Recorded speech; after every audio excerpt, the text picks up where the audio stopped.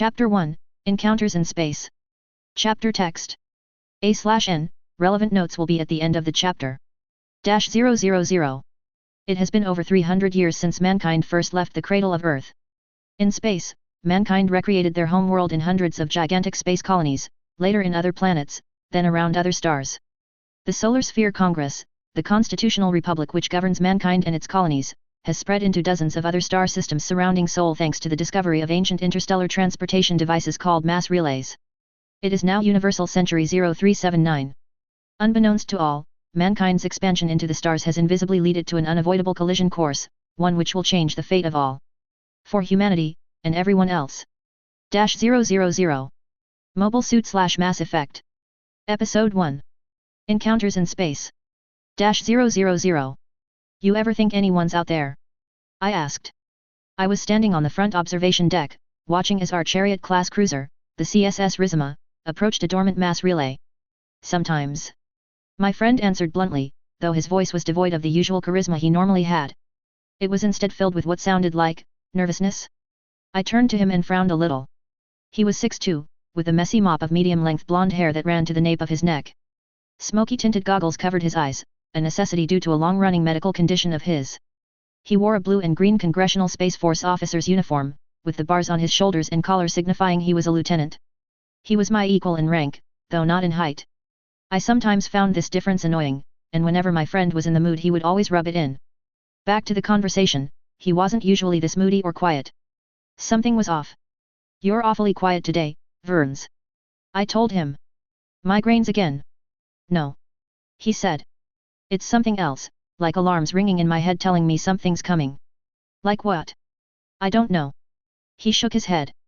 "But my instincts are telling me it's nothing good." "Lieutenant Heder and Cruz Gluck to CIC." The ship's pa suddenly called out. "I repeat, Lieutenant Heder and Cruz Gluck to CIC." I raised an eyebrow at that. "This can't be a coincidence," I said. "Let's hope it is," Vern said, pushing off the wall and grabbing onto the friction track leading to the CIC. "Come, Irina. Best not to keep Captain Coda waiting." "Yet." I agreed. I took one last look at the still dormant mass relay and sighed. Guess I was going to miss watching this one power up. -000. Verns and I arrived in the CIC a couple of minutes after.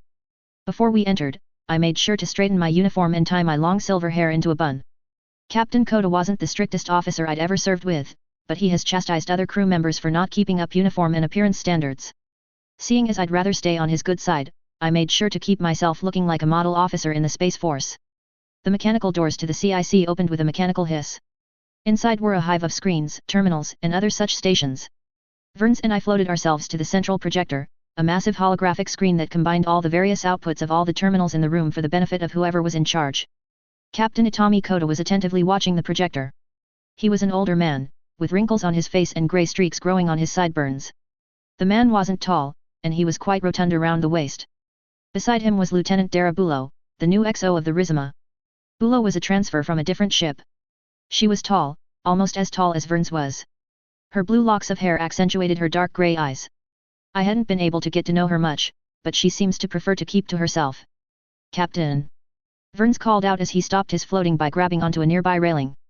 He then caught me and pulled me beside him. "Lieutenant Heder." The aged, portly Captain Coda nodded to Verns. "Both your, and Lieutenant Cruz Gluck's mobile suit teams are to be on standby." "Standby?" I asked. "Yes, Warrant Officer Malcolm said he's detecting faint readings on the deep wave sensors. He thinks they're comms chatter of some sort." "Do we know who the chatter is coming from?" Verns now asked. The captain was pensive at first, but then answered my friend's question. "That's the issue, we don't know who's sending out the chatter, or what kind of chatter it is, for that matter. Coda told us. All we're picking up is chatter echoes being caught by the relay." I furrowed my brows at that.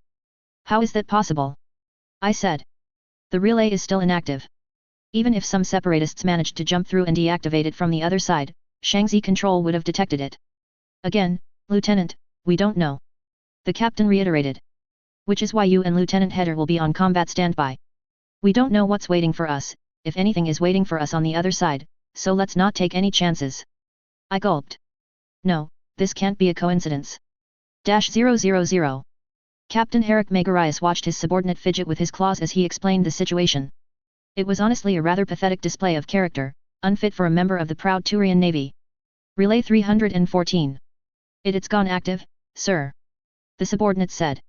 Spirits, he looked so young, probably fresh from training. Megarius shook his head. This assignment to the Heinz end of nowhere was really going to drive him insane, but at least there was a silver lining now. Relay 314 was active. That meant somebody from the other side was coming through. Since no council expedition had ever been through 314, it stands to reason that this was a new alien race. First contact was right around the corner. If Herrick played his cards right, this was his one-way ticket out of this stupid post. Very well. Herrick said. Report this activity to Sector Command, and request a welcoming party be deployed. Otherwise, keep monitoring the situation. Yes. This was Herrick's chance to rise above his station. Those fools in Sector Command will rue the day they sent him here as punishment for questioning their authority. -000. Rizima has exited relay transit. All hands to readiness condition 2. The ship's paw blared out. I zipped up my normal suit and floated myself through the door and into the starboard hangar, where my mobile suit team was based from. Vern's team was on the portside hangar. I caught the railing of the observation platform close to the door, then kicked off it towards my mobile suit. It was a mass production machine. An M18F Gunstrike F, which was the commander variant of the more common M18E Gunstrike E. The variances in performance were minimal, with the biggest difference being the extra antennas mounted on the side of the head for command and long-range communications. It was a fairly fancy and advanced design, for a machine that was relatively cheap to produce. Long gone are the harsh, boxy shapes of first generation of mobile suits from 300 years ago. This one was sleek, with curves and angles flowing naturally. Gunstrikes were usually painted in a white and dark green color scheme, team colors notwithstanding. There were 3 Gunstrikes on my team, each with a blue stripe painted across the left bicep and thigh armor. We were blue team to Vern's red team, who had a long red line going down the right shoulder piece and through the head unit's crest like a mohawk. Lieutenant, your mobile suit is just about loaded and ready for operations. One of the ship's mechanics reported. Thanks, Derek. I said, giving him a fist bump as I floated by him towards the suit's cockpit hatch. I grabbed onto the hatch and swung myself inside. With a single fluid and practiced motion, I spun myself around and landed perfectly on the cockpit seat. I congratulated myself a little for pulling that off, then went about going through my machine's pre-launch checks. Power plant OK, joint servos OK, weapon systems OK, thrusters at nominal output, green across the board. I put on my helmet, then connected my normal suit's communicator to the mobile suit's own COMM system. My helmet's HUD synced with the mobile suit's panoramic display cockpit in an instant and I was now linked to the battle network. On the display, she saw the Rizima and the 2 Curran-class destroyers, the CSS Otto Glazwick and the CSS Montgomery Aum, were marked in dark green. Friendly mobile suits like Blue 2 and 3, Vern's red team, as well as green and gold teams from the destroyers were highlighted in light green. Unidentified units will be tagged yellow, while confirmed hostiles in red. I turned my Gunstrike's head left to right. Blue 2 and 3 were properly tagged in light green, so the IFF was working fine. Good. Considering nobody really understood what we were potentially up against, being able to easily tell friend from foe is a real blessing. Once I had confirmed the IFF was functioning perfectly, I took a step forward with the mobile suit, away from the scaffolding and towards the weapon rack. I took my usual loadout. Beam rifle, beam saber, and a shield. Not an exotic setup, to be sure, but I quite preferred having something simple but reliable than something flashy but finicky to work. With that out of the way, I moved my mobile suit right to the catapult. If anything happened, I'd be the first to go. Irina Cruz Gluck, Blue 1, now on standby. I announced. -000. It had been 4.5 hours since their patrol had been rediscovered to meet what was supposedly a new alien race. Commodore Uriah Trevanian was on edge. There was an immense amount of pressure riding on his shoulders. A part of him was giddy to meet this new race, while another was crumbling with anxiety at the thought of meeting them. It was horrid. It took all his training and experience to maintain perfect composure. His crew needed to know that their leader knew what he was doing, and that he could handle the situation just fine. Sir, we're exiting relay transit shortly. The helmsman reported. Excellent. Uriah nodded. Once we're in the system, get in touch with the watchpoint and have them update us with everything they've picked up while monitoring these new aliens. Once Uriah's cruiser, the PFS Galadius, entered the star system proper, their comms officer quickly linked up with the watchpoint and quickly received an intel package containing everything that these new aliens were doing. The results were concerning. The Commodore furrowed his brow plates as he read the report. These aliens had something different about their ships. ESO-based ships normally emitted a very discernible, very specific energy signature. This energy signature was what made picking them out from the rest of the random noise and interference in space easy. The ships that these aliens used were emitting something else. While the Turians could read faint ESO emissions from the aliens, it was bathed and surrounded by some sort of radiation that seemed to act like a thick, difficult to penetrate fog. Both Uriah's small warship squadron and the Watchpoint had trouble pinpointing just about anything when it comes to these new aliens. The only thing they've been able to tell is that there's at least more than 2 of their ships, and that they're on the move. Track their movements. Uriah ordered. Where are they going? Stand by, 6 is calculating possible trajectories. A sensors officer said. The holographic display in front of the command podium lit up with a map of the star system. 6 yellow blips represented Uriah's patrol squadron of 1 cruiser and 5 frigates. A green blip stood in for the Watchpoint that had alerted them in the first place. Finally, the alien ships were shown in the form of a single blue box, due to the lack of specificity on what they are exactly. After a few short seconds, a series of lines were drawn from the blue box charting its potential course. Given the just under FTL speeds they've been cruising at for the past few hours, the points of interest around the star system, and the proximity of the item in question to the alien contacts, Uriah shouldn't have been too surprised, but he was taken aback regardless. The 6 predicted that the contacts were trying to reactivate the still dormant relay. Uriah's eyes widened at that revelation, before narrowing in focus. Were these aliens trying to reactivate Relay 313? That can't be allowed to happen. Citadel Council regulations forbids it for good reason. There's no telling what sits on the other side of that relay.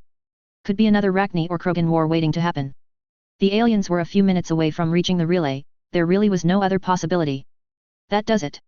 The squadron would have to close in and intercept. Uriah spoke to his comms officer. Order the frigates to assume a claw formation. He said. We're closing the gap. At once, Commodore. -000. Sir, the contacts are accelerating, they're on a course to intercept. I heard someone on the battle network report with a stressed tone of voice. There. I don't believe it. They're fast. Estimated contact time is currently 14 minutes. Our little flotilla had spent the past few hours surveying the system and was extremely close to the dormant relay. At our current cruising speed, reaching there would only be another 5 or so minutes. Full reactivation of the relay would take around 15 minutes. That these ship contacts could somehow move at such speeds implies a lot of things. The first is that these guys weren't some separatist warband. The separatists couldn't have developed so many warships capable of such FTL speeds, especially not when their mastery of Element Zero was eclipsed by the Congressional Space Force. I gulped. They weren't separatists, and they sure as hell aren't with the Solar Congress, so does that mean they're aliens? Was humanity not alone after all? A dozen more questions buzzed in my mind, but I stowed them at the back of my mind, for now. There would be a time for all of this later. Do we know what they are? I asked in the battle network. 6 ships, no Minovsky particle reading, my god, look at the size of that thing, by our tonnage, it looks like they have 5 cruisers and 1 battleship. A pit formed in my gut. 5 cruisers and a battleship for an intercept mission? These guys were dangerous, and they had the resources to spare.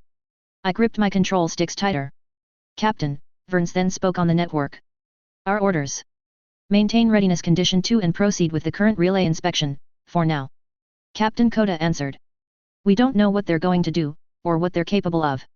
Let's play our cards close to our chest and keep on the current mission, but if worst comes to pass, red and blue team will launch and do what damage you can do to slow the enemy fleet. Green and gold will stay behind for fleet defense.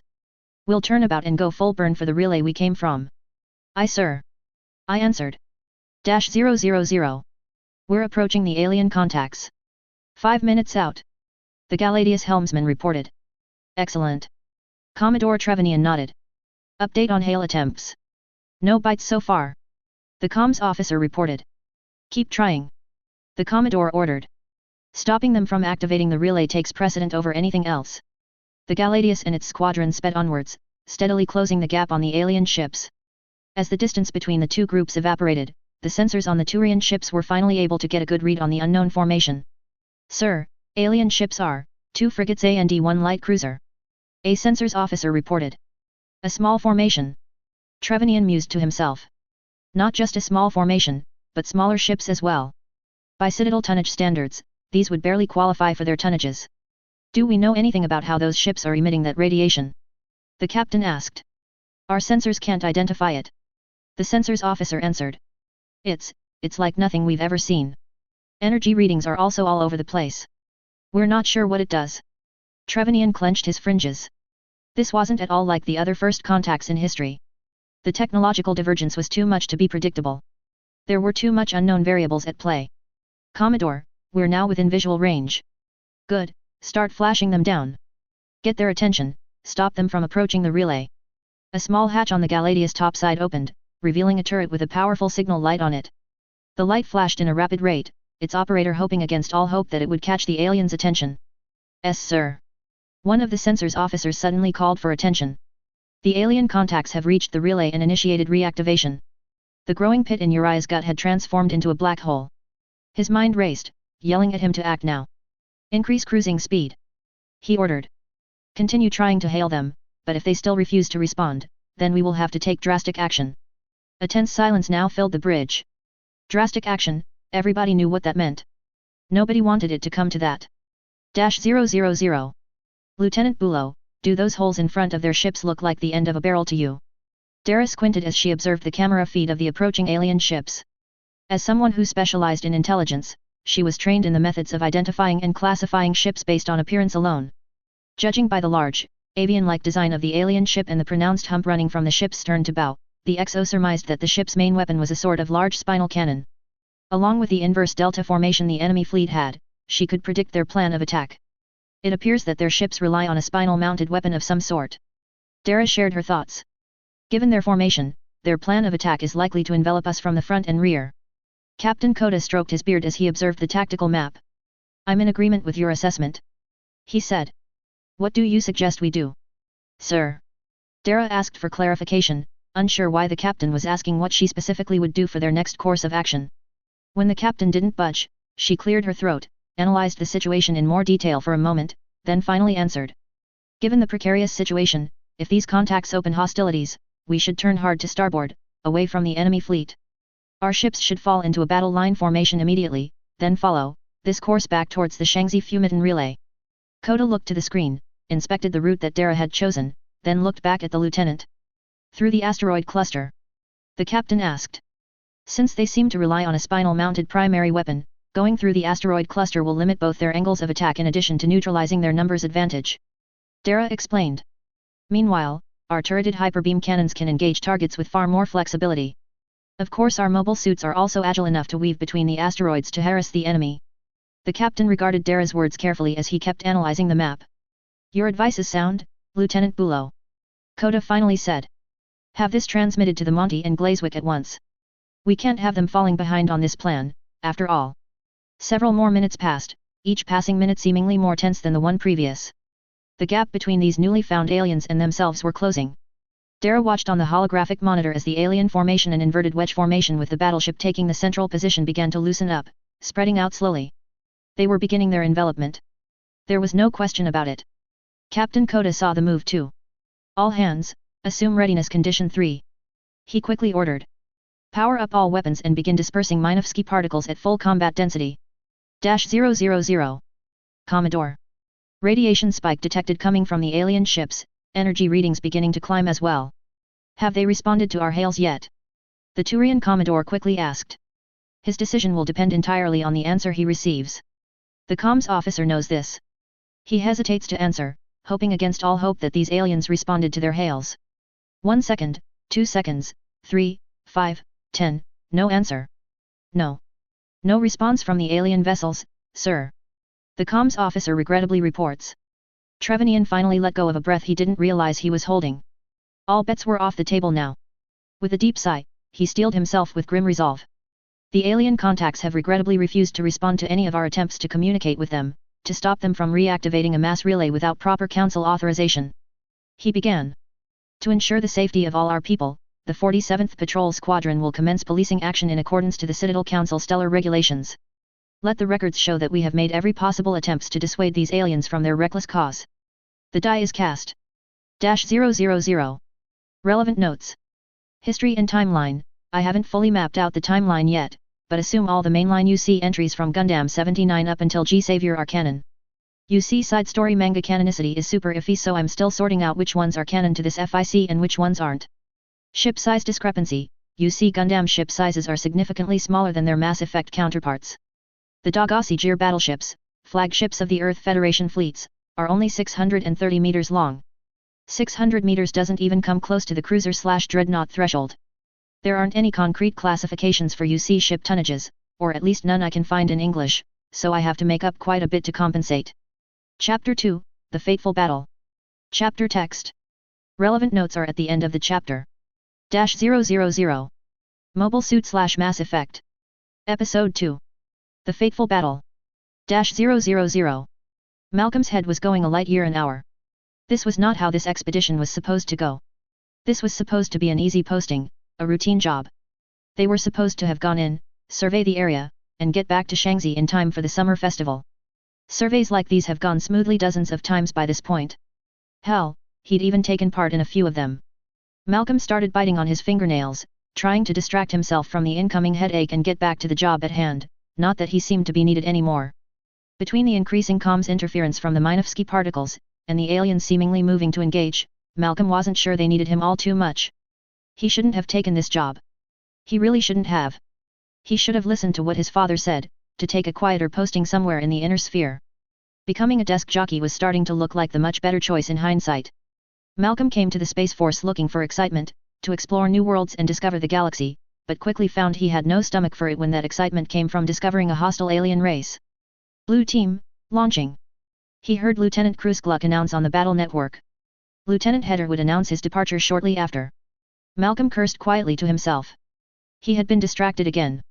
His thoughts had been running amok since he picked up the COMM echoes a mere few hours ago, and it's been getting worse since. It was hard to focus on his job when he was going through an existential crisis. The warrant officer clutched his head as the weight of what was going on began to crystallize in his head. War. They were at war. -000.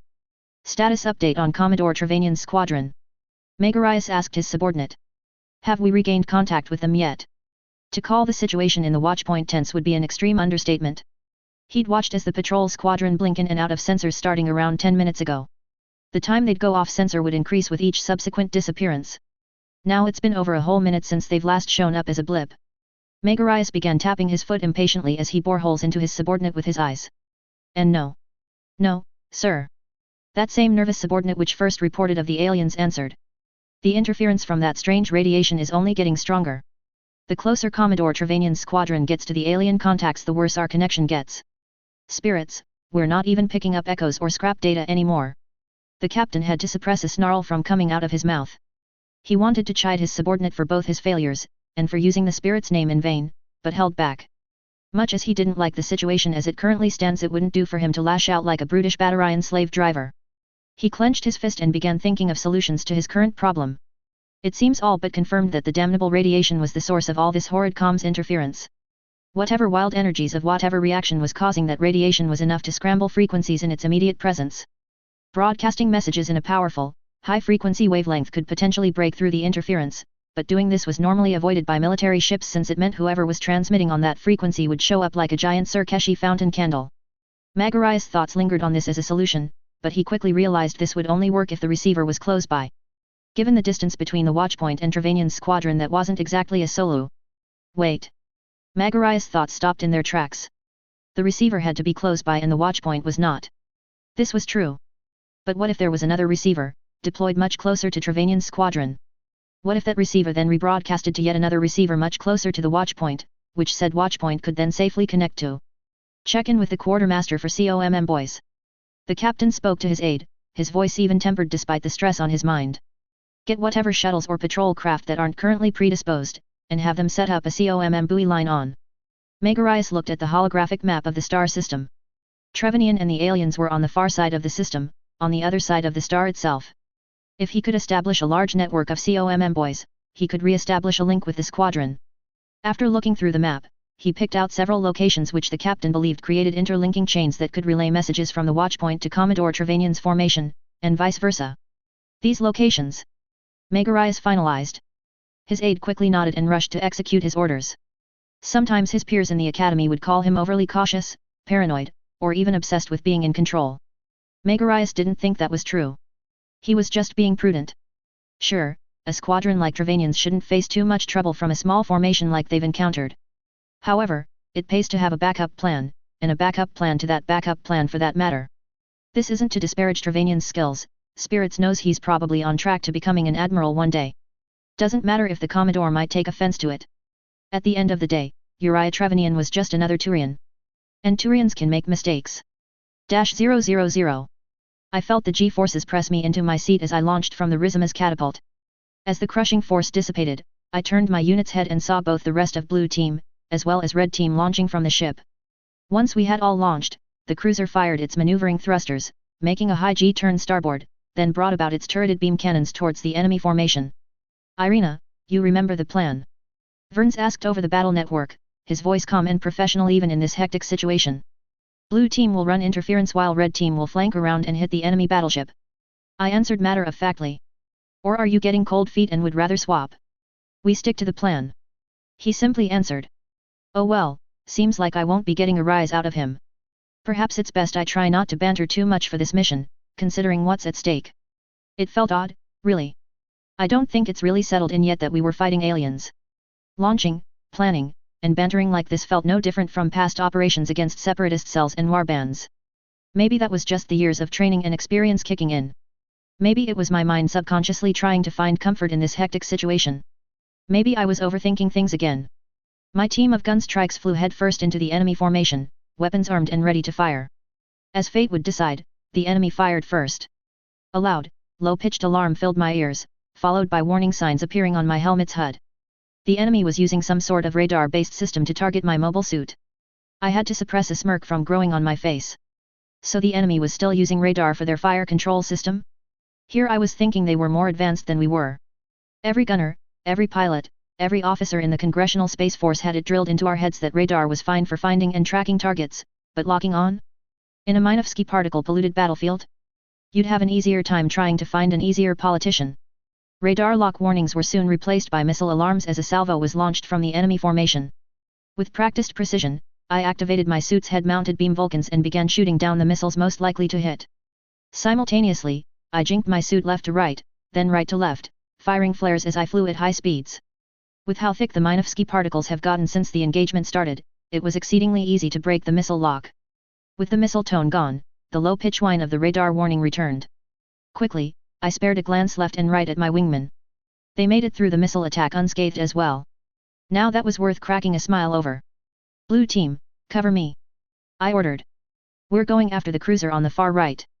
It was important we drew as much attention as possible while Red Team snuck their way towards the enemy battleship.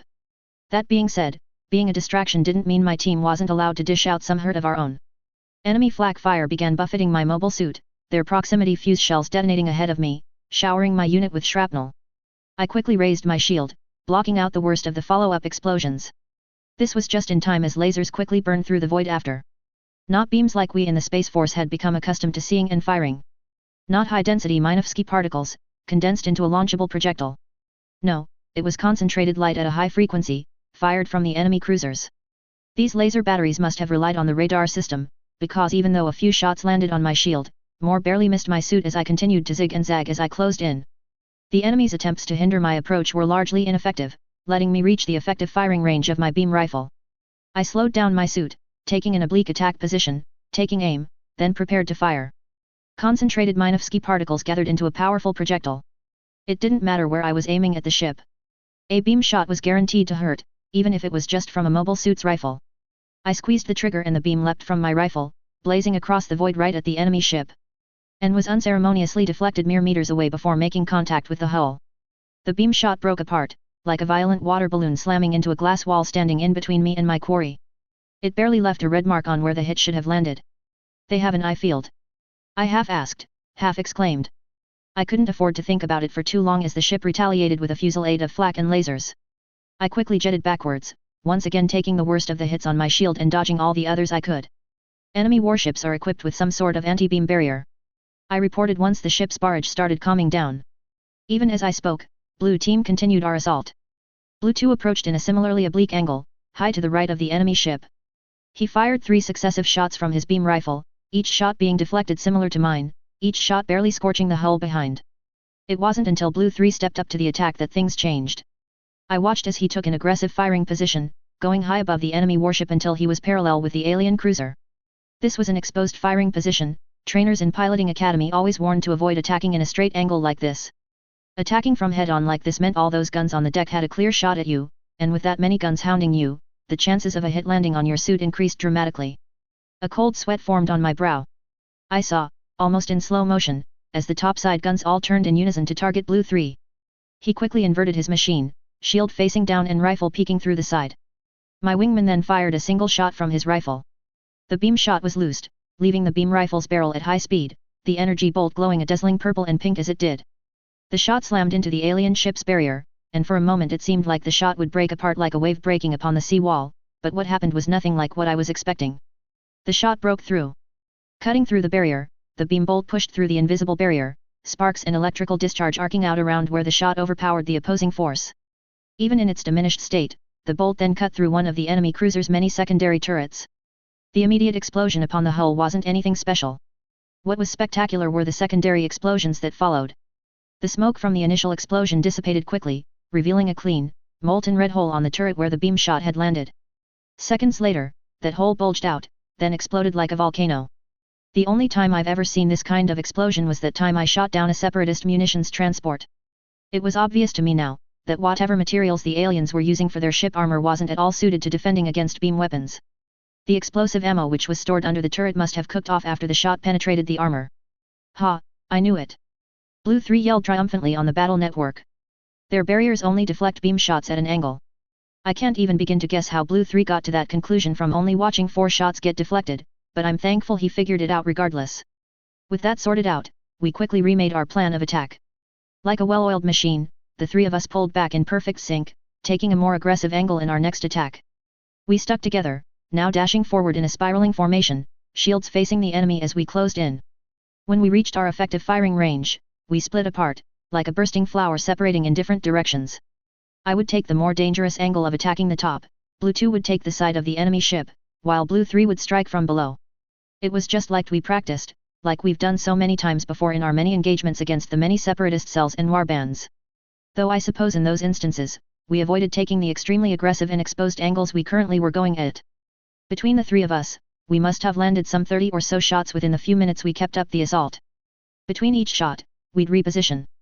Sometimes we'd boost a dozen or so meters to our side, sometimes we'd even swap attack angles with each other, but the end result was the same, we deftly dodged enemy fire while raining absolute hell on them. Hit after hit slammed right into the hull, and while some of the shots failed to penetrate when hitting the thicker sections of the armor, the ones that did penetrate caused massive havoc inside enemy ship. Despite this, we didn't totally destroy the cruiser. The beam bolts we fired shed significant amounts of energy while burning through that barrier of theirs. I've seen what our beam rifles could do to an unarmored vessel. Let's just say, all that was left was dust and echoes. We concluded our first assault, pulling back hard and fast as the other enemy warships finally wised up and began tightening their formations. As for the cruiser we attacked, we did a major number on it. The attacks must have damaged their attitude control system, or maybe nicked their mass effect core. The ship in question rapidly began listing to the left and fell out of formation.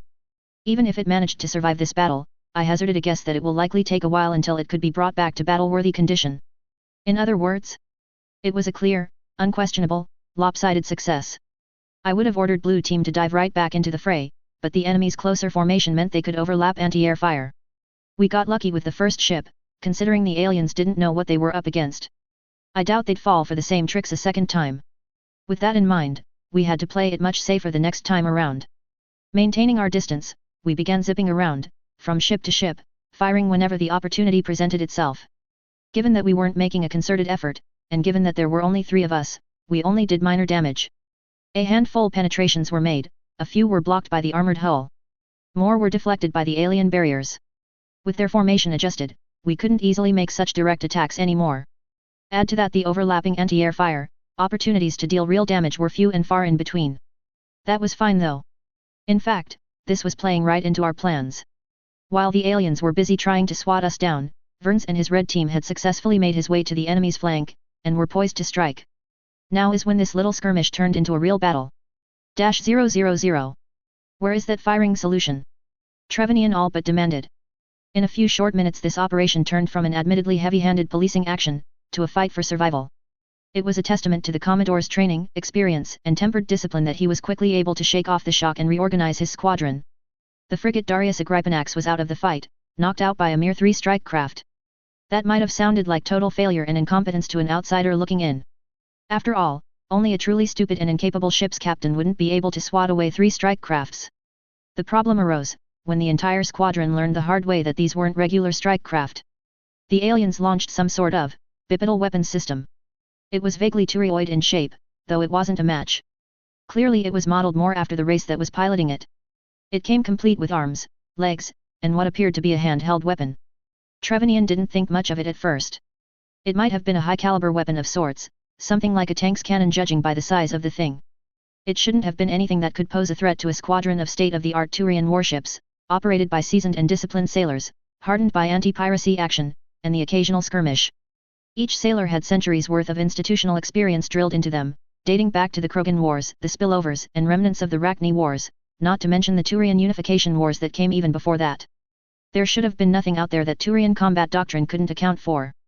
But who could have anticipated this? In fact, who could have anticipated any part of this whole encounter? Everything about this whole situation is without precedent. The bedrock of galactic civilization is derived from protein mass effect technology. It was true for the Asari, the Solarians, the Valis, Krogans, Quarians, everyone. Even with slight variances in application, all the different races invariably develop similar systems, similar spacecraft, similar weapons. But not these aliens. No. They've diverged so far off, weapons and machines that were relegated to tales of science fantasy were trivial things of reality to these aliens. Sensors still can't get a good lock on the enemy warships. An officer finally answered after what felt like an eternity of waiting. The interference from the radiation is too much, we're going to have to close the gap to get a good read. Trevanian clenched his mandibles and tightened his grip on the command podium. Isn't there anything we can do to bypass the interference? The Commodore nearly shouted, but caught himself. We've never encountered radiation interference of this kind before, the technicians are still trying to recalibrate all our sensors to accommodate. Trevanian balled his fists, doing his utmost to suppress his frustrations from bubbling out. How soon until we're close enough to get a lock? 4 minutes, sir. That would work. It has to work. Without a proper firing solution, the mass driver guns on their ships couldn't do a thing, lest they miss and potentially strike something else halfway across the galaxy, hundreds of years from now. His squadron had not yet been issued those new shells with auto-detonating capabilities, since Central Command believed it would be put to better in the home and terminus sectors. The sector his squadron was assigned to, the Skylian sector, was seen as a low-priority sector. They were the last to receive the new Long Dagger-class frigates, and they didn't even have a dreadnought assigned to them. Maybe Megarius had been right. He had complained at length to Central Command that the Skylian sector was getting neglected. In hindsight, Trevanian should have said something in support of his protests. Ironic that the captain would be proven correct, right before his eyes. Hostiles coming in for another attack run. A report echoed throughout the bridge. True enough, the 3 strike craft that knocked out the Agripanax were bearing down on them again. Thankfully, their new formation helped keep them at bay. Anti-air tactics were nothing new to the Turian Navy.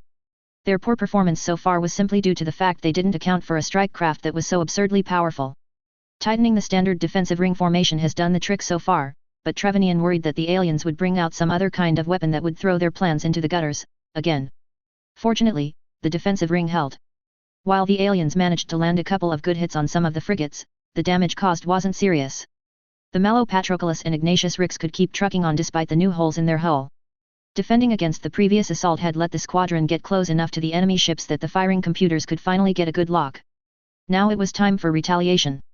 Sensor lock achieved, targeting computer is calculating a firing solution. The gunnery chief announced.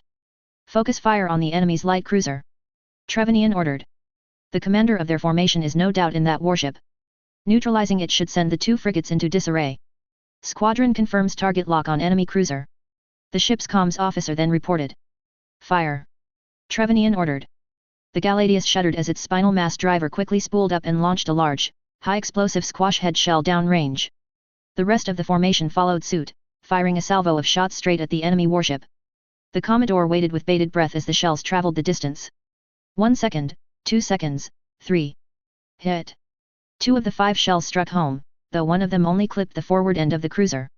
The one shell that did strike true landed dead center of the enemy ship. An explosion shook the alien cruiser, and as the smoke and fire subsided, revealed a burning red hole in the hull. The pit that had grown inside Trevanian's gut had suddenly disappeared and the weight on his shoulders lifted. The aliens had no shields. Despite their advanced energy weapons, they had no shields. Their ships are unshielded. The revelation hit Trevanian like a hover truck. Load shells and fire again. This little skirmish had turned from a disaster to a salvageable mess. If they could at least disable one of the alien ships, just one, nearly losing the Agrippinax would be worth it. Reverse engineering those weapons would ensure Turian dominance of the stars for decades, if not centuries to come. The old breed faction in Palaven would be elated. Spirits, he could get a promotion out of this. Maybe help Megarius out of this dead-end posting as well. For a second time, the Galadius shuddered as it launched another shell at the enemy warship. The squadron fired its salvo together, at the same time rebuffing the enemy strike craft still harassing them. Unfortunately, this time only one shell landed on the cruiser as the aliens have begun taking evasive maneuvers. Between the still thick interference and the enemy ship's rapid maneuvers, most of the shots missed, but one got lucky. Said shell slammed near what appeared to be the ship's citadel. Load shells, fire again. Trevanian commanded once more. As the autoloader on the Galadius whirred and pushed a shell into the mast driver's breech, the tide of battle changed once more. Pink blips of light, like that of the strike craft's rifle, flashed from where the alien ships were. Trevanian's eyes widened. In all the excitement, he forgot that his squadron was still on full burn approaching the alien formation. He was so preoccupied trying to get close enough to fire, he had forgotten that the enemy probably had the ability to fire back. The Commodore had no time to dwell on the fact that he should have known better than to expect the aliens to use the same spinal mount design that Citadel warships used. All ships. Take evasive maneuvers, no. Before he could finish his orders, the burning beams of energy impacted his squadron. These shots were much stronger than what the strike craft fired with its rifle. Despite striking the ships head-on, where the shields were strongest and formed at an angle, many of the beams broke through. Volatile energy scorched much of the Galadius frontal armor, penetrated in some other sections. While the damage was serious, it was not crippling. Since conventional warship design has its main weapons pointing forward, it made sense for a ship's frontal armor to not only be thicker, but also angled to try and deflect shots. This design was drawn up for a battle between mass driver firing ships, but it seems to have worked against energy weapons as well, though admittedly it wasn't as effective. Sirens blared in the bridge, the crew had only just started recovering from the energy barrage. Officers began reading out damage reports and ship conditions. Heavy damage to the Galadius frontal sections, as expected. Sections 1 to 6 had significant hull breaches, and power to sections 4 to 12 had to be routed through secondary lines. Fires had broken out all over the front section, and the fire suppression system is doing what it can to keep the Cetacean in check. The only saving grace was that the main gun was still operational. Status report on the rest of the squadron. Trevanian demanded. His voice raised and his temper flaring. He wasn't angry at his crew. No, he was angry at himself for once again letting the enemy catch him off guard. The mellow Patroclus is not responding to hails, but still appears functional. Mox Bellinar suffering critical engine damage but can still fight. Ignatius Rix took only superficial damage, and the Avitus Caliban is reporting light damages to main gun. They say they'll have it fixed in a few minutes. Damn it. The Commodore cursed. Tell the Caliban to stick with the Patroclus until its main gun is repaired. All others, maintain position on the Galadius flanks. That made 2 more frigates out of the fight. With the status of the Patroclus unclear, and the Caliban needing to peel off to repair their guns, that realistically left only 3 damaged ships in the fight. Trevanian didn't like this. Not one bit. He wanted to pull his squadron back, he should pull the squadron back. But he couldn't. An anger swelled within him. He couldn't end it like this. It was 3 against 3, and the enemy was unshielded. There was a chance he could make this work. If the Galadius, Bellinar and Ignatius could keep up the fight for just a few minutes more, the Caliban and perhaps the Patroclus as well could return to the fight. All they had to do was tough it out. Tough it out and they could salvage this whole mess. Alright then. Trevanian started. Acquire target, load shells, and fire when ready. The Galadius shuddered again, once more launching a shell out of its spinal-mounted mass driver. The Bellinar joined quickly after, while the Ignatius lagged behind. This time, only one shell hit, clipping the rear end of one of the enemy's frigates. Load shells, fire AG.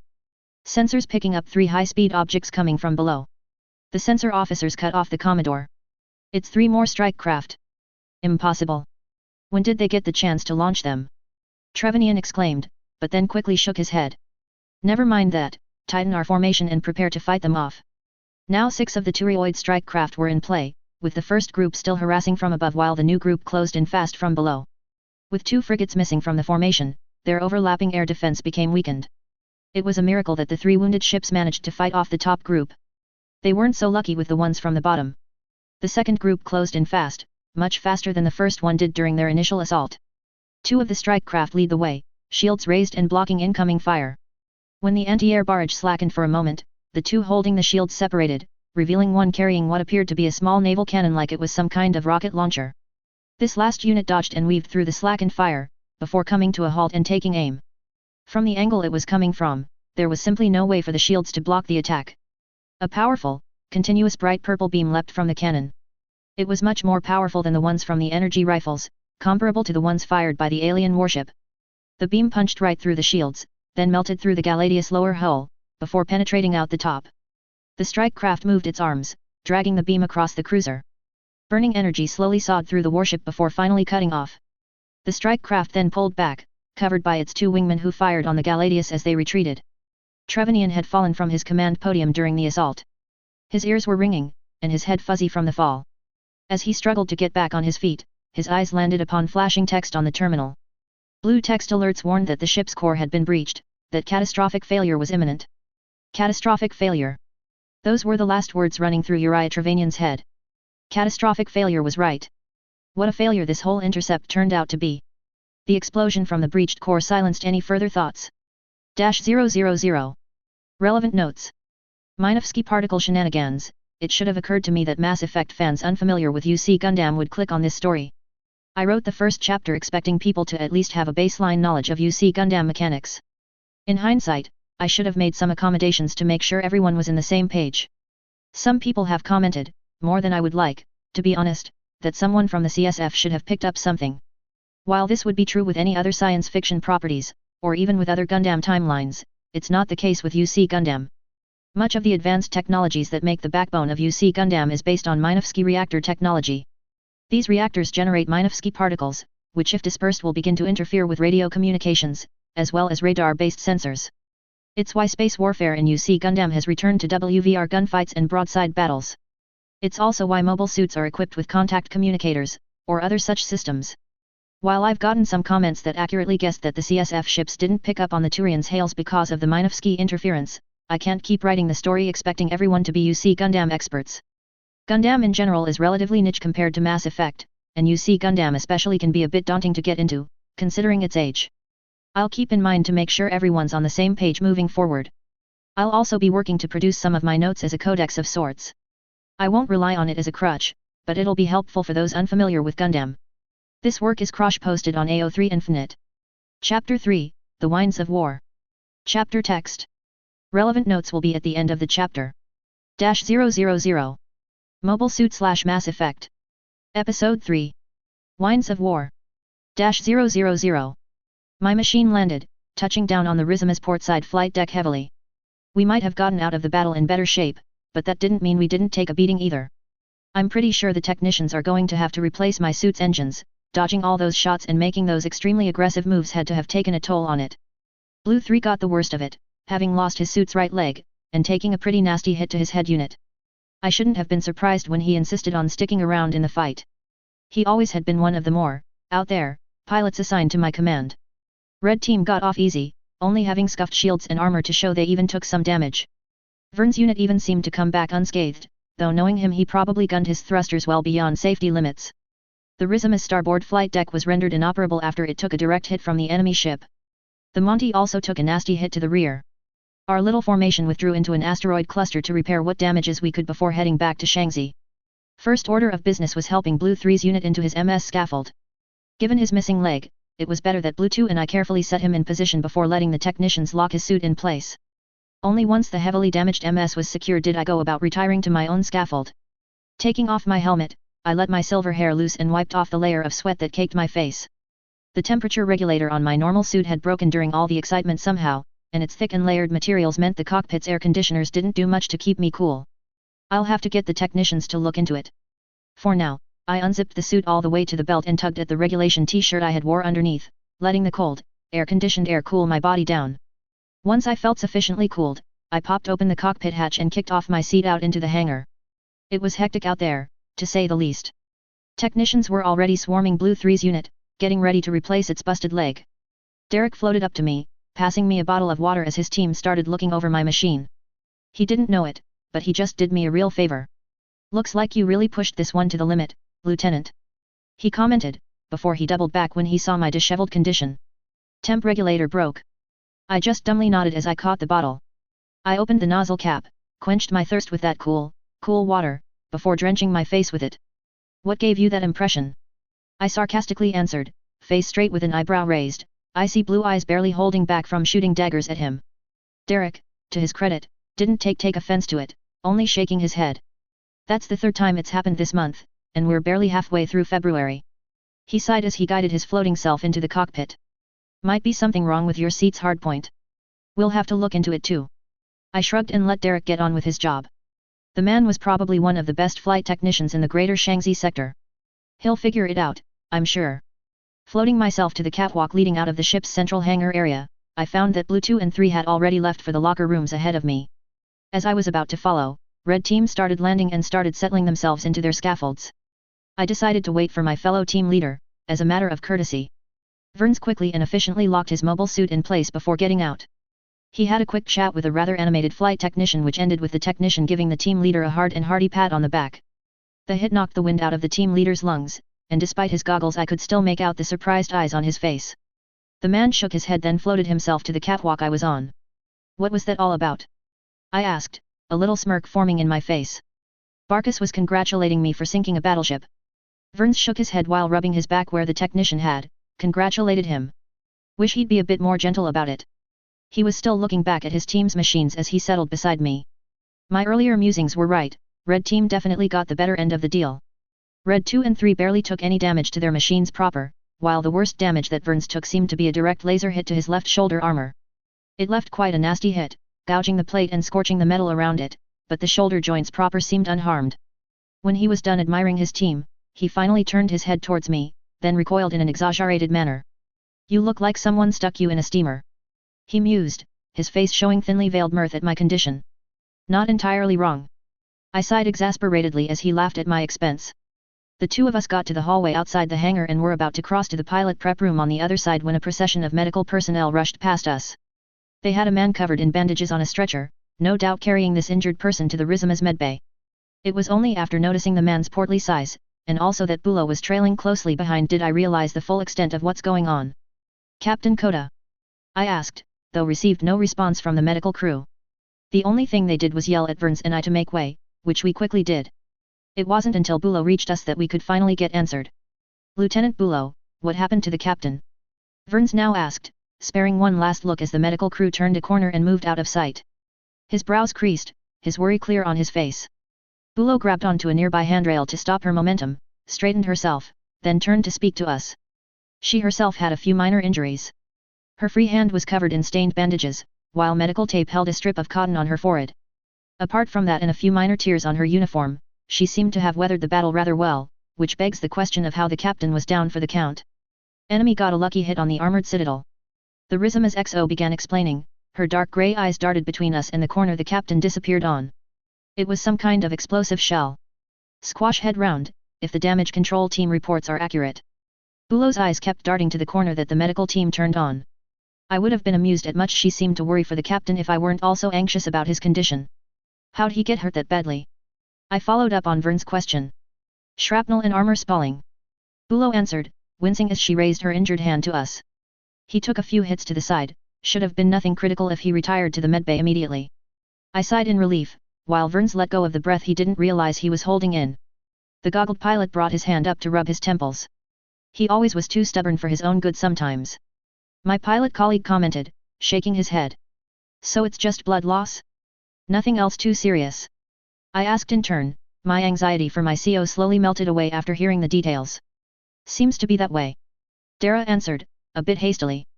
It was clear to me that she was still somewhat shaken by the whole thing. We'll have to wait for the doctors to get a better look at him to know for sure, but hopefully it stays that way. An awkward silence fell between the three of us lieutenants. With the captain out of action for the time being, somebody had to take over. Normally, this would have fallen to Bulo as she was XO, but Verns and I were also lieutenants. Moreover, we technically had seniority over her since we've both been with the ship for far longer and were more familiar with its crew. While I haven't spoken much with her, what I've seen of her suggests to me that she wasn't yet fully comfortable calling the shots and ordering the Rizima's crew around. I looked to Verns, then to Bulo. They seemed to be on the same page as I was, at least I think they were. I hoped they were. The problem of who needed to take charge had to be addressed. Seeing as Verns didn't seem to want to broach the subject, for whatever reason, I decided I would. With Captain Kota down for now, you're in charge, Bulo. I told her. She looked down at the floor, contemplating my words and no doubt her response carefully. I am not sure I'm the best person to take command. She eventually said. Bulo had taken to fidgeting with the CSF officer's academy ring on her right hand to alleviate her nerves. Back in the moors, I was a fleet intelligence specialist. I'm not exactly cut out to command a warship, nor am I familiar enough with the crew to take charge so suddenly. Before I could respond, Verns had beat me to the punch. But you finished your command qualifications, right? He interjected. Her posture tightened, like a deer caught between headlights. Was she hoping that we wouldn't home in on that fact? What was it about taking command that had Bulo so agitated? Eventually she seemed to have gathered herself, recomposing her posture to one of a professional Space Force officer. Despite this, I still saw her fidget with her academy ring. I did. She answered. Her voice even-tempered, calm, even somewhat authoritative. It was a drastic shift from the nervousness she had displayed earlier. Perhaps Vern's words had reminded her of her duties. However, as I've said before, I lack experience and familiarity when it comes to running a chariot-class cruiser. She continued. So she was still rather nervous about it. Given what's at stake in this current situation, it may be prudent to have someone more familiar with the Rizima's operations take command, while I remain in a secondary role. I found myself raising an eyebrow at her words. It was well thought out and reasoned. I don't quite understand why she was so adamant at not taking command, but I felt if she couldn't live up to the task then we shouldn't force her to. I would have voiced my understanding of her position, but Verns had other ideas. Who exactly would take command? My pilot colleague said, pointedly. I could feel the intense focus in his eyes as he stared down the XO through his goggles. Cruz Gluck and I are needed down here, to command the mobile suit teams. A small glint in Bulo's eyes told me she seemed to have anticipated his response. Given the reduced state of the enemy squadron, I believe we could keep one team on the bench, for now. She said, voice remaining even and controlled, even as I saw her continue fidget with her ring. True, but we don't know if they have reinforcements on the way. Verns countered, his voice level though I could sense a hint of frustration behind it. It would be wise to have all our mobile suit teams on standby. I was about to interject to try and make peace between the two lieutenants, but Verns decided to continue his barrage. Lest we forget, Captain Kota personally chose you to be his XO. He then revealed. Did the captain do such a thing? If he did, I wasn't briefed on it, which then makes it more curious how my friend knew of this, while I didn't. Whatever the case, Bulo seems to have been disarmed, or at least taken aback by this. The captain saw something in you, Bulo. I don't know what that is, but I believe in the captain, so I'll believe in you. Verns said, placing a reassuring hand on her shoulder, before pushing himself towards the prep room. I shook my head at what he said. Verns always was like this. Sometimes he acted like some kind of mysterious man, other times he's both the best and most annoying friend you could ever ask for. We've got your back, Bulo. I finally said to her with a soft smile, deciding to follow up on my friend's supportive words. Don't be afraid to ask for help, we're all in this together, after all. We bid each other farewell as she went off to the medical bay and I followed Verns to the prep room. The other pilots were all in various states of undress. Most had slipped out of their thick normal suits, opting to wear their regulation t-shirts and shorts. A few were like me, having unzipped most of their suits and wrapped the sleeves around their waists. They were all lounging about the room, resting, recuperating, and more importantly preparing themselves for a possible second sortie. I floated myself to my locker, pulling out a light snack and my music player. I always felt peckish after sorties and music always helped me calm down after an intense fight, not that it was helping right now. My mind kept rewinding the events of the past few hours, replaying what happened, re-evaluating the situation, reconsidering all our options. Minutes ticked by as I silently snacked and mulled over my thoughts. I came to a rather uncomfortable conclusion. We were damn lucky with this fight. If the enemy had known beforehand about our capabilities, I have no doubt in my mind that they'd have overwhelmed us somehow. Even though they were using more conventional weaponry against us, they were still dangerous. A kinetic shell of the caliber that battleship was firing was just as likely to kill you as a megaparticle cannon. Each weapon type had its strengths and weaknesses. Fortune sided with us since they couldn't exploit our weaknesses yet, but that wasn't going to last. These aliens were no doubt smart, like we are. They'll learn. They'll adapt. Soon enough they'll be on par with us. The only way to win was to stay ahead of them, in terms of tactics, and in terms of technology. The fact that these aliens didn't seem to have the same mastery of energy weapons as humanity did was interesting, to say the least. My suit's instruments couldn't even detect anything remotely close to a Minovsky energy signature coming from them. The only reasonable conclusion I could come to was that their civilization must have discovered protein tech much, much earlier than we did. I would also imagine if humanity's early spacefaring history wasn't so turbulent, it wasn't impossible for us to find the crashed protein ship, the Praxis Infinity in Mars before went all in on Minovsky technology.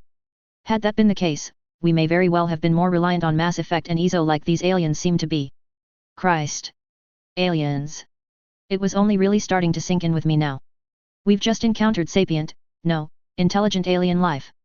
Aliens weren't uncommon in the relay network.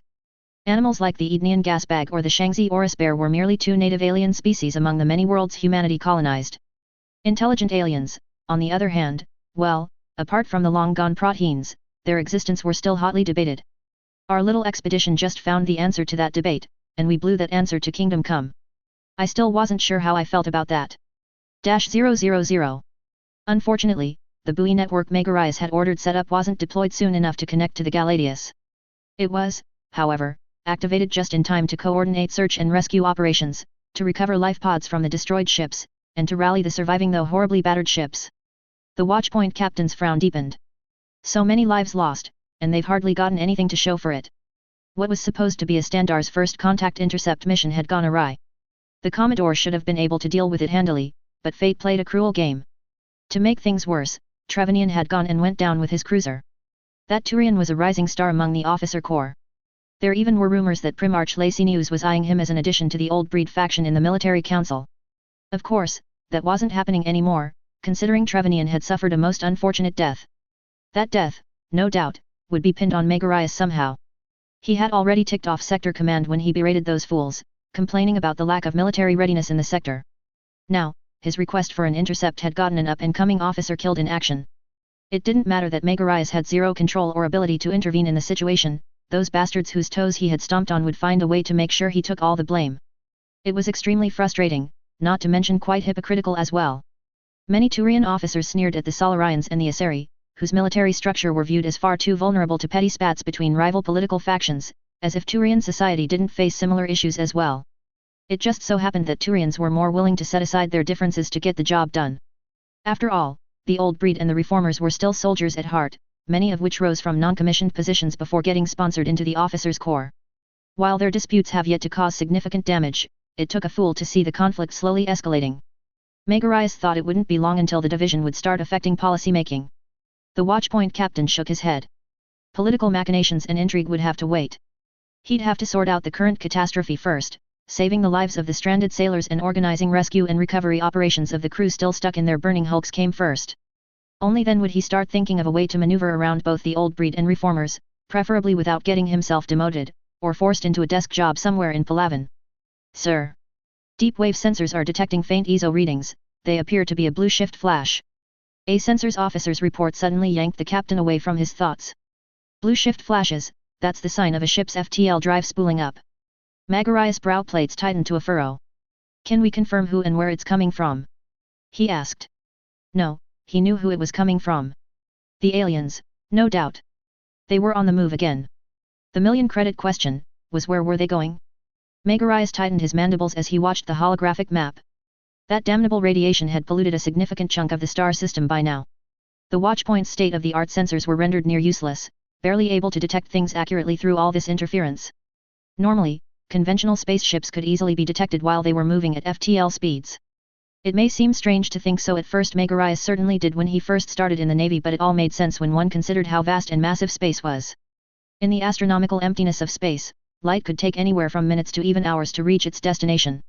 FTL travel was no different. Especially considering you couldn't travel in a straight line. Space wasn't empty, not really. Debris, wandering asteroids, and comets, even the odd space station, posed massive danger to anyone traveling at such incredible speeds. Safe travel lanes were created and maintained by teams numbering in the thousands, running FTL tugs and other such vessels. Commuting these space lanes was fast, safe, and easy. Traveling in wild space was none of that. One could not maintain full FTL burn flying in wild space, not unless one was already intimate with the course at hand.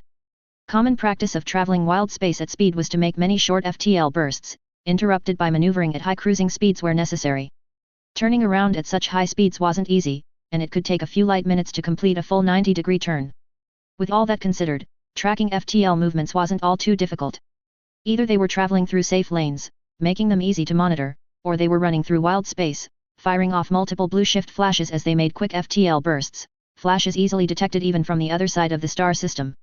Traveling in non-FTL speeds was a different matter altogether. Without the telltale signs of a blue shift flash, it was hard to pinpoint a ship's location. You could potentially hide your movements this way, but once you've entered sensors range, the jig was all up. Any spaceship traveling in space is going to generate heat. That heat is going to make that ship appear like a Circassian fountain candle compared to the empty void around it. That's what makes this damned radiation all the more frustrating. Not only was it interfering with long-range sensors, that bright Circassian candle was now suddenly surrounded by this alien radiation, making it blend in. Megarise had his men tune the Watchpoint's sensors to try and counteract this interference, but the improvements they've made were marginal at best. New, dedicated sensors designed specifically to work with this radiation would have to be invented. That would have to be left for the future. Megarise had to deal with the present, and presently, the aliens were on the move. It's not one of ours. The sensors officer answered. We're doing what we can to track the ship's movement. A few more minutes passed, each becoming more tense than the one before it. The captain's grip on his command podium had become so tight, he noticed his talon-edged fingers had started digging into the metal railings. Alien ships appear to be moving towards Relay 314. Megarise let out a sigh of relief. The aliens were vacating the system. That was good, at least in the short term. That's good, he said, his grip on the command podium loosening. Let them leave. It's not like we can do anything about them now. Continue with the search and rescue efforts as planned. The immediate danger had now passed. The captain let himself slump forwards into the command podium's railings, his image as an officer be damned. He had weathered one storm. Now, to weather the one to come. -000. Author's notes. Responding to a few comments. Why do kinetic barriers stop beams? Because otherwise the fights are hideously one-sided. I'm trying to set things up to be a bit more even, give the Turians and the Citadel races more of a fighting chance. This isn't a straight HFY story. It's also a challenge for my writing skills, to not just be biased and take the side of my favorite factions. You see, Gundam tech overmatches Mass Effect tech in terms of weaponry hideously. If I let beam shots easily bypass kinetic barriers, even a shitbox like the Zanny or Ball Boy would have an easy time cleaning the floor with the Citadel forces. As it stands, Council forces need all the help they can get, within reason, and leveling the playing field makes writing more fun. When did Turians start using flak guns? When I decided they would. Mass Effect Guardian lasers very much follow in the steps of IRL laser weapons. That means instant travel, instant hits, and a reliance on radar lock. Due to Minovsky shenanigans, this makes Guardian turrets significantly less effective. To maintain a credible threat to mobile suits, I gave the Council forces flak guns. Where are all the fancy crazy late UC tech? In a vault, too expensive to be general issue gear, or lost. I'll get to this eventually in the plot. I already know where this whole FIC is going, so I'm going to stop reading. Alright. That's your prerogative. I usually find a story's journey to be more important than the end result, unless that end is so monumentally stupid it makes the journey useless, but I digress. I can't convince people to stick around, but I can point out that people don't normally skip to the final chapter when they pick up a new book. Even if you know where the general plot is going, you're still likely to stick around because the details will differ from other stories, and it's the differences that matter. Who knows? Maybe the author pulls a fast one on you and does something unexpected. Chapter 4, 2 Worlds, 2 Tomorrows. Chapter text. Relevant notes will be at the end of the chapter. -000. Mobile Suit / Mass Effect. Episode 4. 2 Worlds, 2 Tomorrows. -000. I stood alone, ramrod straight, face as neutral as it could be, emotions controlled as much as I can. My ice blue eyes kept forward, careful not to dart left or right, staring right into the large, metallic Congressional Armed Forces coat of arms that decorated the stand that was directly facing me. Despite my appearance on the outside as a prim and proper Space Force officer standing at attention, I was a nervous wreck inside. It was all I could do to not start fidgeting with my academy ring like Bulo did a little over a week ago in the Rizima. After all, anybody would be nervous when they stood in front of what amounts to a military tribunal. Lieutenant Cruz Gluck, you said that the aliens made no attempts to contact the Rizima and its 2 escort ships prior to the engagement. Is this correct? The Space Force Admiral leading the current session, 1 Fleet Admiral Hauberk Meslam, spoke. The man's speaking cadence was a bit slow, but his voice was clear and authoritative. It was honestly rather intimidating. This was at odds with his surprisingly small and slender frame. The Admiral's hair was graying, though in another fascinating twist, he was actually the youngest of the 3 before her. Meslam's small stature also hid that he was potentially one of the most powerful people in the sector right now, being head of the Space Forces active in the Greater Shangxi region. Under his command were the many destroyers, cruisers, and battlecruisers that patrolled and kept the space around this region safe, be it from pirates, or from separatist factions like Golden Beacon. Flanking the admiral's right was head of the Greater Shaanxi region's colonial defense forces, Chief of Security Shen Sujet. Where Admiral Meslam was small, slender, and topped with a side-parted graying-brown hair, Commander Sujet was almost the opposite. He was broad-shouldered, muscular, and tall. He was taller than Verns, probably by a whole head. The man also sported a thick, luscious beard which was a vibrant shade of orange. Sujet was the oldest of the three, and had started painting his hair at the start of his term as commander of the Greater Shaanxi region. To Admiral Meslam's left was Field Marshal Anna Marigold, of the Congressional Terrestrial Forces. She was also tall, dwarfing the admiral like Chief Sujet did. Unlike Sujet, she was of a more moderate build, standing in between Meslam's tiny form and Sujet's shredded body. Her golden blonde hair was tied into a bun just like mine was right now, though hers was quite the smaller bun considering how much longer I had let my hair grow. She too had opted to start painting her own hair to retain its color. I quietly wondered if the people high up naturally began having ego problems before quietly quashing that thought. Now was not the time to be thinking about that. Where Chief Sujet was concerned with the security and safety of day-to-day life for the civilians in the region, Marshal Marigold was much more concerned with offensive operations, so to speak. CDF forces were mostly police, colony militia, and other such less than professional security forces. Good for keeping things in order, terrible for taking the fight to the enemy. That was where the Congressional Army and Navy, both part of the terrestrial forces, came in. Equipped with land ships, maritime ships, armored columns, and mobile suit divisions of their own, the CTF was a true menace when it came to a land war. It wouldn't do to let my mind wander and think negative thoughts about the Marshal while she could very well send my career into the gutters. I carefully thought of my response to the Admiral's question. I could have responded with a straightforward yes, but I felt that let him lead the conversation far too much. It would do for me to add a little bit of elaboration on my end. That is correct, Admiral. I began my explanation. We received no attempts to contact us before, during, or after the engagement took place. Warrant Officer Malcolm was on station during the whole encounter, and he surely would have noticed any attempts to contact us. I wasn't sure what kind of reaction I was expecting from the three. Surprise? Skepticism? Sympathy? Well, probably not that last one. I certainly got none of that. What I got instead was nerve-wracking. Admiral Meslam looked to his colleagues, first to Chief Sujet, then to Marshal Marigold. There was a nod each time, as if what I told them merely confirmed some suspicion they had. I felt a cold sweat form on my brow. This wasn't good. -000. This was definitely not good, Megarias thought to himself.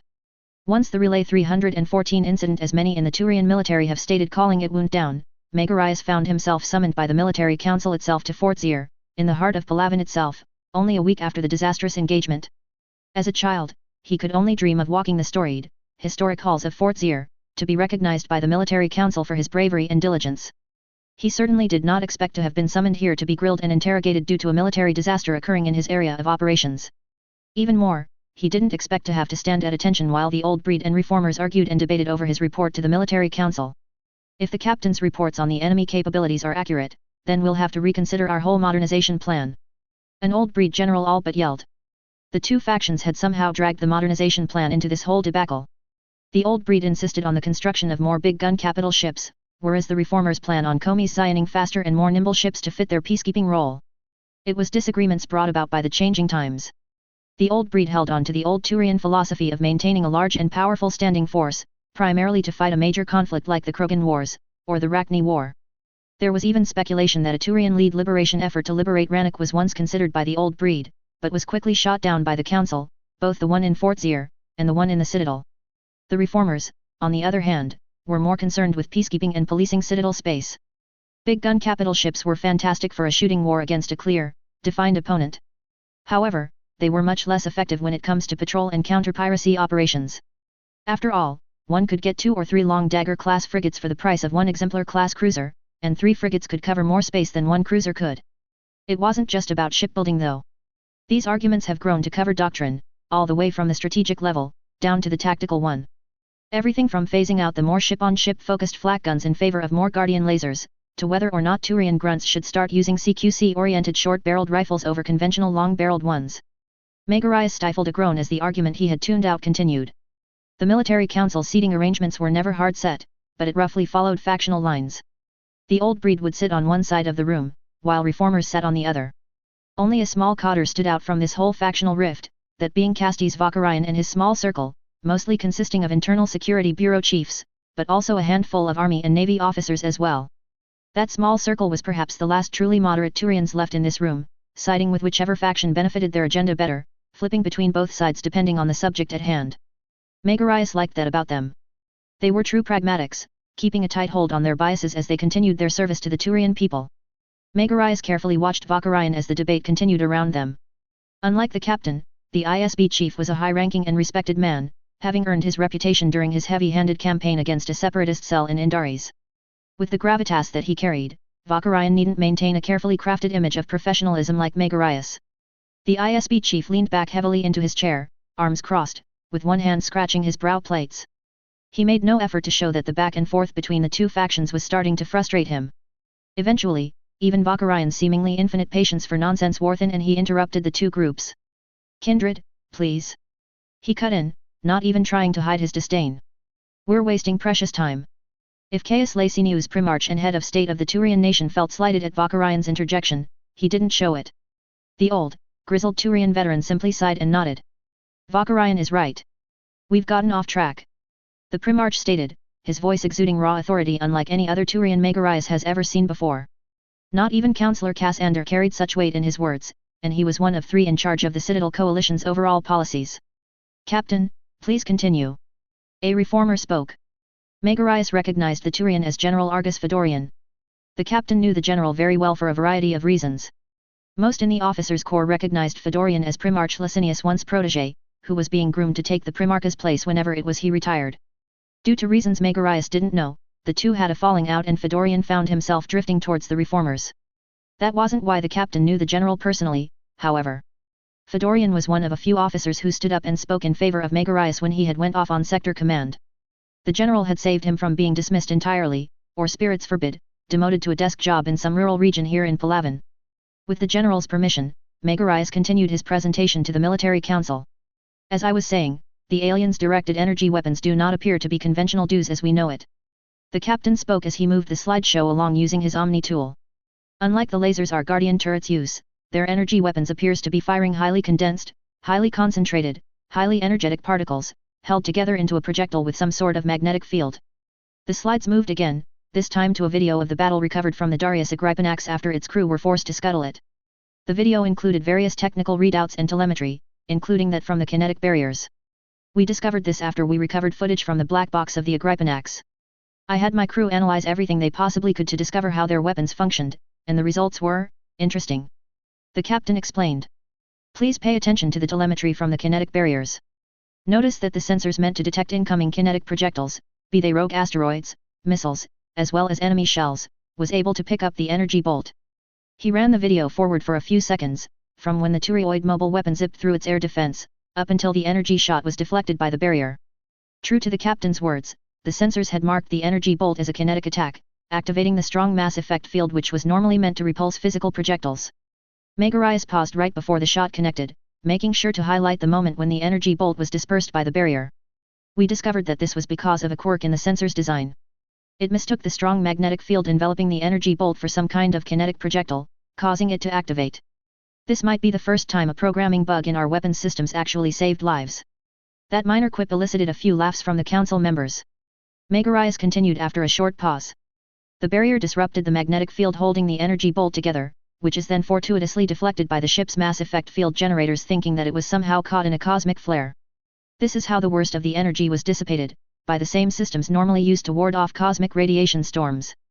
However, this only seems to work at an angle, like how conventional armor causes hits to ricochet. The anti-cosmic flare systems weren't designed to block hits to a specific, focused point, but to deflect the energy all around the ship. So if one of these energy shots came straight on, the field will be overwhelmed and the attack would break through." Megaryas took a long pause after the long-winded explanation. He only had a few hours to memorize all of that information that his subordinates had written up for him. Thankfully the notes seemed to be convincing and left the council quite satisfied. All in all, he felt proud for having learned all of that in the past few days. "And you're certain of this analysis?" someone from the reformer side of the aisle suddenly questioned. "Okay, maybe not everyone was satisfied. -000. I am certain, sir," I answered. Warrant Officer Malcolm detected no attempts to contact, and even if he missed something, the comms officers from the Monty or Glazwick would have reported something. The trio had continued to press me on this matter, though I can't quite understand why. I could only barely resist sighing in relief when the session ended and the aides lead me out of the room. Outside of the conference room I was interrogated in, Verns and Bulow were waiting for me. The pilot was sitting behind his personal computer, engrossed in something. Bulow, on the other hand, was equally engrossed in some kind of novel. An actual novel printed in real paper. An rare novelty in this day and age, but certainly nothing out of the ordinary. Going out of your way to get your hands on real paper books just meant you were a very dedicated bookworm. Neither of them had noticed me so far. A sly smirk formed on my face. I decided to play annoy my friend to take the edge off from the recent hearing. Slowly I crept up to Vern's table, careful not to alert him. Then, when I was close enough, I invaded his personal space, throwing my arms around him from behind and resting my chin on his shoulder. "Whatcha watchin'?" I asked. Vern's reaction was exactly what I expected it to be. He recoiled forward with a yelp, bumping into the table and damn well nearly pushing his computer off of it. The man tried to glare at me, but I was still clinging onto him, so all he got was a face full of my smug expression. "Stop doing that," he said, frowning. When I didn't back off immediately, he resorted to pushing me off, gently applying pressure on my face with his hand until I had been sufficiently peeled off. Pulling out a chair from the table and setting it down beside him, I made sure to lean into his space again, shit-eating grin still present in my face. "You haven't answered my question," I said, invading his space again to get a good view of his computer screen. I could tell he was rolling his eyes, even behind his goggles. "It's a documentary on the Solar War," he explained, turning the computer slightly so that I wouldn't have to sit so close to him to watch. "Unlike you, I try to spend my free time with more productive pursuits." It was all I could do to stifle a laugh. Verns always was a bit of a history nerd. "Ancient history documentaries." I prodded at him. "Really? Excuse me, the Solar War is not ancient history," he defended, rather passionately, I might add. Picking on the man's hobbies always lit a fire in him. "It hasn't even been 150 years since the war's start. Ancient history would be like the 1-Year War, or the World Wars." I laughed at his reaction. It was all too easy to prod him around, at least when he's not dead focused on our job. "Oh come on, Verns." I kept prodding him. "There's gotta be more fun things you can do to pass the time, even a history nerd like you could do with making the learning experience more entertaining." "Oh, please," he scoffed.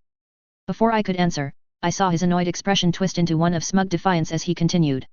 "What good would making the learning experience entertaining, if you're just going to end up with nonsense like that Thunderbolt Wars drivel you read?" I felt my right eye twitch. That was a low blow. My mouth started talking before I could think of a proper response. "Hey, leave Thunderbolt Wars out of this. There's nothing wrong with learning history through it," I responded rather indignantly. How dare Vern slander my favorite comic book series? He truly was a space-age Philistin with no appreciation for art. "Nothing wrong." Verns recoiled, his face twisting into what I could tell was disgust. "Why, where would I even sta?" Before he could even go off on his rant about the historical authenticity and accuracy of Thunderbolt Wars, a soft loud slamming noise, like pillows being violently slammed against each other, caught our attention.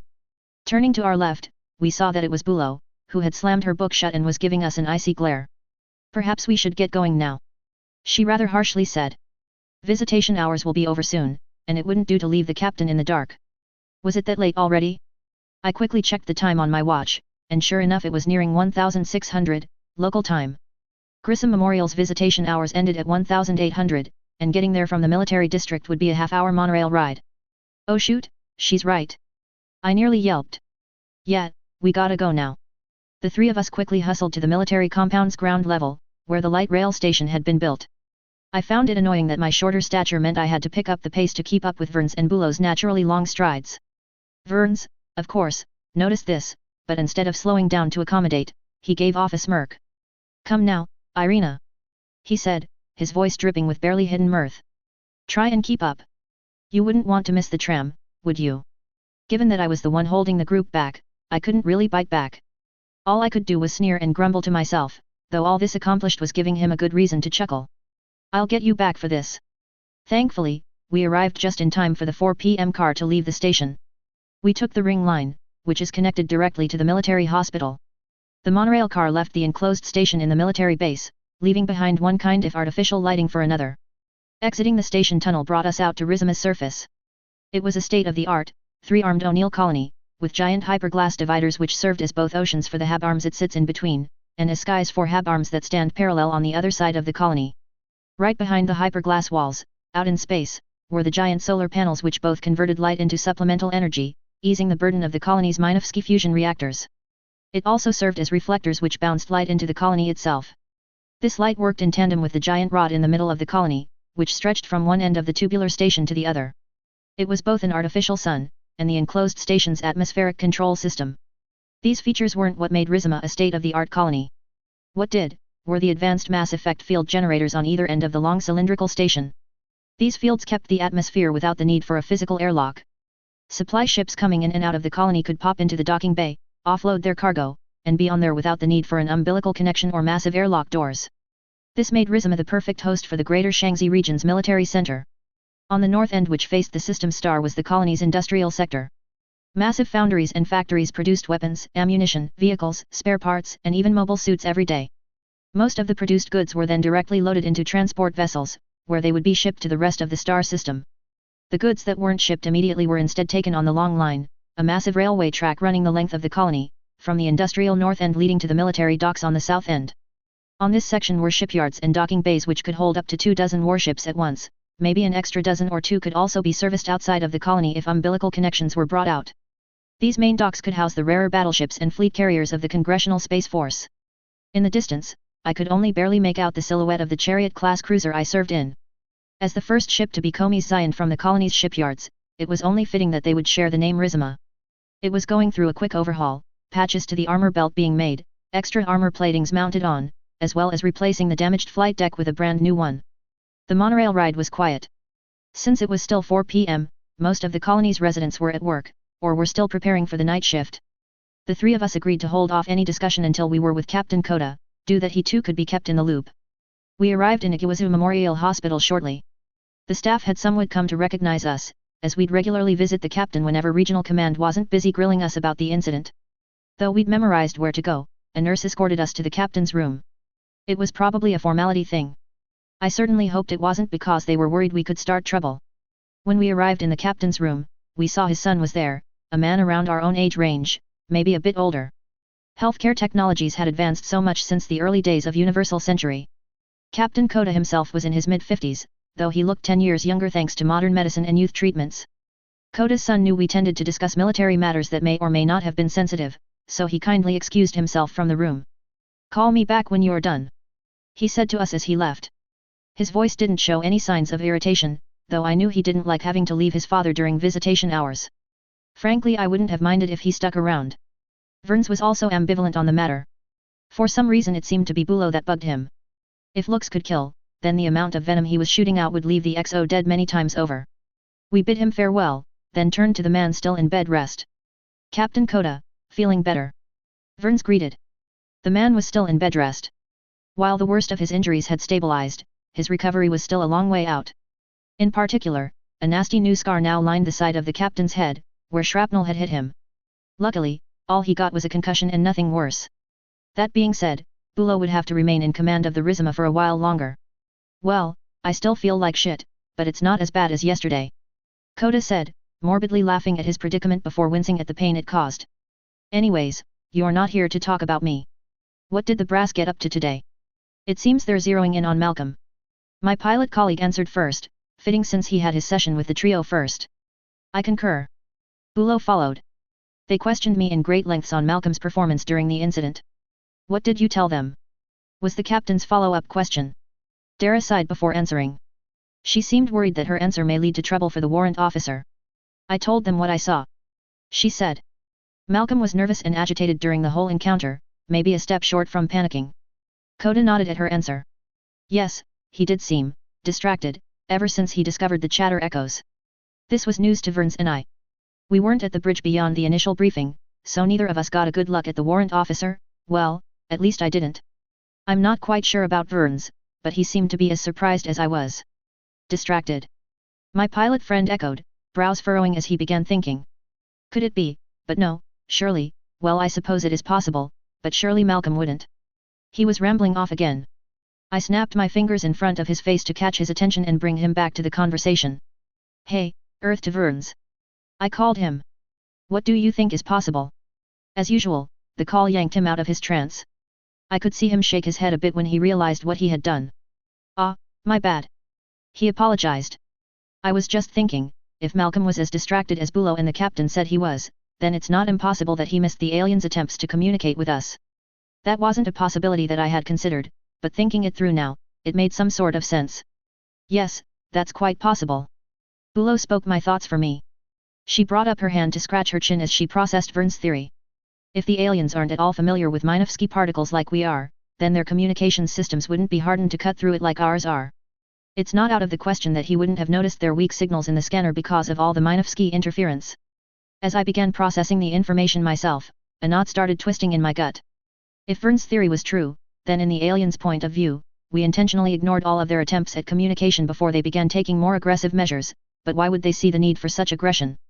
What did we do that had ticked them off so much, that they saw the need to assume an attack position right off the bat? My head began to spin as I ran through all the things we did while in the Fumiton system that could have warranted such actions, but as I thought, a question popped up in my head, begging to be answered. Even if Malcolm missed the alien attempts to hail us, why didn't the comms officers from the Monty and Glazwick pick up anything either? The COMM arrays on a Curran-class destroyer is just as good and modern as the ones on a Chariot-class cruiser. That left the other three with much to consider. It took a while, but it was Captain Coda that finally broke the silence. "It's possible that, the Monty and Glazwick's crew thought we knew about the transmissions and assumed we were purposely ignoring it," the captain proposed. "It's rare that it ever happens, but that kind of judgment error isn't unheard of. It's why the new Cyrene front was late to reinforce their main fleet, letting the congressional forces defeat them in detail during the Battle of Soledad. Rear Admiral Kost's battleship had its comms array operating at reduced capacity and didn't pick up his superior's call for reinforcements until the captain of a nearby cruiser notified him about it." Captain Coda went into a small coughing fit, interrupting his exposition. Us three lieutenants waited uncomfortably for it to end, knowing we really couldn't do much to help. Once our bedridden superior had finished, he took a glass of water and drank from it. "So," I finally spoke out, my face twisted due to a growing frown. "Assuming all of this theory is true, then, the whole situation and hostilities all happened because..." I couldn't finish the sentence. It didn't sit right with me. Malcolm wasn't incompetent. He served well enough in the few years we served together. While I certainly wasn't the most familiar with him, I knew him well enough. The man had his quirks, but this shouldn't have happened at all. "It's Malcolm's fault, yes." Vern's finished for me.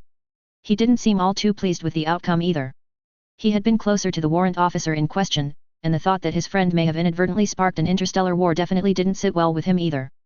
The room was silent once more. Each of us mulled the thoughts in our head, though I'm sure all our thoughts centered around the warrant officer.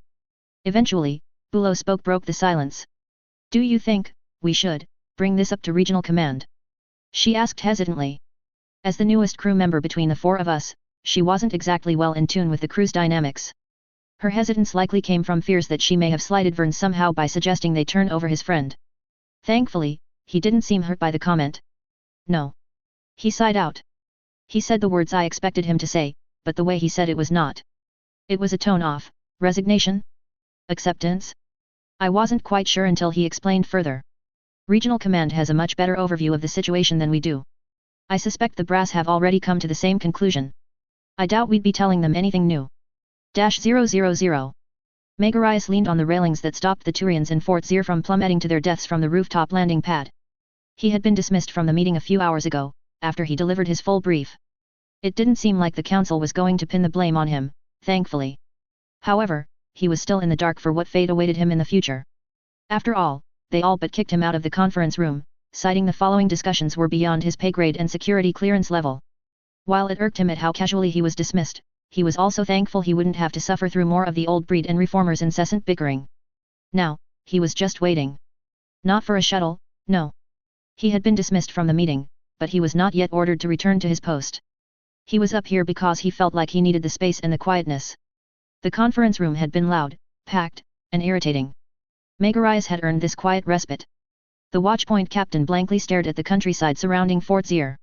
It had been built far away from Palawan's urban centers, directly into a mountain in the southern end of the Tinahan province. Out there was wilderness, forests, rivers, and even a few farms. The top of the citadel afforded him quite the vantage point. "Breathtaking, isn't it?" A voice suddenly spoke from behind, causing the captain to jump. Megarius turned to see who the culprit was, scowl in face and ready to tell the Turian off, only to discover it had been none other than Castes Vakarian himself. Upon discovery, the captain's expression turned to shock, which was quickly suppressed as Megarius readopted the posture of an officer and saluted the ISB chief. "Chief Vakarayan, sir," he greeted. "It's just Castes right now, Herrick." The Turian waved off. "We're both off duty right now." Megarius' stance softened as Castes leaned onto the rooftop railing, back facing the ledge. The ISB chief fished into his uniform pocket, producing a stick of dew and popping it in his mouth. "That was surprising. I didn't realize you were a dew user," the captain asked as he followed suit and leaned into the railing once more. "Not after today." Castes laughed lightly, sucking in the exotic mix of spices, sweets, and herbs contained in the dew stick's metallic chamber. He exhaled before speaking. "My wife's expecting. I have to set a better example for my firstborn." Herrick raised a brow at how casually Castes was talking to him. His instincts told him that something was up, but he wasn't sure.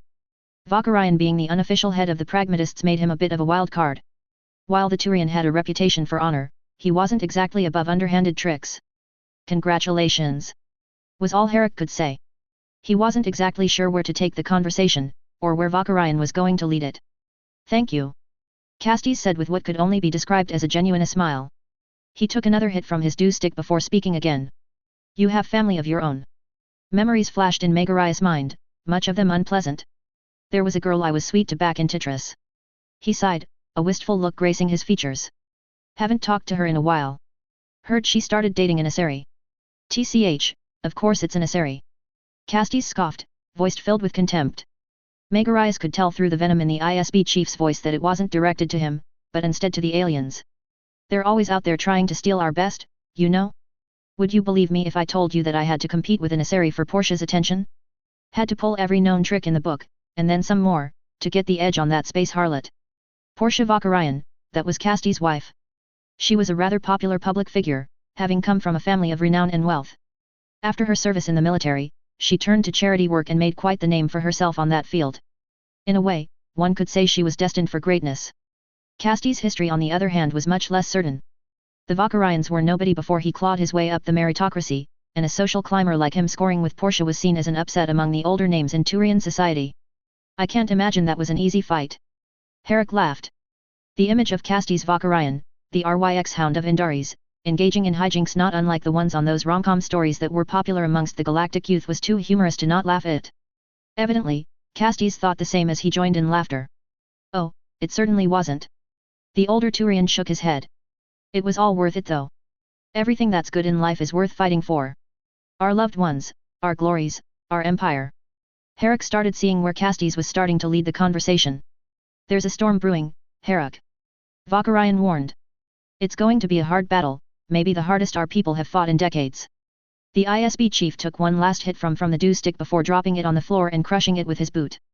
"You're a good Turian, Herrick," Vakarayan continued. His voice had taken a more serious tone and his posture reflected that.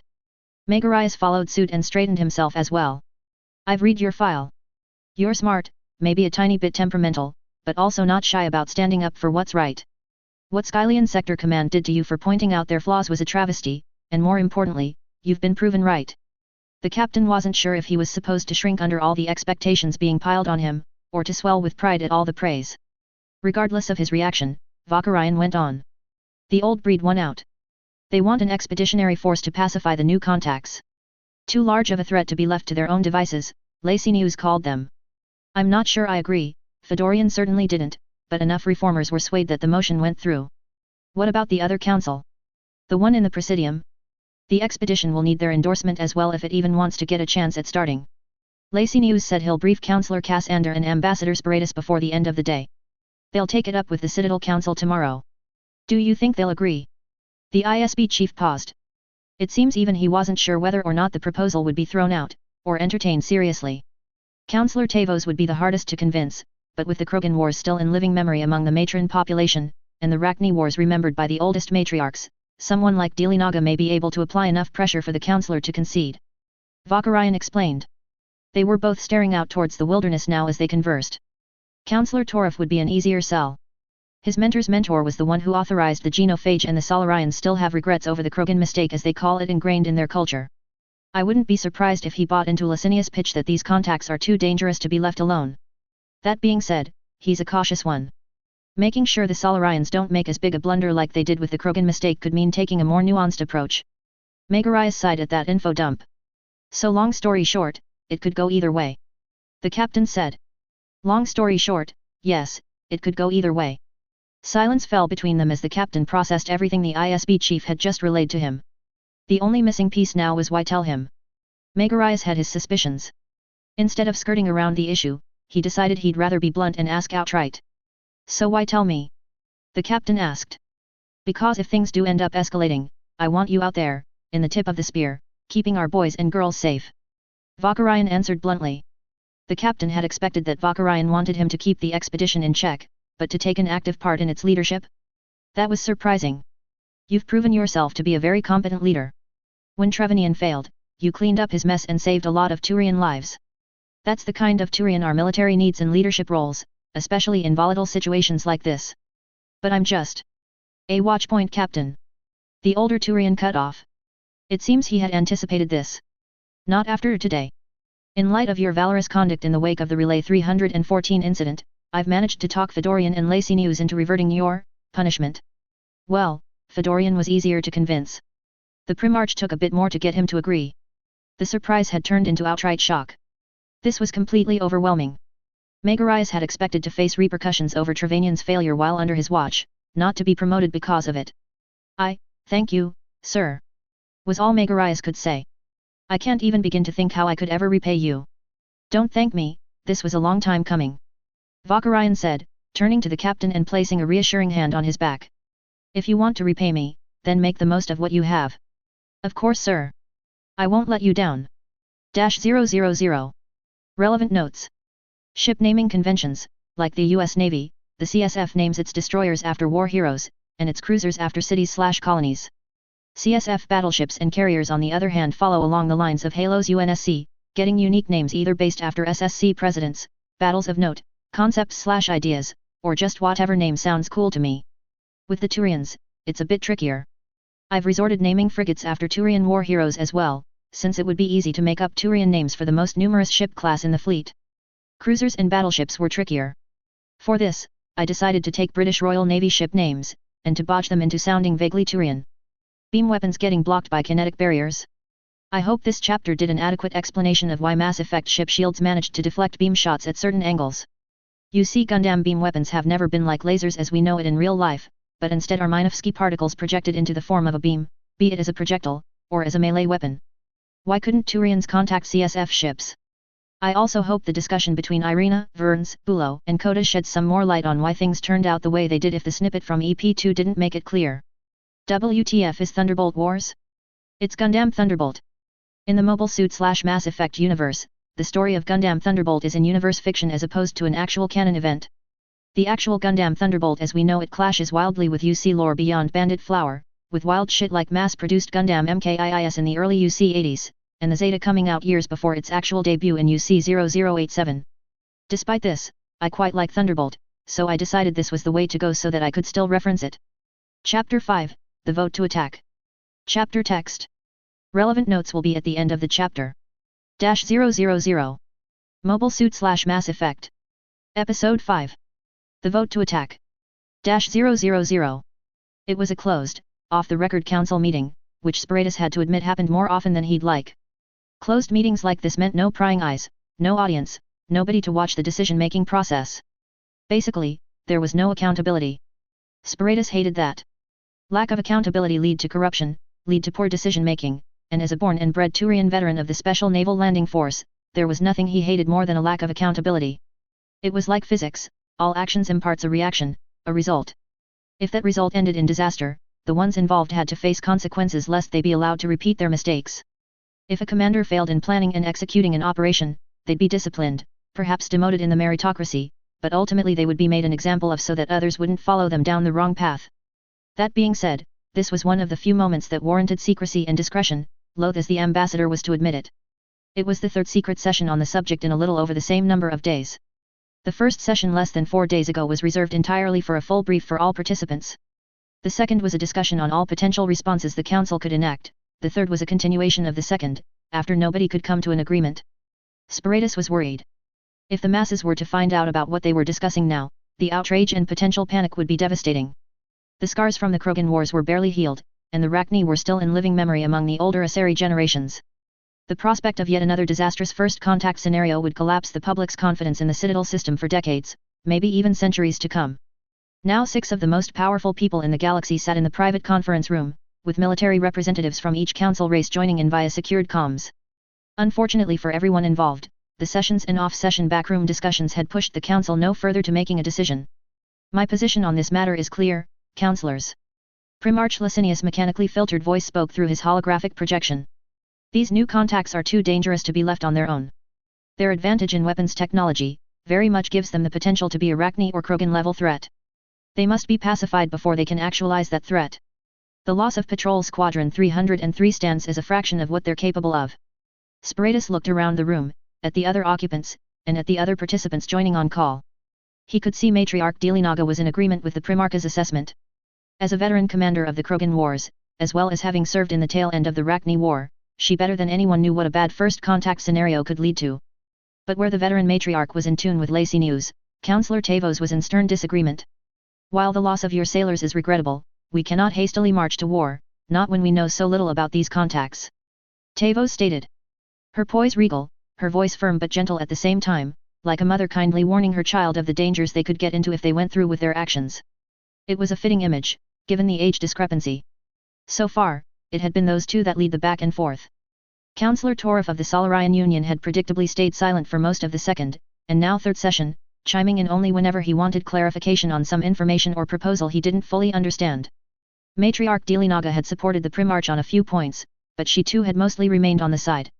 That left Councillor Cassander and the STG director whose name had somehow eluded Sparatus' memory even after multiple sessions as the remaining participants whose opinion on the matter are still unknown. Of course, ambassadors like him, like Irisa, and like Callow didn't really have much to contribute. They were there for formality's sake, to support their respective councillors when necessary. They ignored our hails, jammed our communications, and launched their strike craft as our ships approached. Lacey News reiterated. They may not have intended it to end up that way, but they were the aggressors. Such willingness to launch a preemptive strike during first contact opens the possibility that they'll be willing to make further aggressive overtures in the future. Sparatus suppressed the urge to roll his eyes. They'd been like this for almost half an hour now. The ambassador thought he had escaped the incessant bickering of the Turian Military Council when he agreed to Cassander's request for him to be ambassador. In his mind he had himself convinced that at least the other races would be more amiable and less Tauran-headed like most in the TMC. Little did he know that he had traded one villain for another. Your ships moved into attack formation, Primarch. The STG director suddenly interjected. It was the first time he had spoken this entire session. It was a standard intercept formation. Sparatus started tapping his taloned fingers on the desk he sat behind. On it were 2 portable terminals, both currently off. One was for work and had his professional account on it, while the other was for his family and close friends.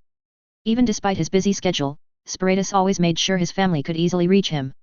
Since sitting idly by didn't sit well with the proactive nature that had been drilled into the ambassador's mind, Sparatus decided he'd venture into the extranet for a moment. He activated the personal terminal, browsing around the extranet and visiting various Turian military forums. Sparatus was logged in using an anonymous account, of course. Entire websites would clam up if people found out that the Turian ambassador lurked in their corner of the net, and that would deprive him of his entertainment during long, dead-end sessions like this. Most threads on these forums were of enlisted or conscript Turians engaging in inane discussions. More recently, Sparatus had noticed low-ranking officers talking smack about their superiors had increased in frequency. He'd have to take note of this and bring it up with a colleague in the TMC that he trusted. Other threads were the occasional discussion pitting the Turian forces against hypothetical enemies, all too common debates about equipment quality and preferences, and the rare unhinged conspiratorial ramblings or two being peddled by users who obviously needed to check in with a therapist.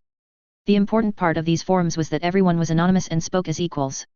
In the tiered meritocracy that Turian society was ordered around, it was a nice change of pace for Sparatus to be able to converse with his juniors without any formalities getting in the way. As of the past few weeks since contact, he had his 6 monitor for any mention of Relay 314. The entire star system had been in lockdown ever since, with only recovery vessels and medical ships coming in and out. Information about the whole situation was being kept under wraps until the council made their decision regarding the whole debacle. That being said, people have noticed that 314 had gone dark. Family members weren't able to contact their loved ones, and that's where the speculation started. So far, only 3 major threads were worth paying attention to. The discussion on the threads had accurately concluded that some sort of pressing incident had occurred in 314. One was assuming it was a particularly terrible friendly fire accident that would embarrass the Turian military very badly if it came to light. The second had accurately deduced hostile contacts were involved, but was leaning towards Krogan remnant groups somehow ambushing a patrol squadron. The third had also made some accurate deductions, particularly around a potential first contact scenario gone bad. Reading all the theories and speculation was entertaining, and Spiritus sometimes found himself rooting for the forum users whenever they made a step closer to the truth. As he continued scrolling down threads on his personal terminal, he suddenly received a message from his son. His interest was piqued, but he had to check if he would be needed anytime soon. Looking up from his terminal, he tuned back into the back and forth.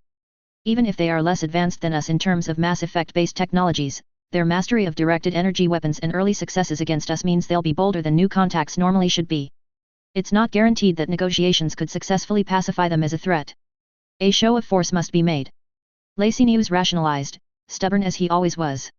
It didn't seem like he was close to conceding his desire for a punitive expedition. A sufficient show of force can be made without the need for an invasion of unknown space. Tavos then responded, her voice hiding the irritation that Spiritus no doubt knew was slowly building up. Whether that was a part of the Primarch's plan to discredit the Councillor's position, the ambassador couldn't tell.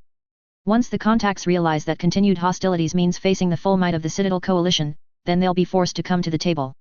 It didn't seem like the two were going anywhere. Spiritus spared a glance at Irisa, who was seated a ways beside the councillor she answered to. She too seemed to be frustrated by the whole ordeal. When the Asari ambassador made eye contact with him, the Turian could see the pure despair hidden behind her eyes. He raised a brow plate in amusement and she responded with her signature icy glare. Spiritus stifled his laughter, reducing it to a quick puff of air from his nostrils. He quietly thanked the spirits that Irisa was always entertaining to mess with. Knowing that he only had to suffer through Tavos' lengthy pontificating sessions on occasion, while the Asari ambassador had to deal with it near daily was the golden ornament on top of this amazing gift. Turning his attention from one side of the closed conference room to the other, Spiritus saw Ambassador Callow was in one of his blank-out sessions. Apparently it was a quirk in Solarian evolution that most couldn't access anymore, but a Solarian trained in the art could shut out the rest of the world and enter a sort of low-power mode, where they'd only be accompanied by their own thoughts. If Irisa at least provided some minor entertainment during these long, drawn-out sessions, Ambassador Callow provided none of it. To be quite honest, Spiritus was rather envious of his colleague's ability to shut down like that. It certainly would make a lot of pointless meetings more bearable. Seeing that he wasn't needed any time soon, the Turian ambassador clicked open the message his son had sent him on his personal terminal. As Spiritus read the message, his brow plates came together. Dad, I don't know if this is relevant to your work at all, but I figured you need to see this. That's what Sulla wrote in the message. Attached below the message was a link to a thread on one of the extranet Turian forums that Spiritus frequented when he had nothing better to do. Clicking the link, he found that it had started as one of those schizophrenic conspiracy threads. This thread in particular was a discussion on wild theories about some esoteric secret weapon the Turian Navy was supposedly developing in secret. He was about to dismiss it entirely, but Sulla wouldn't have wasted his time like this, especially when his son made sure to mention it was related to Spiritus' job. Scrolling further nearly caused Spiritus to jump out of his seat. His eyes widened in shock, and the ambassador had to do a triple take before leaning closer to his screen to carefully study the images that had been posted on the thread. There was no doubt about it.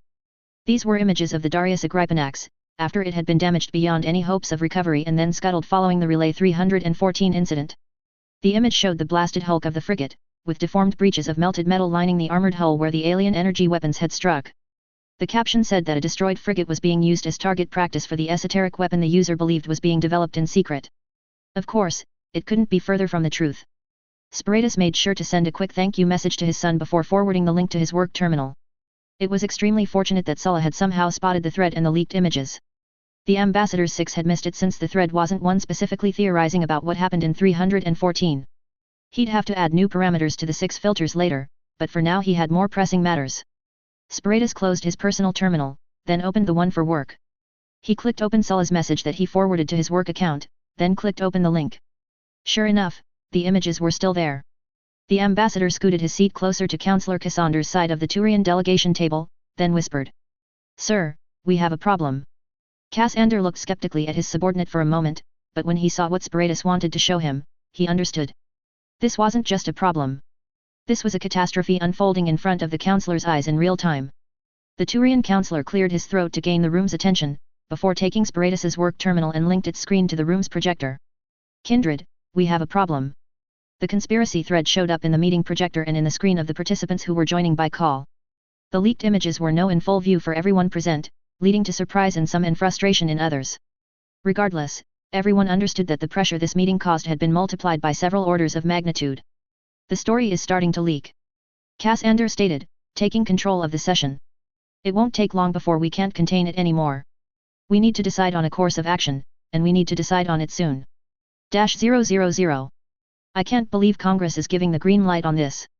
Verns grumbled as he smoothed his CSF dress uniform in preparation of what was to come. As per our speculation several days ago, Regional Command did end up pinning most of the blame on Malcolm. It sank my heart knowing someone I served with would be held responsible for this whole debacle, but knowing I couldn't really do anything about, I simply soldiered on.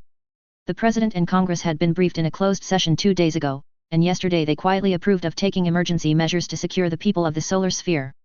How they were going to publicly announce that a hostile alien race was out there, potentially coming to pounce on us, was a whole other problem. Thankfully, the politicians would have the honors of dealing with that. I turned to Verns as he continued to make sure his dress uniform was in a presentable state. I looked up and down, making sure he was perfectly neat and clean. I saw his tie hadn't been fitted properly and frowned. How the hell did you become a lieutenant without learning how to wear a tie properly? I chastised him. Using the lack of gravity in the Rizomas bridge, I floated myself up so that I was eye level with my friend. Before he could protest, I undid his neckpiece and began tying it up properly. The man sighed and resigned himself to my assistance. I always had it tied up and ready to go. He sheepishly answered. But then we got this assignment and Bulow insisted the crew look their best, and that meant laundering everything. For good reason, Lieutenant Heder. Bulow suddenly interjected as she floated past us towards the command seat. The acting captain might have had her doubts regarding her competency and capability, but to be quite honest, I think she's been doing a bang-up job so far. The only downside I've seen so far is that she has a tendency to be stricter than Captain Coda, meaning she's just about the average ship's squadron commander, considering the captain was willing to tolerate a lot more so long as it was within regulations. We can't embarrass the Space Force while we're meeting with mortal enemies. Bulow continued, letting a small smirk form in her face which disappeared as quickly as it had formed. If Golden Beacon felt like we're not respecting them enough, this whole effort could go sideways. I finished working on Vern's tie and tightened it around his neck before setting myself down on the floor. Upon contact, the magnetic shoes Soleils and all CSF issue boots quickly clamped me back down to a stable, solid footing. Still. Verns continued his complaints, adjusting the tightness of his tie as he did. Treating with ungrateful dogs doesn't sit well with me. Verns' apprehension was understandable. It should be obvious to anyone who has a surface-level understanding of the secession crisis that raged on for near half a century, starting in the early UC 300s and only ending around the late UC 350s. Sparked by an economic crisis, unrest among colonies all over the solar sphere climbed to never-before-seen heights, before exploding into rebellion and warfare. Whether it be the New Cyrene Front, Beacon, the Free Terra Nova movement, or even Edenson, every organization that had aspirations to separate itself from the SSC tried their luck during the ensuing chaos. Some were brought to heel with military force, like the New Cyrene Front at the Battle of Soledad. More were whittled down by Congress loyalists be it militarily or politically until they could see no other way than to agree to terms. Beacon was one of these groups. After their public support fell through and their military might had been reduced significantly, the leader of Beacon agreed to negotiate. The end result was that the organization would disarm and be recognized as a political party in the Shaanxi Congress. Former members not charged with war crimes were given full amnesty, and to top off the deal the Greater Shaanxi region would receive greater autonomy from the SSC. Unfortunately, the more radical elements refused these terms and absconded with what arms they could. These radicals would name themselves Golden Beacon and continue a low-level guerrilla war to this day. Despite being a Shaanxi native, Verns had a rather intense dislike of Golden Beacon. I couldn't wrap my head around this at first, but after he explained it to me, I saw his point of view. His grandfather was an influential member of Beacon during the crisis, while his father joined up with the Beacon Party as a colonial representative in the Shaanxi Congress. Verns saw Golden Beacon as a perversion of what his family had struggled for. They were ungrateful dogs who didn't know when it was time to stop fighting. I myself had been born and raised in Arcturus, the mobile colony that served as the SSC's capital. My family had always stayed loyal with the solar sphere. When I was first stationed in Shaanxi and met with Verns, I assumed with his background that he harbored sympathies with Golden Beacon's agenda. Fortunately, I was very quickly proven wrong. It was one of the few moments I was glad I was wrong. If it makes you feel any better, Verns, I started, placing a reassuring hand on his shoulder and giving him a small smile. I'd much rather be meeting them behind the sights of a beam rifle as well. Captain Bulow, a voice cut in. It was Malcolm's replacement, one Warrant Officer Kessler. Green team reports incoming contacts bearing 352 degrees relative to bow. Waiting confirmation on contact ident. Even without the confirmation, it's not hard to guess who was coming. This was a secret meeting, taking place in deep space, far from the star systems in the greater Shangxi region. The number of parties who knew what was about to unfold here could be counted on one hand. That being said, it wouldn't hurt to have confirmation from the patrolling mobile suit teams. Green and Gold team had been deployed beforehand for perimeter patrol. While it was true that I'd much rather be out there with them, the Golden Beacon delegation were coming to Rizima, not the Monty, nor the Glazewick. That meant Verns and I had the unfortunate burden of escorting Bulo. Plus, Blue and Red team did all the heavy lifting during the skirmish with the aliens, so it was only fair. Sure enough, 5 contacts appeared on the Rizima's sensors. 3 Torrent-class destroyers, accompanying 1 Stellar-class cruiser, and Golden Beacon's flagship, an Immortal-class battleship going by the name Sorcerer. Green team confirms contact ident. Kessler reported from his station. It's Golden Beacon. The secessionists began decelerating from the FTL cruising speeds a few thousand clicks away from us, just outside of weapons range. Formation composition and ship idents are exactly as agreed upon. Kessler continued his reports. Honor from the dogs. Verns scoffed, his scowl still present, but it had softened from before. How magnanimous. Our formation stayed put as Golden Beacon approached. It was no mistake that they had arrived with overwhelming firepower. 3 destroyers and 2 capital ships, compared to our 2 Kurans and 1 chariot. CSF ships were on average, much better than its secessionist counterparts. Our guns had better output and better FTL. The only categories they had any real leg up is in non-FTL cruising speeds, and in mobile suit carrying capacity. I hesitate to call their cheaper operation costs to be a true advantage, since from what fleet intelligence had been able to learn, this was mostly due to their inability to reliably source military spec parts, forcing them to use substandard parts.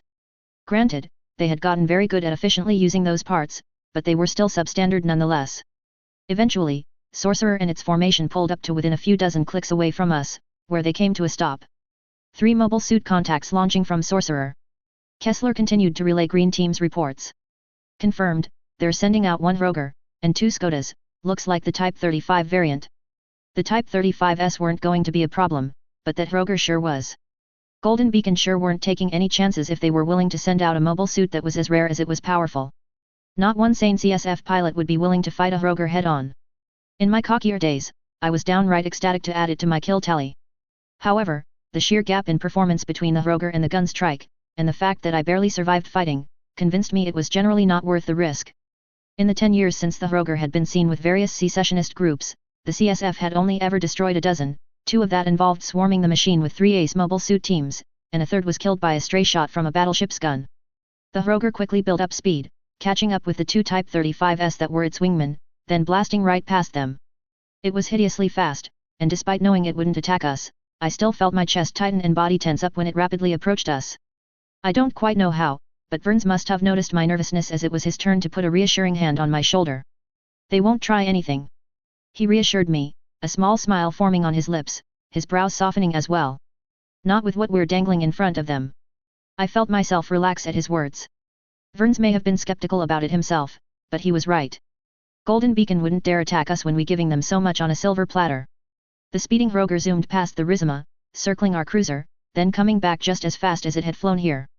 As it flew, we noticed it was transmitting something on an open frequency which grew stronger the closer the mobile suit was. When it buzzed the Rizima's bridge, we heard loud and clear what it was transmitting. Rock and roll. Not just any rock and roll, but classics dating all the way back to the tail end of Anno Domini. Choice songs I didn't think anyone would care about outside of old music enthusiasts like I was. Amusement bubbled up inside of me despite my earlier apprehension. That pilot's got good taste. I mused. C.L. Williams, underrated classic. I couldn't see it through his goggles, but I simply knew my friend rolled his eyes at my comment.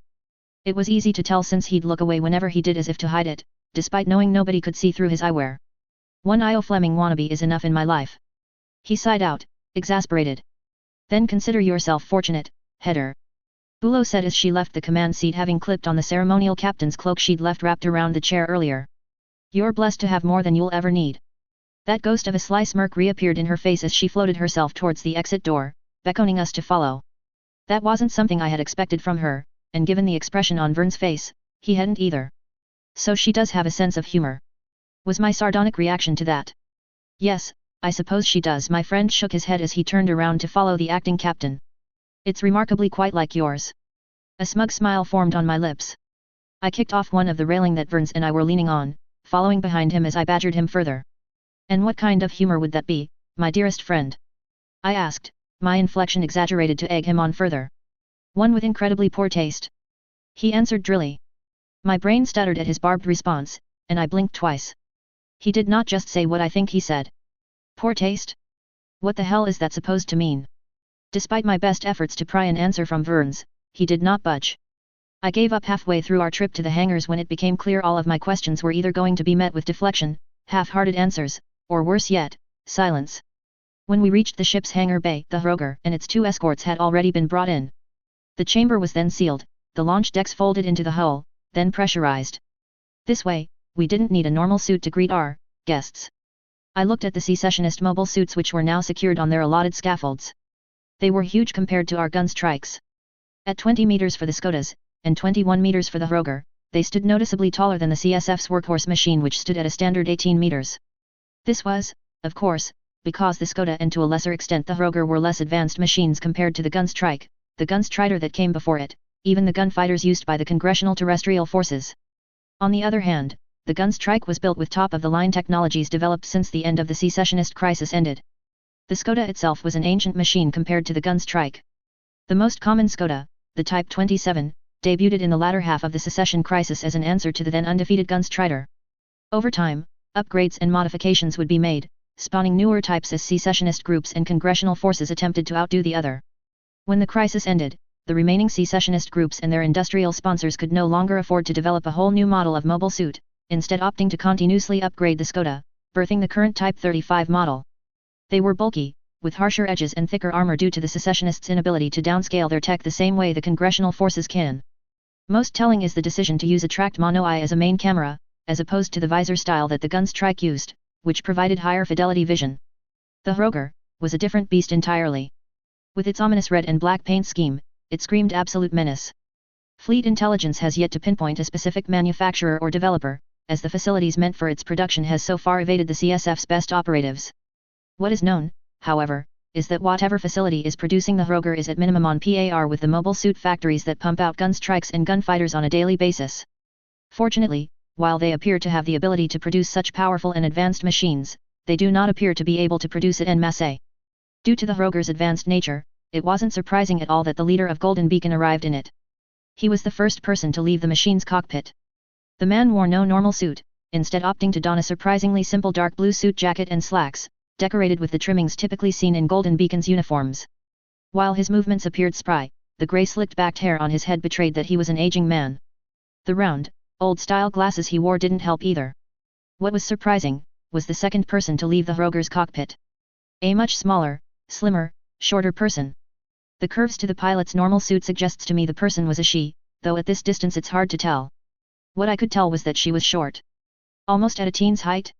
I grew concerned, and a grimace graced my face at the thought. Was Golden Beacon using child soldiers? The thought left a very sour taste in my mouth and made me nauseous. The idea I may have been responsible for the deaths of multiple children over the course of my time fighting against Golden Beacon was appalling. Looking to my colleagues, Bulow and Verns seemed to find the notion of fighting child soldiers equally appalling. An expression of barely hidden disgust was seen on the acting captain's face, while Verns made no attempt to hide the scowl returning to his features. The pilots of the Skodas at least put some comfort in my mind, seeing as they were fully grown adults. While it perturbed me that I may have shot down a child soldier in my previous sorties, at least not all of them were so young. I hope. Golden Beacon's leader and his retinue of armed pilots floated their way towards us. The 2 escort pilots had submachine guns slung on their back, while the younger one had a pistol holstered. They approached us until they were maybe 6 or 7 meters away. Our groups stared each other down, neither making the first move.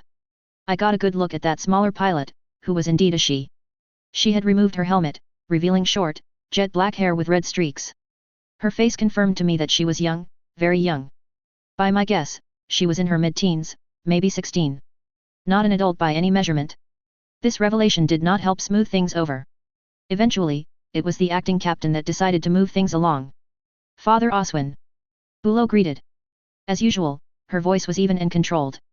Any trace of misgivings due to the Hroger pilot's age was expertly hidden behind her facade of professionalism. Welcome aboard the Rizima. I am acting Captain Bulow, and these are Lieutenants Kruskluck and Heder. Lieutenant Bulow. Oswin, the leader, greeted in return. He emphasized Bulow's rank, as if to stress that she was merely a cog in the machine, while he was the one calling the shots. He too spoke in a professional and even-tempered voice, but there were traces of disdain as well. There was an air of equal parts mystery and gravitas to the aging man. His mere presence signaled that he was not one to be messed with. Oswin looked me over, causing a wave of discomfort to run through my spine. The man's gaze was unnerving, to say the least. What conclusion he got from his inspection of me, I'm uncertain of. What I'm certain of, is that he very much didn't like Verns. It's a shame what happened to you headers. Golden Beacon's leader said, looking to my pilot colleague. His voice was still controlled, but I sensed a twinge of contempt behind it. From revolutionary leaders, to mere guard dogs working for the Space Force. What a tragic fall from grace. Before either myself or Bulow could speak, Verns had already shot back. Spare me the lecture, Father Oswin. He replied, voice dripping with venom and hate. The only animal in this room is the one sending kids out to die in battle. Hey! The young pilot protested. I'm not a kid. Oswin turned to her, giving a stern look which pacified her immediately. His eyes then returned to Verns, now narrowed, angry, dare I say filled with rage?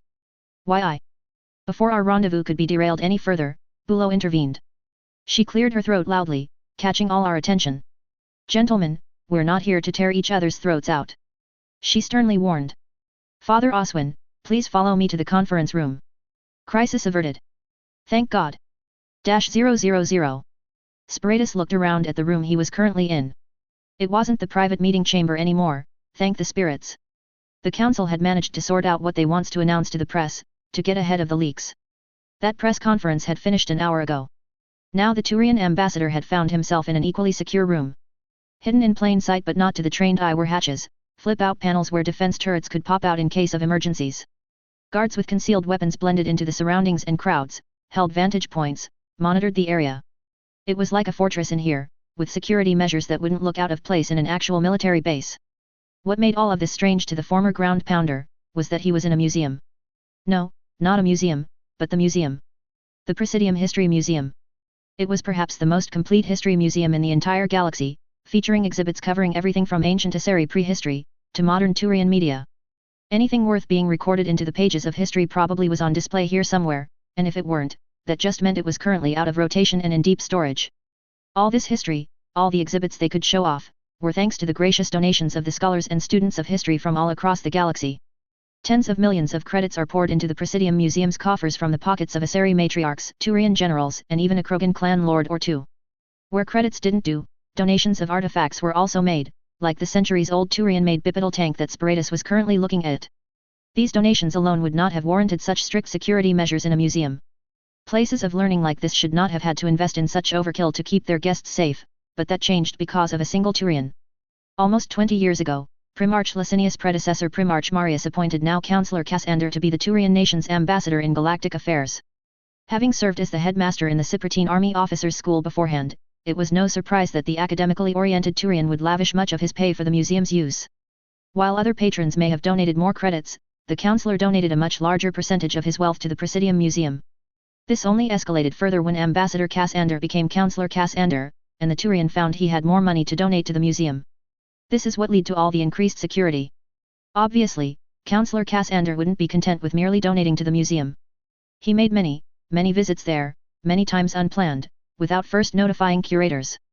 This caused a great deal of stress and concern among museum staffers, who couldn't afford to clear out the museum of guests just to keep things safe for the councillor. The solution eventually came when for the first time, a Turian took over as museum director. She simply concluded that if the councillor wanted to visit any time he wanted, then the museum must be able to keep him safe at all times. Councillor Cassander was also why Sparatus was in the museum right now. His superior loved being around history. He reveled in it, found it quite therapeutic. Whenever he was stressing over decisions to be made, the Turian councillor would always come to the museum to clear his mind. That was why the two of them were here right now. To think someone out there didn't give up on this kind of weapons system. Cassander mused. His voice was quiet and contemplative, just over whispering volume. Sparatus had come to know that this was a sign of the councillor's deep in thoughts mode. It's a big galaxy. The ambassador replied, entertaining the councillor's thoughts. We probably would have too, if we didn't abandon it so soon in favor of mass effect technology. That's true. Cassander nodded. They were the dominant weapon for most of the Trebian wars, up until the hover tank concept matured and became common. It's easy to imagine if we had discovered that protein beacon just a little later, it would be these bipedal machines that unified the home system. Now it was Sparatus' turn to nod along. Bipedal tanks were the norm during the early age of Turian space exploration. They remained the dominant weapons platform for almost an entire century, at least until the discovery of a protein beacon in Mini. That ancient artifact accelerated their technological growth so much that it simply became more cost-effective to ditch the legs and rely on grav sleds to move armored vehicles around. Silence fell upon the two once more as they contemplated the choices they'd have to make, come the next closed session. The Council still hasn't come to an agreement on whether or not Primarch Licinius' expedition would be given the go-ahead. The public announcement that hostilities had indeed opened up during first contact did not make the decision-making process easier. Licinius was no doubt trying to rally supporters this very moment, to apply pressure to Tavos to get her to concede, or maybe he's currently talking to Councillor Torf and the STG director, trying to hash out some kind of agreement behind the scenes. Sparatus didn't think that was likely, though. It would be improper to have discussed kind of backroom deal with another race's councillor without your own present, or at least, that's what the ambassador thought. So far, while Councillor Cassander had voiced some thoughts and opinions on the whole discussion, he has yet to make his stance on the matter clear. Everyone has assumed, Sparatus included, that the councillor would simply back up the Primarch when it comes down to the vote, but that's not guaranteed. It wouldn't be the first time a councillor and a Primarch butted heads over policy. A decision will have to be made by the next session. The ambassador stated, breaking the silence. Have you made up your mind on what we'll be voting for? Cassander stayed quiet for a bit, probably thinking his answer before he would say anything. Sparatus certainly hoped the Turian had come to a decision by now. Tell me, Sparatus, not as my subordinate, but as a friend. The councillor then began. If you were in my place right now, as the Turian councillor, how would you vote? The ambassador certainly hadn't been expecting to have the question returned to him. Assessing the councillor for a moment, Sparatus noted that the shadow of hesitation that hung around Cassander during the sessions had all but disappeared. It seemed that he already made his decision on the matter. Why this was being asked, Sparatus didn't know. Perhaps it was some sort of test? Regardless of the reason, the ambassador answered. To be honest? I'm not quite sure either. Sparatus shook his head. Both sides make compelling arguments and I can understand the rationalization behind them. We can't just sit around and let them gain the initiative, but at the same time we can't just launch an invasion of unknown territory without knowing more. So you would support it if we knew more? If we knew we could win? Maybe. The ambassador shrugged. I certainly wouldn't dismiss the option entirely. Sometimes military force is the right solution, but we'll only ever know if military force is the right solution if we know what kind of resistance we'd be facing. We know they have powerful weapons, but their mastery of mass effect technologies leaves a lot to be desired. We don't know how large their nation is, how populous it is, how much soldiers we'd need to get an invasion up and running. Given the option, I'd probably send a recon mission first, try and gauge out these new contacts, and maybe actually try to make contact and de-escalate the situation from there if possible. That would be a reasonable option. Cassander nodded again. But can we afford to wait that long? That's the million-credit question that everyone wants to know the answer to, sir. Cassander sighed deeply. The councillor was tired, Sparatus couldn't blame him. He was an aging Turian, and it wouldn't be long until Sparatus had to step up and take the councillor's seat himself. Having the fate of hundreds of billions of lives weighing on one's shoulders is not a burden easily carried, not when there seems to be no correct answer easily available. Given the current situation, Sparatus began the conclusion to his lengthy answer. If I were the one to make the decision, I'd side with Councillor Tavos, at least until we're absolutely certain a military response is the best course of action to resolve the problem. Going that way would defy the Primarch's agenda. Defying someone as powerful and influential as Licinius won't come without repercussions. Cassander warned. And this isn't just about any potential retribution he may launch against you. Defying him makes Licinius appear weak. It'll embolden the reformers, which would escalate political polarization and the dysfunctions that come with it. Are you sure that's the path you want to follow? That was all true. Sparatus hadn't thought that far ahead, but now that he thought about it, the councillor was right. However, that didn't change the facts at hand. There were simply too many unknown variables at play, too many that going all in on an invasion very well turn into a major disaster. Councillor, I say this with all due respect, but in my honest opinion, Primarch Licinius has let his emotions blind him. Sparatus answered, being careful not to let his SNLF vernacular bleed through. While I fully respect his experience leading campaigns against Krogan remnants, as well as his masterful conduct during the Splinter Rachni incident, that experience is clouding his judgment. He sees things through a purely military perspective, and has rendered himself blind to alternative solutions. Councillor Cassander listened carefully to his subordinate's words, absorbing everything said, then smiled. He seemed quite satisfied with Sparatus' answer. You would make a great counselor one day, Spiritus. Cassander said warmly.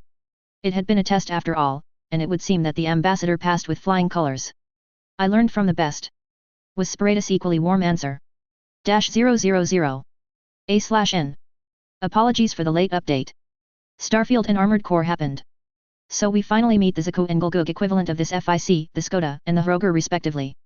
Maybe it's more accurate to compare them to the Geark Zulu and the Sinanju? Either way works, really. Of course, this makes the Gunstrike the GM, while the gunfighter mentioned in passing is essentially the GM ground type. I might ask a friend to draw these mobile suits at some point, either that or take a gamble with my very rough art skills and do it myself.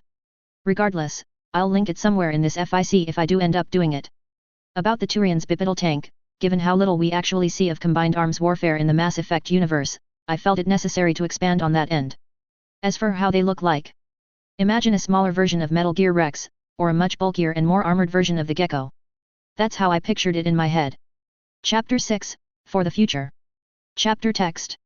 Relevant notes will be at the end of the chapter. -000. Mobile Suit / Mass Effect. Episode 6. For the Future. -000. Castes Vakarian was quite honestly exhausted. More so than usual. The past month or so since the Relay 314 incident had been nothing short of chaotic, to say the least. The veteran ISB chief may have had a strong stomach for nonsense, but even he was starting to get sick of it all. It had been quite the shock when Councillor Cassander sided against the Primarch. That shock then doubled when he received word that Primarch Lacinius decided to soldier on with his plans regardless, thanks in large part to support from Dilinaga and her cadre of Asari matriarchs who were as rich as they were militant. Quickly though, that shock turned into exasperation and disdain. Vakarian already had a less than positive opinion of the Primarch. This certainly did not improve things at all. However, as a servant of the Turian nation, Vakarian was honor-bound to his duties. Duties which meant making sure everything within the Empire was safe and secure. Today, the security concern was a Solarian firm being contracted by the Turian Military Council to redevelop the old bipedal tank concept. It was a robot development company, Tavar Mechanics, which produced top-of-the-line machines, usually marketed to mining companies. What made the company especially desirable was their mobile factory, aptly named the Forge. A state-of-the-art facility capable of producing hundreds of robots a day, be it the smaller Turioid models, or the larger bulkier ones. When he was first notified of this development, Castes briefly wondered how the company was given the contract so soon. He suspected Dilinaga's cadre may have greased the wheels of military procurement, to get past all the red tape so quickly, but ultimately he had no evidence to prove it. Even if he did, there wasn't much he could do. The contract went through all the usual procedures, forms, and approvals. It was simply rushed through the process without the chance to be properly scrutinized by the ISB. Was it unethical? Certainly. Frowned upon? Of course. Illegal? Unfortunately not. Castes frowned. He never liked it when Asari matriarchs got involved. The owner of the company, Director Tavar, because of course this was a family-owned venture, was also known to have more than a handful of Asari contacts. Said director was also currently giving the ISB chief a personal tour of the forge as it orbited above the Solarian world of Iker. During this time, Vakarian's subordinates spread out around the facility, inspecting every single nook and cranny to ensure it fit within Turian military security regulations. And this is our assembly line. The director explained, gesturing at the rows upon rows of platforms where different machines were being put together. The crew working on assembly were staffed with Solarians, as well as a few assistant robots. Due to the complexity of many of our products, we can't rely entirely on an automated assembly system. While this may mean our process isn't as efficient as some of our competitors, the flexibility provided by our system lets us quickly pivot between different product lines. Once the make and model of the machine has been finalized, we'll be able to quickly start up production. Scaling up production will also be a simple task once the crew are familiar with the machine they're building. The director's voice sounded excited, but Vakarian saw through it. It was a marketing pitch. A friendly image carefully crafted to woo customers. The ISB chief cared little for it. I'm sure the generals and admirals of the military council would be ecstatic to hear that. Vakarian responded, damn near sighing. His voice sounded bored and disinterested in the finer details of the forge's industrial workings. I'm just here to see whether or not the facility meets Turian safety and security regulations. Of course, of course. Director Tavar said, his enthusiastic facade not wavering in the face of Vakarian's powerful indifference. We at Tavar Mechanics take safety and security very seriously, and if it's not up to your standards, why, with the forge's highly modular design, we'll be able to make the necessary changes easily. Vakarian's agents regrouped with him as the tour closed its end. The tour group were then guided by the director back towards the forge's hangar bay. It was a short walk, and that was intentional. The assembly line and the hangar bay were built close to each other so that finished products could be quickly packed into storage containers and loaded into cargo ships. Along the way, nothing much was said from the Turians. Director Tavar still acted as quite sycophant, but few paid attention to him. The Solarian almost seemed desperate to get into the Turian military council's good side. Castes wondered if perhaps the company was in dire financial straits, and that securing this contract would save it. It wouldn't be surprising, as the Turian government were known to be quite royal when it comes to military procurement. Add to that, getting handouts from Asari matriarchs had plenty of strings attached, while winning a contract with the Turian military was very much a straightforward affair. You do what you are asked to do, and you get paid very handsomely. No more, no less. No expense was spared in making sure the sword and shield of the Citadel coalition were on the top of the military food chain. Who wouldn't want a bite of Turian military expenditure, which averaged a whopping 20% of the Empire's yearly budget? With the visit concluded, Vakarian and his subordinates bid farewell to the director. They boarded the ISB frigate they arrived in and went on their merry way back home. As the ship's crew charted a route back to Palawan, Castes and his team gathered in the conference room. The ISB chief plopped himself down on the seat at the head of the table rather ungracefully. The subordinates working directly under him were used to his less than strict demeanor. Over time, most followed their chief's example and also loosened up considerably, though a few strictly held to their discipline. Vakarian was fine with either, so long as they followed protocol and played by the rules. So, did they pass? The ISB chief asked, his question directed at the entire team. The Turian leaned back heavily on his reclining seat as he waited for his subordinates to answer. We spotted a few blind spots in their camera setup. A female ISB agent named Lediel answered first. Nothing that can't be fixed by installing a few new ones. Security is a bit lacking. A different agent, this one named Barbuz, picked up. They've got 3, maybe 4 dozen security bots to cover the entire ship, plus a dozen guards. That's more than a bit lacking, Barbuz. Vakarian pointed out. That's nowhere near enough to cover a ship that's much larger than an exemplar-class cruiser. So we'll have to station some of our own people there to bolster the numbers. An agent who thus far has been quiet hopped in. Feel bad for the sorry folks who get stuck there. We'll deal with that problem when we get to it, Gren. Is there anything else that needs to be addressed now? The ISB chief then said. He didn't bother hiding how tired he was. He knew his team was too, and the sooner they get this done, the sooner they can get some well-earned rest. It was Gren that answered. I was going to save it for the written report, but I might as well just share it now. He said. Their cybersecurity will need upgrading. It's not bad, perfectly fine for a middling corporation like them, but certainly not up to our standards. Vakarian sighed. More problems to deal with. That's just great. He all but groaned out. How in spirit's name did they win the tender? The ISB chief pressed on his foreplate, anticipating an incoming headache. He reflexively moved his left hand over his uniform's pocket, only to find it empty. It was in stressful moments like these that he'd momentarily forget he was trying to quit do. Mere weeks ago, a quick hit of do would quickly dull the stress. Now the withdrawal was starting to add to it. In hindsight, maybe he should have quit after this whole contact affair was sorted out. No, that was the withdrawal talking. He made a commitment to be clean by the time his firstborn arrived. What kind of father would he be if he couldn't keep to his words? Vakarian sighed again. All right, it's been a long day. He told his team. Go get some rest while you can.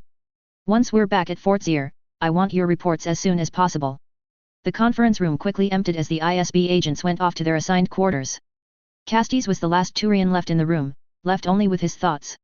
Naturally, they drifted to the ensuing crisis at hand. Lacinius bypassed the council by going directly to political leaders of the various races. Matriarch Dilinaga and her cadre of militant Asari were but one group who he had approached. A group of Solarian Dalatrases, namely those who stood in opposition to the current councillor's political faction, had also pitched in their considerable economic and military support. The Valas had even been strong-armed by the Primarch into lending their bombardment fleet. The council, to their credit, hadn't sat idly by. Many Turian CSEC units who were earmarked for recall by the TMC were suddenly held in place by readiness exercises, sudden inspections, last-minute patrol duties, and even maintenance issues. Vakarian even had it in good word that a handful of reformer-aligned Turian CSEC officers discreetly ordered for their ships to be tempered, so that they couldn't be recalled by the Primarch. Of course, since this happened while they were in CSEC, the ISB had zero jurisdiction, even if the ships belonged to the Turian Navy. The biggest blow was when the Council managed to withhold the Destiny Ascension and Incontinence from being recalled. 2 very powerful dreadnoughts from the Asari and Turian Navy respectively. Ascension was especially painful for Dilinaga, since she had sponsored its rotation into the CSEC fleets. That the Ascension's commanding officer -1 of Dillanaga's own daughters seemingly stood in agreement to withhold Dreadnought was unintentional insult to injury. Opposition from the council lead to rather unorthodox moves. Eclipse and Aurek Concern were brought in. They were two major mercenary companies which had reputations that would raise questions for those in the know. Eclipse had a lot of bad baggage. Notorious for being as brutal as they were effective, the mostly Asari lead company weren't exactly the kind of support you'd call for delicate situations. Certainly not like this crisis that the 314 incident was slowly devolving into. It was the equivalent of using a battle axe for an open heart surgery. Aurek Concern was an odd pick for completely different reasons. It's long been rumored that Aurek was started by the long-gone Primarch Toryx after the Krogan Wars ended. The supposed reason for its founding was to provide a means of extending Turian influence, without necessarily having to use Turian assets. Primarch Marius and Lacey News had spent decades denying that the company was in any way affiliated with the Turian nation. It was an uphill battle, considering Aurek somehow had top-of-the-line Turian-made gear and rarely took jobs that went against the interests of the Empire in any way. In fact, a lot of their jobs end up benefiting Turian foreign policy. It was hard to understand why Lacey News would contract Aurek Concern if he wanted to convince everyone that there was no link between the two. Castes actually believed that Aurek was independent, to an extent. The ISB couldn't find anything linking the group to the current Turian government. It was quite possible that they were just very patriotic Turians who were willing to do the things the government wasn't willing to. The whole thing was an absolute mess. Vakarian reclined his seat to its maximum angle. Reclining chairs like these were spirit sent in times like these. As an ISB chief, he was allowed to furnish the ships and facilities he used out of his own pocket. Of course he was going to make things comfortable. He'd nearly gotten back problems with the horrible chairs that the Army and Navy uses for its offices. A little bit of comfort was perfectly fine. As he laid on his chair, Castes felt his eyelids grow heavy. Was the day really that exhausting, or was it the whole crisis that drained his energy? Vakarian didn't really care. He decided to take his own advice, and let himself drift into deep sleep. -000. I went through all the practiced motions of preparing my mobile suit for launch. Going through all the same checks and procedures I always did before launch almost made this sortie feel normal. Almost. Lieutenant Cruz Gluck, remember to double-check your IFF codes. Warrant Officer Kessler chimed in on the battle network.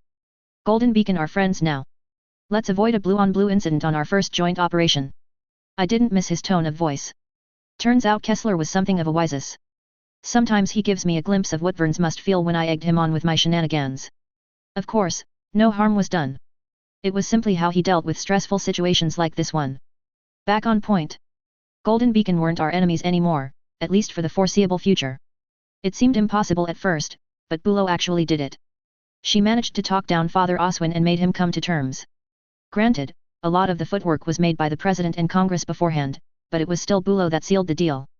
After a lengthy session of negotiations, compromises, and eventually agreements, Golden Beacon agreed to cease hostilities. In exchange, the Greater Shaanxi region will see its status upgraded to an autonomous protectorate. Oswin wanted independence wholesale, but the acting captain rightfully pointed out that any alien attack would have to come through Shaanxi, and that an independent Shaanxi could never hold out. As an autonomous protectorate, Shaanxi could still write its own constitution, pass its own laws, and run its own armed forces. However, a Congress-appointed governor would still oversee Shaanxi, and any major decision would have to go through this governor. It was a compromise that Oswin agreed to begrudgingly. So now, the Rizima, Monty, and Glazewick, reinforced by the CSF destroyers Yvonne Darien and Marcella Loney, rendezvoused with a significantly larger Golden Beacon force. This time, it wasn't for negotiations. No, this time we were making the agreement official. Attention to all Allied forces, a different voice, this one coming from Sorcerer's comms officer. Brother Lionheart's battle group has been detected, bearing 026 relative to Sorcerer's bow. Remember to sync IFF codes, or things will get messy. Father Oswin will begin the last call soon. I double-checked, then triple-checked the IFF codes. It was all working as intended. Friendly Golden Beacon units were marked in yellow, while if things come to it, Brother Lionheart's splinter force would be red. Oswin had warned beforehand that not all of Golden Beacon would follow his orders. Some members were, unbelievably enough, far more radical than he was. These radicals among radicals have so far refused to cease hostilities and have rallied behind this Lionheart character. He was apparently the second most influential member of Golden Beacon, and the number of ships that have joined him show it. If Fleet Intelligence's estimates are correct, he had close to a fifth of their forces following his banner. Despite this, we were facing them with relatively even numbers, as most of the forces in the Greater Shaanxi region were scattered across various star systems. Lionheart's formation had 21 ships of various classes, mostly destroyers. Our force currently numbered 5 CSF warships and 15 Golden Beacon ships. This very much was Father Oswin's operation, so we agreed to let him take the lead. I remember that Bulo seemed to feel relieved to hear she wasn't heading the mission. Why that was, I wasn't sure. I'd have to talk to her about it sometime in the future. Now that we were in contact with the splinter group, Oswin would try to talk them down. Regional Command was hoping that it wouldn't come to blows, much as they hate Golden Beacon's guts. We needed everyone on hand to fend off a potential alien invasion. The other CSF fleets were busy with their own regions, and it would take much time for the Seoul and Arcturus fleets to mobilize. Until then, Shaanxi was very much on its own. Losing Lionheart's ships meant losing men and women who could fend off an alien fleet. Minutes ticked by. I quietly began tapping my foot on the inactive accelerator in my gunstrike's cockpit. Oswin's negotiations were getting drawn out, and if I had learned anything from listening to my dad's business rants back on Arcturus, drawn-out negotiations were a terrible sign. Eventually, the man himself spoke in the battle net. Unfortunately, he said the exact words I didn't want to hear. This is Father Oswin, to all Allied forces. Another announcement came from the battle network. Despite my efforts, Brother Lionheart has refused to stand down. He no longer walks the path. He now threatens to destroy what we've been fighting for. Make sure that doesn't happen. By Beacon's light. A chorus of Beacon pilots responded. I resisted the urge to yell terra firma on the network. I knew that would do the exact opposite of ingratiating myself with them, but imagining their ticked-off reactions to it made it quite tempting. The former secessionist pilots sortied out one by one, Skoda Type 35S and their one Roger launched from their ship's catapults with fine-tuned precision. Once the airspace was clear enough, it was our turn to sortie. Blue team, launching. My team of gunstrikes launched from our side of the Rizima, while Vern's red team simultaneously launched from their side. Flanking us were green and gold team, joining us on the offensive. Teams purple and grey from the Darien and Loni respectively were held in reserve, alongside a handful of Golden Beacon's MS teams. By my guess, both sides were roughly equal in strength. It will have to be the skill of everyone involved that tips the balance. The first shots fired came not from Golden Beacon, nor did it come from Lionheart's splinter force. Instead it came from the CSF warship behind us. The Rizima and its escorts launched a volley of Minovsky emitter missiles at the enemy. They detonated far from the enemy ship, creating a large haze of Minovsky particles which distorted the splinter force ship's long-range targeting abilities. A second volley was fired, then a third. The battle space would be thoroughly saturated with Minovsky particles by the time we'd get to firing range. Our combined force trailed in its immediate wake, where the dispersed Minovsky particles would be at its most dense. As it happens, Blue Team pulled up right beside the Roger and its two wingmen. I checked my helmet's HUD. We were some 6 minutes away before entering effective firing range. Plenty of time to try and get some answers from the kid, like how many other kids did Golden Beacon use, or why the hell was she a pilot in the first place. I drifted my gunstrike closer to the Roger, then activated my close-range laser communicator. Contact communication would have been far more reliable, but this was a Roger, even if it was friendly, I'd rather keep a little bit of distance from it. The closer I got to the Roger, the louder the music its pilot played became. It was rock and roll again, from a different artist that I couldn't quite recognize. Hey! I greeted, as soon as my laser communicator connected. I tried to sound as friendly and non-threatening as I could. Sorry about what Vern said a couple of days ago. He can be a bit sensitive when it comes to his family. That wasn't the exact truth. Lord knows Vern's relationship with his parents is quite complicated. From what he would tell me, they didn't quite approve of him joining the Space Force. I don't quite know the details, but from what I gather, they wanted him to take up politics and join the Shaanxi Congress. Oswin's little dig must have reminded him of his parents' disapproval. Oh hey! The kid's electronically filtered voice greeted in return. She sounded surprised, not that I blame her. We were enemies up until a few days ago. She quickly lowered the volume on the music she was playing so that we could converse better. Yeah, I understand. Family is it's a touchy subject for me too. I could only imagine how touchy it was for her. She was a child soldier, after all. It was hard to believe her parents would approve of her fighting like this. Did Golden Beacon adopt her? Did they abduct her instead? My mind raced as I thought of the possibilities. No, this wouldn't do. We were headed into battle. There's no point pondering about a child soldier's missing parents if I might not even make it out of this fight alive. Well, I could probably make it out of this furball alive, but only if I focused on it. Oh well, this was a good icebreaker. If things went well, I could try and follow up on this the next time we got the chance. I see. Was my answer. I really didn't know what else to say. Well, it's been nice talking to you. You've great taste in music, by the way. I waited a moment, but no answer came from the Roger. All I could hear was that rock and roll song still being broadcasted out of the machine. Thinking about it again, maybe right now wasn't the best time to break the ice. We both have our plates full for the next few hours, and adding making new friends would probably be more than we could chew. It is what it is, I suppose. If she didn't want to talk, then I wouldn't push her. I was going to drift my mobile suit away from the Hroger, closer to the congressional forces that I was more comfortable with, but then I remembered something. Hey, what's your name? I asked the kid. I don't think I've caught it before. Another period of tense silence followed, with only the hum of machinery and muffled music to fill the void. I winced, worrying that I may have pushed a bit too far. Maybe I shouldn't have tried to get so familiar so soon. She had no reason to. Rosen. She suddenly replied. Her voice was hesitant, unsure. Then, she cleared her throat and spoke again. My name is Rosenspring. -000. Turiroid mobile weapon system incoming from our flanks. Intensify left side barrage. Don't let them through. We can't lock on. Enemy MOs are firing. Brace for impact. The sim bridge shuddered as the hydraulic arms holding it up violently shook the compartment. The faux explosion subsided and the Turian bridge crew currently taking part in the exercise returned to yelling. Damage report. Severe hull breaches throughout the left side sections. Spinal weapon mount damaged. Can we still fight? Before the captain in charge could finish his sentence, the sim bridge shook again. This one was more violent than the last, simulating a much more devastating hit from the contact's warship guns. As the shaking subsided, monitors all over the training station went blank. The hydraulic system slowly lowered the compartment down to ground level, where it then docked. The monitors only came back online with a red warning sign, accompanied by a 6 announcement. Combat simulation is over. Please stand by in the waiting room while results are compiled. Groans, curses, and other such shows of frustration rang out across the sim bridge. They'd been doing so well up to that point, then the entire simulation turned on them.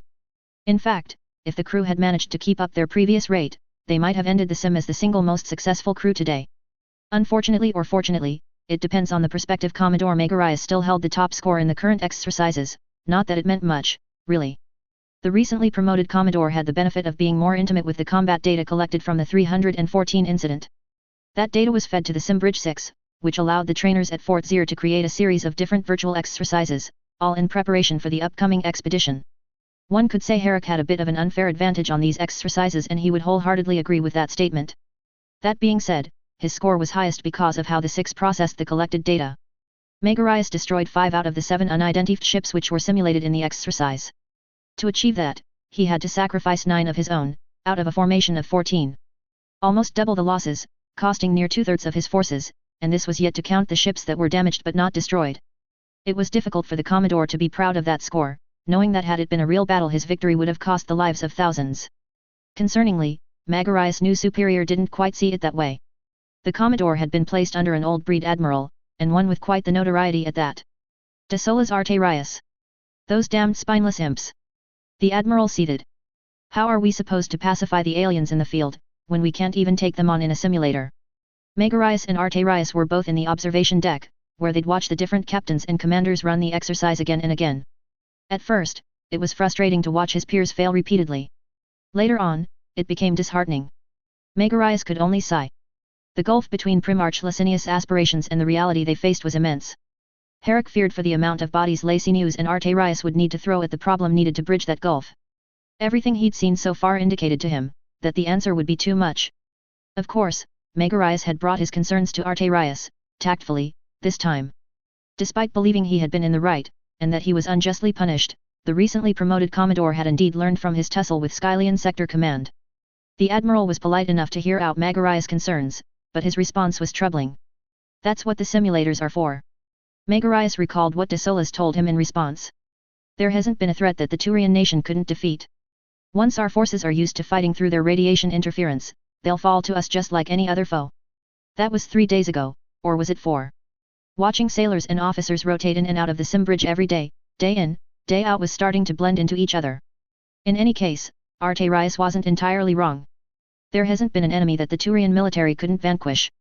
Sometimes it would be quickly, like with the Terminus coalition. Sometimes it would take years, if not decades, like with the Krogan. Turian society was similar to their Krogan adversaries in that they were willing to stomach the damage if it meant they could defeat the enemy in the long run. The problem is, that was if the people were united. As of right now, united was the furthest word one could use to describe the empire. Primarch Licinius' decision to soldier on exacerbated the rift between the old breed and reformers. Much as Megarius couldn't stand their bickering before, it was now several orders of magnitude worse. Military council meetings and decision-making have ground to an absolute halt. The reformers which voted against the expedition doubled down on their stance. Those who were initially swayed to vote for the expedition found themselves changing their stance now that the Citadel Council stood against it. The old breed on the other hand were as obstinate as ever. They predictably dug in their heels and held their ground. An admirable choice to make, had this been an actual battle. The problem was, this wasn't a battle. This was a political situation. Megarius was perfectly comfortable in admitting that politicians and diplomats would be better equipped to tackle this situation. That the old breed were so stuck in their ways, unwilling to compromise like a significant number of reformers were, incensed the Commodore. Only making things worse was Vakarian pulling strings and getting him assigned to the expedition as one of its many squadron commanders, because of course Licinius would put a notorious old breed admiral like Arterius in charge. At this rate, Megarius wasn't sure how much damage control he could do. The Commodore watched as another batch of bridge crew and officers rotated into the sim bridge. The cycle begins again. Herrick hoped that this batch would finally be the one to surpass his score. Deep inside, he knew that wasn't happening. -000. Irina, watch your flank. I heard Verns yell out. A quick turn to my left revealed an enemy Skoda barreling right towards me, beam axe in hand. With no time to aim properly, I reflexively tossed away my mobile suit's shield, freeing up its left hand to draw the beam saber stored in the rear skirt. My bright pink beam blade clashed against the enemy's neon green as I blocked the Skoda's attack. "You Congress dog!" The enemy pilot yelled at me through the open channel. "You may have fooled Father Oswin, but we see through." I didn't let him finish his sentence. My suit's right hand was free, and it still held my beam rifle. While the Skoda was still in blade lock with me, I brought my rifle about, then fired. At point-blank range, I didn't need to lock on, or to aim for that matter. The first shot hit the Skoda's left thigh, severing the rest of its leg. Having lost a significant amount of its thrust, I was able to push back the Skoda, kick it away, then delivered 2 more shots on its chest. The secessionist mobile suit exploded before its pilot could eject his cockpit. "Thanks for the heads up," I said to my friend. "Thank me when we get out of this mess," was his response. In this intense verbal, the two of us had gotten separated from our respective teams. While I knew Blue 2 and 3 were still alive, the status of Red Team was not so clear. Blue Team was on our way to back up Vern's team after Red 3 started calling for assistance, but that was 15 minutes ago, and in a firefight like this, a lot could happen in 15 minutes. The two of us flew to behind the wreck of a secessionist cargo hauler which had been destroyed during the ensuing fight. The fighting was everywhere, without regard for battle lines or formations, but a lull had formed around this now abandoned wreck. Verns and I took cover here while we assessed our status and figured out what to do next. The original plan of attack was to disable the enemy's hyperbeam turrets before warships of both sides entered firing range of each other. That plan quickly fell apart when it turned out that Lionheart somehow had more mobile suits on the field than we did. If I had to guess, they scrapped together all their spare parts into extra units to be piloted by whoever they could stuff into the cockpit. My reasoning was that a lot of the secessionist pilots felt like rookies. Many couldn't hold formation, more couldn't coordinate as a team, and the few that could didn't fight with the finesse and skill expected of a trained pilot. Their sheer numbers broke the Allied formations apart, but at the same time they couldn't exploit the chaos properly, creating this horrid mess. We have to rally everyone together and refocus our attack. The enemy is disorganized right now. With enough mobile suits, we could break through the combat air patrol line and hit their warships. I said into the battle network. I cursed when all I got in return was static. A quick equipment check showed that my command antennae had been severed during the fighting. I was stuck to short-range communicators. "Verns, my long-range comms are down," I told him. "Can you send the rally call?" As I did so, I removed my beam rifle's E-cap and stored it on a hardpoint on my gunstrike's right side waist. As soon as it locked in, power from my mobile suit's reactor began recharging the battery. I then grabbed the spare E-cap on the left side waist and loaded it on my weapon. "We don't have the time," Verns argued. "Allied ships will enter firing range in a few minutes. Regrouping will only waste what little time we have left." His beam bazooka drew power directly from the gunstrike's reactor, so he didn't need to swap out energy packs. Instead he flipped open the emergency radiators on the weapon's rear end, speeding up the cooling process. "The two of us won't be able to make it there in time." "You don't need to worry about that," a different voice chimed in. It was the Hroger's pilot, Rosen. Her machine rapidly approached us, stopping only when she landed on the wrecked cargo hauler. She was equipped with a strange weapon. It was long, appearing like a polearm weapon, but I noticed panels and bits on the rear end that suggested moving parts. Was her spear also a gun? That would explain why Rosen's machine was carried so few equipment compared to us. Brother Lionheart doesn't have any Rogers in his fleet. She said to us. He's got nothing that can keep up with this baby. Leave it to me and I'll blast a hole in their lines while you two can rush the Courageous, his flagship.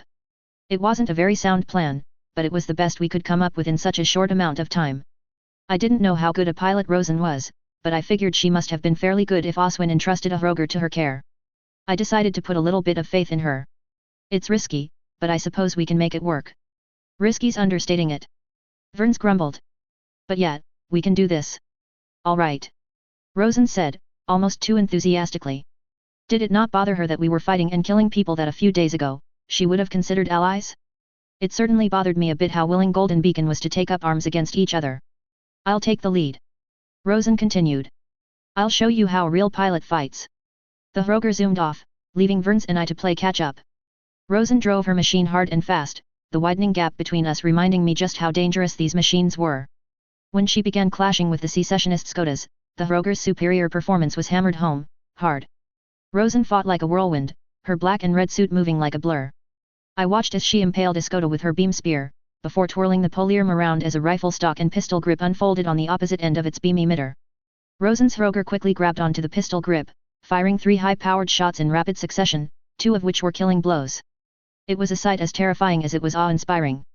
The one encounter I had with a Roger years ago scared me to death, and that Roger was nowhere near as impressive as Rosen was. No time to gawk, Irina. My friend chided me. His gun strike boosted right past mine as he charged towards the gap left by Rosen's insane display of skill. Right. I followed Verns, sparing only one more glance at the flurry of death and destruction that was Rosen's spring, before diving headfirst into fire once more. With many of the enemy's mobile suit pilots preoccupied fighting Rosen, or for a select few, running away from her, Verns and I managed to slip past the enemy cap line. We homed in on the center of Lionheart's formation, the Immortal-class battleship going by the name Courageous. It was a massive ship, just like Oswin's Sorcerer, but this one bristled with more air defense weapons. Many seemed to be ad hoc weaponry, last-minute additions meant to supplement the battleship's defenses. From beam flak guns, spray rocket launchers, even conventional Vulcan guns, Verns and I faced a veritable wall of firepower. The two of us took extreme evasive maneuvers, dodging left to right, up and down, even boosting backwards every so often to avoid taking hits. When an opening presented itself, we'd return fire. Beam Vulcan guns raked Courageous hull, the low-output weapon barely warping the armored plates. It was, however, more than enough to destroy the bolted-on weaponry that supplemented the ship's actual air defense.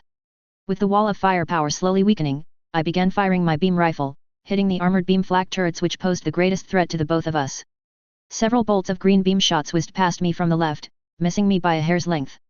I jerked my unit's head to where the shots came from, revealing an incoming Skoda armed with a beam machine gun. He was firing in short, controlled bursts, which while it gave him better recoil control, also gave me gaps that I could exploit.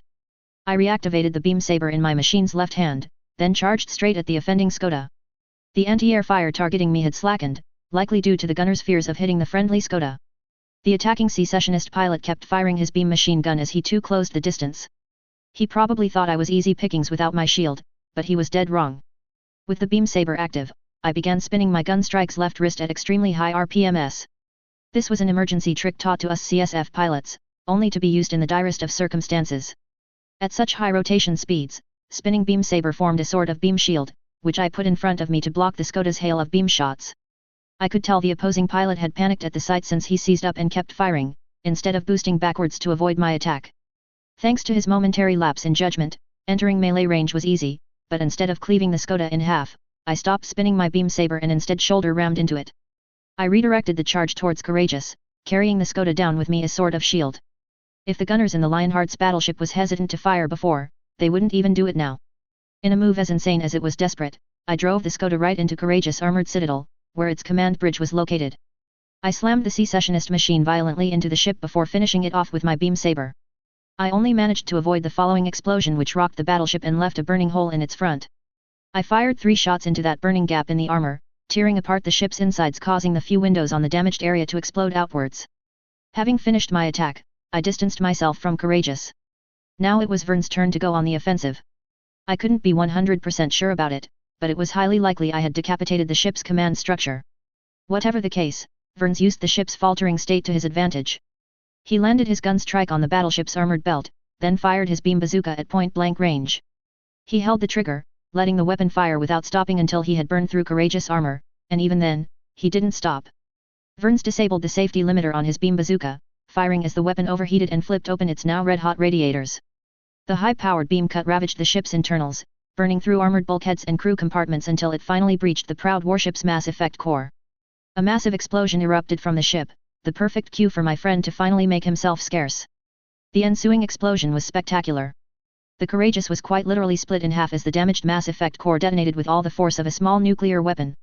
Shrapnel and debris flew every which way, and the two of us weren't so lucky that we could dodge them all. Our gun strikes were battered. It was a miracle we didn't lose them at all. With Lionheart gone, the secessionist force fell into disarray. The Allied formation of CSF and Golden Beacon warships opened fire with their hyperbeam cannons, tearing apart the enemy. Verns and I drifted away from the battle space slowly, our mobile suits held to each other as to not let the other drift too far apart. We watched as the combined firepower of near 20 warships devastated the enemy, like fireworks to cap off a show.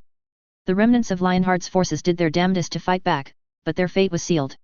16 new warships arrived on the scene, all of them broadcasting CSF ident codes. It was the Shaanxi's famous twin ships, the Milo and Akuo, both of which were Nikos-class battlecruisers. They may have been too late to contribute anything to the battle, but they sure as hell would speed up the mop-up effort. A team of gun strikes from the Milo came over to Verns and I, to check in on our status. Once they were close enough, I spoke into my communicator. So the twin darlings of Shaanxi finally decide show up. I feel so honored. I said to them, half laughing. I was too tired to be mad at them for arriving only as the battle wrapped up. Well, Commodore Autumn did say she wasn't sure if we could make it, no promises made, no promises broken and all that. The leading gun strike from the Milo responded in jest. Don't worry, we'll try not to steal all the credit this time. I could only laugh at that. Yeah, you damn well better. -000.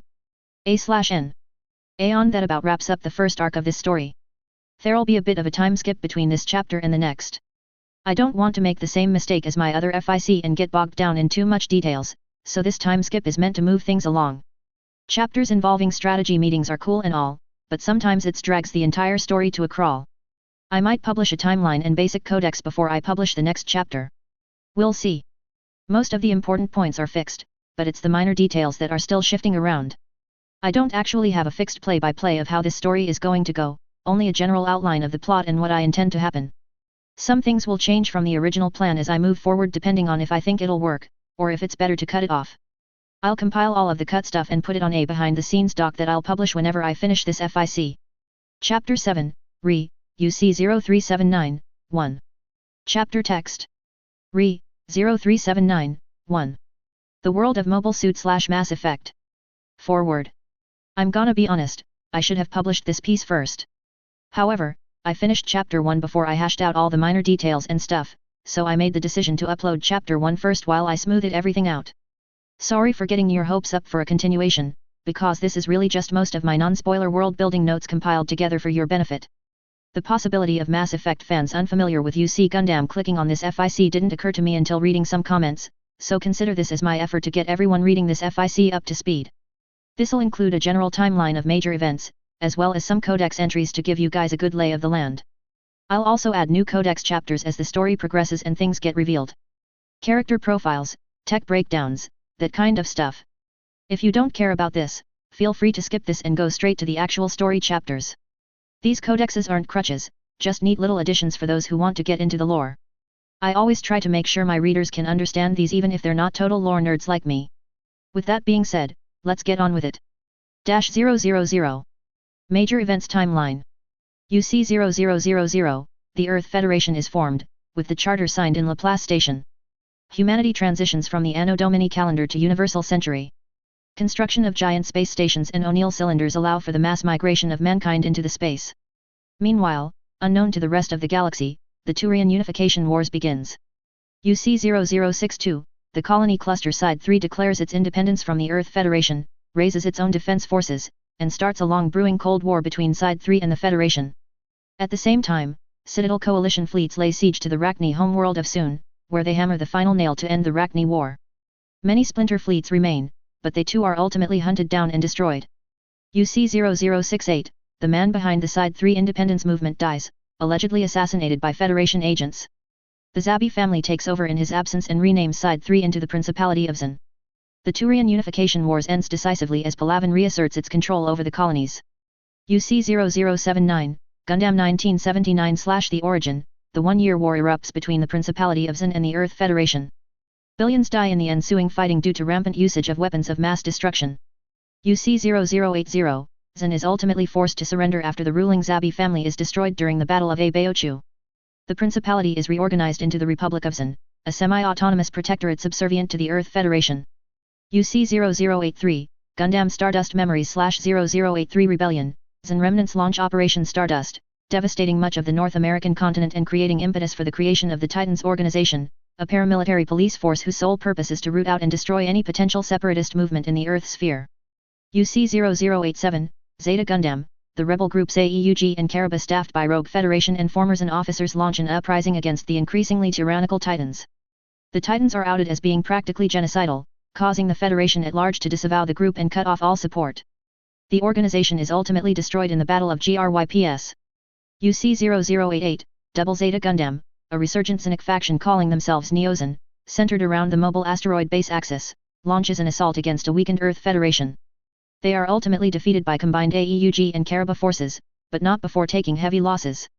The AEUG and Karaba are eventually reintegrated into the Earth Federation forces.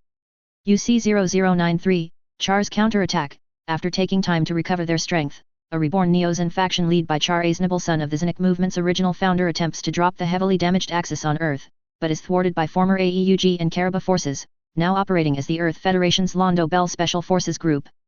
UC 0096/97, Gundam Unicorn/Narrative, a major upset within the Earth Federation's ruling class begins a series of battles and skirmishes between the Neozin splinter faction calling themselves the Sleeves and the Earth Federation. UC 0100, as per the treaty between Zin and the Federation, the Republic of Zin is finally dissolved. The colonies under its control are once again absorbed into the Earth Federation. UC 0105, Hathaway's Flash, the terrorist organization Mofta's army launches an armed uprising around the Earth sphere but is ultimately thwarted. UC 0120, Gundam F90, the Oldsmobile conflicts between the Earth Federation and a Zinic faction operating from Mars breaks out. Mars Zin is ultimately subdued by Federation forces. UC 0123, Gundam F91, the separatist faction calling itself Cosmo Babylonia wages war against the Earth Federation. UC 0128, Cosmo Babylonia ultimately falls due to infighting. Outside of the Sol system, the Krogan Wars break out. UC 0133, Crossbone Gundam, a secretive war begins between the reborn Crossbone Vanguard and the Jupiter Empire. UC 0136, the Jupiter Empire is defeated after its two leaders are killed in battle. It is reorganized into the Jupiter Republic. Meanwhile, Citadel Coalition forces manage to make first contact with the Turians, who are then convinced to join the fight against the Krogans. UC 0149, the Zanskar Empire is formed by separatist groups operating out of Side 2, taking advantage of the Earth Federation's decline in strength. They launch a lightning campaign, sweeping aside disorganized Federation forces and conquering much of Europe. The Zanskar War begins. UC 0153, Victory Gundam, the war ultimately ends with the Empire's defeat as the League Militaire, an armed organization composed of former Federation military members, manages to decapitate the Empire's high command. The Earth Federation retakes control of all former Zanskar territories. UC 0218, after years of decline, minor conflicts, and infighting, the Earth Federation finally breaks apart, 2 centuries after it was founded in the colony Laplace. Various factions begin vying for control of the Earth sphere, one being Consent, and the other the loose coalition called the Settlements League. Outside of the solar system, the Citadel Coalition finally ends the brutal, decades-long Krogan Wars with the deployment of the genophage in Tuchanka. Many Krogan War Masters manage to escape into the Terminus systems, where they wage a guerrilla war against the Citadel Coalition, against the Terminus warlords, as well as against each other for whatever scraps of resources or fertile females they can get. UC 0223, G Savior, a war between the Settlements League and Consent brews, ultimately ending with Consent's defeat and dissolution. Former Consent territories were granted autonomy, with many aligning themselves with the Settlements League. Meanwhile, the largest of the Krogan remnants are destroyed by the Citadel Coalition. With this, the Krogans have stopped being a major threat to the galaxy at large. Any and all remnant factions that start posing a major threat to the Citadel are brutally destroyed by the Coalition forces. Those that kept to themselves are monitored by the STG and Turian naval intelligence, but are largely left alone. Divergence point from Gundam canon. UC 0225, the Jupiter Republic falls into disarray as its ruling class turns against each other. At the end of the Civil War it is restructured into the Jupiter Commonwealth. UC 0230, Infighting between the various settlement factions within the League threatens to fracture the entire coalition. Short but intense border wars between the different factions spark, but is fortunately diffused quickly by clever politicking and precise use of military force. The settlement constitution is later signed, ensuring peace, stability, and unity around the Earth sphere. UC-0236, exploration efforts by the Lomos Mining Corporation leads to the discovery of an ancient starship buried within Mars. UC-0239, a war between the Earth Settlements League and the burgeoning Mars Sphere Authority erupts over control of the alien ship. The Solar War begins. UC-0241, the Jupiter Commonwealth intervenes in the war on the side of the Settlements League, turning the tide of war against the Martian Authority, who at that point held a sizable advantage in military strength. UC-0245, the Solar War ends with the Settlements League and the Jupiter Commonwealth winning thanks to their superior numbers and industrial capabilities. UC-0246, efforts to study and reverse engineer the alien ship begins, eventually resulting in the discovery of mass effect field generators enabling FTL travel. UC-0248, the Earth Settlements League, the Jupiter Commonwealth, and Mercury Union come together to form the Solar Sphere Congress, a constitutional representative republic which oversees government of the solar system. UC-0250, a reorganized Martian republic becomes a late signatory in the Solar Sphere Congress. UC-0253, based on surviving data salvaged from the alien ship, a mass relay giant machines meant to launch ships between star systems is discovered at the furthest edge of the solar system. UC-0258, exploration and later colonization efforts of the mass relay network begins, organized and sponsored by the Solar Sphere Congress. UC-0290, the human population explodes in numbers. No longer leashed to a single star system, the total population exceeds past the 100 billion mark.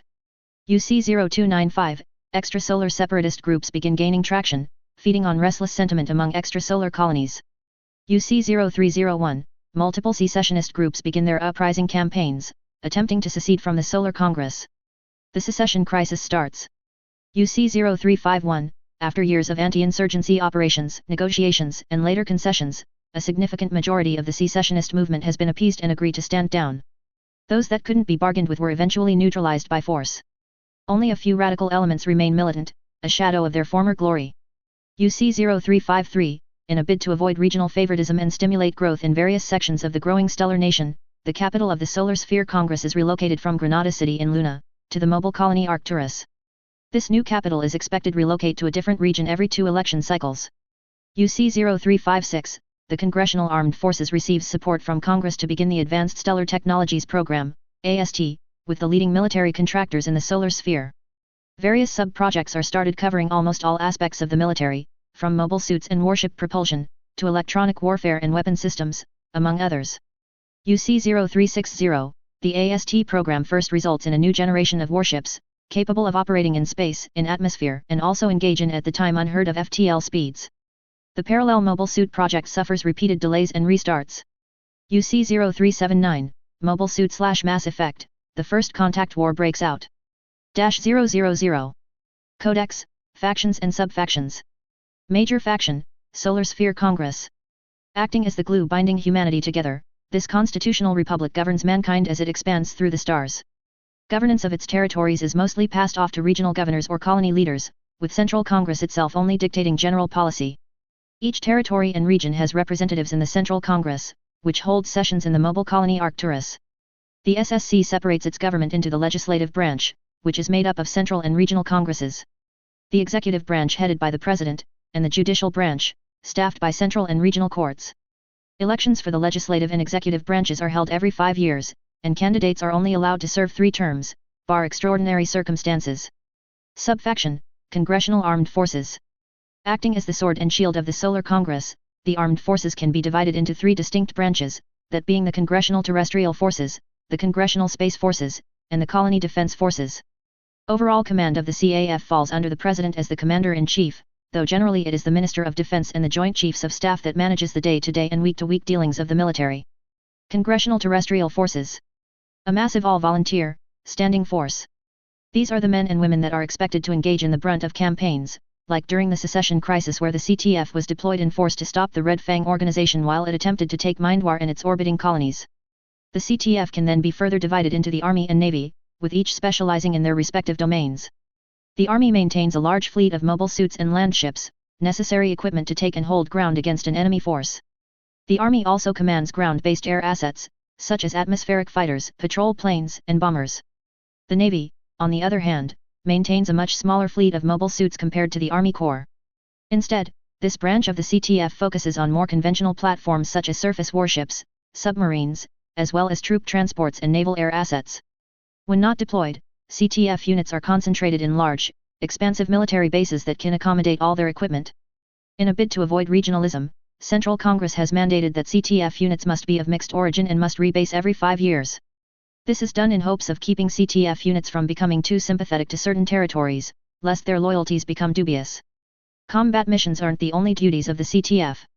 In fact, a large part of the CTF's training involves disaster relief, and even construction. As such, the CTF fields a large fleet of combat-grade construction vehicles, assigned to various support companies. It's not uncommon for CTF units to remain after a major operation to repair and restore damage done during battle. Congressional Space Forces. Unlike their planet-bound counterparts, the Space Force is very rarely concentrated in one place. Due to the vast expanse of empty void in between points of interest, it is necessary for the Space Force to constantly patrol and monitor star systems. To these ends, the Space Force fields a massive armada of ships, be they meant for frontline combat, intelligence gathering, personnel transportation, or support duties. Predictably, the Space Force receives priority funding over the terrestrial forces, which often becomes a point of contention for either side. Space Force fleets are assigned to operate in regions usually made of small star clusters. These fleets are then broken down into smaller patrol units and quick reaction forces, which cover the vast territories of the Solar Sphere Congress. It is exceedingly rare for an entire fleet to be concentrated in one spot for extended periods of time. Besides the large armada of ships, the Space Force also fields a small force of expeditionary troops in the form of the Space Marine Corps. These specialized troops are trained in a variety of operational tasks, from shipboarding to planetary landings.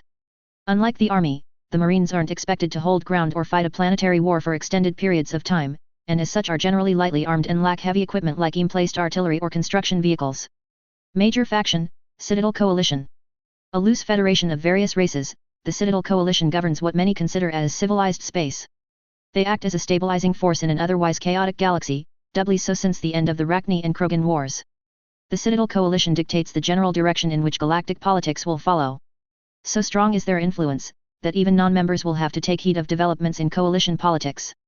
The coalition currently has 3 heads, councillors who vote on major decisions. These councillors come from the 3 dominant races in the coalition, being the Asari, Solarians, and the Turians. How these councillors gain their seat is not necessarily codified, often decided by the governments of their respective races. The Asari chooses their councillor based on votes from the matriarch conclave, bar extraordinary circumstances. The Solarians will have Dalatrasis sponsor a potential successor who is evaluated and later chosen by the current Solarian councillor. Turian councillors reserves the right to pick and choose their own successors, but the Primarch could set forward a motion to veto the choice in the Turian Military Council. Subfaction, Citadel Security. The coalition's military wing, Citadel Security, CSEC, is a volunteer force meant to secure Citadel space where the member races can't, either due to political, legal, or other such reasons. CSEC members can generally be divided into 2 sections, that being Real CSEC and Mission CSEC.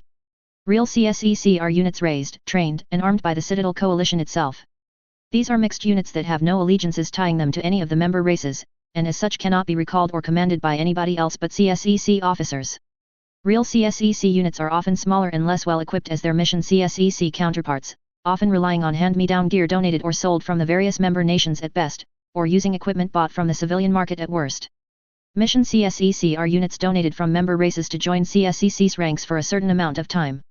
As they're outfitted by their respective races' militaries, they're a much more potent fighting force than their real CSEC friends.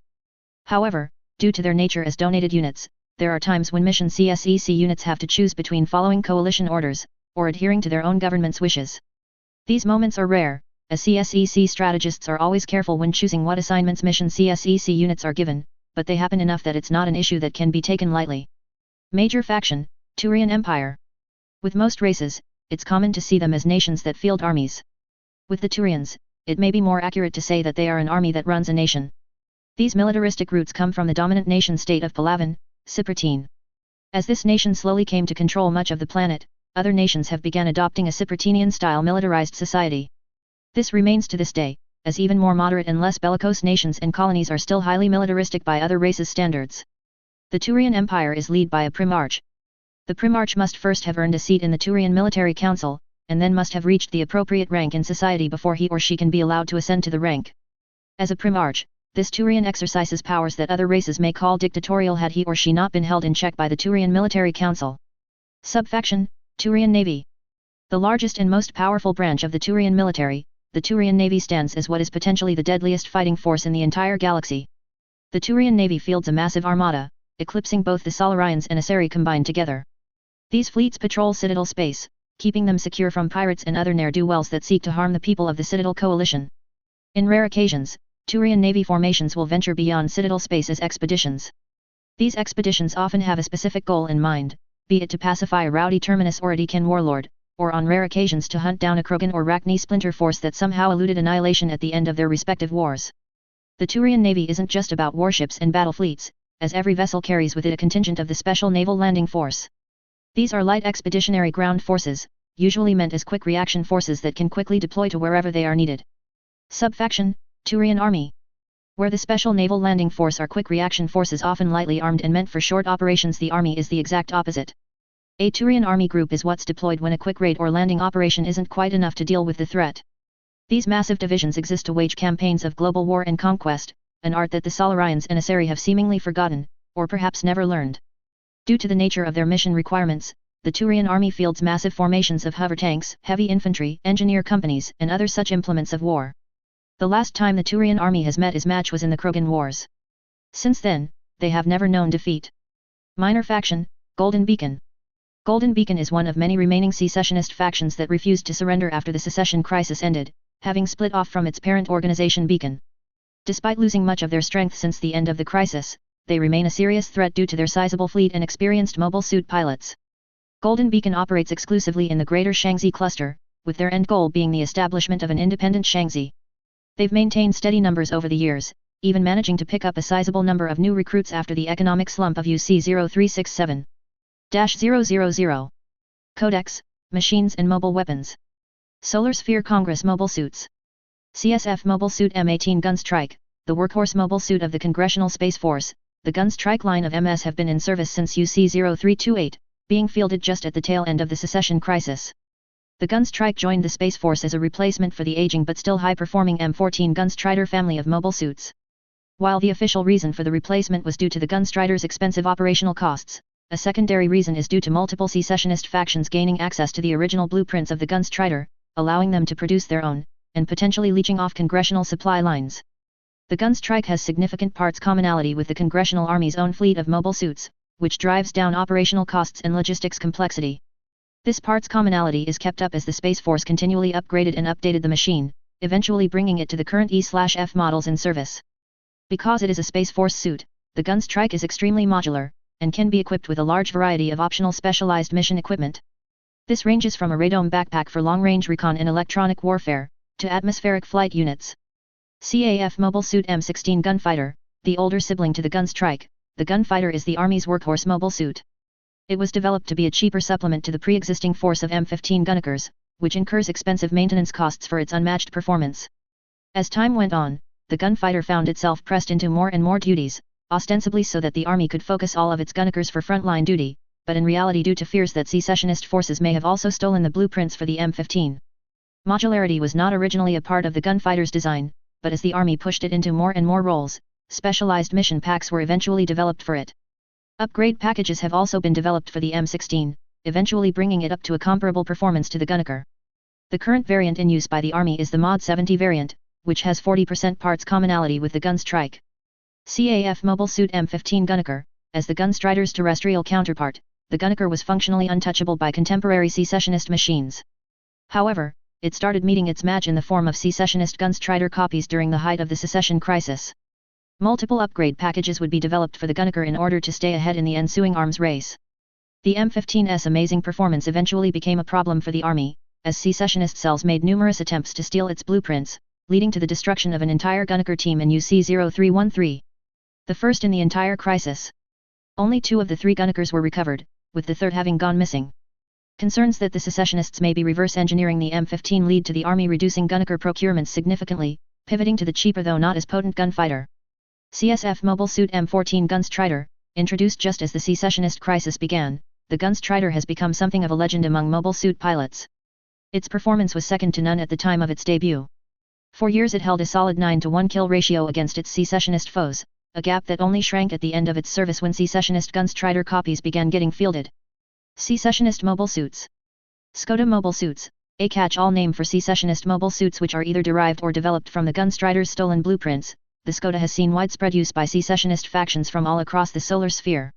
Skoda designs are passed around, improved, copied by others, altered, and then sold again by so many different factions that it's difficult to tell who came up with which. There is no standard model of Skoda, instead there are offshoots and offshoots of offshoots used by independent secessionist factions. The intelligence services working for the Solar Congress have done their best to try and categorize the most common models in use. So far, the most common Skoda seen in use by secessionists is the Type 35, which was developed as a modernized variant of the Type 27. The Type 35 also has the added benefit of having some parts commonality with the Gunstrike and Gunfighter, letting secessionist forces leech off congressional supply lines to a limited extent. Despite its heavy use by secessionist factions, Skodas have also become rather popular among frontier colonies due to its cheaper operational costs, and the fact that they could be produced without having to pay license to anybody. Many colonial security forces still operate or produce Type 27 Skodas in limited numbers, but they are slowly being replaced by older model gunfighters and gunstrikes being sold off by the Congressional Armed Forces. Model 57 Roger, an elusive machine with no identifiable manufacturer, the Roger is a high-performance mobile suit which has only started appearing in the late UC-0360s. Its performance far exceeds both the Gunstrike and Gunfighter, making the mere sight of this machine strike fear into the hearts of any service member. Thankfully, the Roger is also extremely rare, likely due to high costs related to its performance. So far, the Congressional Intelligence Services have only managed to identify 132 unique Roger units, a minute fraction of the thousands of Skodas, Gunstrikes, and Gunfighters currently in the field. -000 A/N. That's all the non-spoiler notes I can share for now. Got to smooth out and work on the others before posting more. Next chapter will continue the story again after a short time skip. Think of it as a mid-season break and this is a little recap episode. Chapter 8, My Steed is Vicious. Chapter Text. Relevant notes will be at the end of the chapter. -000. 5 months have passed since the Relay 314 incident, sparking what is quickly developing into a galactic-scale crisis. In human space, an uneasy alliance was formed between the Solar Sphere Congress and the armed secessionist organization known as Golden Beacon. Like across all human history, the looming specter of a mutual foe has once again forced bitter enemies to band together. In the wider galactic community, things are fracturing at the seams. Lines are drawn as the division between military hardliners, and those seeking diplomatic solutions, deepen. An air of distrust hangs over the Citadel coalition as both sides scheme to stop the other from getting their way. The year is UC-0379. The future of the galaxy hangs in the balance. History's course will be decided in the world called Shangzi. For better. Or for worse. -000. Mobile Suit / Mass Effect. Episode 7. My Steed is Vicious. -000. A lot had been done to prepare for the upcoming expedition through Relay 314. From equipment upgrades, doctrinal changes, and new training, nobody could say that the old breed weren't doing everything they could to get the job done right. Larian sat in his cockpit, eyes closed, fingers resting on the control sticks. The machine he piloted hummed as it idled in place. He let the vibrations of the machine soothe him, connect with him, synchronize with him. His taloned fingers brushed upon the surface of the machine's controls as he burned the positions of each button, each switch, each dial to the back of his mind. In the heat of battle, he couldn't afford to spare a glance at his control sticks. Knowledge of what each button did had to be second nature, because losing track of them could mean the difference between life or death. Then he heard it. A loud metal clank resounded around his machine, like something had clamped onto it. So it's time. The Turian pilot said to himself. He flipped on several switches, swapping his machine from idle to active mode. Then, he activated the machine's sensor suite. The radar screen activated on the dashboard in front of him, as well as the laser rangefinder. Finally, he flipped on his machine's main camera. The panoramic screen surrounding his field of vision came to life, giving him a good look at all the other machines currently in the heavy transports bay. Mobile weapons systems. MOS as the troops called them. That's what he and the 2 other test pilots in this transport were, well, testing. They weren't the most elegant-looking machines. With harsh angles and flat surfaces, the MOS looks every bit like a project that was rushed from the conceptualization phase, to prototyping. The torso was a polygonal shape, meant to deflect shots that the kinetic barriers couldn't stop. The head on top of it was vaguely Turian-shaped, with 6 backwards-pointing antennae meant for communications, especially important given the sensors hampering radiation that the aliens used so liberally. 4 wide-angle cameras provided a large field of vision for the pilot, while a larger main camera with powerful zoom functions sat in the middle of the lens array. The reverse-jointed legs, lanky arms, and waist section were adapted from a heavy robot model produced by Tavar, scaled up to meet requirements. It truly was an aesthetically displeasing machine, but if what he went through in the simulators carried over to real trials, then it didn't really matter how ugly Mo's were. It got the job done, and that's exactly what it needed to do. He took control of the machine's right arm and grabbed onto the autocannon held on the weapon rack. It was based on the high-caliber main cannon of the Equity hover tank used by the Army and SNLF, but now mounted on a chassis that made it possible to use it like a rifle. It had both a digital fire control system and a mechanical trigger. The fire control system linked to the MOS through both a wireless system, as well as a backup plug on the machine's palm. This was when the autocannon was most accurate, since the weapon's optical sights were linked to the MOS sensor suite. The backup trigger system was less so, since it had to be manually aimed and was fired by pulling the physical trigger. The second member of Larry Ian's team sat directly to his front. He too went to secure his weapon.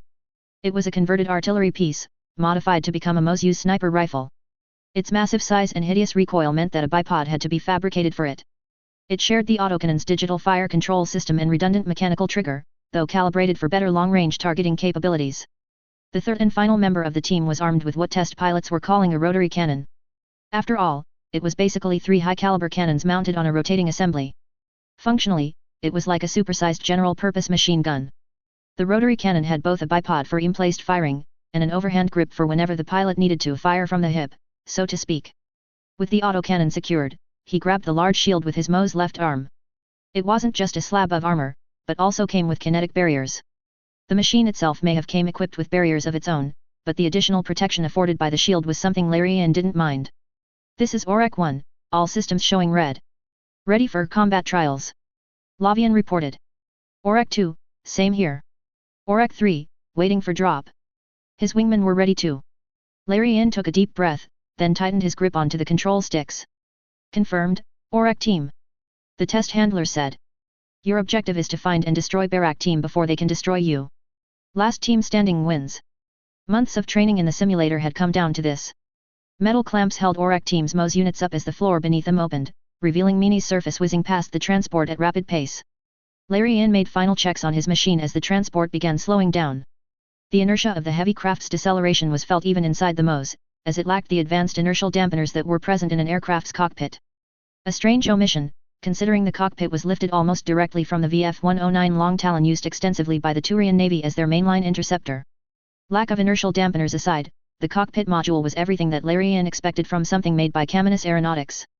It was impressive how quickly the engineers at Caminus was able to modify the Long Talon's cockpit to control what was ostensibly a large robot body.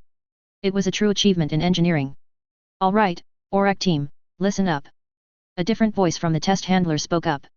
This is Commodore Herrick Megarius. I'll be your commanding officer and liaison for this mission. No theatrics, no daredevil stunts. We do this by the book. Am I understood? Larry Ian wasn't sure why he was surprised that Megarius was getting involved directly in this trial. The Commodore had shown he was perfectly willing to get hands-on and sort problems out on his own, ever since the military council put him in charge a few months ago. That's not to say he was the kind of superior that micromanages his subordinates. The Turian was willing to let his subordinates make the decisions and do their intended jobs. Megarius simply stepped in to give the team that extra bit of push needed to get them back on track. Loud and clear. Larry Ian answered, speaking on behalf of his team. All participants on standby. The trial handler then announced. Initializing Project Armagiga's Combat Trial 01. The transport had come to a standstill over relatively flat ground. This was their stop. Lieutenant Larry Ian Vienna's, Armagiga's Unit 1, fix release. The lieutenant announced. The metal clamps on Larry Ian's Armagiga's unlocked, dropping 17-meter-tall machine down to the surface. Multiple thrusters on the machine roared to life, slowing its descent as ground rapidly approached. The MO's reverse-jointed legs compressed as it touched down, absorbing the worst of the drop. Then, once it had settled down, grav sleds mounted on the Armagiga's feet activated, letting it hover slightly above the ground. With Unit 2 and 3 joining Larry Ian on the ground, ORAC team fired their rear thrusters together, gaining speed and making their way towards the mock town that was at the center of this particular arena. The travel from the drop zone to the mock town was surprisingly quick. The Armagiga's was a fast machine despite its size and bulk. Meany's barren surface whizzed past ORAC team, with the muffled rumblings barely heard inside the cockpit. Larry Ian scanned the horizon, moving the Armagiga's head from left to right. No contacts so far. With nobody out there, the lieutenant readjusted his grip on his control stick, trying to find a more comfortable posture for his hands. As he shifted his seating slightly, he glanced down to the cockpit's control panel, which is when he noticed a problem. "Auric 3, you're lagging behind," Larry Ian called. True to his words, the third member of the lieutenant's team had started falling behind the rest. "I'm trying, sir," Auric 3 replied, his frustration clearly heard even through comms. "But my thrusters are fluttering. Might be generator problems." The lieutenant cursed his luck under his breath. Of course, now of all times would a construction floor rear its ugly head up. "Auric 3, I advise swapping weapons with Auric 2. Megarius then called in through comms. "You and your machine gun won't do well in close quarters with fluttering thrusters. An emplaced sniper wouldn't need the speed." The advice was sound, and without any protests, Larry Ian's teammates swapped their weapons. Auric team closed in on the mock town at high speeds, slowing down only once they took the on-ramp for the city's inner highway, and couldn't safely maneuver without crashing. Calling the arena a mock town was perhaps understating it. The Mini Proving Grounds was by all accounts the spitting image of a moderate-sized Turian colonial city. Empty and devoid of life of course, but it was still designed and built as if it were meant to support several thousand residents. Larry Ian and his wingman continued to cruise up the inner city highway, skimming across the road as the highway raised itself up above the regular roads. The mock town was used as a simulated battlefield, but it looked every bit like a devastated war zone. The Turians may be using dummy rounds and training explosives, but even the reduced yield of those weapons added up over time. Ruined skyscrapers and apartment complexes scattered the area, with the odd collapsed building or two breaking up the skyline. Some parts of the sewage network have even collapsed, caused by a combination of neglect and repeated abuse during training sessions. Some of the mock town's battle damage would be repaired or cleaned up if it would disrupt future training, but for the most part, the Turians in charge of the proving grounds left the dead city as it were. Minutes passed quickly as Auric team sped through. They were approaching the city center now, but still no sign of Barak team. Larry Ian kept leading his team down the highway. The enemy was close. He could feel it, like a tingling sensation in fringes. It was always like this when he was in battle piloting a tank. He'd feel something akin to a jolt, subtly guiding him like a sixth sense. His seniors called it battle sense, which apparently was something that only the most talented soldiers could have. It was mostly superstition, a way to explain battlefield occurrences otherwise unexplainable. Larry Ian wasn't sure if he had unlocked this battle sense, but he could definitely feel something. And then it happened. Barak team showed up, riding down a separate highway track running parallel to the one Auric was on. "Contact!" Larry Ian shouted out, even before the enemy was properly tagged by the sensors. The lieutenant raised his autocannon, pointed it at the enemy's general direction, then fired a training round. -000. "Oh my god, we're actually here!" Rosen all but squealed out as she pressed her face against the portside observation deck's viewport. She was dressed in a simple red hoodie and long black jeans. One glance wouldn't tell you she was a talented pilot with a mean streak. In fact, you'd be hard-pressed to tell any member of Golden Beacon was, well, a member. As we found out shortly after the agreement was signed, Golden Beacon weren't really into uniforms, normal suits aside. The only thing that Rosen wore which told you she was a pilot, was a yellow armband on her left arm with Golden Beacon and roll markings stitched on it. Specialist Rosen Spring was her official designation, something apparently only formalized after the agreement. Before the ceasefire, Golden Beacon was a very loose organization, with a less than conventional structure and hierarchy. They apparently operated on a strange mix of meritocracy and seniority. Frankly, how they functioned simply flew over my head. It might as well have been as alien as the aliens we were banding together to face off against. Visibility returned to normal as Rizima broke through the thick cloud covering much of Shangzi's equatorial territories. It was typical of the current season, that the central sections of the planet would be cloaked in harsh and thick weather. As it happens, we made planetfall just as a tropical was about to sweep through the area. Sunlight barely made it through the storm as we descended to our destination, which coincidentally was still illuminated by a few gaps in the clouds. Atlas Point. A giant seaborne military base, research center, as well as arms warehouse. A city in of itself, one might say. It's one out of many facilities of similar purpose scattered throughout the solar sphere, meant to house and store advanced technologies since vaulted at the end of the secessionist crisis.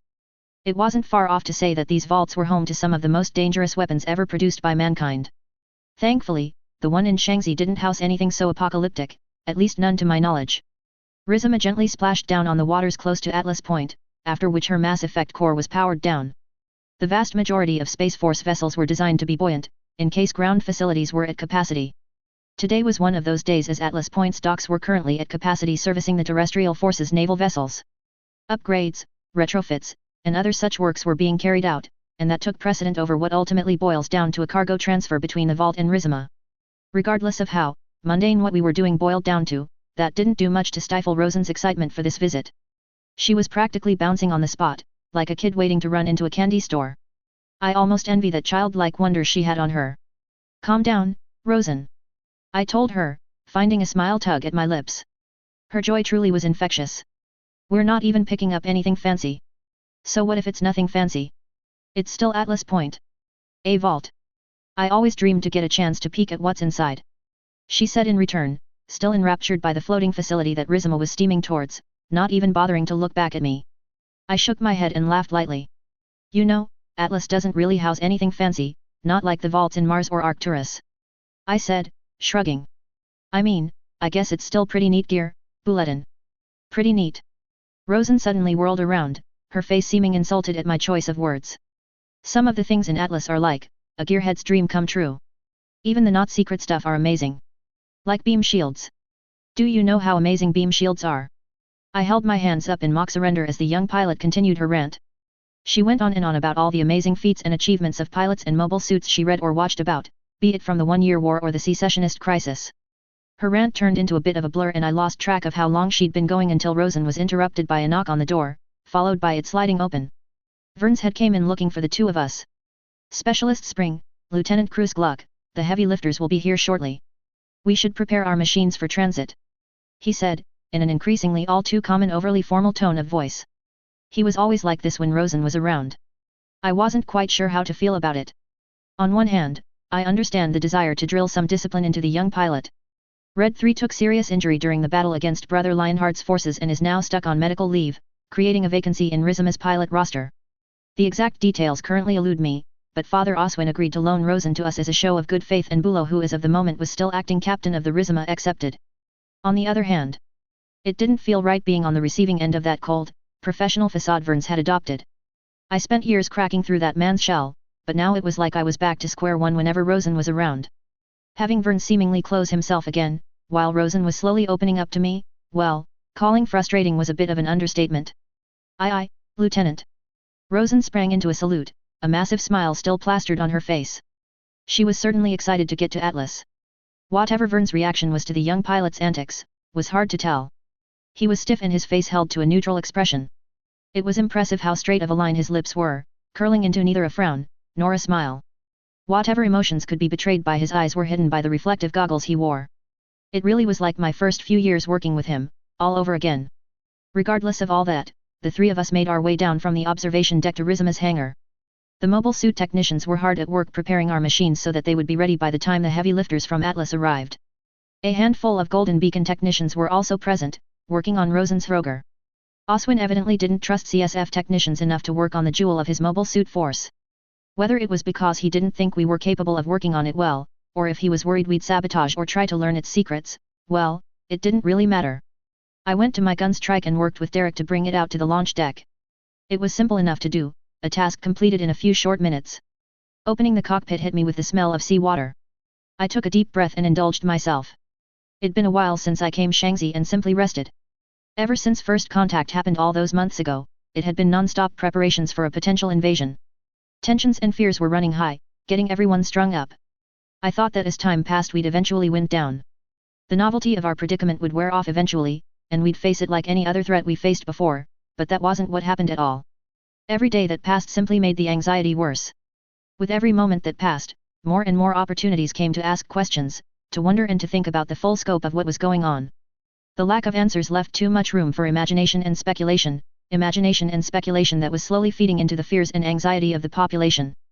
The smell of the sea, the sun in my face, the gentle rocking of the Rizma as steamed towards Atlas Point, the breeze brushing against my face, peace and quiet was something I had almost forgotten about. I found the calm quite intoxicating. I sat there, at the edge of my cockpit, eyes closed, taking in all the sensations that I could. Who knows when the next opportunity to, simply enjoy myself like this, would come. I wasn't sure how long I stayed that way, entranced by this peace that felt so fragile. It felt like it went on forever. Unfortunately, I was yanked back to reality by the distant and dull rotor beats of an approaching engine. It was rhythmic in pace, sound like a drum muffled behind many layers of walls. Eyes open, I saw that it was the heavy lifters Vern said was coming from Atlas Point. The heavy lifters rendezvoused with the Rizma in short order, the sounds of their massive quad rotors becoming louder and louder as it closed in. The technicians from Atlas Point came in on a separate pair of air transports, one for each of the cruiser's launch decks. They made quick work of securing the mobile suits for transportation, attaching wires and cables to each machine in a timely manner. Soon enough, the heavy lifters took to the skies once more, taking with them the 6 mobile suits the QuattroBacheema carried. Us pilots followed a little while later on our own transport. The entire ride over, Rosen was once again a ball of excitement, rocking back and forth on her seat, pressing her face against the viewport to watch Atlas Point come closer. It really was an endearing sight, but one that was soured when I remembered why she was with us in the first place. She was a soldier. Those seemingly innocent eyes have probably seen just as much death and destruction as I have. Our transport arrived after a few more minutes of flight. I had to physically hold Rosen back when the ramp opened, lest she run out ahead of us and cause a scene. It was good I did so too, because we had a welcoming committee greet us, and the director of Atlas Point was the head director of Atlas Point herself. It was easy to tell, really. She was the only one wearing a fancy business suit, while the rest of the welcoming committee were either armed guards or engineers. She also carried herself differently, exuding an air of intellectualism rather than military discipline. Finally, she was rather up there with her age, maybe in her mid-40s or 50s. Given her age and appearance, I assumed she held some sort of important position here. Welcome, pilots. I'm Director Lena Ealing, head of this facility. She greeted us, confirming my suspicions. Her voice was welcoming and gentle. Not exactly the kind of person I expected to be in charge of what might possibly the single most secure location in the entire Shaanxi region. We'll be working on your machines shortly and call on you when needed. In the meanwhile, you are authorized to visit all Class B areas of this facility. Will there be anything else? Rather predictably, Rosen shot her hand up and began asking questions. Is it true that Atlas Point has the largest and most advanced arsenal in all of Shaanxi? The young pilot asked. Rosen and I were the last to leave the transport, and considering that we were, not as tall as the other pilots, the director hadn't seen us until the little procession parted in the middle. Director Ealing furrowed her brows when she saw Rosen, no doubt finding the presence of a teenager in the most secure military facility on the planet strange. She leaned towards her aide and whispered something, probably a question regarding why the young pilot was here.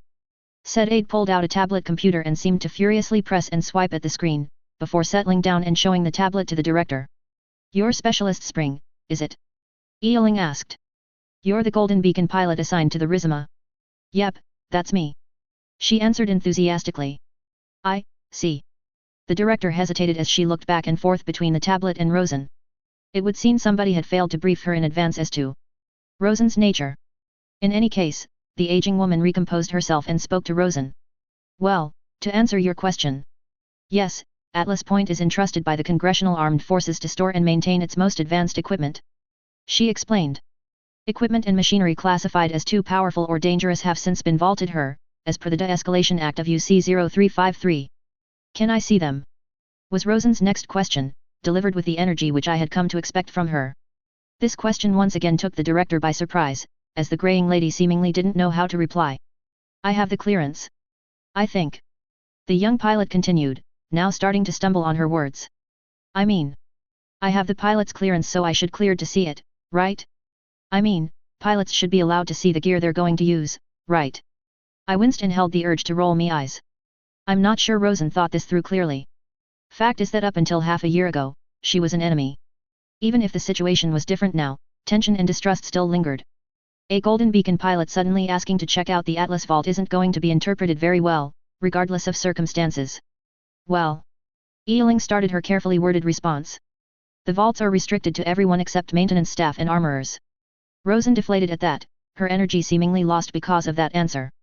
However, since this must be your first time in Atlas Point, you mustn't be familiar with the facility. The director continued, glancing at the watch on her left wrist. I believe I can make the time to give you a personal, guided tour, that is, if you're willing. Energy returned to the young pilot at that prospect and she quickly agreed. She bounded over to Director Ealing's side as the older woman began talking about the history of this place. The rest of us were dismissed and left to our own devices. Us pilots began to disperse, but then I saw Verns briskly walking towards the Atlas internal trams. Not knowing what else to do here, I invited myself to tag along with him. Verns, wait up. I called to him. His long-legged strides meant he could easily outpace me with little effort. I only caught up with him after a short run. You're not gonna tag along Rosen's tour? She is Red 3 now, you know. He was more relaxed now, not stiff like he usually was when the young pilot was around. It was nice for things to be back to normal, somewhat. Much as I'd like to accompany her. He started, though I could tell he wasn't exactly truthful in that first sentiment. I've already scheduled a meeting with my sister and her job doesn't exactly afford her a lot of free time. We boarded one of the trams that took us further into Atlas Point. It wasn't crowded in the tram, mostly just engineers and staff on break or the few Congressional Navy sailors whose ships just docked with the facility. As we settled into our seats, I turned to Verns, as something that he said didn't add up. I thought your sister ran a flower boutique in Port Tsingtao. I pressed him. What's she doing here? Verns looked at me with a blank expression at first, as if not understanding why I'd even ask him this question. Shortly after, something clicked in him and he finally explained. Oh, no. That's one of my other sisters, Noir. He told me. We're meeting up with Safra. She's with the Congressional Intelligence Service, assigned to the Atlas Point office. Noir? Safra?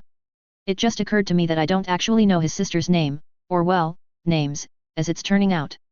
It was also the first time I'm hearing that Verns had more than one sister, maybe more than two, based on how he spoke. You said one of your other sisters. Just how sisters do you have? 4. Verns casually answered. Plus 3 brothers. My mind stuttered when I heard his answer, unable to process what he just said. F4. I tried to count with my hands as my brain failed me. Plus. I kept thinking about it, occasionally glancing at Verns. He seemed to be taking my confusion with amusement. You're lying, aren't you? I accused, jabbing a finger at him. This only seemed to cause him to laugh. Hey. Quit laughing. He only laughed harder. -000. Megarius could hear Larian panting, hard. As the last member of ORAC team left standing, he was in for a tough fight. The Commodore sat in front of his terminal, tapping his taloned finger on the table as the mock battle continued. It was 2-on-1, now. ORAC 2 was actually the first to go down, having been caught in a bad spot and unable to escape. His Armagigas was attacked from 2 sides, accumulating enough simulated damage that the onboard 6 automatically ejected the cockpit. Good to know that feature worked, at least. ORAC 3 was next to go down, but not before scoring a good kill with the sniper cannon. He shot one of the MOs attacking ORAC 2, disabling it and triggering its ejector system. Unfortunately, that shot gave away his position. Given his fluttering thruster output, it wasn't long until Barak team was able to pin him down and eliminate him. Larian had arrived just in time to watch ORAC 2 eject, unable to change the course of battle. Now it was a fight for survival. Megarius watched with bated breath as Larian fled up one of the city's highways once more, with Barak 3 hot on his heels and Barak 1 finding an alternate route to try and cut him off. His pursuer fired the odd shot every now and again, sending training rounds towards Larian. Impressively enough, while many shots came close, none would land true. The lieutenant seemed to always be able to keep track of the enemy, perhaps assisted by the onboard 6. He would always be able to dodge at the last second, or serve out of the way to make a shot miss. Larian's skills were impressive, but Megarius couldn't help but think it was wasted as a test pilot. The Commodore was ripped out of his thoughts when Barak 1 leapt from one of the roads to the rooftops adjacent the inner city highway. He was in a perfect position to intercept ORAC 1 now. The opposing leader raised his macrogun, a weapon that is basically an SMG for MOs, and fired a hail of bullets at Larian. Breaking all expectations, the lieutenant opted not to dodge, but instead raised his shield and charged straight towards Barak 1. Using speed and surprise, Larian jumped off the highway and rammed his shield right against the opposing leader. The two of them were sent tumbling down to the surface, kicking up a massive cloud of dust and dirt as they hit the ground. Now that was interesting move. Megarius wasn't sure if it was clever, or reckless. Probably a bit of both. The two team leads were now isolated, but at the same time they've lost their weapons during the fall. This wasn't a situation that the Turians in charge of procurement and capability planning thought of. Two MOs without their firearms, now in knife fight range. The Armagigas hadn't been designed with melee combat in mind. The arms were heavy and lanky to accommodate the unwieldy weapons they used. The legs were on a reverse joint, like Aquarian, to maximize vertical mobility. The torso was relatively small and compact to minimize hit chance. By all accounts, this was going to be an extremely clumsy fight. Deprived of their guns, both team leads began their melee. Larian was in the advantage as he still held his shield, while Barak 1 had lost his in the fall. The ORAC leader used said shield to block a clumsy hook from his counterpart, before counter-attacking with an equally clumsy hook of his own. Barak 1 raised his machine's left arm, blocking Larian's right arm hook, but was unprepared for the powerful shield bash that quickly followed. Megarius saw that ORAC 1 was about to follow through with another vicious right arm hook, but abruptly stopped and boosted backwards, narrowly dodging several shots coming from Barak 3. Larian raised his shield, then charged at Barak 1 before he could fully recover once more. Megarius noticed that the lieutenant was keeping himself close to the opposing lead, using him as a Turian shield of sorts. It seems that Aurak team's lead believed that Barak 3 wouldn't dare shoot if it risked hitting his own leader, and it seems that Larian was right. As the melee continued between the team leaders, Barak 3 kept repositioning, trying to get a good angle for a shot. Every single time Barak 3 relocated, Larian was somehow one step ahead as he changed positions to once again keep the opposing leader between him and the enemy subordinate. It was a brilliant display of battle awareness, which once again only reinforced to Megarius that Larian's talents were being wasted as a test pilot. Eventually, Barak 3 got frustrated enough that he tried to close in on the melee. That was a mistake. As Barak 3 tried to attack Larian from behind, the sole survivor of Aurak team suddenly boosted to the left, the impact of ramming into a nearby building softened by his shield. What that ended up causing was both remaining Barak units running into each other, throwing them off balance. Now, Larian struck. He attacked Barak 3 with a vicious shove, causing the off-balanced machine to trip over and fall on its team leader. With both of his enemies down for the moment, Larian quickly went for the macro gun which Barak 1 had dropped during the fall, then turned to them just as they were about to get back up. An unrelenting hail of lead followed, swiftly neutralizing the remainders of Barak team. The mock battle had finally ended and Megarius finally let go of the breath he was unknowingly holding. Good job, Lieutenant. Megarius congratulated Larian. You've provided a lot of data for the engineers to work with. Go get yourself some rest.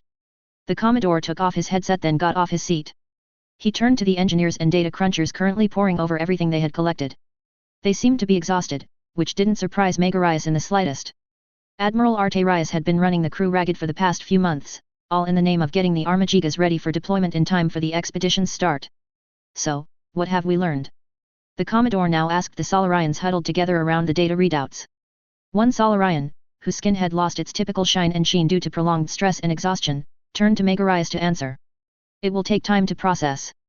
The Solarian sighed out. But from the initial results? We're going to have to make some adjustments to accommodate melee combat, refine the power system to make it more reliable. Otherwise, the Armagigas is meeting most of the requirements set by the procurement department. Groans and grumbles were heard from the crowd of engineers, but nothing more. They were committed to the project but frustrated at the need to make revisions on their designs. Megarius understood this. Their dedication was not in question. It was the rate and stress of work that was getting to them. I understand. Megarius nodded to the crew. That's very good. Job well done, everyone. I want a full report on my desk as soon as you're able. After that, I want you all to take a day off. You lot have earned it with how hard you've been working. The Commodore smiled when he saw the crew's faces light up at the prospect of getting some actual rest. But what about the admi? One of the crew spoke before Megarius cut him off. I'll deal with the Admiral. He said quickly. Just get me the report so that I can take it to him and explain why you deserve that day off. It'd been a while since the crew had been as motivated as this. Granted, they were motivated because Megarius was promising them a day off after months of hard work and crunching, but it was still motivation. As the crew went back to their posts to write up their reports, Megarius sunk back on the chair he sat on while he observed the mock battle. He then sighed deeply as the exhaustion was slowly catching up to him too. Preparations for the expedition had been proceeding at a rapid pace, despite the reformers and the Citadel Council doing what they can to stop the whole thing. Millions of soldiers, marines, and sailors have been called up for the effort over the past few months. Hundreds of combat and support ships have also been retrofitted with upgrades meant to improve their odds against the 314 contacts. The final piece of the puzzle then was the Armagigas. Arterius wanted enough of them to make a difference, but that would take time. Time that Arterius and Licinius was refusing to give the engineers at Tavar. There's no way we're going to have enough of these for the invasion. Megarius quietly said to himself. Licinius, you idiot, you're going to get us all killed. -000. Verns and I arrived in one of Atlas Point's multiple recreation centers. This one in particular had an on-base McDaniels that was open for a full Shangzi day, for every day of the week. That's 27 hours a day, 7 days a week, all year long. The diner chain had come a long way since the first one opened in Amon City, Luna. That was way back during the GRYPS war, almost 2 centuries at this point. It wasn't hard to find Vern's sister once we entered the diner. The family resemblance was the dead giveaway, between the long blonde hair, impressive height, and most importantly the prescription protective glasses she wore. It wasn't quite like Vern's goggles as her glasses weren't as heavily tinted, but one could still easily tell they shared a lot in common. Safra was seated on one of the corner couches, and we took the seat across her. Hey, Saf. Verns greeted, his voice unusually warm and relaxed. Been a while. Safra smiled and returned the greeting. Hey there, lil brother. She said, before glancing at me, back at Verns, then back to me. Oh my goodness, I didn't realize my brother was bringing a +1. I'm Safra, one of his older sisters. We shook hands as we greeted each other. Irina Cruz Gluck. I introduced myself. I work with Verns on the Rizima. I could barely see a mischievous twinkle from behind her tinted glasses. Ooh, is that so? She said, a grin forming on her face. Why, Verns told me all about you, but he never said you were this cute. I could hear Verns groan beside me, while I myself found my cheeks going flush. Christ almighty, Saf, could we not? Turns out that had been a mistake on Verns' end. Safra's response was equally as embarrassing. Oh, I'm so sorry Verns, I didn't know you already staked your claim on this one. She said, egging the two of us further. Safra turned to me as she continued. Such a sensitive boy, this one. It's a miracle he ever got out of his shell. Okay, now I'm starting to understand why Verns got irritated easily with my antics. Safra was far worse than I ever was. I might owe him an apology after this. Thankfully the conversation continued without much more of Safra's antics. She'd occasionally share an embarrassing story of Verns, or ask me to share some stories about Verns of my own, which I was only too happy to provide. We ordered some food and drinks too, since Verns and I hadn't eaten since we made Planet Fall hours ago. After finishing his food, he decided to get down to brass tacks. So, Saf. He said, taking control of the conversation. You have the files I asked you. Of course I do. She answered, a smug smile on her face. I'm nothing if not reliable, don't you know? Right. Was Verns' reply. I could basically feel him rolling his eyes while saying that. Safra reached into her purse, pulling out a SIS-issue data drive marked authorized personnel only. It took a lot of nagging and talking to get you cleared for these. She said, twirling the long storage device between her fingers. Somebody high up did their best to keep your acting captain's service record under lock and key. Wait, was this about Bulo? She always had been withdrawn from the rest of the crew, and her behavior can come across as odd sometimes. Some things were starting to click in my head. Perhaps she was withdrawn from the crew because she was hiding something? If so, then her initial hesitance to take the initiative on many occasions, as well as her reluctance to take the seat of acting captain, was probably due to whatever was kept classified. Suddenly I felt that enduring Safra's teasing was worth it, if it meant I could get to the bottom of this. How'd you get the clearance? Verns asked, a single brow raised. I argued with my station chief that considering this whole alien situation we have, you folks on the Rizima deserve to know about your commanding officer. It took a bit of convincing and arm twisting, but I got her to agree eventually. Verns and I nodded at that explanation. Yes, I suppose that made sense. My friend leaned over the table to take the drive as Safra offered it, but she abruptly pulled it back. Because I went through all that trouble to clear you for this, I want something in return. She suddenly said, her light-hearted mood turning serious. I saw Verns ball his fists under the table, but after a time he relented. Fine. He eventually said. What do you want? Oh, don't be such a sourpuss about it. It's a simple request. Safra scolded. Just promise you'll call Dad later today. Our table fell into an uncomfortable silence after that.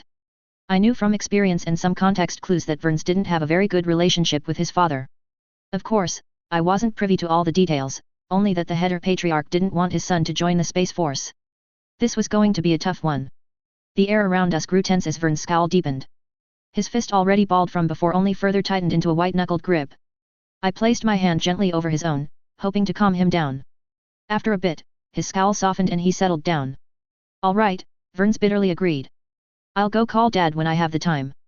Swear it to me first, Verns. Safra added. Header's honor.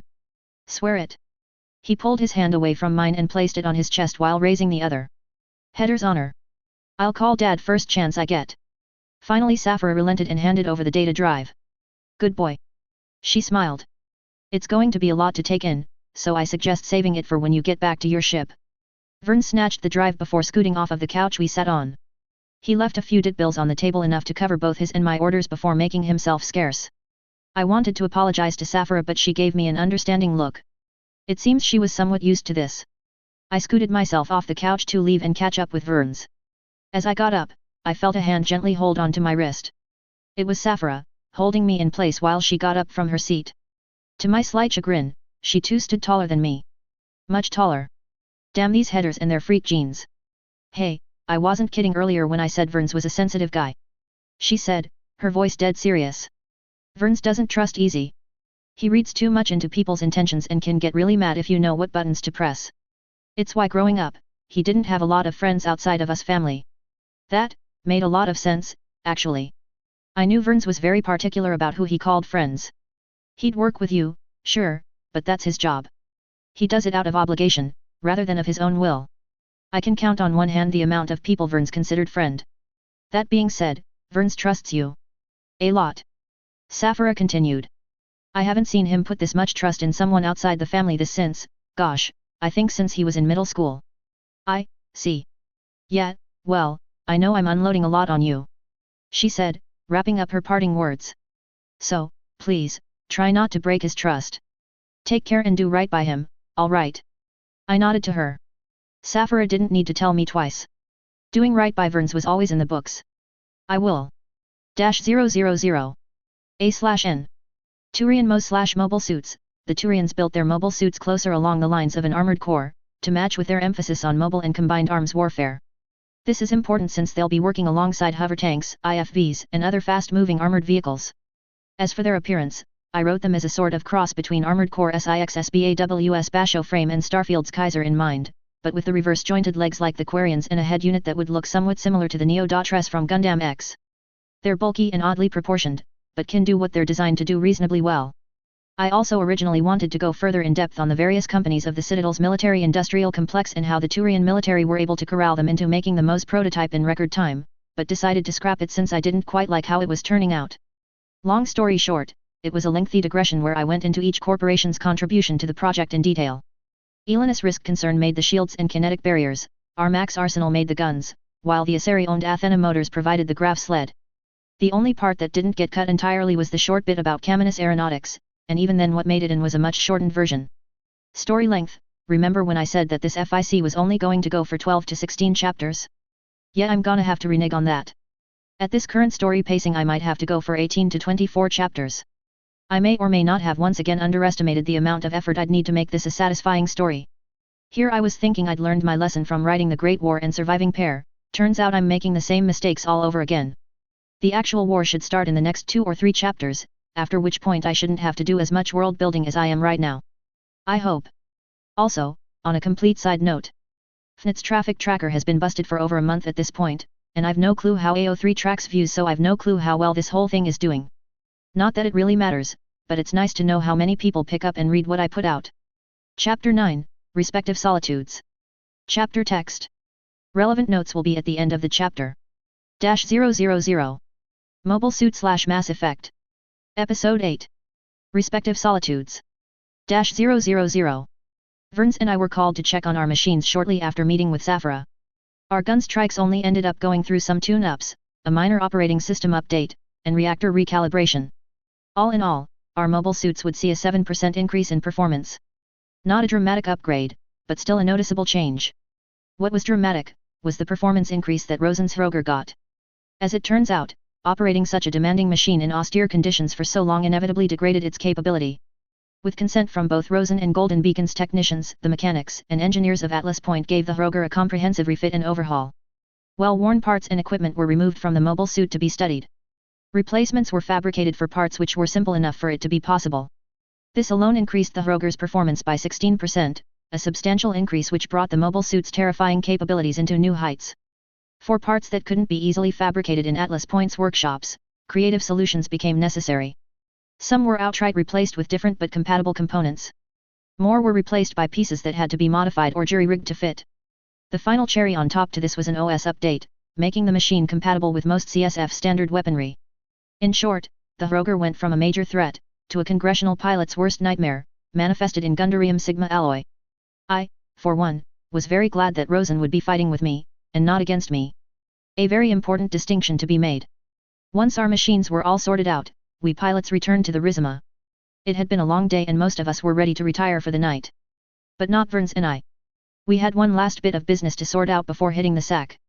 With most everyone in their bunks and Rizima ran by a skeleton crew, it wasn't hard of the two of us to commandeer the officers' lounge for our own purposes. We sat side by side on the large multi-function table as Verns set down his personal computer and plugged in the data drive. He clicked open the drive and sure enough, it was locked and was asking for credentials. Verns entered his CSF identification code which unlocked the drive and its contents for us. All right then, Saphira said. Captain Koda specifically asked for Bulo. Time to find out why. Verns mused as he opened the acting captain's service record.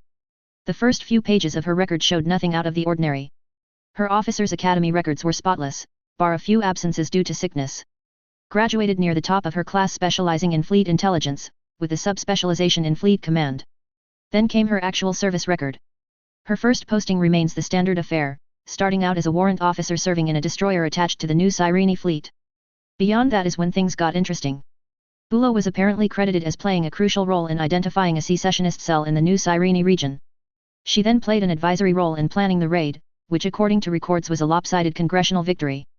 Things only picked up from there, as Bulow racked up victory after victory and climbed up the ranks quickly. I don't get it. I wondered out loud. I'd kill for a record like this. Why the hell is Bulow so skittish? You'd think she'd have an overblown ego over this. Then we must be missing something. Vern stated the obvious.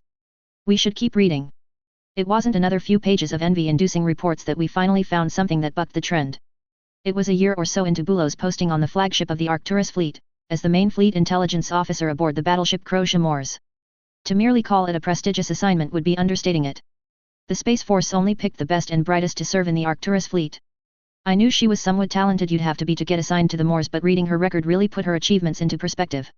God, I don't know if I should be jealous of her record, or pity her for getting reassigned to our neck of the woods. I meant every word of that. Growing up in Arcturus, the Morse was ever present, rarely far away. As the flagship of the Arcturus fleet, its mere presence provided peace of mind not only to the politicians, bureaucrats, and government workers stationed in the mobile colony, but also the millions of civilian residents living there. I was just one of the many children that grew up under Morse protection. Getting the opportunity to serve there wouldn't have just been an honor, it would have been a dream come true. But wait, look at the dates on these. Vern suddenly pointed out. She was on the Morse for a year. That's too short. We dove back into the many reports that made up Bulow's service record, until we found what we were looking for. Operation Magic Spear. I read the title of the report. It was the last report during Bulow's time on the Morse. Whatever got her suddenly transferred to the Rizima must have happened here.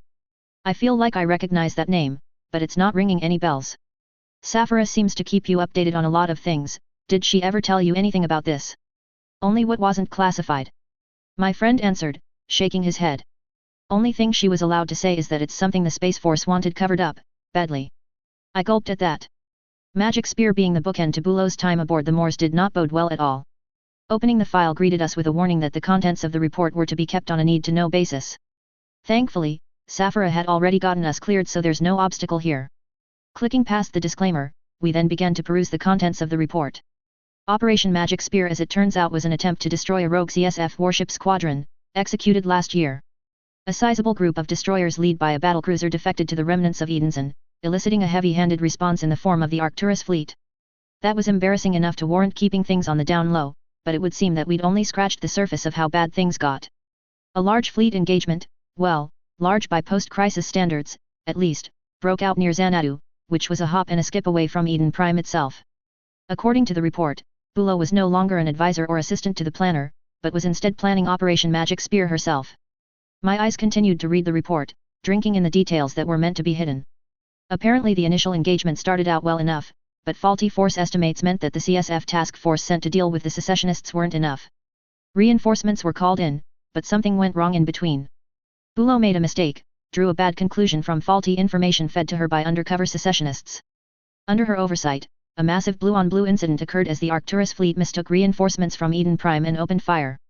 Thousands dead, more wounded, and a sizable chunk of Edenson's forces managed to escape. Holy shit! Was all I could say. There were really no other words I could conjure to describe the swirl of emotions running through me at the moment. That's... Oh my god, no wonder she gets so skittish about taking command. I ran my hands through my hair as I processed what we had just learned. Bulow played a major role in causing what was quite possibly the biggest disaster in the entire history of the Congressional Space Force. She was now in charge of the Rizima and her 4 escort vessels. Suffice to say, I'm starting to seriously sympathize with her reluctance. But these answers only led to more questions. Okay, so she was involved in some poor decision-making. I said, severely understating the situation. How'd she get out of it without getting court-martialed? I think that's where Captain Coda must have stepped in. Verns replied. He then opened a new window on his computer as he opened the Officer Academy's public records. It took a bit of scrolling as the Space Force never bothered hiring UI and UX designers for the database, probably to discourage the average person to browse through it, now that I think about it. Eventually, Verns did find what he was looking for. Captain Coda's profile.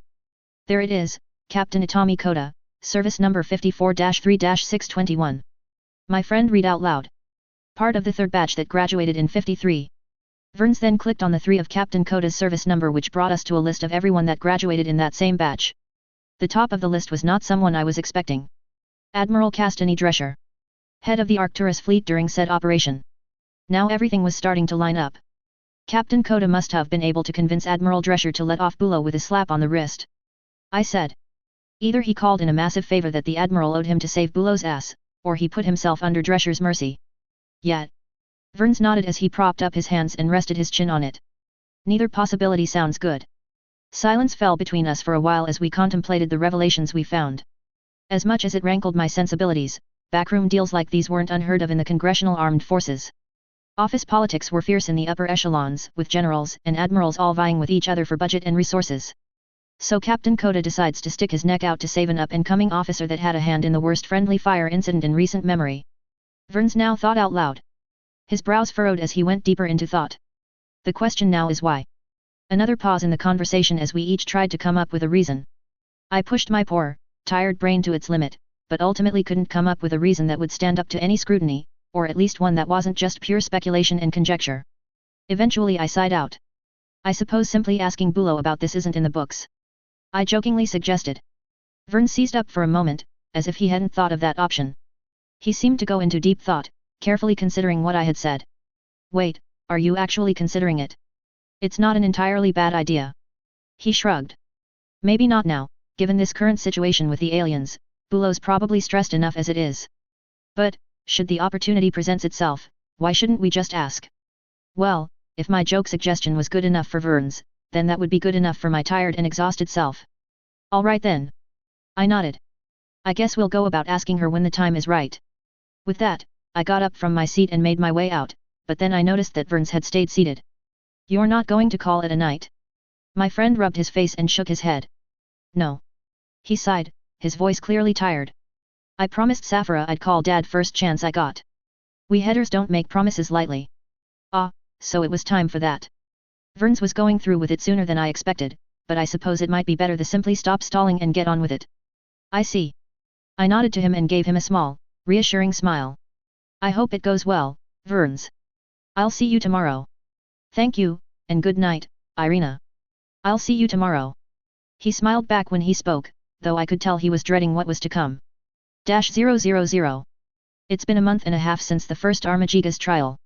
Multiple revisions, modifications, and alterations were made to cover what testing identified as flaws and design errors. More live tests were held to identify any more issues, with up to 3 being held in a week. If getting a prototype up and running within 5 months was a miracle, then the completion of 2 divisions worth of early production units is downright divine intervention.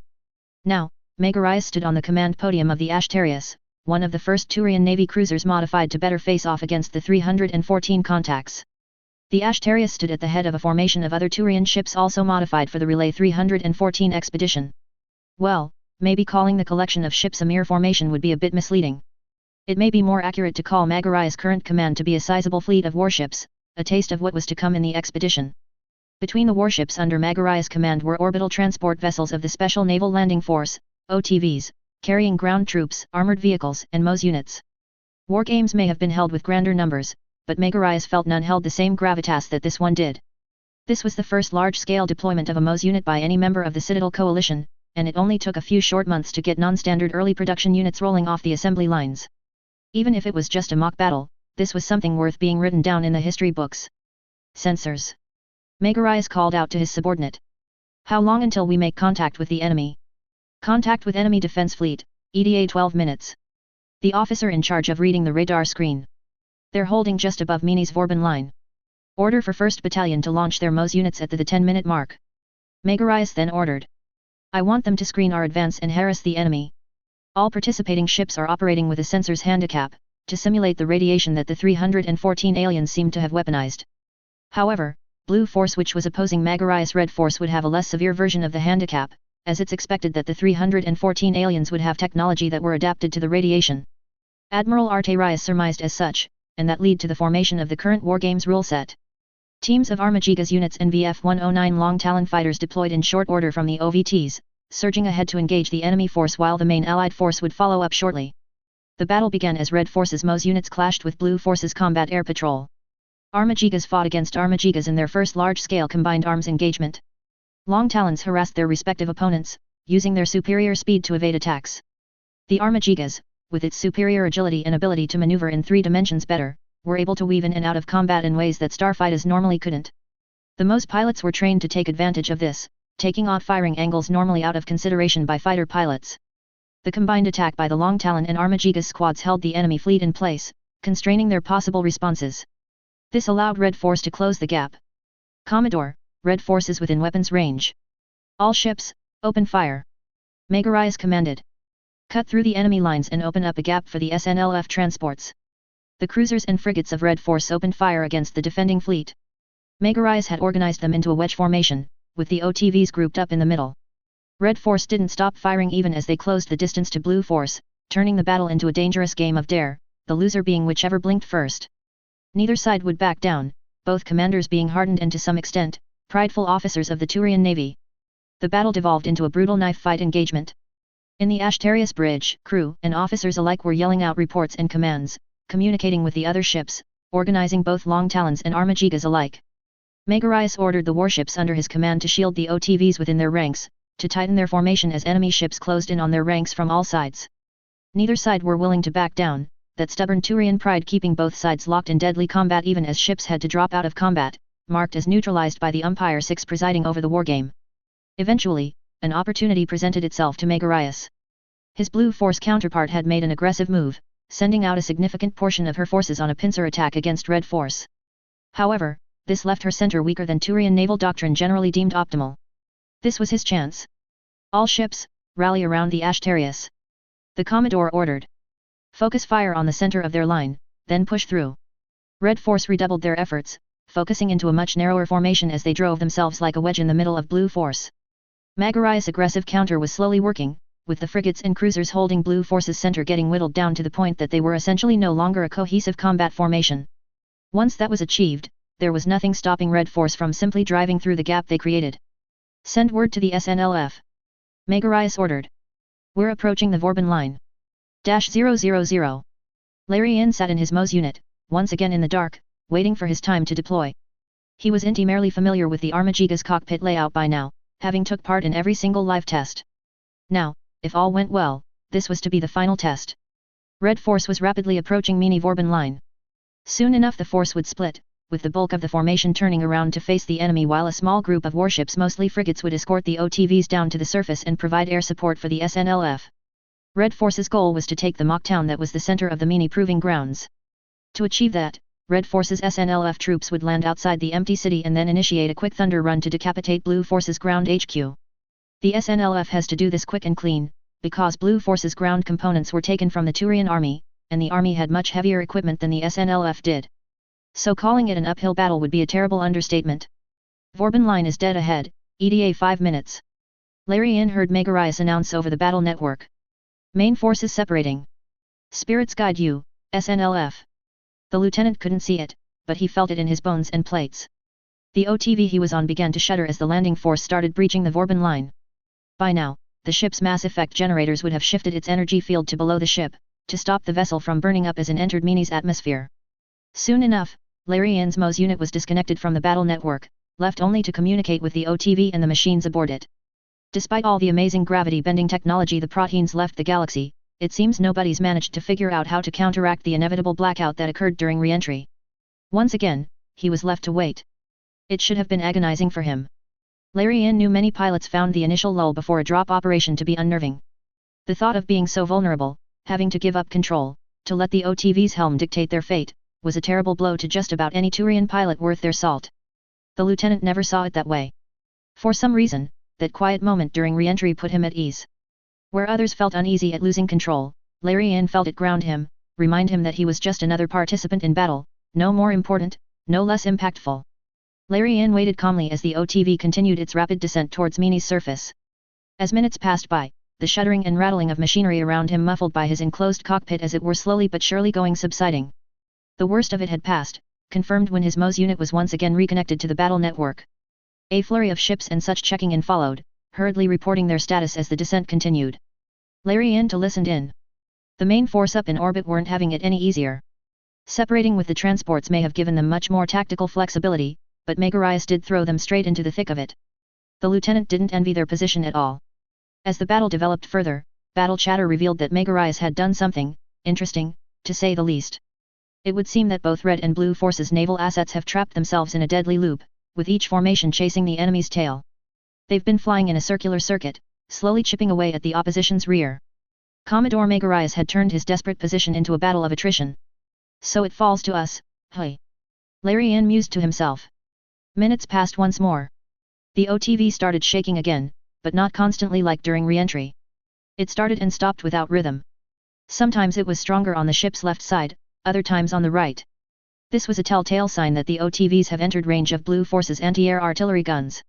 Flak fire marked the sky as timed and proximity fuse charges detonated all around the airspace. Shrapnel buffeted the kinetic barriers on each ship, who in turn could only inaccurately fire their secondary weapons towards the surface in hopes of suppressing the enemy. With each passing second, the flak fire intensified. Larian felt the transport start taking evasive action to avoid taking a direct hit. This meant they were very close now. As if on cue, the OTV's captain made an announcement. All armored vehicles and MOS units, prepare for hot drop. The captain said. This is going to be rough. With that, Larian switched his machine from idle to active mode with practiced precision. The familiar low rumbling of the Armagigas power plant came to life, followed quickly by the various sensors and cameras utilized by the machine. Larian once again opted to equip his machine with the autocannon and shield, but took a melee weapon as a fallback weapon this time. The previous tests he participated in has shown that getting into close quarters brawls was practically unavoidable, especially in an urban environment. What he had on him was a MOS-sized axe, one whose axe head could vibrate in high frequencies. The weapon was compact enough that it could be easily wielded in knife fights, but weighty enough that ones could hack their way through armor if it came to it. With his weapons secure, Larian was left waiting again. The enemy flak had most died down and the transport didn't quite feel like it was dropping. The ship's flight felt much more lateral, which tells Larian that they've successfully penetrated the worst of the enemy's air defenses. Now, it was just a matter of getting to the landing zone. It was another few minutes until the final announcement came. We're over the LZ. The transport ship's captain announced. Initiating deployment sequence. The floor under Larian's machine opened, leaving his Armagigas hanging by the mechanical clamps which held the machine secure during re-entry. Slowly, Larian and the other MOS units were lowered to the point where they were clear of the ship's deployment bay. Red light. Spirits guide you all. Lieutenant Larian Vienna's, ORAC team. Fix release.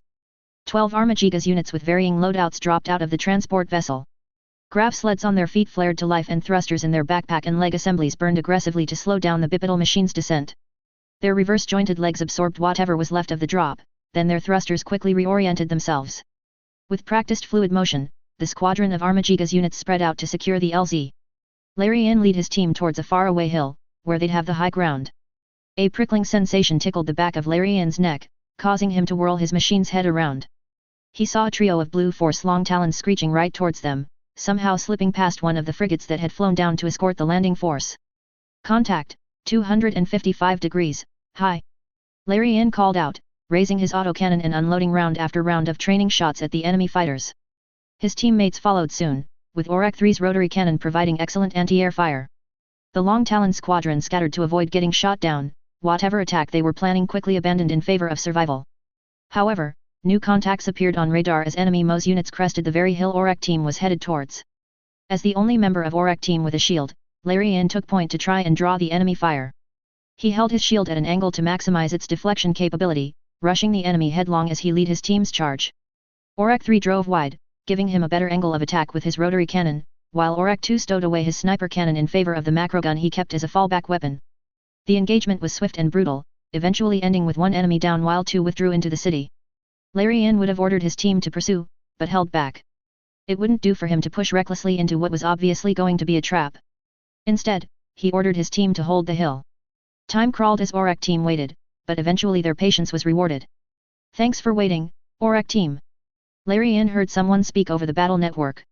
I know how you pilots are. It was a tank commander, leading a platoon of equity hover tanks and Triary infantry fighting vehicles. They've all properly deployed on the ground and were ready to begin the Thunder Run. It's no problem. Larian waved off. Have 3rd and 4th companies deployed as well. 3rd Battalion's a bit late, but they'll be ready to start the attack soon. 4th got it a bit rough during re-entry, lost some transports, but they're rallying. Of course they did. Larry Yin sighed. They never said it would be easy, kindred. No, it never is. The lieutenant laughed lightly. A few sorties and probing attacks were launched against Larry Yin and 2nd Battalion, but no serious attempt to dislodge them from their position ever came. It seems that Blue Force were content to play on the defensive. When the time for the Thunder Run came was when the enemy finally made their move. Long talons raked the ground in mass air attacks. Equity hover tanks harassed Allied lines as they began the offensive. Artillery swept the land, forcing the SNLF to either divert course or to slow down. Blue Force's plan was clear. They wanted to whittle down the SNLF, to destroy the attacking force with 1,000 different cuts. It took a while, but eventually Larry Yin spoke up about Red Force's predicament to his commanding officer. Colonel Vitiate, I'm requesting permission to deploy my team ahead of the battalion. Larry Yin spoke into the battle network. We'll find their artillery positions and silence them. That'll help speed up our attack. I read you, Lieutenant. Stand by for further orders. Was all the colonel said in response. Larry Yin couldn't help but curse under his breath. The Turian military might have been the mightiest in the galaxy, but it sure was rigid and slow a lot of the times. No doubt, the colonel was currently busy assessing Larry Yin's request, calculating the odds of success, then hedging it against other plans of attack. It was the doctrinal way of doing things, which means it was a comprehensive and slow process. That last part was what rankled Larry Yin the most. Now was no time to be slow at all. As if to prove Larry Yin right, another probing attack clashed with 2nd Battalion's vanguard force. This was a larger group of enemies, mostly of equity hover tanks and Triary IFVs with a single MOS unit running with them. They attacked from multiple angles, using the dense urban environment as cover. The attacks weren't causing them much damage, but it was slowing them down. The artillery shells were starting to hit close, and with the SNLF's limited counter-artillery abilities, it wasn't hard to say that things were deteriorating. Peltast self-propelled anti-air batteries held off the enemy's long talons as 2nd Battalion advanced deeper into the Mach City. Because of Blue Force's ground-based anti-ship assets, the Peltasts were the only means of air defense the SNLF had right now. They'd have to push further into the city and take out the anti-ship batteries before the frigates could secure localized air superiority, but in this current rate, Larry Yin wasn't sure if all the different SNLF companies could last that long. Sir, an answer would be nice about now. The lieutenant basically demanded over the battle network. Watch your mouth, pilot. Vitiate shot back. I'm drawing up a plan of attack for the MOS teams. Stand by for further orders. Larry Yin grumbled but didn't protest any further. At least Vitiate was working on a plan and trying to use the MOS teams. That was already better than a lot of the officers that took part in these trials. The lieutenant refocused himself, opting to let Vitiate work on his plans. Larry Yin would instead focus on beating back the probing attacks which were starting to increase in intensity. More and more enemy MOS units were starting to show up with each subsequent attack. Casualties were mounting, with more and more of 2nd Battalion getting marked as neutralized and had to play dead. Finally, after what felt like an eternity of what at this point was non-stop fighting, Colonel Vitiate gave out battle orders. All right troopers, listen up. I've formulated a new plan of attack. 2nd Battalion's commander announced into the battle network. The main force will continue the Thunder Run as planned, but I'll be assigning priority targets to the vanguard MOS teams. Teams Aurak and Barak will go after the artillery batteries in and around the central plaza. Teams Charbel and Dagon will go after the anti-air and anti-ship emplacements in the sports stadium. Aerial recon suggests the drainage canal isn't currently being watched. You will circumvent the enemy's defenses through that route and then split to strike your assigned targets. Details have been uploaded to the battle network. Are these orders understood? Loud and clear, Colonel. Larry Yin answered, glad to finally be doing something other than endlessly slogging through enemy defenders. The four teams split from 2nd Battalion's vanguard force, letting other MOS teams take their place at the vanguard. The 12 Armagigas units sped down side roads, carefully evading enemy air patrol as they made their way towards the drainage canal as ordered. Just as Colonel Vitiate said, Blue Force wasn't actively guarding the area. With the incredible mobility of their MOS units, it didn't take long for the four teams make their way deeper into the city. This is where we part ways. Charbel team's leader said over the local battle network. Wish us luck, kindred. Same to you. Larry Yin said, nodding his machine's head as a gesture of respect. The two pair of teams parted ways, as the Mach City's plaza was further up the route than the sports stadium. Aurak and Barak team proceeded as planned, only leaving the safety of the canal when they've come as close to their target as they possibly could. Once in attack range, the two teams split once more to cover more ground. Larry Yin's Aurak team would go after the bulk of the enemy's battery in the plaza itself, while Barak team would hunt after the enemy hiding around the periphery. Barak made contact with the enemy first, as the sensors on Larry Yin's Armagigas quickly picked up on weapons discharge coming from the east end of the plaza. He ordered Aurak team to wait a moment, to see if any more of the artillery battery's defenders would be drawn away by the sister team. After 3 minutes, Larian finally moved forward. Thanks to the ruckus stirred up by Barak team, Blue Force's artillery batteries were left with a token defense force. The Onager self-propelled artillery guns were only guarded by a dozen or so equity tanks and Triary IFVs. Caught off guard, they became easy pickings for the far more agile Armajigas that were coming straight for them. The equity and Triary tried to fight, they really did. With their grav sleds, they were able to weave left and right to avoid incoming fire, making themselves harder to hit. The problem was that while they could dodge the incoming shots, they couldn't get a good lock on the attacking Moes. Their tracking was limited to their turret's traverse speed, and even if aided by traversing the vehicle's hull, the Armajigas was simply too agile. Larian raised his machine's shield, blocking a tank shot that was lucky enough to land what could have been a glancing blow. Unfortunately, now that their attack had failed, the tank crew drew the focused ire of Aurak team's leader. The lieutenant closed the gap between him and that lucky tank, weaving left and right at an unpredictable pattern to make it even harder for him to be tracked. When he reached the point where he was sure he couldn't miss, the lieutenant shouldered the autocannon and then fired 3 shots in quick succession. Each dummy round hit its mark, neutralizing the target and tagging it as dead. The lieutenant then felt a prick on the back of his neck, his instincts suddenly yelling at him that something was wrong. He whirled his machine around and saw a squad of dismounted infantry trying to set up an anti-tank guided missile. Larian didn't give them a chance to even fire as he activated an addition to the Armajigas made soon after the first field test he ran through. A panel on the mouth of his machine's head unit flipped open, revealing the muzzle end of 2 heavy machine guns. Larian pressed down on the sub-trigger on his right control stick, sending a spray of training rounds at the squad of infantry below him. He kept on firing for a few seconds, sweeping the Armajiga's head slowly from left to right, making sure he caught all of the army troopers who were trying to get him. Things calmed down after that. Aurak 2 and 3 were able to take out the other tanks and IFVs, while the Onager SBAGs were intercepted by Barak team as they tried to escape. The remainder of the sister team regrouped with Larians. They took the brunt of the battery's defenders and ended up losing a single unit to a particularly crafty tank platoon leader.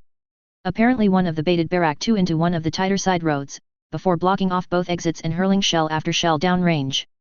That was going to be an embarrassing story to tell. Now that this battery was gone, Larian reported the twin team's success to Colonel Vitiate. "This is Aurak lead," he announced into the battle network. Plaza SPAG group confirmed destroyed. "Excellent news, Aurak." Vitiate's electronically filtered voice responded. Charbel and Dagon have also reported successes on their end. Regroup with 2nd Battalion for the big push. The 3rd and 4th are expected to be approaching the enemy stronghold soon. Acknowledged. Larian responded, suppressing a tried sigh. "We're on the move." The lieutenant rallied Aurak and Barak team, before leading them back to the main force. It's been a tough fight so far, and it was far from over.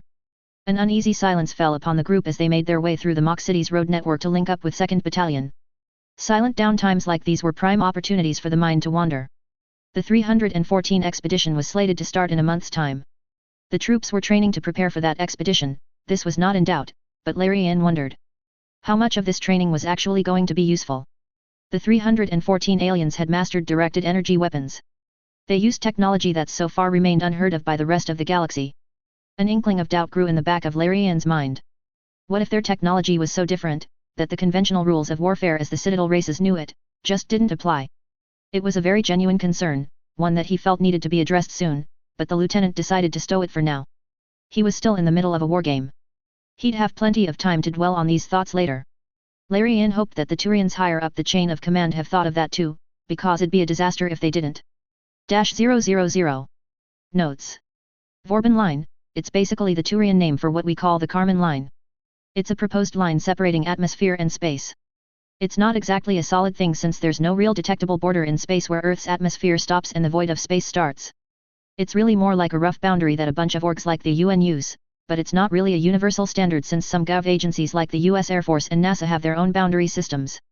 For Earth, our Kármán line is at 100 kilometers or 62 miles, whereas it's 80 km/50 mi for Mars and 250 km/160 mi for Venus. As for Mini's Vauban/Kármán line, I don't have an exact number. I'm not so dedicated that I'm going to go calculate it on my own, not that I'd have much to work with anyhow since we don't even have solid numbers on Mini's size/atmosphere/gravitational field. Chapter 10, Path of Destruction. Chapter Text. Relevant notes will be at the end of the chapter. -000. Mobile Suit/Mass Effect. Episode 9. Path of Destruction. -000. Commodore Herrick Megarius stood at the observation deck of where it all began, on the watchpoint he was in charge of not too long ago. It'd been over half a year since the incident, but the Commodore could have sworn it was a lifetime ago. So much has changed, so much is still to happen, Herrick could hardly believe it himself.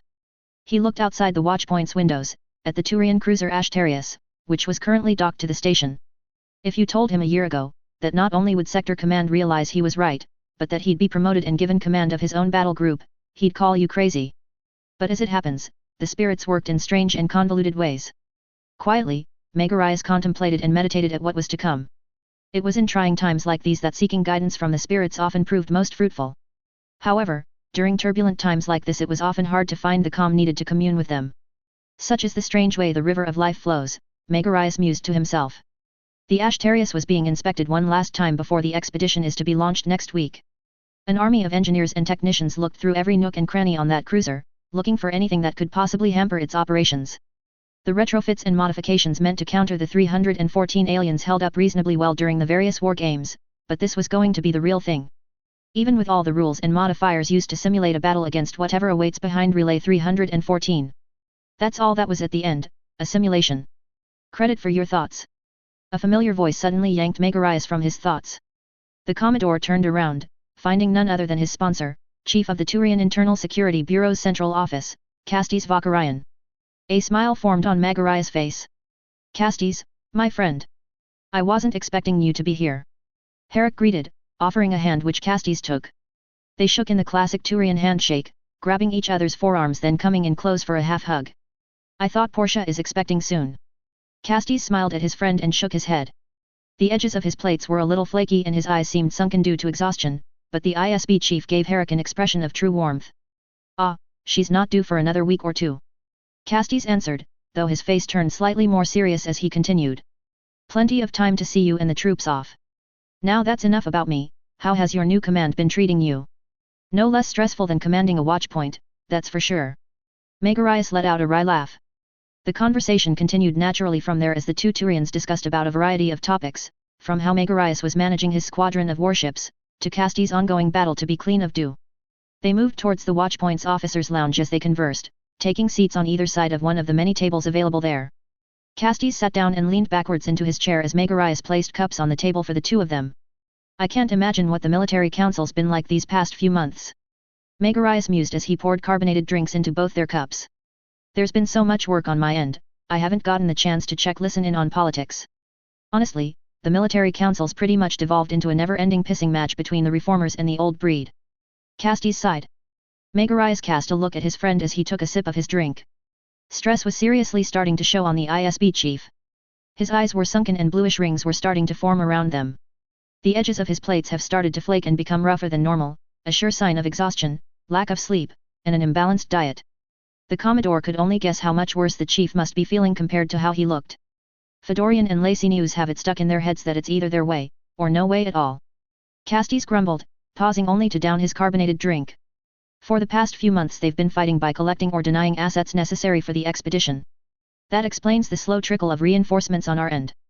Megarais nodded, scratching his chin plates. Expedition's supposed to start next week, but we're still expecting more units to arrive in the next couple of days. Hearing that, Castes frowned. Arterius and Lacinius are cutting it awfully close. They are. The Commodore sighed out the statement of fact. Late arrivals are going to assign to the later waves, to give them more time to prepare, but it's hardly comforting, if at all. I can only imagine. Castes voiced his sympathies. If I were in charge of the first attack wave like you were, I'd want to have solid backup as well. The initial attack wave was expected to take the brunt of the enemy's strength head-on. It was going to be a tough fight, especially with the disparity in firepower due to the enemy's prolific use of directed energy weapons, but it's currently theorized that superior numbers and overwhelming force will eventually be able to turn the tide in the expedition's favor. After that, a breakthrough force could run through the enemy defenses and attack their strongpoints and whatever habitable worlds existed in the system. Yeah, but I'm not leading the first attack wave. Megarais corrected. That, honor, goes to Commodore Haliot and Battle Group Explorator. Arterius reshuffled the plan a couple of days ago, I'd have thought you'd have read up on it by now. The ISB chief didn't know that, either he's starting to fall behind on the intel briefs, or that particular report has somehow slipped through his watch. A third possibility was that someone in the upper echelons of command was deliberately leaving him out, but Castes quashed that idea quickly and attributed it to stress-induced paranoia. No, it was more likely that he was getting overwhelmed by both the crisis at hand, and trying to get clean of do at the same time. Lacy News and the old breed were set in their ways, but they're not stupid, or dare he say, traitorous. Still, now that the idea had wormed itself into his head, it made him uneasy. A little frown threatened to form on the ISB chief's face before he shook his head and went to change the subject. Battle Group Explorator, aren't they made up of fast recon squadrons? Castes asked, to which Megarius nodded. They're a bit on the lighter end, tonnage and firepower-wise, I mean. Personally, it strikes me as unwise to me to send a light and mobile attack force as the first wave. Oh, they are on the lighter end. There's no doubt about that. Megarius sullenly nodded. I don't like that they're getting sent first as well, but as the recon fleet, Explorator is equipped with state-of-the-art long-range sensors and before all the modifications. They are up there with the best comms and sensor suite available to the Navy, maybe even the Galaxy. If anyone is going to be able to beam back usable intel on the enemy's force composition, it's going to be them. And with that intel the follow-up waves will know what they're walking into, and how to counteract the threat. Castes grumbled. It was cold, brutal calculus, reducing soldiers and sailors down to capability and statistics, to throw Turians into the meat grinder and expect them to do their duties. Castes didn't like it, but he had to admit, a lot of the time, it worked. A lot of Turians aren't going to make it home. The ISB chief said in a low voice, barely over whisper, as if somehow saying it quietly would make it less likely to happen. Damn that Lacy News and his pride. Megarius sighed as he nodded in understanding. He was just as frustrated at the Primarch's decision-making, but with the added stress of the fact that he was directly involved in what was to come. If it'll give you any comfort. The Commodore started. We've gathered, or, well I suppose we're currently gathering, what's looking to be the largest expeditionary force put together since the Krogan Wars.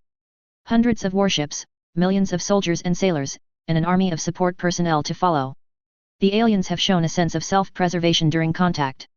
Surely that'll kick in when they fully realize what they're up against. That's the thing, Herug. Castes countered. We hoped for the same from the Krogans, look how that turned out. With these aliens able to punch well above their weight, I'm worried this'll only end with utter annihilation. -000. Lashon of an invading enemy fleet will be our top priority. Admiral Hauberk stressed as he delivered his strategic briefing. I was starting to struggle to stop myself from dozing off. Why squadron leaders like Verns and I were dragged into meetings normally meant for flag officers and ship captains was beyond me. We were all seated in a massive auditorium in Rizima Station's central military complex. There must have been hundreds in here, maybe close to 1,000. Officers, logisticians, defense contractors, even members of Golden Beacon, all there to be briefed on the updated defense strategy. Allowing an enemy invasion force into the Shangzi sphere will inevitably get civilians caught in the fighting. The Marine Corps and Colonial Defense Forces are stretched thin shoring up defenses for various strategically important colony stations. Hauberk then pointed to the presentation screen, highlighting the ground forces defenses. The Army, Navy, and terrestrial CDF units are also at their limit trying to cover Shangzi.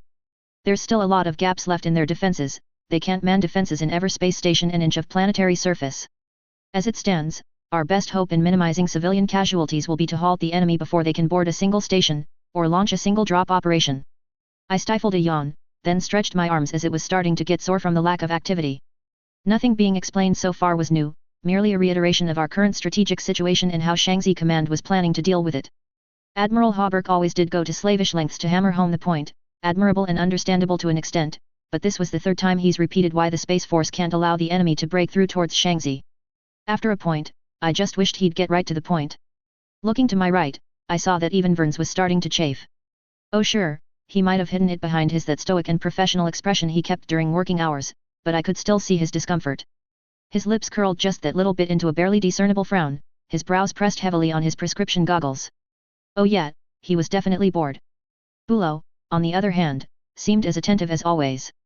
She was nothing if not an exemplary example of what a Congressional Space Force officer should be, and she's damned proud of it. It wasn't surprising at all that she'd take these briefings so seriously, no matter how much of a slog these always end up being. Thank God that Rosen wasn't required to join this meeting. I could only imagine how much more torturous this would be for the young pilot. Death by PowerPoint was a very, very real danger with her.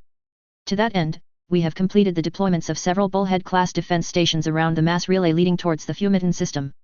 The Admiral continued. Several warship squadrons will be deployed and based on these defense stations for the foreseeable future, that is to say until an attack begins, or until someone in Central Congress can figure out a diplomatic solution. Since the latter is beyond the scope of our duties, let's just focus on what we can do. Finally, the Admiral got down to brass tacks. Squadrons normally sent out to patrol were quickly reassigned to watch the relays, so that included us. This couldn't have happened without Golden Beacon's cooperation, since they were the threat we were on the lookout for. Now we were working with them to defend Shangzi from a mutual threat. Crazy how much things can change in a few months, huh? In any case, the news of our next deployments was pretty much the only things I really needed to pay attention to. Squadron 13, that's the Rizima, and the 4 Curran-class destroyers flying with us were assigned to Bullhead 4. Also assigned to Bullhead 4 was Squadron 86-2 Chariot-class cruisers and 3 Currans and Squadron 108, an all-destroyer formation of 6. On our flanks were Bullheads 3 and 5, each with 3 squadrons of their own. Then, not far behind would be Bullhead 1, which had 5 warship squadrons on station, one of which was led by Commodore Cinder Autumn and the 2 Nikos-class battlecruisers under her command. They'll be acting as a quick response force to shore up gaps forming along the first defense line. Overall, it was as solid as a primary defense line as we could manage, given the resources we had at hand. A lot of the Shangzi fleet was scattered about to monitor for piracy and secessionist activity. With Golden Beacon on our side for now, a token anti-piracy crew could be left in the periphery while the bulk of the forces around the region could be focused on defending from an invasion coming from the Fumiton system.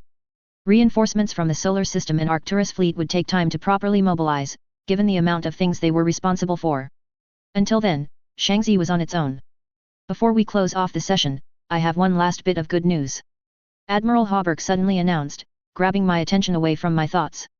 I've received confirmation from both Central and Shangzi Congress, that the Kisaferanga facility will begin reactivating the mothball fleet, with the first few ships back in operational order within a few weeks' time. Hearing that, I leaned towards my friend, who had also been roused from his stupor by the announcement. I know we're kind of clawing for whatever advantage we can get, but the mothball fleet? I asked, a little incredulous. Are we really already that desperate?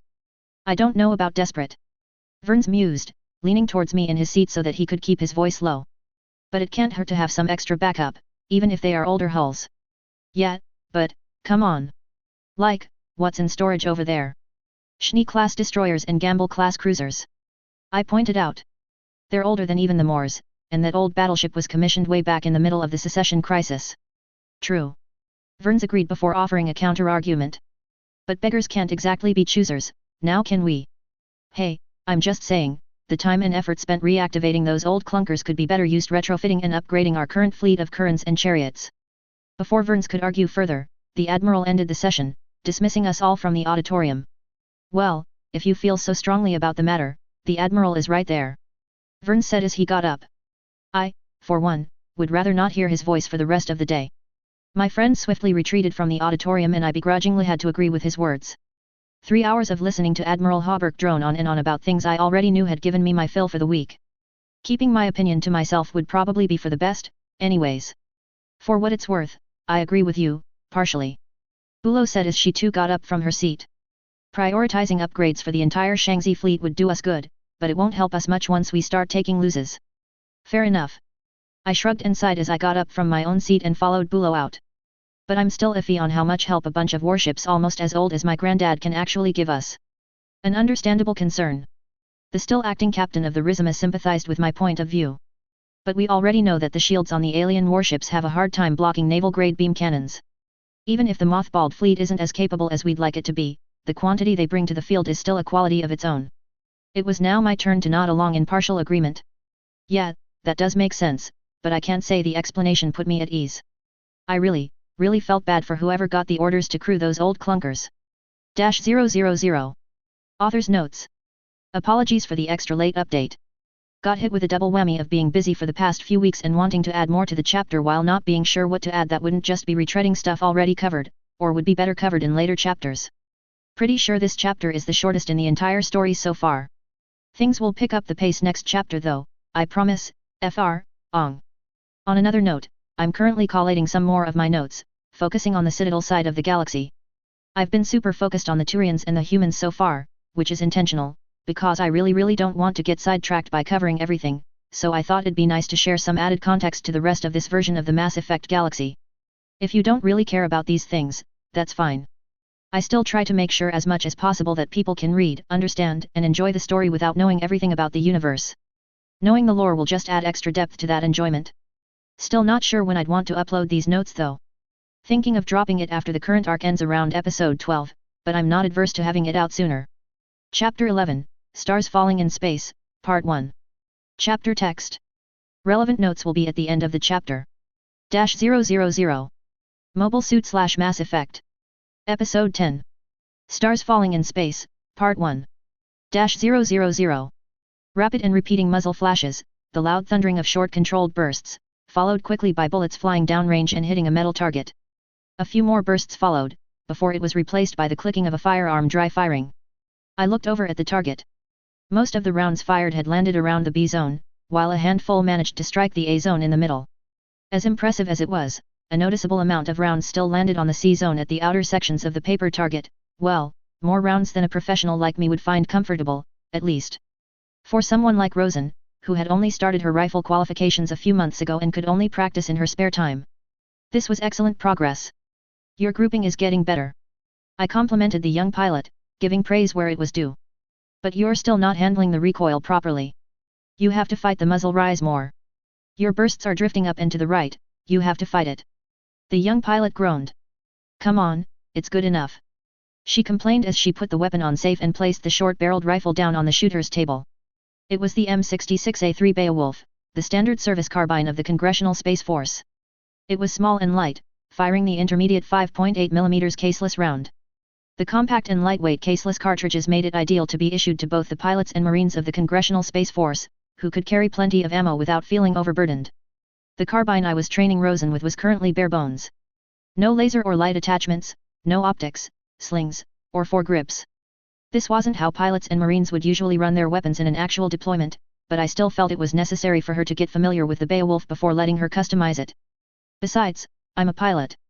Rosen continued. Most of my fighting's going to be from inside a mobile suit. If it ever gets to a point that I have to fight with a gun, then something's already gone terribly wrong. Before I could say anything, Verns, who had so far been sitting quietly on Rosen's other side, suddenly spoke up. That may be so, but in the battlefield, there will always be a situation where knowing how to properly use a gun will save your life. My friend interjected. You'll never know when that would happen. It's like how the saying goes, better to have an umbrella and not need it, than to need one and not have it, yet. She finished the sentence, sighing. Hey, don't worry about it too much. I said, trying to reassure her. It's like you said, right? The chances you'll need this is slim bulletin. As I was trying to finish my sentence, red alert lights started flashing, followed quickly by the blaring of emergency klaxons. The wind was knocked out of my lungs as a massive pit formed in my gut. All hands, now hear this. Warrant Officer Kessler's voice boomed over the Rizima's PA system. Mass relay activity detected. Rizima is now on readiness condition 2. All hands to battle stations. I repeat, all hands to battle stations. My blood ran cold. We all knew something was coming soon. There had been a steady buildup of COMM echoes from the relay for the past few months. The echoes increased in frequency over time, before finally reaching its peak a few days ago. Fleet intelligence had already figured that this corresponds with force buildup on the other side, it was just a matter of when all that built-up force would be let loose. The three of us scrambled out of the shooting range, with Rosen only narrowly remembering to return her gun to its locker. In the ship's long hallways, the situation could only be described as organized chaos. Crew and officers alike rushed to their posts. Damage control personnel rushed to their designated stations as they put on their firefighting normal suits. Gun crews queued to enter the CIC and Weapons Control Center, while backup crews stood close to the backup controls and repair stations for their respective weapons. The three of us burst into the pilot's prep room. The other pilots in Rizima's roster were in various states of undress, each rushing to put on their normal suits before heading towards the hangar. I floated to my own locker, where I put on my Space Force issue normal suit. To the side, Verns too was quickly putting on his suit, leaving before he even zipped it all the way to the neck. Rosen, of course, stuck to her black and red golden beacon suit. She took her time, making sure everything was put on right. At the end, I was the last pilot to leave the prep room. In the MS hangar was in just as much a state of controlled chaos as the rest of the Rizima. The technicians were in the process of spooling up the gunstrike's reactors, while Rosen's Roger had to be jump-started with a power line from the ship. Coming from the ship's magazine, MS equipment of all types, be it beam rifles, beam sabers, bazookas, grenades, or the beam shields we got from Atlas Point, were rolled out in mobile weapon racks. I checked on my gunstrike's systems.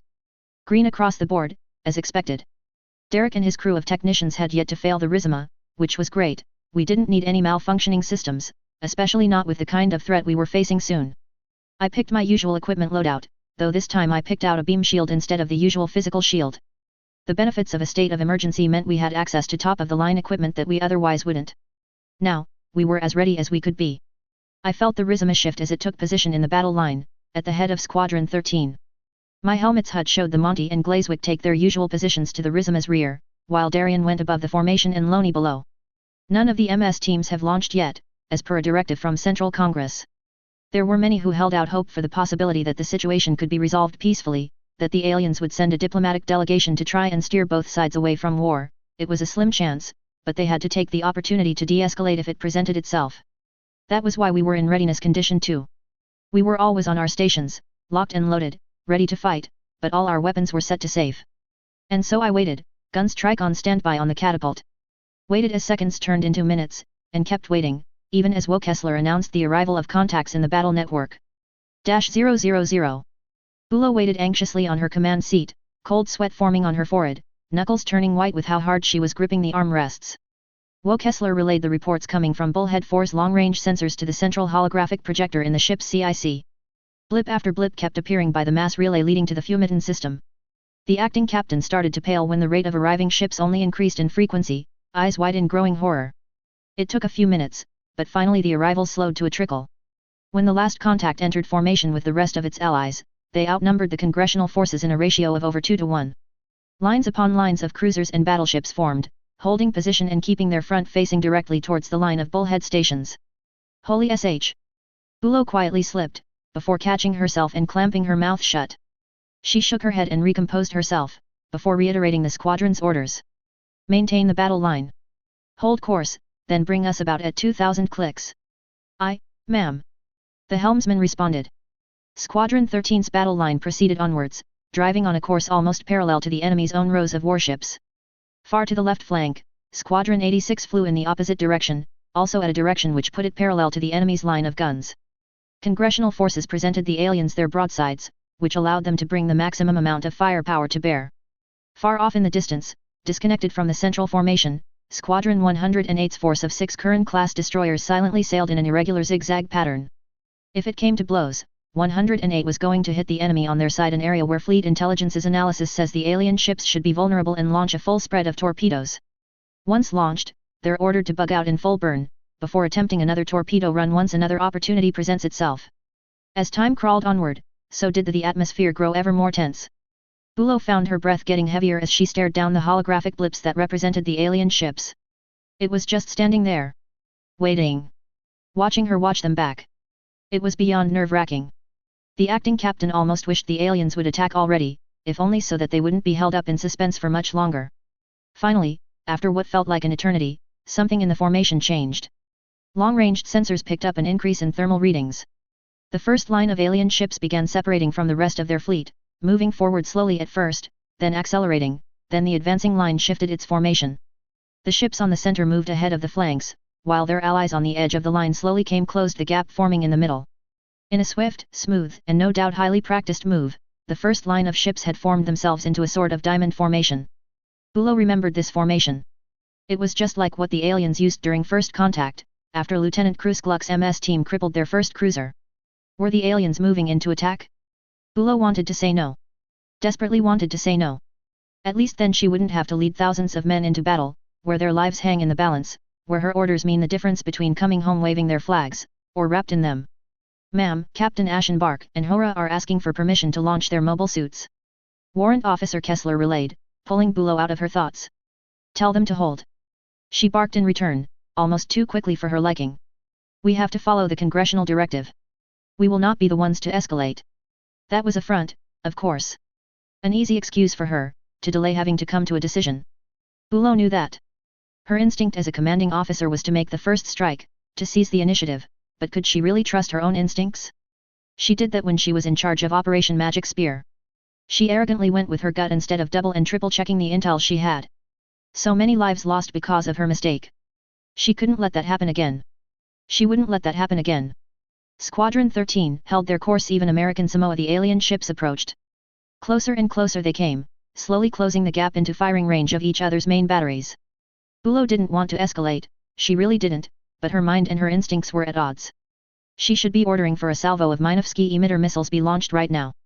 Minovsky particle jamming was the Space Force's trump card, and the later they used it, the less effective it would be, but launching a salvo of missiles would mean escalation. So Bulo held herself. Squadron 13 waited. Waited for several torturous minutes, until finally, the aliens made their move. Ma'am, long-range sensors are picking up swarms of high-temp objects coming out of the enemy battleships and carriers. High-temp objects are rapidly closing. A sensor officer reported. My god, they're fast. Finally letting go of the breath she was holding, Bulo felt the tension leave her body. Then they've made the first move. The acting captain declared. Partially to convince herself that she wasn't responsible for the upcoming conflict, but mostly so that the crew understood the gravitas of the situation. Scramble all mobile suit teams. She continued. Target the enemy formation and launch emitter missiles from tubes 8 through 14. Afterwards, scatter Minovsky particles at full combat density. -000. The crushing G-forces of catapult-assisted launch quickly faded once my gun's strike took off. I flew a holding pattern around the Rizoma while I waited for the rest of Blue Team to launch. It didn't take long, so soon enough we were flying headlong into the enemy's projected flight path. As the gap between our formation closed, the optics of my mobile suits finally identified the high-temp objects detected on sensors. They roughly humanoid in shape, with arms, legs and a head. However, the proportions were all off, and its external appearance seemed crude. It was like a twisted reflection of a modern mobile suit, and it was fighting on the enemy's side. That wasn't where our problems ended, however. Flanking the alien mobile suits were long, claw-shaped starfighters. These appeared sleek and advanced, the complete opposite of the humanoid mobile weapons it was supporting. What this told me is that the alien mobile suits were new compared to the fighters, perhaps only made very recently as a means to counter our own mobile suits. The enemy has mobile suits of their own. I yelled into the battle network. Brace for close quarters fighting. As I said that, the enemy MS, which outnumbered us by a considerable margin, attacked and even fired the first shots in the engagement. They fired kinetic projectiles at us, which, while no doubt powerful, still proved insufficient to get through our beam shields. The advancing enemy suits slowed their advance after their attack failed to do any damage, before scattering. I thought that the aliens probably weren't expecting us to have beam shields, that we'd still be using the same kinds of shields as during first contact. It was tempting to think that they were panicking as they realized their weapons weren't going to work against us. Of course, that was simply wishful thinking. Instead of panicking and flailing about, the enemy changed their attack pattern. They tried to have one of their own suits pin down or bait one of our own, while others attempted to get around our defenses and attack. On paper, it was as good a plan as any. They'd even managed to break our formations apart, separating the allied MS teams from each other, then each unit from their own teammates. A classic divide-and-conquer tactic. Simple, sweet, but also very reliable. One of the aliens' lanky MS fired repeated shots at me from his rifle. He got up close and personal to my gun strike, doing what it can to hog up all my attention. It was a daring move, one that I found myself admiring. If this was how he wanted to fight, then it's only fair for me to engage in my own daring. My retaliation began, first by firing the head-mounted beam Vulcans of my MS. In response, the enemy raised his own shield, hiding his machine behind it. I had half expected the beam Vulcans to shred through the slab of armor, but whatever anti-beam barrier the aliens had on their ships apparently could be scaled down to fit a mobile suit-sized shield. The relatively weak beam shots I fired simply shattered upon meeting the invisible force covering the alien's shield. As I was preoccupied fighting the alien directly ahead of me, two attempted to get to hit me from the sides. I wasn't about to let that happen. The aliens' lack of experience in mobile suit combat was their biggest weakness, and I fully intend to exploit it. With my beam Vulcans still firing, I charged headlong towards the MS with the shield. It was still cowering behind its defenses, which meant it couldn't counterattack easily. I took the opening presented to me, violently kicking the shield and pushing the MS holding it into a spin. Simultaneous to my melee attack, I twisted the gun strike around, activated my beam shield to cover my left side, then raised my beam rifle to fire to my right. As if on cue, a fusillade of shots were fired at me. Most missed, either because I was able to dodge them, or because the shots went wide. A couple landed hits on my beam shield, but that was quickly neutralized. Now it was my turn to attack. Target locked, barrel lined up and compensated for lead. It was now or never, so I pulled the trigger. A flash of pink light leapt from the end of my beam rifle towards the alien MS on my right. He saw it coming and tried to raise his own shield to protect himself. Unfortunately for him, though fortunately for me, the barrier and shield combo proved insufficient to block a direct strike from a full-powered rifle. The bolt of energy penetrated the defensive apparatus, then ran through the lanky-looking machine down the middle. The damaged MS went limp and sparked violently, but before it could explode, I saw the machine's backpack suddenly eject backwards, taking with it what appeared to be a cockpit unit. The ejecting section only barely cleared the damaged mobile suit before it exploded. So the alien mobile suits had an ejection feature or even a core fighter. That'll be something I have to pay attention to. By this time, the alien MS I sent spinning with a kick had recovered and attempted to counter-attack. The pilot had guts if he was still trying to keep me pinned. I had to give him that. As I turned my rifle with the intention of firing on the attacking machine, I was surprised to see the alien ditch his rifle and pull out what appeared to be a one-handed axe from a hardpoint on his shield. It appeared to be an all-metal device, though the wires and piping suggested that it could be powered somehow. I made the assumption that it was some kind of heat weapon, like the Heathawks of the One-Year War, and as it turns out I wasn't too far off. According to what the gun strike's sensors were able to read, some kind of device most likely Mass Effect-based was embedded at the center of the axe head. The device vibrated the axe head at an absurdly high frequency, increasing its damage potential. The alien swung his vibro-axe down viciously and it was only thanks to my beam shield that I survived the attack. Energy arced from the contact point as the eye field holding my beam shield in shape clashed with the volatile energy generated by the vibro-axe. The attack was stopped, giving me the opportunity to strike back with point-blank shots from my rifle. 1, 2, 3 shots were loosed, each hitting the alien machine somewhere important. The first struck it on its waist, severing the mobile suit in half. The second blasted the alien-looking head clean off, while the third landed square in the chest. No way the pilot could eject in time. 2 down, 1 more to go. The last attacker seemed to be the smartest of the 3, because his next move was to go on a fighting retreat. He boosted backwards, firing round after round towards me as it did. That bastard was a damned good shot, considering the pressure he must be feeling right now. The alien managed to nail my gun strike with 3 shots out of 8, 2 of which landed squarely on my unit's chest. Fortunately, the shots didn't penetrate. The powerful Gundarium Sigma armor plating managed to absorb the worst of the hit, while dispersing or deflecting the rest. Still, it must have left quite the mark. It certainly felt like it did. While I recovered from the hit, the enemy turned his back to me and flew away at full speed. It wouldn't be too difficult to chase him down, but I hesitated to do it. The battlefield was in chaos and I had been separated from my team. If I chased him down and secured the kill, there was a huge chance the alien would be leading me towards his own team, or God forbid his own fleet. I was confident in my skills, but even I knew I couldn't take on an entire armada on my own. So I made my decision to turn the opposite way towards Rizima and Squadron 13. -000. Intensify portside barrage, now. Bulo ordered. Keep the enemy away from the squadron. Beam flak and Vulcan fire increased in volume as the Rizima and its 4 Curran-class escorts fought off yet another wave of attacks. Both the aliens' mobile suits, as well as their fast attack fighters have been harassing them since the engagement began. The enemy were wisely avoiding a gun battle between ships, knowing that a good salvo from the Curran's smaller hyperbeam cannons could easily cripple their cruisers. That was why Squadron 13 and all the other warship squadrons, for that matter, were on course to try and close the distance. Mobile suit-grade weapons couldn't reliably deal the damage necessary to the alien ships, so it falls to the classic broadside barrage to get the job done. Ma'am, enemy formation have altered course. Match them. Bulo ordered. Aye ma'am. The Rizima turned hard to the left and her escorts followed closely behind. They advanced on an irregular zigzag pattern, emulating Squadron 108's own evasive maneuvers. They were so close, well, close by the standards of a space battle. A few hundred more clicks, and the enemy's first attack wave will be within Squadron 13's effective firing range. A few more minutes passed. Bulo listened in on the battle network, and she wasn't too happy about what she's hearing. With the ever-increasing Minovsky interference much denser than was standard for an engagement of this scale, even the Space Force's robust battle network was beginning to fray. They've lost contact with Lieutenant Cruz Gluck's blue team after the enemy managed to separate them from the rest of the formation. Lieutenant Hedder's red team have also dropped out of scope, having returned earlier to rearm before heading back out to find blue team. The other MS teams from the Currans have fared better, with most still being in contact. A tight knot started forming in Bulo's gut. Irina and Verns were good, but they weren't good enough to take on an entire enemy fleet on their own. The acting captain wasn't exactly the religious type, but she sent out a silent prayer to those two and their teams, before refocusing on her own role. How long until enemy is within effective firing range? Bulo asked. At current rate, 10 more minutes, ma'am. Get us a firing solution, ASAP. I want to be firing at the enemy the moment they're in weapons range. -000. Shit, shit, shit. I cursed to myself as I dodged a hail of enemy fire.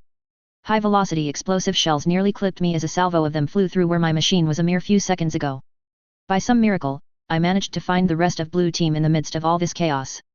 Problem was, Blue 2 was badly damaged. He took several nasty hits to his machine's chest, and I spotted a nasty-looking hole which appeared to have penetrated into his cockpit. Given that his machine was limp, and that we weren't getting any responses from him, Blue 3 and I feared the worst. Speaking of which, the third member of my team had somehow managed to survive in better condition.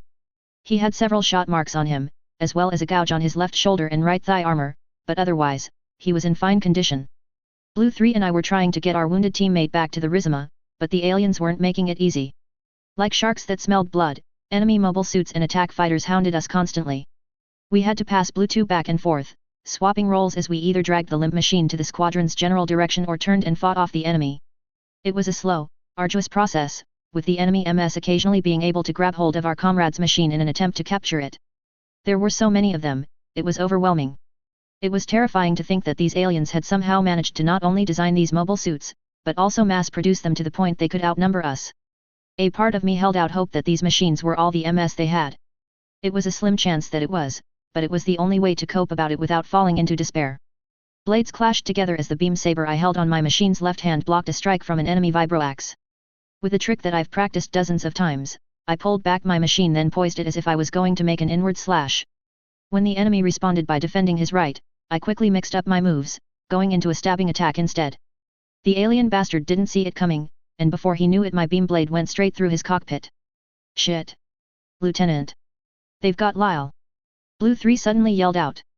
True to my subordinate's words, 2 of the aliens managed to grab Blue 2 while we were both preoccupied with our own fights. I was about to rush in and save him, but 2 of the alien machines stood in my way. Damn you bastards! I hissed.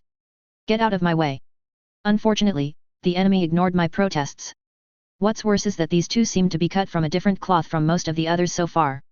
I should have known, considering they had some customized paint job for their machines, one with green smears like camouflage, the other with yellow stripes. They fought in unison, almost in perfect sync, much more skilled than the rest of their brethren. Whenever one's defenses faltered, the other went on the defensive. Our fight became something of an intense, tightly tuned dance, an unceasing flurry of blades clashing, weapons fire, and last-second evasions. This was already a problem, but it was getting worse. Every second I spent fighting these twin bastards, the further the other aliens could take Blue 2. If I can't finish this fight soon, my teammate would be beyond saving. With a strained war cry, I made a reckless move. I charged headlong into the first of the twins, the one with yellow stripes on it. Just as I expected, Yellow Stripe dashed backwards to maintain his distance from me.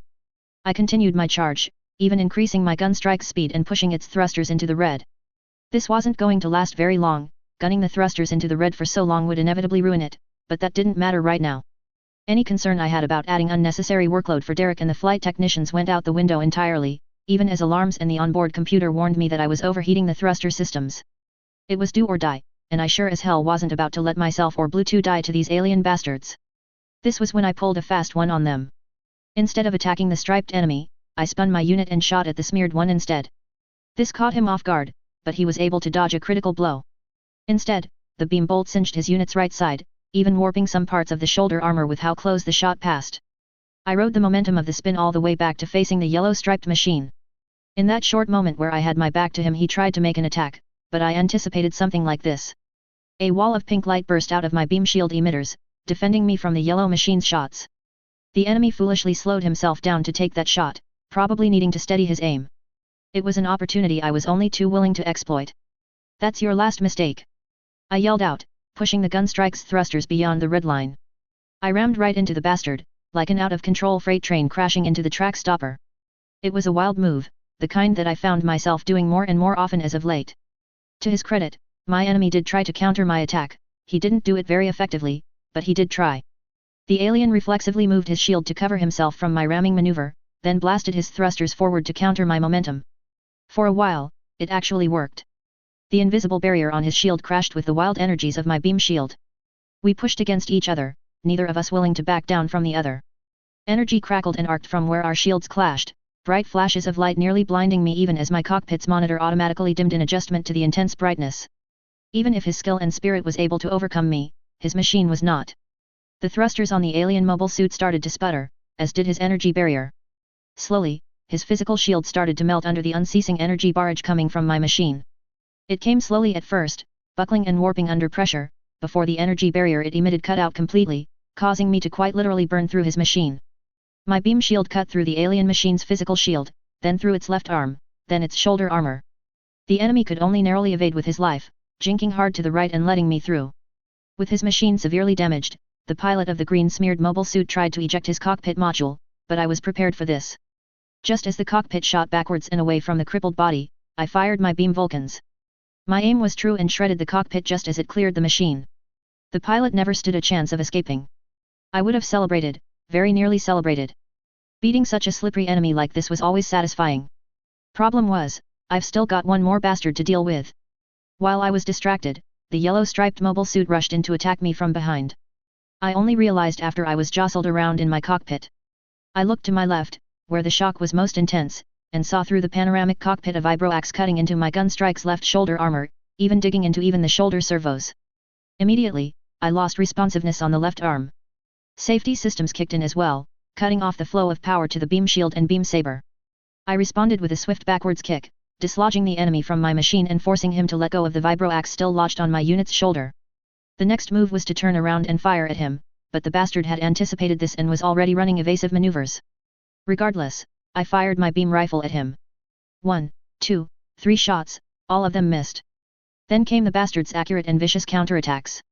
After every few dodges of his, he'd respond with a couple shots from his weapon. A lot of them I could evade, but those that I couldn't hit me hard, and the damage to the armor plating was starting to add up. It wouldn't be long until a lucky shot managed to punch through a weakened point in the plating, at which point I'll be in serious trouble. As our fight continued, each subsequent shot I fired got closer and closer to the alien machine. I was starting to memorize how he flew, how he evaded, how he fought. The next shot would hit, it had to hit. Sure enough, the next shot did strike the enemy, should have hit, but he raised his shield and angled it in such a way that the beam shot was deflected away. "Oh you son of a bitch!" I snarled out. "I've just about had it with this alien asshole." I was running on pure instinct now, tactical thinking reduced to how I could not only destroy this bastard's mobile suit, but also made sure he didn't survive either. This enemy was too dangerous a pilot to be left alive. If he could pass on his skills, teach his kin how to be as good as he was, well, that was just one more reason to get rid of him before he could. With what I've learned of the alien pilot, I calculated which direction he'd dodge my shot next. Execution of the plan proved successful, as the enemy dodged exactly where I wanted him to go. This time, I dashed right into him, used my gunstrike's weakened left arm to try and pull his shield out of the way. It was a struggle. My mobile suit's left arm should have been enough to wrench away the shield and open up the enemy to attack, but the damaged shoulder meant I couldn't channel enough power to the servos to do it. It didn't take long though it sure as hell felt like it took forever, but I finally was able to get enough leverage to break his defense. In response, the alien mobile suit opened up flaps on its faceplate revealing multiple gun barrels pointed right at me. He peppered my gunstrike with machine gun fire, and while it wasn't firing rounds powerful enough to even scratch the armor, it proved potent enough to damage the main camera unit hiding behind the head unit's visor. The panoramic screen on my cockpit flickered off for a split second before swapping to the secondary camera feed, but this opening wasn't enough for the enemy to save himself. At this range, I didn't even need to look to hit him. All it took was to bring my beam rifle to bear, then to rapidly mash the trigger, letting off shot after shot at the enemy. By the time my gunstrike regained full vision, all that was left of the enemy was a burning wreck. I wasn't sure if I had gotten the pilot before he ejected, but considering everything above his machine's waist was a burning wreck, well, even if I couldn't confirm it, I'll have to consider that a kill. But I couldn't wind down now. No, in fact it was quite the opposite. My mind raced once more, remembering that Blue 2 was still being carted off by the enemy to God knows where. Even with my gunstrike's damaged state, I couldn't let the aliens take him. I had to go after him. So I boosted off into the distance, chasing down the light green IFF marker which directed me to my teammate's position. He was so far away. Almost out of reach, but I couldn't let that stop me. I pushed my machine beyond its limits, beyond the furthest I've pushed it before. Machines were replaceable. Pilots weren't. Even with my thruster units burning white hot, I couldn't stop. My teammate needed me. They were close now, I can barely see them on the screen. 2 alien mobile suits, one running escort while the other hauled Blue 3's damaged gunstrike. Their red blips appeared on my screen, signaling to me that my targeting systems had them locked. Rifle readied, I took aim at the escorting alien. If he knew I was aiming at him, he didn't react. Him and his buddy just kept up their flight path, without even bothering with evasive maneuvers. If they wanted to make themselves an easy target, that was fine by me. All I had to do now was pull the try. Suddenly my machine shook violently. My aim was thrown off and the enemy found themselves a dramatic speed boost. No, it wasn't the enemy that was speeding up. I was slowing down. I had been ignoring all the warnings that the onboard computer was blaring out for minutes without end, that I was pushing the gunstrike too far beyond its stated limits. Having ran my thrusters over the red line for so long, they finally failed on me in spectacular fashion, exploding and crippling my mobility in the worst moment possible. No, no. No no no, wait, no, not like this. Was all I could stammer out, fury and panic overtaking me. Enraged, I fired my beam rifle blindly at the two alien bastards' general direction. Target lock was already lost at this point and it was damn near impossible for me to hit it at this rate, but I didn't care. I had to try. I had to do something. So I fired, and fired, and fired, and fired, and then one of them exploded. A beam shot flew off into the distance, striking the escorting alien mobile suit straight through its back. It exploded in a brilliant display, leaving nothing but a wreck as the fire subsided. Hey! How did that happen?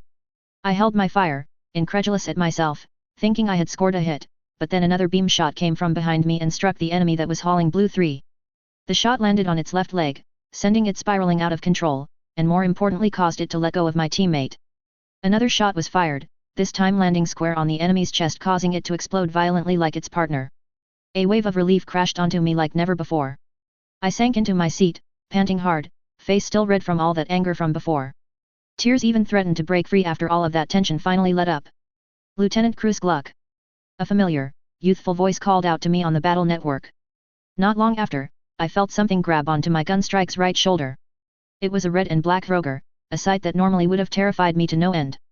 A video feed of Rosen wearing her black and red golden beacon normal suit showed up on my panoramic cockpit's digital display shortly.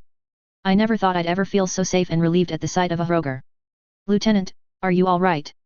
Rosen asked me, genuine concern in her voice. God bless her soul. Your machine's pretty banged up. Can you still fly? I am fine. I answered, voice still a little shaky. And no, my thrusters are busted. I'm going to need help getting back to the Rizima.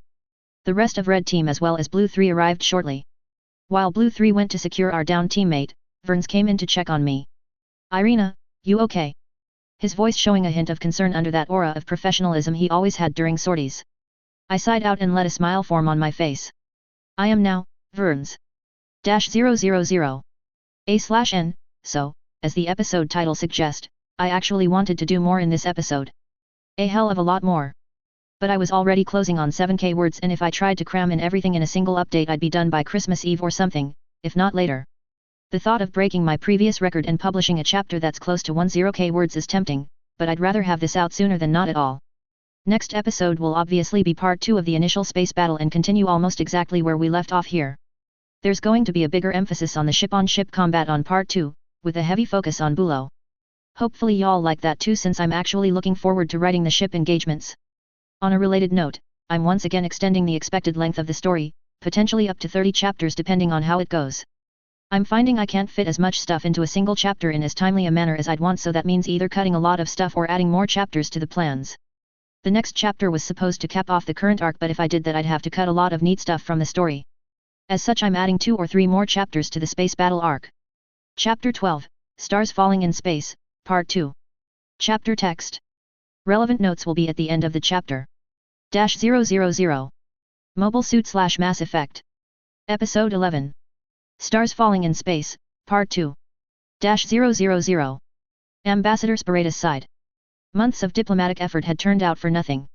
Reports from his personal insiders, as well as Admiral Arteria's staff office had finally reached him concerning the launch of the expedition. He'd worked hard to de-escalate the situation, to bridge the gulf formed between the Turian nation and the rest of the Citadel coalition, but alas, Lacey News was too stubborn. Eventually, persuasion made way for disruption. Convincing his old breed colleagues hadn't worked, so Councillor Cassander made the decision to pivot from negotiating with Lacey News, to actively getting in the way, to deprive the expedition of the resources it needed to launch. It worked for a while, but as with all conflicts, eventually the opponent adapted, found ways around the problem. Matriarch Dilinaga and her cadre of Asari military industrialists began personally financing the expedition out of their collective pockets. When that proved to be insufficient, Lacey News approached the Solarian Eshiel faction, who agreed to provide much of the expedition's logistical and backline support. This support, in addition to mercenary companies like Aurak Concern and Eclipse filling in the gaps, put the old breed's plans back on track. But while Licinius moved to court, the Dilinaga and Eshiel factions sidestepped council efforts to strangle the expedition before it could start. This ended bringing the enmity of the Asari republics and the Solarian Union. The Matriarch Conclave did not take too kindly to their own members, powerful and influential ones at that, throwing their lot with the old breed. The T-Sony faction lead the charge, putting into motion for a wide range of economic sanctions against Dilinaga and her cadre. Unfortunately, if the reports that Spiretus was reading proved correct, then the sanctions weren't quite as successful as hoped. The fact remains that Dillanaga's faction were the dominant players in the Asari military-industrial complex, and many lesser republics feared getting into their bad side. Few had a strong native defense industry like the Republic of Armalai under the Tsoni faction did. Storm clouds loomed over the Asari republics. Their conflict will not be solved through force of arms, but through political maneuvering and schemes that could rival the Solarians' web of intrigue. Speaking of which, Sparatus looked to reports from the Solarian Union, graciously provided to him by Councillor Torov. The situation there was deteriorating just as quickly, though for a different reason. The Eshiels were the top players in the world of Solarian politics, not unlike how Cyprutine historically was a major political heavyweight in Palavine history. While the Eshiels' power slowly decreased over time, their influence still has the ability to move mountains and split the seas. It was only through a coalition led by the Linran faction that a non-Eshiel councillor could be sent to the citadel. With so many factions preying on the Eshiels' downfall, it didn't take much for the Linrans to coordinate an effective opposition campaign. All while this was happening, the council itself hadn't remained idle. Besides denying Lacinius the chance to recall Turian units from CSEC duty, a diplomatic mission to go beyond Relay 314 was also organized, but this went nowhere.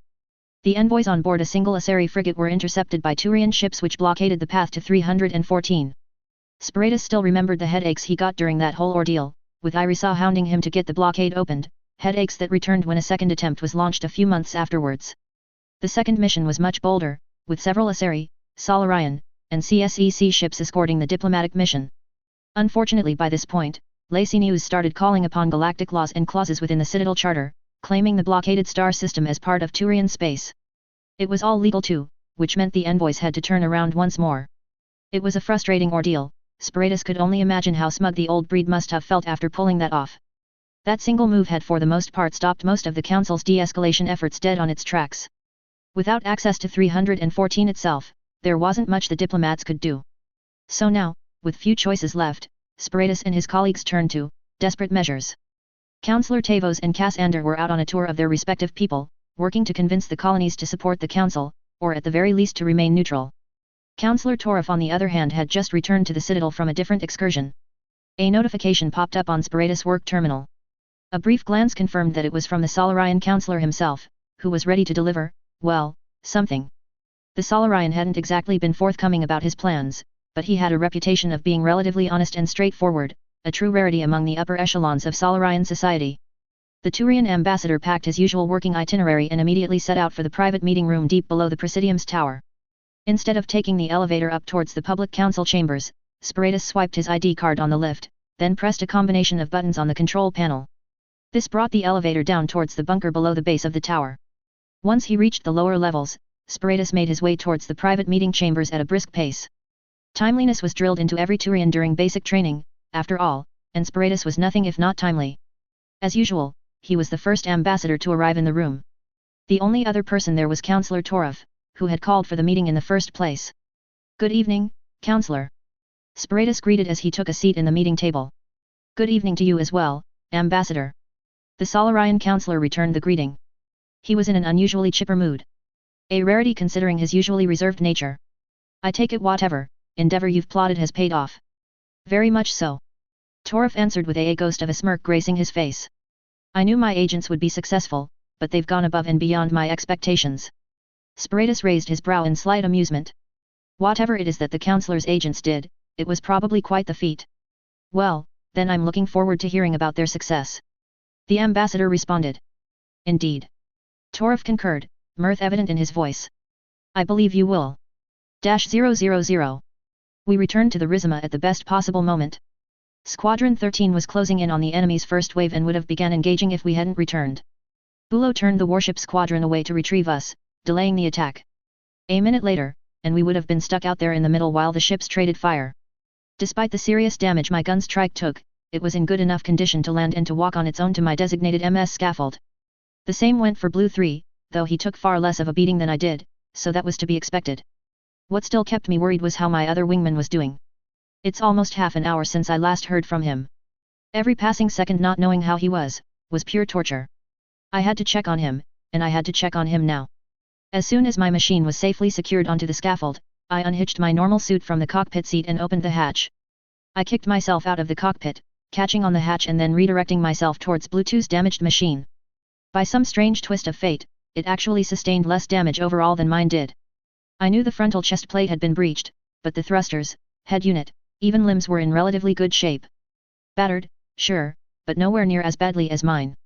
I arrived just in time to see the flight technicians open up Bluetooth's cockpit hatch. I saw a glimpse of shattered screens from where I stood. It was a typical sight when the cockpit armor was breached and shrapnel broke through the panoramic cockpit. The technician that went in through the open hatch obscured my view of the rest of the suit's insides, but I still saw it. Glimpses of crimson, splattered on the cockpit floor. An arm hanging on the seat's armrest at an odd, uncomfortable position, slick and glistening in red. I didn't need to see the rest of him, couldn't see the rest of him. Not like this. I turned away and kicked off towards the pilot-ready room without another word. Hot tears welled up behind my eyes, as did a constriction around my heart. I couldn't let them see me like this. It was just like that skirmish over Yunnan all over again. I thought I was better that. I thought I wouldn't fail my teammates again. Obviously not. The moment the prep room's doors closed behind me, I couldn't hold back anymore. I ripped my helmet off and threw it violently into my locker. It was dumb and childish, but I just had to do it. Not again. I croaked out as tears finally broke through. Memories of an engagement over the gas giant Yunnan flashed before my eyes. It was supposed to be a routine mission, a simple raid on a golden beacon supply cache. Even if it turned out there were more enemies in the area than anticipated, it shouldn't have been anything beyond our capabilities. Instead, what happened was I lost my cool, got ahead of myself. I should have waited for backup, shouldn't have taken on the Hroger on my own, but I acted like an idiot, and someone else paid the price for it. It shouldn't have happened again. I swore it. I swore I wouldn't ever let anyone else pay for my own mistakes, for my own weakness. The sound of the door sliding open and closing again ripped me out of my thoughts. Quickly, I wiped the tears forming in my eyes before turning to see who had come in. It was Vern's, and there was a clear look of worry on his face. "Irina, you all right?" he asked. "I'm fine." I lied straight through my teeth. "Did Derek say anything about my unit?" Vern's gave me a skeptical look. It was clear he didn't believe my words, especially with how quickly I tried to change the subject. He seemed to want to push the subject, but for whatever reason decided not to. "If you say so," he said, backing off from the subject. "Anyways, Derek says your machine's out action, for the time being at least. Your cooling system's shot entirely, and since he's busy helping Barkus with Red Team, it'll take a while until he can have yours up and running again." "Damn it, so what am I supposed to do now?" I hissed out my frustrations. I saw Vern's flinch slightly and immediately felt bad for lashing out at him. "Honestly, you should be resting," he answered me, voice gentle but stern. "You've pushed yourself farther than you needed to. Nobody's going to accuse you of not pulling your weight. How the hell am I supposed to rest while we're in the middle of all this?" I responded. "You can't just expect me to sit on my ass after all of that. How can you say I've done enough when Ensign Lyle died because of—" "Don't you dare finish that sentence." Vern suddenly cut me off in an uncharacteristically harsh tone. A frown had formed on his features and I noticed a simmering anger barely held back to his usually reserved self. "Ensign Lyle died because of the enemy, not you. We were outnumbered, against a kind of enemy that we're not familiar with. Don't be so arrogant to think that you could have turned the tide of battle on your own, Irina." A tense silence filled the room afterwards as I stewed on his words. It was harsh and I didn't like hearing it, but begrudgingly I had to accept he was right. "You can't expect to carry the weight of the war on your own," he continued, voice and expression softening. "You're one of the best pilots out there, but you're still just one pilot." He placed a hand on my shoulder before unexpectedly pulling me into a hug. It was warm, comforting. Soon enough I found myself returning the embrace. "I know you feel like you need to do more," he said, voice low in an attempt to reassure me. "But nobody else pushes as hard as you do, Irina. You've already given it your all. Any more, A&D?" Verns didn't finish his sentence but I understood full well what he was trying to say. I don't know how long we stood like that. It felt like a while, though I couldn't be sure. Eventually the comfortable silence we found ourselves in was rudely interrupted by the ship's PA system. "Lieutenant Heder, we're done working on your machine." A voice spoke through the speakers. It was probably Barkus, Rizama's other senior flight technician. Vern sighed before reluctantly letting go. I couldn't blame him for not wanting to part. I sure didn't want to either, but he had a job to do. We had a job to do. "Right then, it looks like you better get going," I told him. "Your team needs you." "Yeah, I guess they do," he said. The both of us exited the prep room, but while Verns turned to head back to the hangars, I turned the opposite way towards the Rizama CIC. I might have been grounded for the foreseeable future, but that doesn't mean I can't contribute to the battle somehow. -000. "That's the last of our MOS units finally back, sir." The flanging voice of a Turian junior officer spoke. The CIC of the Turian Navy cruiser Igneous was a cacophony of activity, and the commander of the initial attack wave could only barely hear the junior officer make the announcement. About time. Commodore Cordo Haliot nodded, to lone fingers rapidly tapping on the command podium's railing. I want a tally of the surviving units. Have them reorganized into new formations as soon as possible. The initial clashes of the expedition were less successful than High Command anticipated, but Cordo in turn had anticipated that himself. Primarch Licinius and his old breed supporters were far too optimistic in their expectations.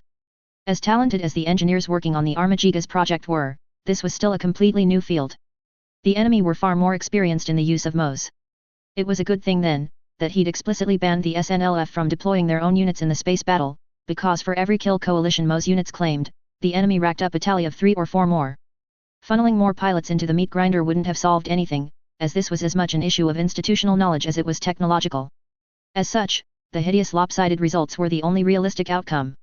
Begrudgingly, Haliot had to admit he hadn't launched his MOS teams with the best plan in mind, but then again he didn't think any officer in the Turian Navy could have done much better. That's what they get for rushing out a new weapons system before it had matured, he grimly mused in his head. Still, the Commodore hadn't failed to achieve his objectives, yet. The explorator fleet just had to secure a big enough footing so that reinforcements can start getting funneled in. Achieving that will only require him to chase back the defenders and hold the line. And so, his ships advanced at steady pace. Based on data collected during the 314 incident, coalition warships had the range advantage, though it was a slim advantage that couldn't be used to its fullest, considering that coalition firing ranges were limited to the accuracy of the ship's targeting system and long-ranged sensors. With all the radiation interference the 314 aliens liked to use, Haliot was going to have to move his ships into ranges that even the most audacious officers in the Turian Navy would find questionable. Eventually, as expected, the explorator fleet's vanguard force finally had the enemy in their sights. Open fire! Haliot simply ordered. Volleys of high explosive and kinetic penetrator rounds were hurled downrange by massive mass driver cannons. The enemy, which was formed into multiple different battle lines, had barely a few seconds to react before the shots rained upon them. Brief flashes could be seen in the distance, explosions caused by rounds that hit their intended targets, quickly followed by reports from gunnery officers confirming what Haliot had seen. The veteran flag officer let a small smile form on his face, though he quickly wiped it away when he saw glimpses of pink flashes coming from where their shots had landed. This was Cordo Haliot's first encounter with beam weaponry. -000. Enemy targets visually confirmed hit. Severity currently unknown.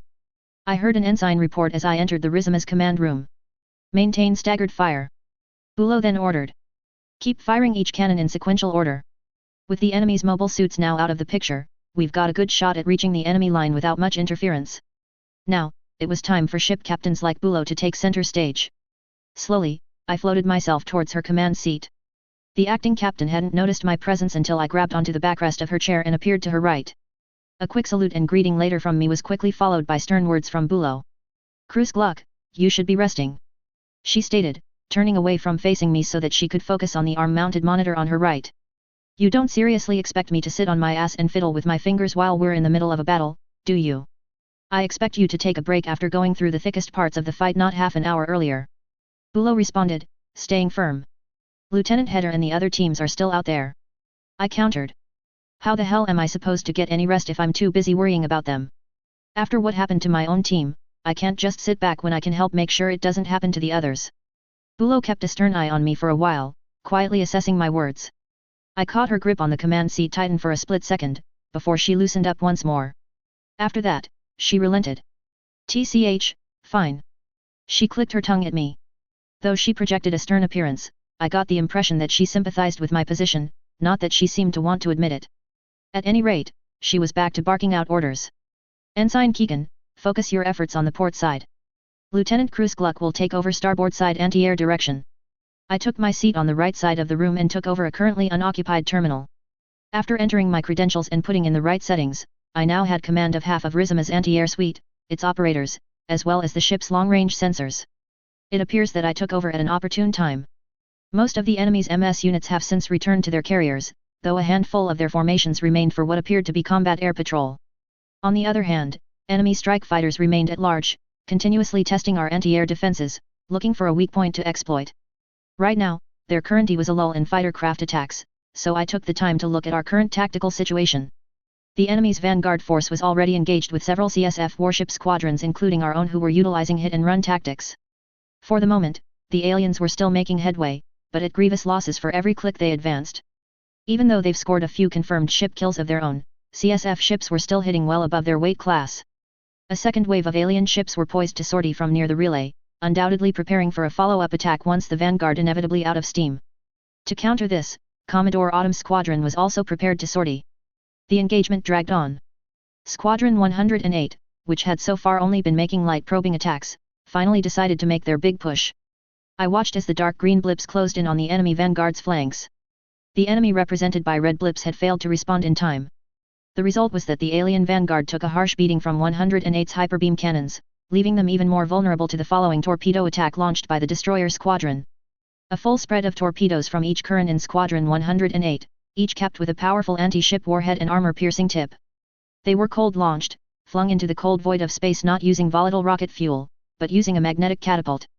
Without the energy emission typical of a guided missile's rocket engine, the torpedo in theory could silently float towards the enemy. Once the torpedoes had floated for a pre-programmed amount of time, hypergolic fuels in the torpedo would finally ignite, allowing it to rapidly accelerate. It was hoped that by this time, the torpedo would be far too close to either be evaded or shot down in time. As such, the torpedo attack had come off as something of a surprise for the enemy. The vanguard had taken a much looser formation to make it harder for our broadside barrages to hit them. However, this also meant that their overlapping point defense screen was stretched thin. The alien cruisers and battleships scrambled to tighten their formation once they detected the torpedoes. Lasers burned through the void as the enemy's point defense turrets fired away at the wall of firepower barreling towards them. At the end, they managed to shoot down most, though not all, of the 108's torpedoes. The few remaining were mostly evaded, though a handful struck true. These successful hits were devastating, either crippling or outright foundering the few of ships it hit. Despite the limited damage caused by the torpedoes themselves, the torpedo attack was very much considered a success, for the sole reason that it forced the enemy force to bunch up and limit their maneuvering options. Main batteries, focus fire at the center of their formation. Bulow then bellowed out. Burn them away. We seized the opportunity while we could. Squadron 13 opened fire with everything we had, firing away with hyperbeam cannons, missiles, and even our own torpedo spreads once we got close enough. All the while, I kept a close eye on the Rizima's starboard anti-air screen, directing the gunners to fight off enemy strike fighters and the handful of alien mobile suits still in the field. Lead your shots more, I advised the gunners under my command. The alien fighters are much faster than any mobile suit we've fought. Beam flak and Vulcan guns colored the void with streaks of pink. Squadron 13's anti-air fire saturated the enemy's attack vectors, forcing them to redirect or abandon their attack runs entirely. As I focused on directing our defenses, Bulow in turn directed the squadron ever closer to the enemy formation. We sailed at steady pace, only slowing down to alter course or evade attacks. Helm, raise our bow by 23 degrees. The acting captain ordered. Bring us over the enemy formation, then flatten our angle and roll us 90 degrees to the port side. Aye ma'am.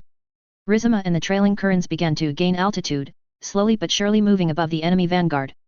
Before long, Squadron 13 had moved well above the enemy's firing arc. That was when we began our rotation, presenting our broadsides below.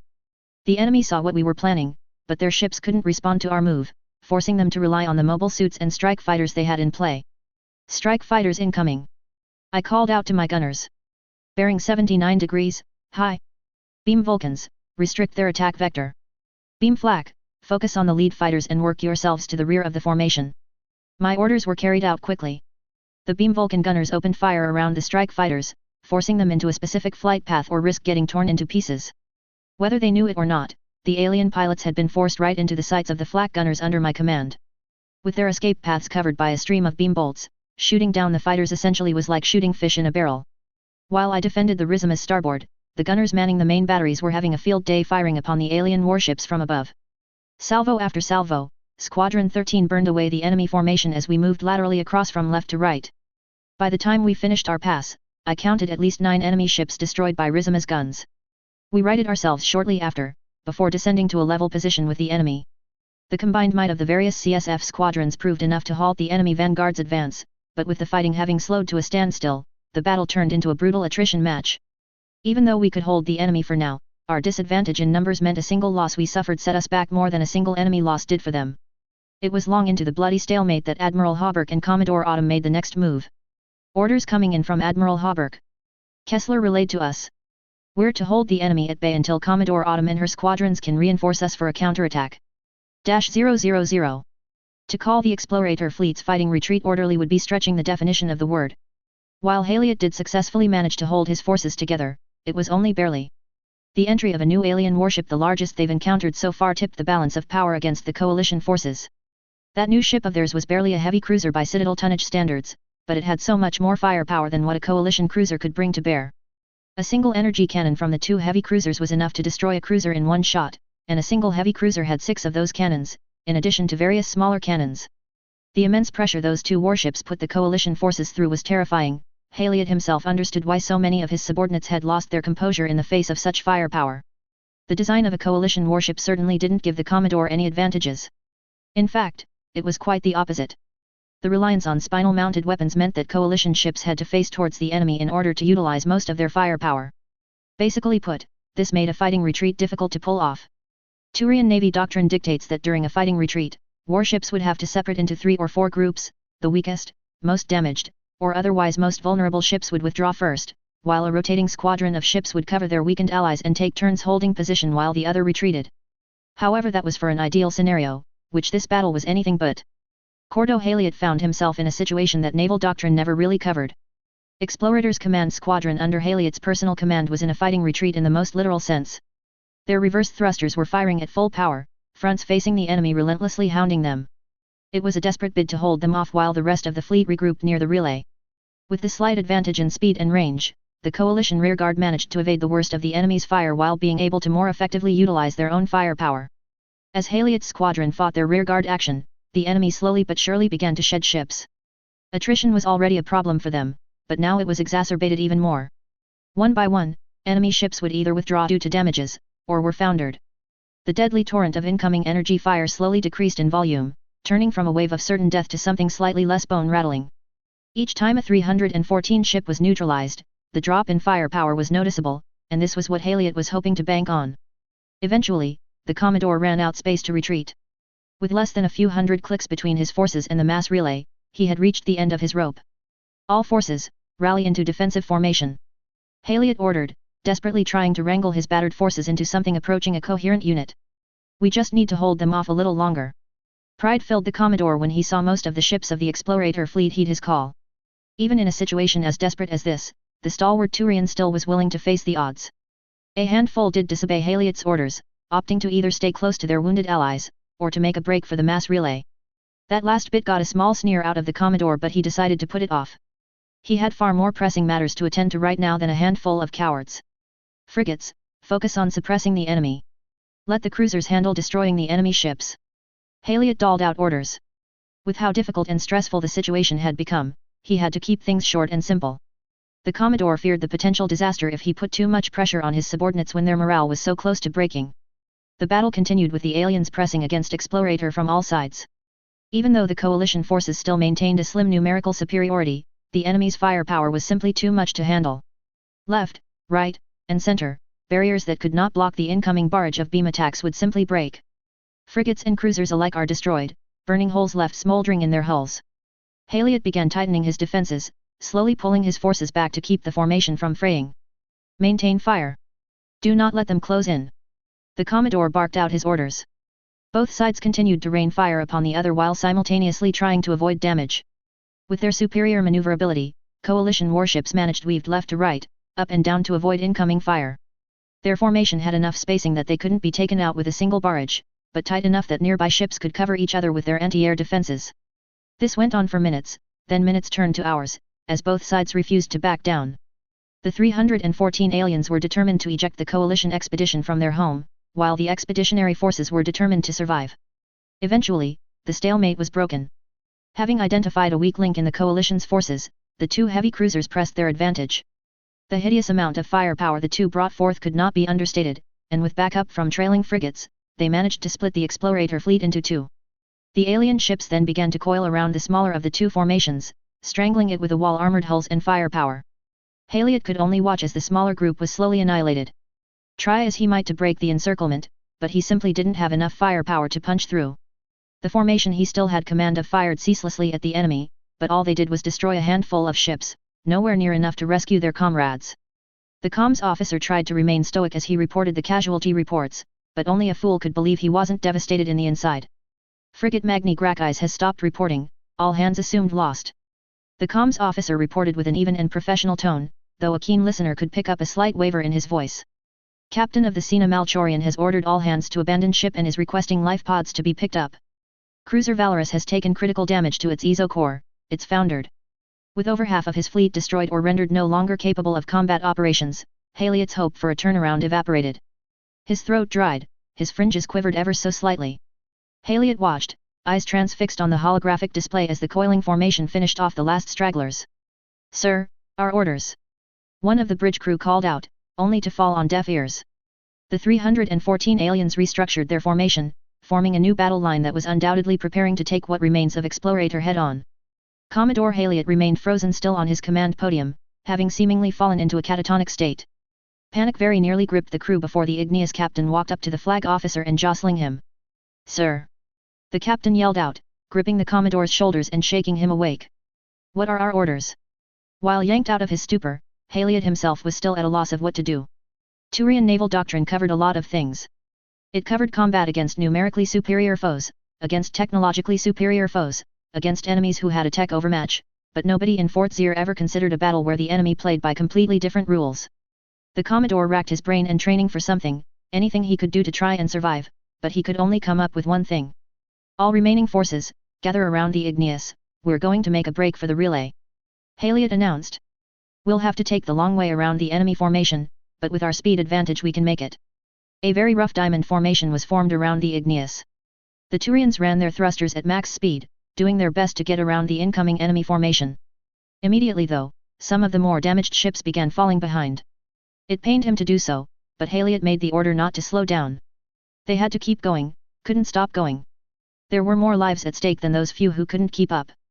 The enemy did eventually catch on and tried to intercept their course, but coalition ships were simply far quicker and more agile than their own. Energy barrages came next, with limited effect. It was the home stretch now. Just a few thousand more clicks to go and they'll be away from this blasted place, but then, a single report changed everything. "Commodore Haliot, sir." One of the bridge officers reported. "Relay activity detected. -000. The arrival of enemy reinforcements was not unexpected. We'd known they'd call on them eventually. What we didn't expect, was the kind of reinforcements that was coming. What is that thing?" I could hear Rosen yell out over the comms. All at once the situation had turned itself around. Caught completely flat-footed by the arrival of enemy reinforcements, we were forced on the defensive as a veritable horde of enemy warships arrived from the other side of the mass relay. Cruisers and battleships poured in by the dozens, then by the scores. But while their numbers were certainly cause for concern, it was the one ship that really got everyone worried. How did they build that thing?" was the only thing the usually wisecracking Kessler could remark. As for myself, I was too dumbfounded to say anything, awestruck by the sight that lay before me. I couldn't believe the numbers that my screen displayed. 1 kilometer. The words fell out of my mouth. At the center of the alien formation was a ship unlike anything any of us have ever seen. A Titanic warship, larger than anything the Congressional forces have. The firepower one of these dreadnoughts, for lack of better terms, could bring about must be terrifying. So when a second one exited relay transit, I just knew we were in deep, deep trouble. An invisible wave of panic seemed to have washed over the Congressional forces, as enemy forces finally finished trickling in. At the start of the battle, they had us outnumbered on a 3-to-1 ratio. Now, with their reinforcements, the enemy outnumbered our battered force almost 6-to-1. Even the most stalwart commanders were going to sweat at the prospect of fighting such overwhelming odds. "Ma'am, we have orders from Commodore Autumn," Kessler then reported. "All forces are to rally at Point Charlie. A squadron led by Milo and Aquo will act as a rearguard to cover our retreat."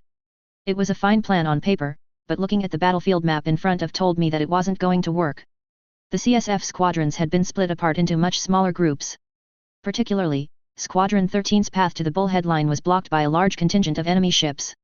With the Loney having taken serious damage and the Glazwick's engines operating at reduced capacity, it was going to be a damn near impossible task. A quick glance at Bulow told me she saw the problem as well. Her hands held the command seat's armrests with a white-knuckled grip and she stared holes at the holographic display of the battlefield ahead of her. I could only imagine what was going through her head, the countless plans and strategies she was running in her head. As the seconds passed by, I saw her face had slowly grown more and more frustrated. Her features twisted and twisted until she froze for a moment. A thought must have clicked in there as her face turned from exasperated to determined in a blink of an eye. Bülow seemed to have focused on an old asteroid field that bordered the current open field used for battle. She must be charting a course for the squadron to escape. It was a smart idea, to shake off pursuers by running through that zone, but it would take us far away from Point Charlie. There must be more to her plan. Kessler, open a line to Commodore Autumn. Bülow ordered. The warrant officer complied, fingers moving quickly to hail the Milo. Seconds ticked by with the hail going unanswered. As the time passed, Bülow directed Squadron 13 to steam slowly towards the asteroid field. It appears she wasn't quite going to be asking for permission, and that the call was simply formality. Eventually, the hail was picked up. A holographic image of Commodore Autumn filled the space in front of the acting captain's seat. Autumn's single amber eye stared expectantly at Bülow, while the other lay hidden behind an eye patch and obscured by her short jet black hair. Bülow, now is not a good time, she stated pointedly. Commodore, Squadron 13's path to Point Charlie is blocked by overwhelming enemy force. There's no guarantee we could fight our way through. Bülow explained, her voice somehow calm and even-toned despite being heavily stressed only a few minutes earlier. In order to preserve our combat strength, I'm taking Squadron 13 through the Ying's asteroid field to shake off pursuit, then we're headed straight for the Bullhead line. As I suspected, Bülow made no request for permission. She had already made up her mind and was dead set on doing it. Commodore Autumn's single eye narrowed as she heard Bülow's words. A glance at said person showed that she was starting to grip on her armrests again, though amazingly her face remained stoic. The Commodore seemed to glance away from the call to look at something on her side. She seemed to study something intently, furrowing her brows, then sighing. You have my blessing. Autumn finally said. Make sure you take 108 with you. They're pinned not far from your position. With those curt words, the call was cut off from Milo's end. Bülow melted into her seat once Autumn's image disappeared, taking off her officer's hat and running a hand through her blue locks. I didn't think it'd go that well, she admitted. After recovering her wits, she sat herself up straight and issued further orders. Right, we'll redirect course to 108's position, then resume course to Ying's field. In all the chaos of the current battle, it was a miracle that an enemy squadron didn't try to engage us while we made our way to Squadron 108. It seemed that the enemy was focusing their efforts on the bulk of our forces which were already well on their way to Point Charlie. Just like Kessler said earlier, Commodore Autumn's personal squadron stood in between the enemy force and all the retreating CSF ships. The firepower that Milo and Aquo leveled against the enemy was something else. Between those two ships were 12 turreted hypermegaparticle cannons. I watched on my screen's video feed as one of those cannons cleaved an enemy battleship in half, down through the middle. A follow-up shot then melted a cruiser's wing off with a near miss. Those two alone slowed the tide of enemy warships, giving the others more time to escape. It was a true testament to the power of a Nikos-class battlecruiser. Still, the enemy did not relent. Soon they were close enough that the secondary battery on the Nikos battlecruiser's hyperbeam cannons like the ones used by chariots and Kurans began to open fire. With sheer numbers alone, the aliens managed to start forcing Milo and Aquo to cede ground. On our own end, we were surprisingly enough doing somewhat better. Only a token force had engaged the 3 remaining Kurans of Squadron 108, so with coordinated effort it was easy enough to deal with them. A quick hail to the 108's lead ship, the Mas Ameta, we were able to catch the enemy squadron in a pincer attack. Hyperbeam cannons blazed into the dark void, scoring hit after hit. When the enemy got lucky, the beam shots would bounce off their barriers, dispersing into less dangerous streams. However, with 2 broadsides coming in from separate directions, it didn't take long for our gunners to break their barriers. The alien formation quickly melted away under withering fire. Transmit our course to the Mas Ameta, tell them to fall in line behind us. The acting captain ordered once the last enemy ship in our immediate vicinity had been destroyed. She didn't bother waiting for a reply from the Ameta, having immediately ordered the helmsman to bring Rizima back on course towards Ying's field. It came off as a bit callous at first glance, but given the situation we found ourselves in I could understand the urgency. If the ships of 108 felt slighted by this, well, they didn't say anything. Instead, they followed behind us, just as Bülow told them to. It was all going swimmingly. All the ships in both Squadron 13 and 108 had taken varying degrees of damages, but we've weathered the storm and were on the home stretch, but of course, things had to take a turn for the worst. The Glazewick, having taken engine damage and running on reduced speed, saw its condition deteriorate. First it started lagging behind, then it fell out of formation altogether. Worse still, another squadron of enemy warships were closing in fast. Slow down the squadron, Bülow ordered. We have to cover the Glazewick until we can shake the enemy off at Ying. Incoming hail from the Glazewick, Kessler unceremoniously interjected. The call was patched through, revealing the captain of the Hugo Glazewick. The man was injured, with bandages covering his forehead and blood smears on his face. Behind him the bridge seemed to be in a state of disrepair, with a few lights flickering on and off. "Captain Eeling, are you all right? What's the status of your ship?" Bulow hurriedly asked. Despite his injuries, the captain replied with a smile. "Thank you for your concern, Captain Bulow, but I'm afraid the Glazwick is at the end of its road," he said. Before the acting captain could say anything else, Eeling continued. "Our reactor took damage in the earlier engagement. We've been pushing it beyond capacity since our engines took damage during the counterattack. If we try to keep up with the rest of the formation now, we're likely to lose it entirely. We can't just leave you out here to die. Just hold on a little longer. We can fight off the next enemy attack and then the Glazwick can get emergency field repairs at Ying's field." "I'm sorry, Captain, but we both know that's not an option," Eeling countered, shaking his head. "Commodore Autumn isn't going to hold them back forever and the escape window shrinks with every passing second. You have to leave us." That was like a gut punch to Bulow, as I saw her spirit seemingly drain from her body. The acting captain became limp as the pressure mounted, the stoic and professional appearance she was desperately trying to hold up was melting away. As if to emphasize Captain Eeling's point, a large explosion lit up the void. It came from the direction of Point Charlie, where the bulk of the fighting was. Seconds after the flash dissipated, reports hit the Rizoma COMM arrays. That can't be," I muttered as I read what I saw. "Milo's IFF signal has cut off, that explosion, it can't be." "Go now, Captain Bulow," Eeling reiterated. "Save yourselves, so that you can save others later. Terra firma." With a salute, the Glazwick's captain cut the call. The limping destroyer altered course, peeling away from the formation entirely. They were now heading straight for the enemy squadron that was attempting to intercept us. "Damn it all! All ships, ahead at flank speed!" Bulow finally ordered. "Don't let their sacrifice be in vain." As the joint formation quickly left Glazwick behind, I watched from my monitor as the crippled ship charged at the enemy with everything it had left. Missile tubes fired and hyperbeam turrets blazed away at the enemy's general direction, not so much caring if the shots will hit, so long as it catches the enemy's attention. The intercepting aliens were caught off guard by the Glazwick's sudden charge. They seemed to panic at the daring destroyer's last stand and scattered to go around the wounded ship. It was in the middle of a disheveled enemy that the Glazwick committed its last hurrah. A blinding flash engulfed the lone destroyer and the enemy cruisers surrounding it.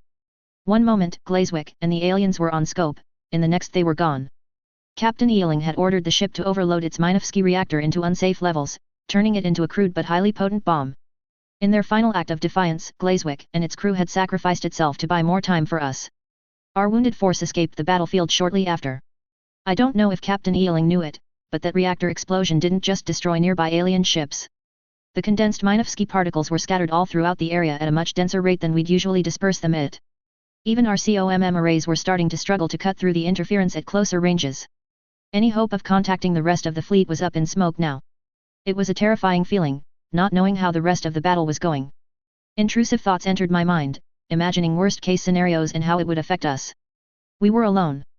A half-dozen damaged warships isolated from the rest of our fleet, unsure of what to do next. -000. A/N, that's the initial space battle over. Took a lot longer to finish this than I expected to, due to a combination of writer's block and IRL stuff cutting my free time. Hoping to get back to a bi-weekly schedule, but that's still not certain. Next chapter, I'm actually rather excited to write. It's an idea for a battle that I've been trying to work into a story for a while, and I honestly haven't seen anyone else trying something similar. I even did a lot of research to make sure I'm getting the physics of it right.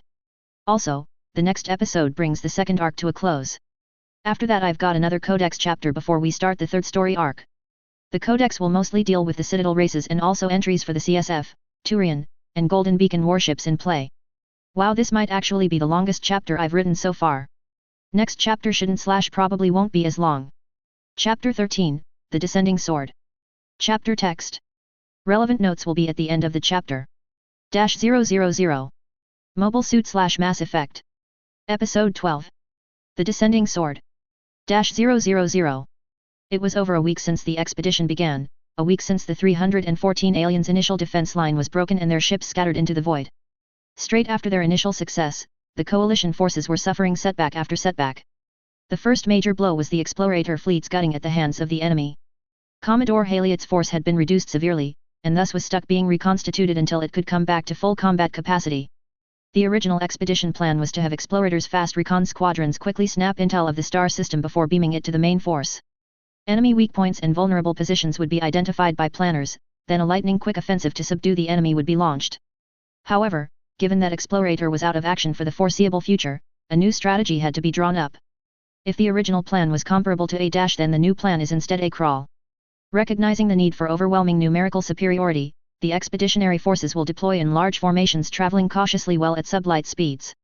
This threw the timetable into complete disarray and dashed any hope for a quick, decisive pacification campaign. Budgets and logistical plans had to be reorganized, available supplies rationed, and new supplies urgently procured. That last bit in particular caused quite the conundrum. Sudden and urgent orders for material meant it had to be purchased at well above standard market prices, prices that even the mighty Turian defense budget might find uncomfortable. Supplies procurement weren't the only aspect of the expedition that had to be moved up the timetable. The forge, several mobile dry docks, as well as mining ships, were brought across the mass relay well ahead of schedule. They were originally meant to be sent through once the immediate area around the relay had been sufficiently secured and fortified, but the severity of the damage necessitated them to brought in sooner rather than later. However, the biggest hurdle wasn't the need to quickly redraw plans or to urgently purchase supplies. It was the realization of just what exactly the lengths the expedition needed to go through to subdue the star system. It came a few days ago, when the Vanguard force approached the fourth planet away from the star, a gas giant currently designated as 314-4. At the time, it was suspected that the aliens had a resourcing operation around the planet, as evidenced by the blips detected around the gas giant. Gas extraction stations weren't uncommon around Citadel space. They were the only way to efficiently harvest resources like helium-3 at the scale required to feed an interstellar civilization. However, these blips weren't merely resourcing stations. Once coalition forces got closer to 314-4 and could cut through the sensor interference, they didn't find a dozen small platforms like their sensors said they would find. Instead, they found civilization. Massive cylindrical stations orbited around the gas giant, each sized at 30-odd clicks in length and 8 clicks in diameter. 12 of them floated above the planet, and surrounding these gargantuan cylinders were much smaller resourcing stations. Instead, what the coalition forces found was a sight that inspired both horror and awe all at once. The Citadel was larger and far grander, that's for certain, but there was only one Citadel. These aliens may have mass-produced these miracles of engineering, and that was terrifying. Initial contact with the resourcing colonies went about as expected. A small force of alien ships sortied to fight the Vanguard force. As it was later discovered, the aliens didn't intend on actually stopping the Vanguard. Instead, they fought a delaying action to cover the departure and escape of several massive sublight cargo haulers, likely carrying massive amounts of He-3. Once those haulers had flown out of reach and the Vanguard sufficiently bloodied, the defenders fled the scene, withdrawing to the cover of the station cluster, leaving the coalition forces with the conundrum of how to deal with said colonies. Megarius was thankful that he wouldn't have to deal with the headache that was developing at 314-4. A dedicated task force was being formed to blockade and contain the enemy in the area. Pacification of the space stations could be handled at a later date. After all, it was highly unlikely that these space stations were the center of civilization in this star system. No, that honor was more likely to be taken by 314-2, which according to initial observation appears to be a garden world. 314-2 was probably where the bulk of the enemy's forces were currently holed up, so after a brief pass by the besieged gas giant, Megarius led his forces on a slow but steady advance towards the colony. Trouble came when Megarius' Vanguard fleet arrived at a most troubling location. Sensors indicated that a large asteroid belt stretching all the way around a wall separating the inner sections of the star system from the outer stood between the fleet and the garden world. A smaller formation may be able to pass through at their leisure, but the massive concentration of warships such as the one the Commodore was leading couldn't sail through so brazenly. The only way to pass was through a large gap in the belt, which in Megarius' opinion looked artificial. The pass was too neat, the channel damn near straight at certain sections. It was almost as if someone wanted to funnel invading force through that stretch of opening. His instincts told him to avoid the pass altogether, to find a different passageway towards the colony, but Arterius ordered otherwise. Time is a premium we have little of.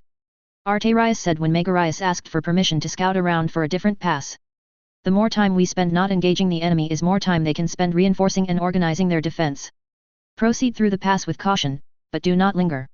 Reluctantly, Megarius followed the orders, as any good soldier would, but not before taking precautions of his own.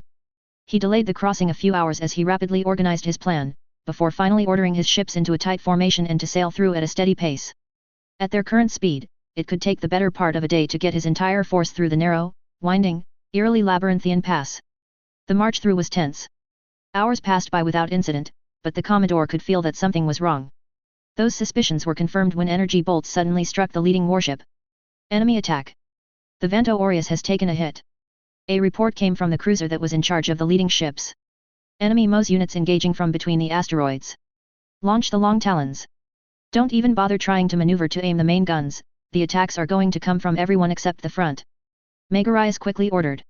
It was only natural that the enemy would try to use their small, nimble, and powerful MOS units in an asymmetric attack. The narrow corridor they were passing through meant that the coalition forces were already bunched up with overlapping anti-air cover. This made them vulnerable to enemy cannon barrages, but Megarise had figured that not even the enemy's ships would be brash enough to attack from the thick asteroid belt with their warships. The enemy attacks increased in intensity. More and more enemy MOS appeared from the asteroid belt and harried coalition forces who maintained steady pace through the channel. It was only then that Megarise noticed something strange about the attacking machine. These look nothing like the machines we've fought before. He quietly muttered out, unsure of what it could mean. While the proportions of the machines looked similar enough, the design aesthetic seemed too different from the force encountered during the 314 incident, the initial fighting at the relay, and later at 314-4. The Commodore doubted these were simply older machines and came to the conclusion that they were built by a completely different design team. But why would these aliens operate two wildly different models running parallel to each other? Having two models running the same mission role strikes Megarise as logistically inefficient. Unless, of course, these weren't used by the same faction. Yes, that's a very real possibility, isn't it?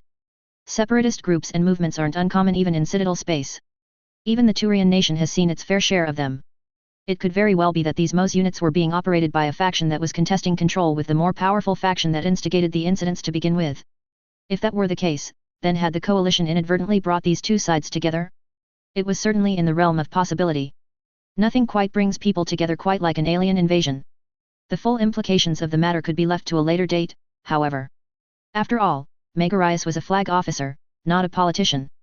The old breed or the council can deal with that problem. Right now, all he had to worry about was establishing a position on the other side of this asteroid belt so that reinforcements can come through for the attack on 314-2. As Megarise was musing, a development occurred. The Long Talon fighters which sortied to attack the enemy chased them deep into the asteroids, and into a trap. The fighters were torn to shreds by more of the enemy machines hiding between rocks. No doubt the enemy's trap was meant to draw out coalition fighters' ANS MOS units, after which the ships would be left vulnerable to the nimble attacks that can attack from any direction. However, those MOS units the enemy were trying to bait out were needed for the planetary subjugation. Megarise couldn't send them out even if he wanted to. Calling it a difficult situation would be a terrible understatement. The vanguard force soldiered on as the hours ticked by. It was cold comfort to the sailors that no enemy warship decided to join the attack. While damages were starting to add up, Megarise had yet to lose a ship to the enemy MOS units thanks to the veteran anti-air directors the Commodore had wisely scattered throughout the fleet. Many of them were survivors of the 314 incident and had first-hand experience fighting off an enemy of this type. Enemy attacks continued relentlessly. Their MOS units assaulted the column at every opportunity, striking wherever it appeared that they could punch through. However, in their eagerness to attack the line of ships, the ambushing aliens missed a crucial detail. One of the few heavy transports present among the vanguard force were slowly offloading their cargo. One by one it was unceremoniously dumping out large pods behind it, creating a trail of the stuff all along the asteroid corridor. It was only hours later, once the rearmost vanguard ship had cleared the channel, that their purpose was revealed. Confirming that his force had all successfully navigated through the belt, Megarise then pressed a single button on his command podium. Massive explosions cut through the path they had previously followed. The narrow corridor had suddenly been blown wide open by near 100 mass effect pulse bombs which pushed all the nearby asteroids away. Now, the path was clear. Any follow-up force wouldn't have to suffer the constant ambushes Megarise and his sailors did. The full force of the expedition can now march on the alien world. -000. As it turns out, escaping the battlefield was just the beginning of Squadron 13 and 108's problems. Each ship had taken some damage in one way, shape, or form. Squadron 13's Marcella Loney, as well as 108's Fedor Bartlett, took serious damage in the battle and were scuttled after it was decided that field repairs wouldn't be able to save either. Surviving crew from both Loney and Bartlett were sent off to the other ships in the formation. Being the biggest ship of the bunch, it was natural for the Rizima to take the lion's share of the wounded and survivors. It made things rather cramped for us, but the alternative was leaving them marooned in space.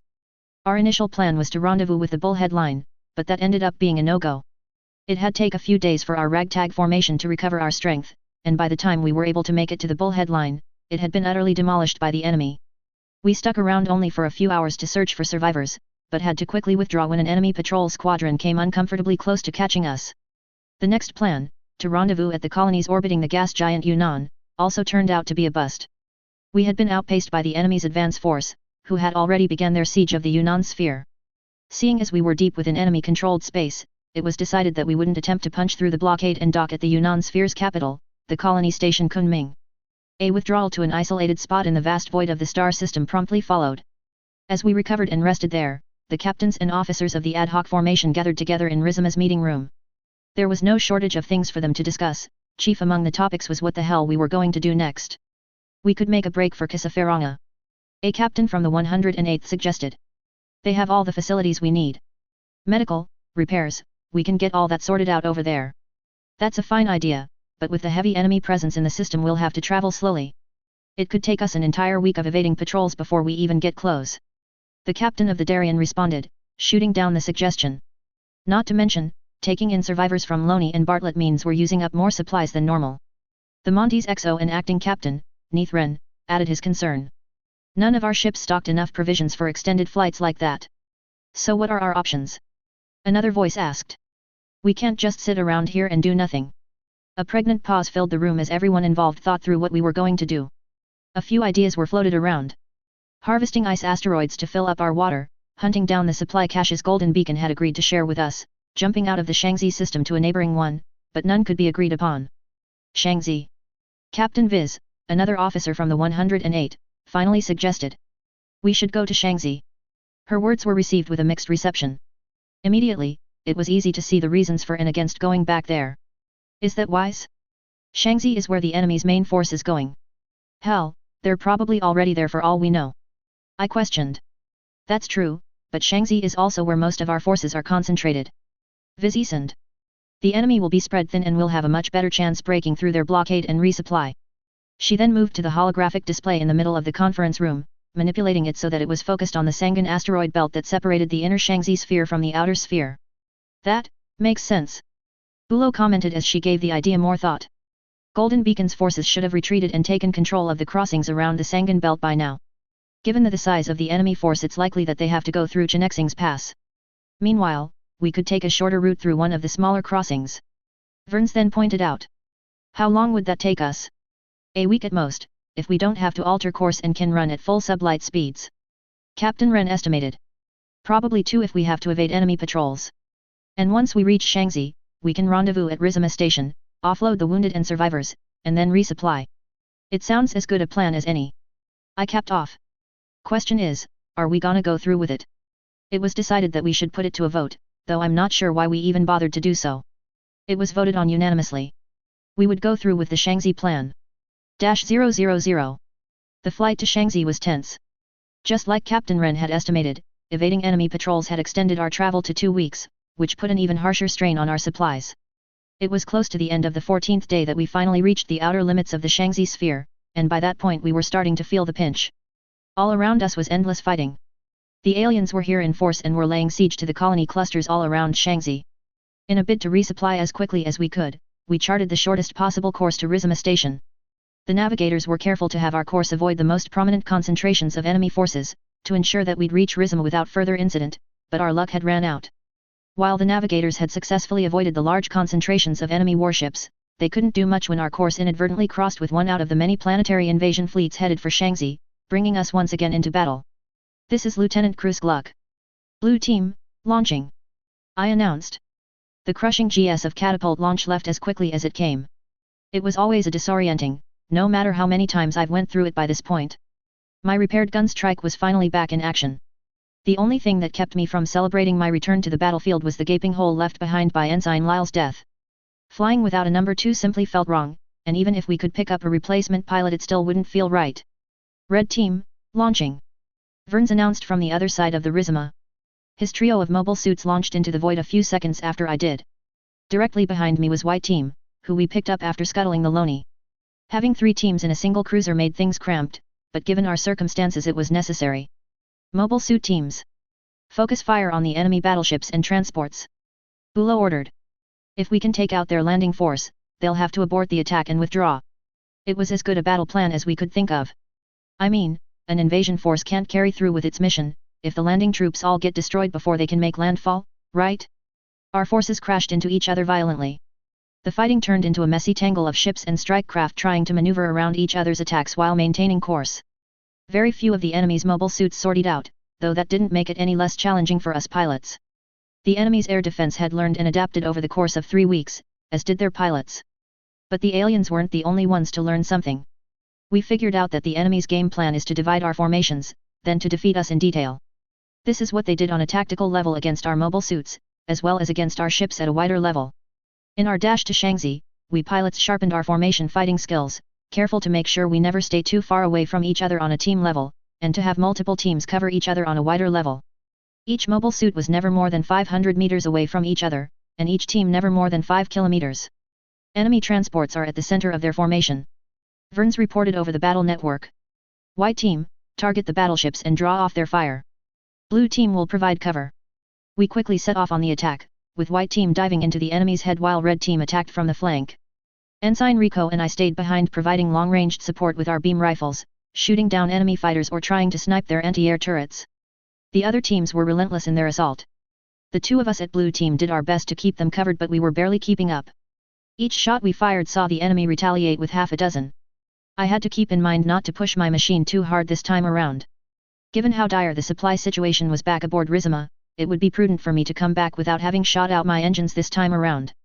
Our firefight with the enemy invasion force continued for a while. It was brutal fighting, as we bloodied the enemy as hard as we could. Slowly the damaged ones peeled away to lick their wounds, letting us believe we were making progress. How foolish we were!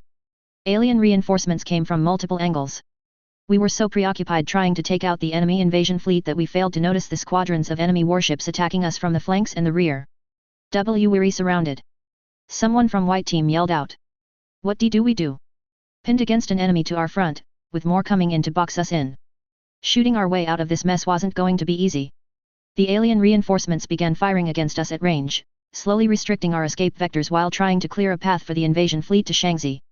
It felt like being crushed to death by a snake, or was it like getting torn to pieces by a swarm of piranhas? I guess the distinction mattered little when it comes to describing the experience of annihilation by an enemy that had encircled us.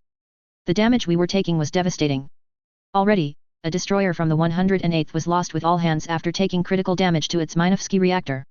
Another was left with its main guns disabled after an onboard fire took out their fire control system.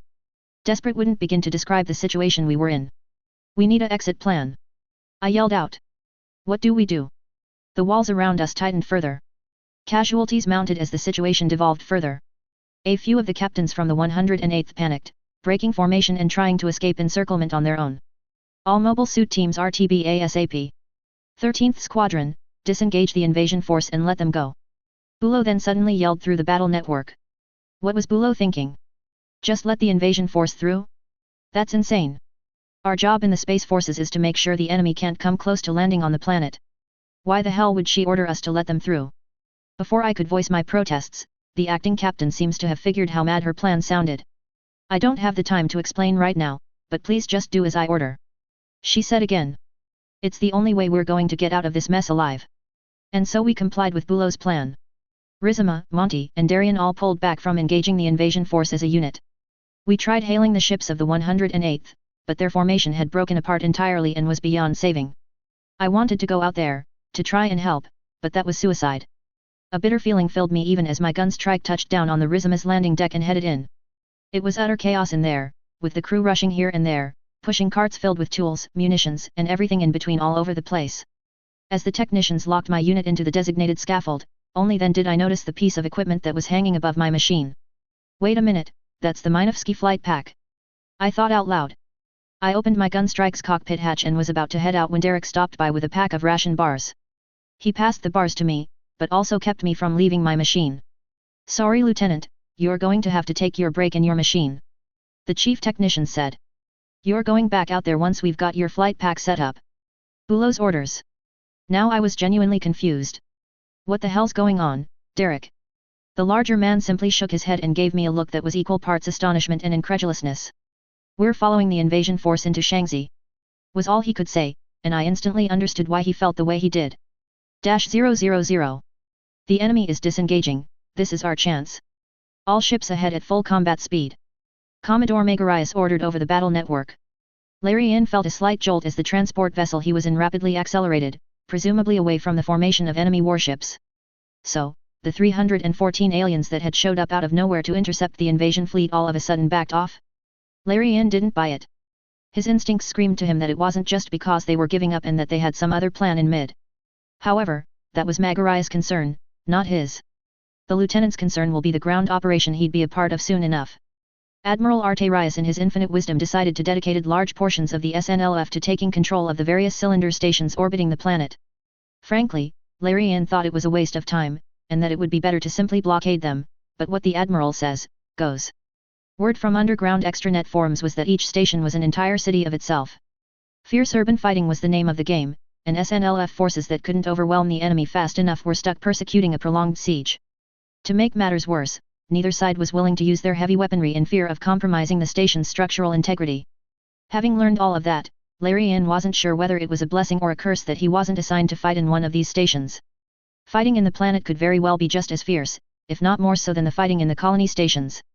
While the SNLF and the Turian army could bring to bear their full firepower, so could the enemy, and given all the advanced energy weapons the enemy used so far, the Turian lieutenant couldn't make any educated guesses. "We are approaching the Vauban line," the transport ship's captain announced. "All hands to re-entry positions." While Mass Effect technology did wonders to suppress the worst of the re-entry experience within the ship, it was still standard procedure in a Turian ship for every loose object to be secured and for occupants to strap up in a re-entry seat. Larian himself was strapped into his armagigas, ready to drop the moment they reached the landing zone. The first sign that the transport had begun planetary re-entry was the sound of shuddering from outside the armagigas, though hardly any of the shaking actually made it into the ship, much less the Mos that Larian was sitting in. Upgrades meant to make shields more resistant to the enemy's energy weapons had the unintended effect of making re-entry a much smoother ride, much to everyone's delight. The second sign was when the lieutenant's machine lost contact with the wider battle network as the superheated plasma forming around the ship cut off all contact beyond the transport. Larian waited as he always did during a surface drop. He closed his eyes, to lone fingers tapping at the control sticks as the transport rapidly descended into the atmosphere. 314-2 was a much larger world than Mini, so the wait would also be longer than during the war games. The lieutenant patiently waited in his seat as the transport continued to bleed away their excess speed, to slow down enough so that complex maneuvers would be possible and so that the helm could correct any deviations made during drop. It was many minutes later when the transports had finally decelerated enough that they weren't burning up anymore. One by one, ships reconnected into the battle network, signified by a red blip on Larian's cockpit display. Checking in on the formation showed that the transports and its escorts frigates hadn't scattered all too much. Slight adjustments would have to be made to tighten the line once more, but the column of descending spaceships largely stuck close together. Things were going as planned. The force would touch down, fight off any response for that would inevitably show up, set up a forward operating base, then push out into enemy territory while the other forces, those being the Turian army, Asari huntresses, as well as Eclipse and Aurak concern, landed and followed up the advance. Things would have went well if things stayed this way, but the problem with the battlefield is that it's always in flux, particularly because the enemy has a mind of their own. 3 blue blips suddenly appeared on scope, 2 small ones to the formation's right, 1 larger one to the left, all 3 were danger close to the formation. Immediately following this, alarm klaxons rang throughout the transport, followed by a call for all hands to battle stations. "What in Sprit's name?" Larian muttered out before his transport was violently rocked by what felt like an explosion. Simultaneously, one of the red blips near his ship suddenly disappeared. "Bridge, what is going on?" "Lieutenant, enemy warships followed us during the descent." One of the bridge crew hastily replied over the network. The answer hit Larian like a lightning bolt. That's insane. That can't be right." The lieutenant quickly activated the main screen in his cockpit and tapped in on the transport's live feed. Unbelievably enough, it was true. 3 of the alien ships had tracked the landing force's descent and were falling just outside the formation, close enough that Larian could see their names written in their alien language.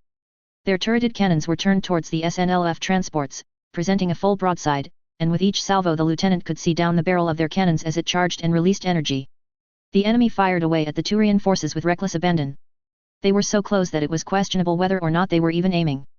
Considering the formation was clustered rather tightly, it's possible that they were simply pointing their cannons at the landing force's general direction and pulling the trigger.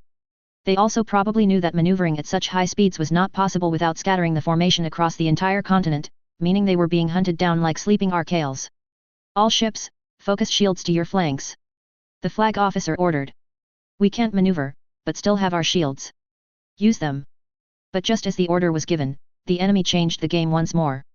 Larian could only watch first in confusion, then in horror as large hatches opened up on the sides of each alien ship. Mos units then slid out wearing some sort of backpack equipment that he'd never seen before, then launched into the air. "They're flying. Their machines can fly." the lieutenant said, damn near laughing at the ridiculousness of the situation. Somehow, those backpacks let the alien machines fly within atmosphere. It didn't make sense how those tiny, stubby wings could generate enough lift for machines of that size, but the 314 aliens had a habit of breaking the laws of physics with their esoteric technologies. It shouldn't have been surprising at all, and yet somehow it was. -000. In the back of my head I felt that I probably should have felt a little bit guilty about this. The enemy was vulnerable, unable to evade, reliant on anti-air weapons whose accuracy had been reduced. Even if someone was manually operating the weapon, the turbulence and shaking of rapid descent seems to be throwing their aim off just enough for our mobile suits to be able to evade.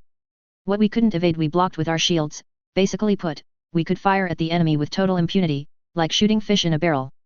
But at the same time, they came to us, came to our home, thought they could put us under heel for whatever alien reasons they had. They beat us back, put our worlds under siege, put the lives of millions at risk. Fighting back, making these alien bastards bleed for what they did to us, it felt good. I narrowly dodged another flak shell before firing straight through what I assumed was a cruiser's bridge. This was the fourth ship I've destroyed in the past 6 minutes, and I wasn't looking to stop anytime soon. The other pilots also picked up the pace, with Verns having scored a fifth and Ensign Rico just taking a third. Rosen unfortunately couldn't take part in the festivities, her Hroger couldn't take the flight pack without extensive modifications, so instead she opted to take a position on one of Rizima's launch decks and fired at the enemy from there. We were dealing a massive amount of damage to the enemy, with only a few shots needed to send the enemy ships careening into an uncontrolled fall. It was honestly surprising how well this plan was turning out. I thought Bulow had gone mad at first, but the results spoke for itself. The limited time where we could fire at the enemy without serious retaliation flew by, and before we knew it the enemy had bled enough airspeed to start maneuvering without scattering themselves across the hemisphere, meaning to say it was time for us to make our exit. We're almost at the altitude limit, mobile suit teams RTB ASAP. Kessler reminded us. We can't start the final phase of the plan until you're all back. Don't have to tell us twice. I answered. Blue team is RTB. Rico and I split ways from whatever's left of the landing force and headed back to Rizima. The last step in our rushed impromptu plan was to divert our course away from the Zinso continent and into the Aster Sea in its west. After that? Well, I suppose it was a bridge we'll cross once we get there. I let Blue 3 land on the ship first, and while waiting I snuck a glance at the trail of smoke and fire that the enemy force left behind them. More ships than I would like managed to get away, though I don't think a single one of them escaped the engagement unharmed. With some luck, they'd crash land somewhere in the countryside and the ground forces will finish them off. Knowing how our luck has turned out so far though, I had a feeling that it wasn't going to be that simple. -000. Larry Ian coughed his lungs out as he finally woke up. His ears rang and his body felt like it'd been run over by a freighter. A couple of his plates also felt cracked, though thankfully there was no sign of hemorrhaging. The pilot took a bit to get his bearings, but eventually he remembered what had happened. His transport had been critically damaged during the descent and made a crash landing hundreds of clicks away from the actual LZ. Remembering the predicament he was in washed away any drowsiness as urgency now filled the lieutenant. Quickly, he did a systems check on his armagigas. Arms okay, legs okay, weapons, okay, looks like we're red across the board. He read the reports out loud. The Turian pilot grasped the control sticks after activating the main camera.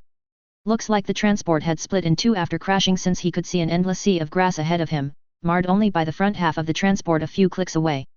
Larry Ian then unhitched his machine and took a few tentative steps forward with his MOS unit. The first few steps landed on the battered metal floor of the ruined ship, but after that was the soil. The Armagigas stepped into the dirt and grass, then Larry Ian slowly swiveled its head around to survey the land. It was endless seas of grassland, interrupted by hills and the occasional rock formation. It was wide, open terrain, perfect for the highly mobile Armagigas. Plumes of smoke rose from over the horizon, no doubt from other crash sites. Larry Ian had half a mind to go and investigate those, but remembered that he should check on whatever survived from his current transport. The lieutenant spent a few minutes searching the wrecked transport. He thanked the spirits when it appeared that the majority of the SNLF forces aboard had managed to survive, though they were still in rough shape. Half of their MOS units took some form of damage during the fall, with a few having to be written off entirely and cannibalized for spare parts. The SNLF survivors decided that they couldn't stick around for long, that the enemy were going to swarm the crash site soon enough, and they were right. As Larry Ian was helping dislodge a piece of debris so that the hover tanks could be freed from the shipwreck, he spotted a lone vehicle cresting a nearby hill. It wasn't very large, probably only a few miles long. It was wheeled, likely electrically driven, given the lack of any combustion noises, and appeared to be lightly armored with a small turret on top of it. Basically put, it was a scout vehicle. Time felt like it stopped as Larry Ian's main camera made eye contact with the wheeled scout's turret. Both sides eyed each other carefully, seemingly studying their opposite. Even the SNLF engineers and tank crews that the lieutenant had been assisting were frozen in place, staring at the armored scout. The uncomfortable moment stretched on for what felt like hours, until finally the scout decided to escalate. One of the tubes on the side of the vehicle's turret popped open its forward cap and a split second later launched a wire-guided missile. With what many would call preternatural reflexes, Larry violently jinked his machine to the side, just as the missile left its tube. The missile missed by mere inches, swerving off to the side and ramming into the wrecked ship's hull with a spectacular explosion. If the lieutenant had been but a second slower, he was sure that the missile would have hit, and that he would be a goner. Now, Larry retaliated. Given that he had left his autocannon down on its rack, the lieutenant only had the head-mounted coaxial machine guns to fight back with. He let loose a spray of MG fire, but the light armor of the vehicle proved able to take the punishment. Lead ricocheted off of the scout vehicle as its driver hurriedly set his vehicle to reverse, before stepping on the gas and retreating. All the while, the scout's own machine gun fired away at Larry. This attack was equally ineffective as the Armagiga's kinetic barrier simply ate all the shots without wavering. The armored scout vanished behind the hill. Given its fairly quiet electrical drive, it was hard to tell if it was simply hiding behind the hill or if it had already turned and ran. Larry wanted to make chase, he knew he had to make chase, but any plan to do that was cut short as not even moments later, a hail of artillery rained across the crash site. Shrapnel and fire filled the air as shells impacted left and right. It wasn't particularly accurate fire, nor was it very devastating. These appeared to be some kind of light artillery, something infantry portable, but the disruption it caused was still enough to throw the SNLF into chaos. The barrage lasted a little over half a minute, with the last few shells landing far from anything important. The Turians had only barely recovered when a voice called out on an open frequency, speaking an alien language. "Welcome to hell, you alien assholes." None among the SNLF understood what was said, but Larry felt that the message transcended languages. The Turians weren't welcome, and the colonists weren't going to make life easy for them. -000 A/N, and that finally wraps up the second arc. I should have finished this last week, but between the national elections getting in the way, I got drafted to count votes in my district, and getting addicted to hell diving, you could say I haven't been very productive as of late. The next 12 or so chapters, divided into 2 arcs, will deal with the fighting in and around Shaanxi. I'm following the traditional Gundam story flow, so you can expect for Rizuma's crew and Larry to be stuck planetside for a while. Larry will be the Turian POV character for things going on in Shaanxi, while Megarius will be the Turian POV character in space. The current plan is to reach the finale by chapter 24. As stated in the previous chapter, I'll upload another Codex chapter before starting the next arc. These will primarily focus on the Asari and Solarians, before going through the various ships and vehicles used by the SSC and Turian military. If I'm feeling particularly motivated, I might include a few entries about the Quarians and Krogan, though since they're not really gonna play any role in this story, I haven't fleshed them out all too much. Chapter 14, Re, UC0379, 2. Chapter Text. The following is a Codex chapter, just like I said in the past few story chapters. Neat stuff for lore nerds who want to know more about the world, but not necessary to understand or enjoy the story. If you don't want to read it, feel free to skip. -000 Mobile Suit / Mass Effect. Re, UC0376, 2. -000 Codex, Factions and Subfactions. Major Faction, the Asari Republics. A loose association of city and nation states, the aptly named Interstellar Association of Asari Republics, shortened to the Asari Republics for simplicity's sake, have a very long and ancient history dating back thousands of years. They were the first of the Citadel races to colonize the station of the same name and were one of the founding members of the Citadel Coalition. Unlike the Turians, the humans, and to a lesser extent the Solarians, the Asari never truly unified into a one-world government. Each republic had great pride in their own distinct identity and didn't wish to relinquish their own sovereignty to others. As such, the unification of the Asari people lagged behind, even as their race reached for the stars. It wasn't until first contact with the Solarians that the various republics finally saw the need to come up with some sort of unified front to represent the Asari race in the galaxy. This led to the founding of the Matriarch Conclave, which is a regulatory organization not unlike the United Nations that formed at the tail end of the Anno Domini era of human history. On paper, each Asari state has equal say and representation. In practice, the conclave has pretty much devolved into factionalism, as the most powerful and influential republics use their vast political and economic strengths to strong-arm or cajole lesser republics that they can't convince with honeyed words. Each individual republic is free to dictate their own laws and rule themselves as they see fit, so long as their laws do not contradict association policies. Punishment for not complying with association policies mostly involve the revocation of association rights, benefits, or protections. If a republic continues to defy policy, it may face interstellar sanctions, if not outright expulsion. After the Krogan Wars, there's been a feeling of unrest brewing among the fringe Asari worlds. Many of these fringe colonies feel as if their colleagues in the core worlds have left them behind, a feeling that has festered since the Rachni War, and has only steadily grown ever since.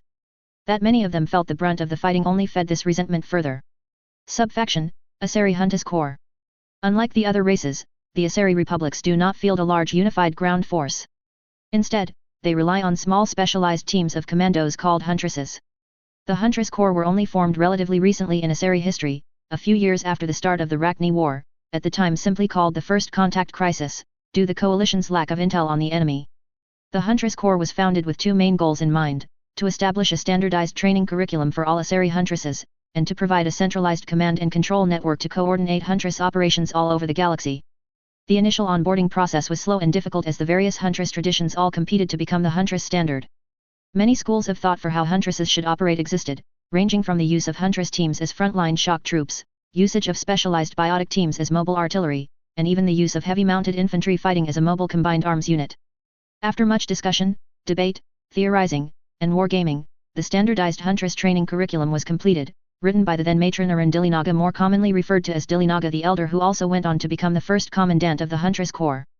The Huntress was to be light infantry, relying on the strength of their biotic barriers and shields over armor that may weigh them down. A Huntress team carries small arms, rarely bringing anything more powerful than a grenade launcher or a single-use rocket launcher. Tougher enemies with heavier armor are generally dealt with using the Asari's natural biotic abilities, which are sharpened during training to the point that they are without peers. Huntress teams are often inserted deep into enemy lines, either using conventional airdrops or with orbital drop pods developed later into the Rachni War. If their operation takes place much closer to the front lines, Huntress teams often have the full might of the Asari Navy at their beck and call, able to call on air and orbital assets where available. Unlike the armies fielded by the other races, the Huntress Corps are almost exclusively infantry, with nothing heavier than light armored vehicles in their inventory. They field no tanks, no artillery, and very few infantry fighting vehicles. This was a very recent change, enacted after the Krogan Wars, to stamp down on a handful of border colony uprisings. -000. Archive entry. The Nevos Bloodbath. As a colony world in the border of Asari space, Nevos had the unfortunate privilege of being frontline planet during the Rachni War, and later became occupied during the opening years of the Krogan Wars. When the dust finally settled, Nevos had been utterly devastated and needed major outside assistance to rebuild. Major investors didn't materialize for a long time, with many not seeing much reason to pour money in what they believed was a backwater colony. Things changed years later, when declassified Krogan documents revealed the existence of a major helium-3 deposit in the planet. Then, and only then, did the big players in Asari politics start making their move. The investment was welcome at first. Roads, airfields, houses were rebuilt with funding from both the Dilinaga and T-Sony group. However, native Nevosines were slowly displaced by wealthier Asari from the core worlds. Higher-paying jobs were squared off for wealthier and better-educated Thescian, Aegisian, and even Elumite immigrants, while opportunities for the locals dried up. Discontent among the Nevosines festered quickly, atypical of the long-lived Asari. Appeals to the matriarch conclave bore no fruit, as the republics of Ceres, Armalai, and others that had interest in exploiting the He3 reserves manages to smother the movement in the drawing board. Infuriated, the Nevosines, many of whom were veterans of both the Rachni and Krogan Wars, began to revolt, attacking corporate headquarters and the homes of wealthy immigrants alike. Uprisings in one city spread to another, then spread between provinces, and before long the entire planet was in a state of open rebellion against the Association of Asari Republics. In response, the Asari Navy was deployed to blockade Nevos. The flow of information in and out of the planet was heavily regulated, due to fears that other disgruntled Asari worlds might be inspired to revolt themselves. The final icing on the cake was the deployment of an entire Huntress division. Quelling the revolt was expected to be quick, and plans to resume the He3 extraction operation were already being drawn up before the first Huntress teams even dropped. However, the Huntress Corps HQ made a devastating miscalculation when they tasked Huntresses of Nevosine origin to make up the majority of the operation. It was erroneously believed that the Nevosine Huntresses, with their knowledge of the colony, could greatly speed up putting down the rebellion. However, this turned out to be the exact opposite, as out of all the Nevosine Huntresses deployed in the first wave, only a handful didn't defect. The second wave didn't fare much better. The rebels, many already veterans of the guerrilla war against the Krogans, now had intimate knowledge on how the Huntress Corps operated, and how to counter them. The turncoat Huntresses took command of the Nevosine rebels, raising them from a ragtag upstart militia to as close one could get to a professional fighting force in such a short amount of time. Industrial vehicles, flatbed hover trucks, even civilian hovercars were rapidly pressed into service, with machine guns, anti-tank weaponry, and improvised armor quickly fashioned to create a fleet of combat vehicles. Landing zones turned into killing grounds, as Huntress teams were ambushed the moment they set foot out of their dropships. The lucky ones died quickly when their transport or orbital pods were sniped out of the sky using the few self-propelled Guardian cannons that the rebels had secured. The few who managed to escape with their lives found themselves hunted by roving gangs of rebels mounted on technicals and other improvised combat vehicles. By the third wave, the Matriarch Conclave agreed to ask for assistance from the Turians and Solarians. The lack of vehicles of any form among the Huntress Corps severely limited the options they had to take on the rebels' motorized divisions. It took Turian armored formations and Solarian air power to finally quell the worst of the uprising. 000 Subfaction, Asari Navy. Once upon a time, the Asari Navy was the premier fighting force in the galaxy. While that spot has since been taken over by the Turians, the Asari Navy remains a large, powerful, and well-respected fighting force. The Asari Navy fields ships that are state-of-the-art, each vessel outclassing their contemporaries, be it Solarian, Turian, and the Krogans during the Rachni War. The number of hulls the Asari Navy fields has stagnated since the end of the Krogan Wars, and at times has even dipped. The collective trauma of both the Rachni and Krogan Wars remain fresh in the consciousness of Asari society, with many matriarchs having lived long enough to have seen the Rachni War begin in the first place. This gave birth to a large aversion to war, especially among the maidens and matrons who are experiencing their first extended time of peace. Recruitment numbers have steadily decreased, forcing Asari war planners to turn to 6 automation wherever necessary. Major faction, Solarian Union. Unlike many of their peers, the Solarians achieved unification of their home world without some form of war, be it among themselves like the Turians, humans, Batarians, and to some extent the Quarians, or due to external factors like the Asari and the Krogan. Instead, unification was carried out like many major events were in Solarian history, through subversion, subterfuge, and secrecy. It was only long after the dust had settled that the various nations in Surkesh realized that they had effectively become a one-world state. The official formation of the Solarian Union would come shortly after, with the pieces quickly falling into place later. The government of the Solarian Union is a federal one, with the former nations now becoming states in the larger polity. Each state can send their own representative ministers to central parliament, where the ruling faction can put their own prime minister into office. The political scene of the Solarian Union is labyrinthine, with threads of allegiances spreading out from within factions and even across party lines. Schemes comprehensible only to the Solarian mind regularly happen behind the scenes, the rate of which appear breakneck to the moderately lived humans and Turians, and move at dizzying speeds to the longer-lived Asari and Krogan. Subfaction, Solarian Army. The Solarian Army stands in between the small elite fighting force that is the Asari Huntress Corps, and the conventional force that is the Turian Army. Due to the Solarian homeworld's largely mountainous and marshy terrain, modern Solarian militaries favor flexible air-mobile forces that operate out of remote fire bases, as opposed to the large, ground-based combined arms forces used by the Turians, humans, and once upon a time the Krogans. This, in addition to their limited use of armored vehicles and ground-based artillery, means that the Solarian Army has very little staying power outside of their deployable forward operating bases. Due to its force structure, the Solarian Army is closely tied to its sister branch, the Solarian Navy. The Solarian Army and Navy are almost unique in the galaxy in that they don't have the same kind of inter-service rivalry that the other races tend to have. This largely is due to how closely integrated the two are compared to other militaries. One simply could not function to its fullest potential without the other. 000 Archive entry. Their finest hour. The opening years of the Krogan Wars saw the Citadel Coalition caught off guard as the vast fleets and armies of the Krogans were suddenly turned against their former allies. In many worlds, the initial Krogan onslaught appeared unstoppable, but the Solarian Army dealt a powerful blow against the image of their seemingly invincible enemy. The Solarian Army 26th Division fought a brutal delaying action against Krogan forces that outnumbered them almost 3-1. Strike craft and gunships flew around the clock, running sortie after sortie against the enemy spearhead. This was in the desperate hope that Namora city capital and most populous city in the colony world Sinakal could be successfully evacuated. The 26th homed in on the fact that the Krogan army weren't used to fighting without air superiority, a luxury previously provided to them by the Asari Navy and Solarian Army. With limited ground-based anti-air assets and a heavily contested airspace, the invading Krogans found they couldn't advance so easily. Entrenched Solarian Army troops then fought them on the ground, using flexible formations to simultaneously defend and counter-attack the enemy. The 26th Division held out for 2 weeks, slowly trading ground for blood. By the time Krogan forces finally reached Namora city's outer limits, the entire population had been successfully evacuated off-world. The Solarians then went on an orderly withdrawal from the planet. While the first battle of Sinakal turned out to be a Krogan victory at the end, it did reveal that with enough effort, even their mighty armies could be brought to a halt, and if they could be halted, then they can be beaten back as well. Subfaction, Solarian Navy. Among the big three in the coalition, the Solarian Union fields the smallest navy in terms of vessels operated. While they lack the sheer numbers of the Turians, and the advanced technology of the Asari, the Solarian Navy makes up for it with the superior training of each crew member. Every Solarian sailor is given a degree of cross-role training to a degree unheard of in other navies. This high degree of redundancy means a Solarian warship can operate effectively even with reduced crew. Beyond the superior training of their crew, the Solarians excel in information and electronic warfare. They are also the only navy that feels comfortable in fielding large swathes of fully autonomous 6-operated drone fighters, where the other races still require an organic operator make all the decisions. Subfaction, Solarian Special Tasks Group.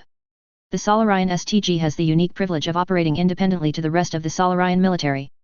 Unlike the Turian Blackwatch, which is part of the Army, or the Asari Huntress Corps, which has to work closely with their navy, the STG has their own fleet of ships and divisions of special operators to command. Without the need for cooperation with the other military branches or to report with Solarian High Command, for that matter, the STG has developed a reputation for being loose cannons. This has led to moments where STG operators came into conflict with their Army and Navy counterparts, and is a recurring debate whether the STG should report to the Joint Chiefs of Staff instead of answering to the Prime Minister. However, the STG's independence has stopped many a crisis before it could do any real damage to not only the Solarian Union, but also the Citadel Coalition as a whole. -000. Codex, Machines and Mobile Weapons. Congressional Space Force Ships. CSF Mark Curran Class Destroyer, the workhorse warship of the Congressional Space Force. This light vessel sacrifices armor in favor of increased maneuverability and firepower. The Curran is also the smallest CSF vessel to be equipped with a hybrid Minovsky/Mass Effect drive, which not only allows it to re-enter a planet and fly in atmosphere, but also to escape a planet's gravity well without the need for additional boosters like its predecessors. Specifications. Length, 260 m. Hangar capacity, 6x slots, 3 standard operating capacity, 3 emergency slots, 4x heavy transport capacity. MS catapult, 1x internal bow catapult. Main armaments, 6x hyperbeam cannon turrets. Secondary armaments, 90x VLS missile tubes, 2x 6-tube torpedo turrets. Anti-air, beam flak battery, beam Vulcan array. Propulsion, nuclear pulse engines. Drive system, Minovsky/Mass Effect hybrid drive. Power plant, 2x Minovsky hypermatter reactors. The Curran is named after the war hero Mark Curran, who was a war hero from the Consent War of UC-0223. Each vessel in the class is named after a person of renown, be it a war hero, famous scientist, or important leader. Notable vessels: CSS Montgomery Aum, Shaanxi 13th Squadron, CSS Yvonne Darien, Shaanxi 13th Squadron, CSS Otto Glazwick, Shaanxi 13th Squadron, CSS Marcello Loni, Shaanxi 13th Squadron. CSF Chariot class cruiser. This warship is often found at the head of smaller CSF formations. Chariot-class cruisers see a sizable increase in firepower and carrying capacity compared to the Curran. The Chariot class were the first class of ships to be equipped with a Minovsky/Mass Effect drive, making it bleeding edge at the time of its rollout. Specifications. Length, 460 m. Hangar capacity, 9x MS slots, 6 standard operating capacity, 3 emergency slots, 8x heavy transport capacity. MS catapults, 2x hull-mounted extendable catapults. Main armaments, 6x twin hyperbeam cannon turrets. Secondary armaments, 140x VLS missile tubes. Defense systems, beam flak battery, beam Vulcan array. Propulsion, nuclear pulse engines. Drive system, Minovsky/Mass Effect hybrid drive. Power plant, 4x Minovsky hypermatter power plant. Chariot-class cruisers is named after Chariot Station, which orbits Mars and is home to Cydonia Mechanics, the leading firm in Mass Effect technology research. Notable vessels: CSS Rizima, Shaanxi 13th Squadron. CSF Nikos-class battlecruiser, conceived right at the end of the secession crisis. The Nikos-class battlecruiser was meant to be a way for the Congressional Space Force to distribute firepower more evenly throughout the sectors, without having to commit a battleship to a certain theater of operations. Nikos battlecruisers are downscaled battleships, designed to be more economical to build while still being strong enough to outmatch most secessionist vessels, bar the few battleships in play. They could outgun anything they couldn't outrun and can outrun anything they can't outgun, making them extremely flexible assets at a strategic level. Finally, while they weren't initially designed with it in mind, ships of the Nikos class were eventually upgraded with a Minovsky/Mass Effect drive as well, allowing them to operate with increased maneuverability and the ability to exit a planet's gravity well on its own power. Specifications. Length, 520 m.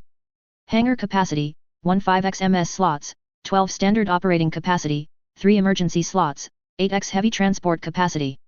MS catapults, 2x deck catapults. Main armaments, 3x twin hyper megaparticle cannon turrets. Secondary armaments, 6x twin hyperbeam cannon turrets, 150x VLS missile tubes. Defense systems, beam flak battery, beam Vulcan array. Propulsion, nuclear pulse engines. Drive system, 3rd generation CSF mass effect drive, default, Minovsky/mass effect hybrid drive, retrofit.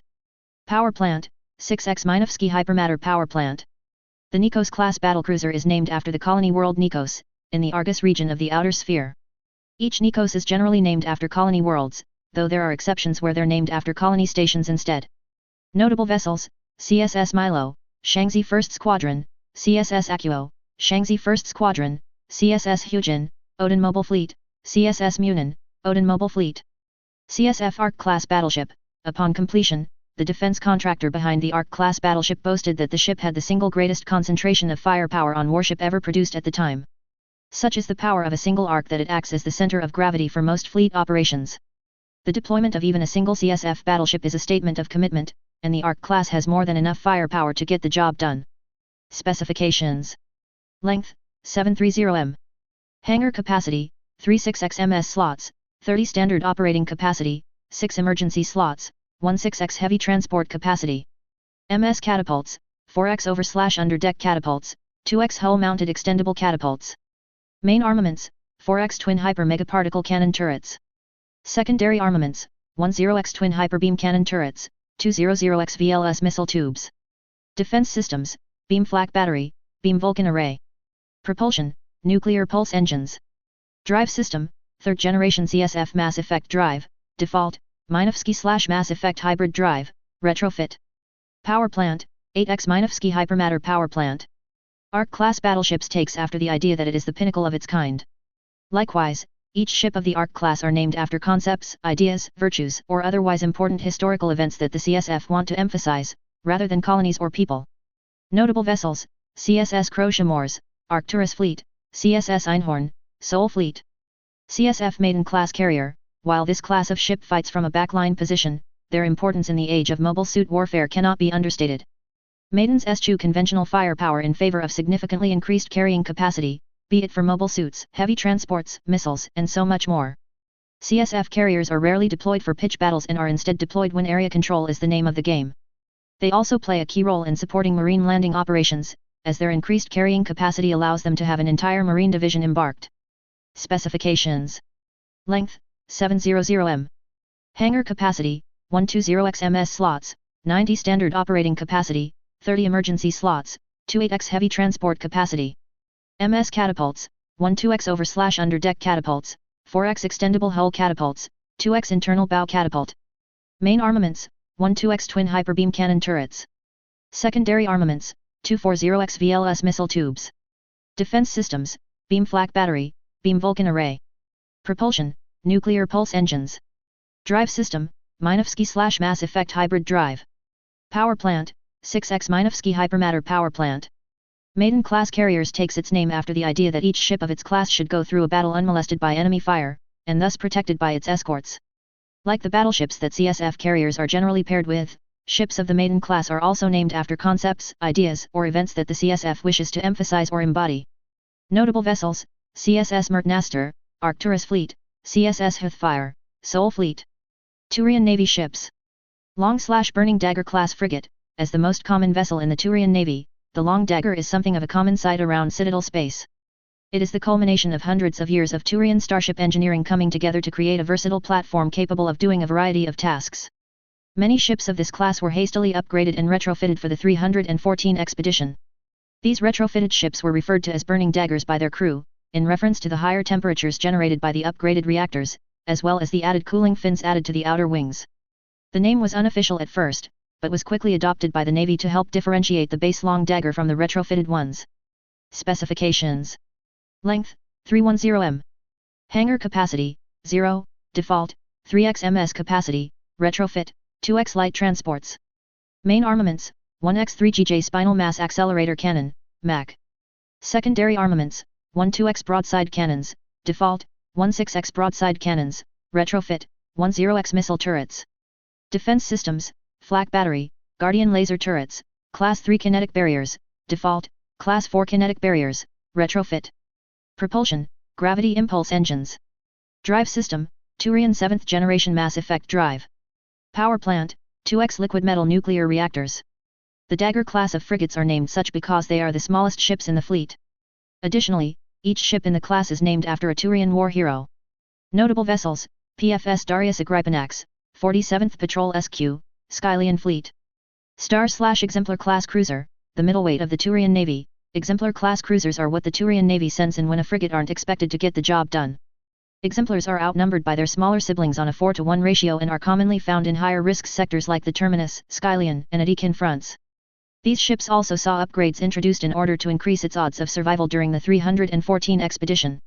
This time, the Navy had preemptively assigned the name Star Exemplar, which in addition to the increased shield and cooling capacities, also had its fighter bays expanded and modified to accept Armagigas units. Specifications: Length, 550 m.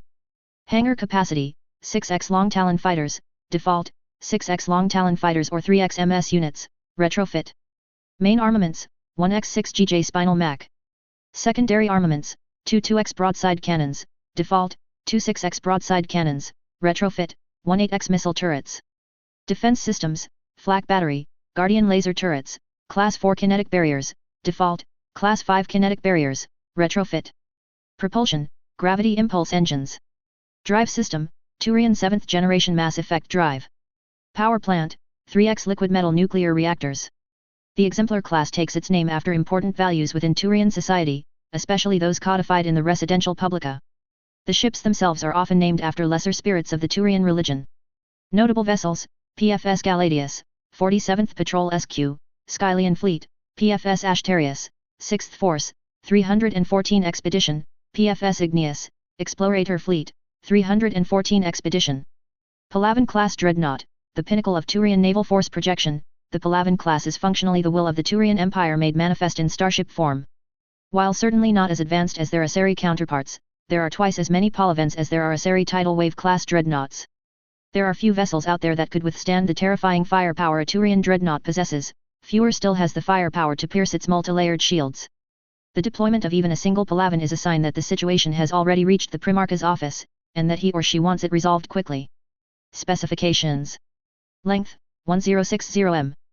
Hangar capacity, 2 4x Long Talon fighters, default, 2 4x Long Talon fighters or 9x MS units, retrofit. Main armaments, 2x 11GJ Spinal Mac. Secondary armaments, 4 8x broadside cannons, default, 5 4x broadside cannons, retrofit, 3 8x missile turrets. Defense systems, flak battery, Guardian laser turrets, Class 7 kinetic barriers, secondary Class 5 kinetic barriers. Propulsion, gravity impulse engines. Drive system, Turian 7th generation Mass Effect drive. Power plant, 6x liquid metal nuclear reactors.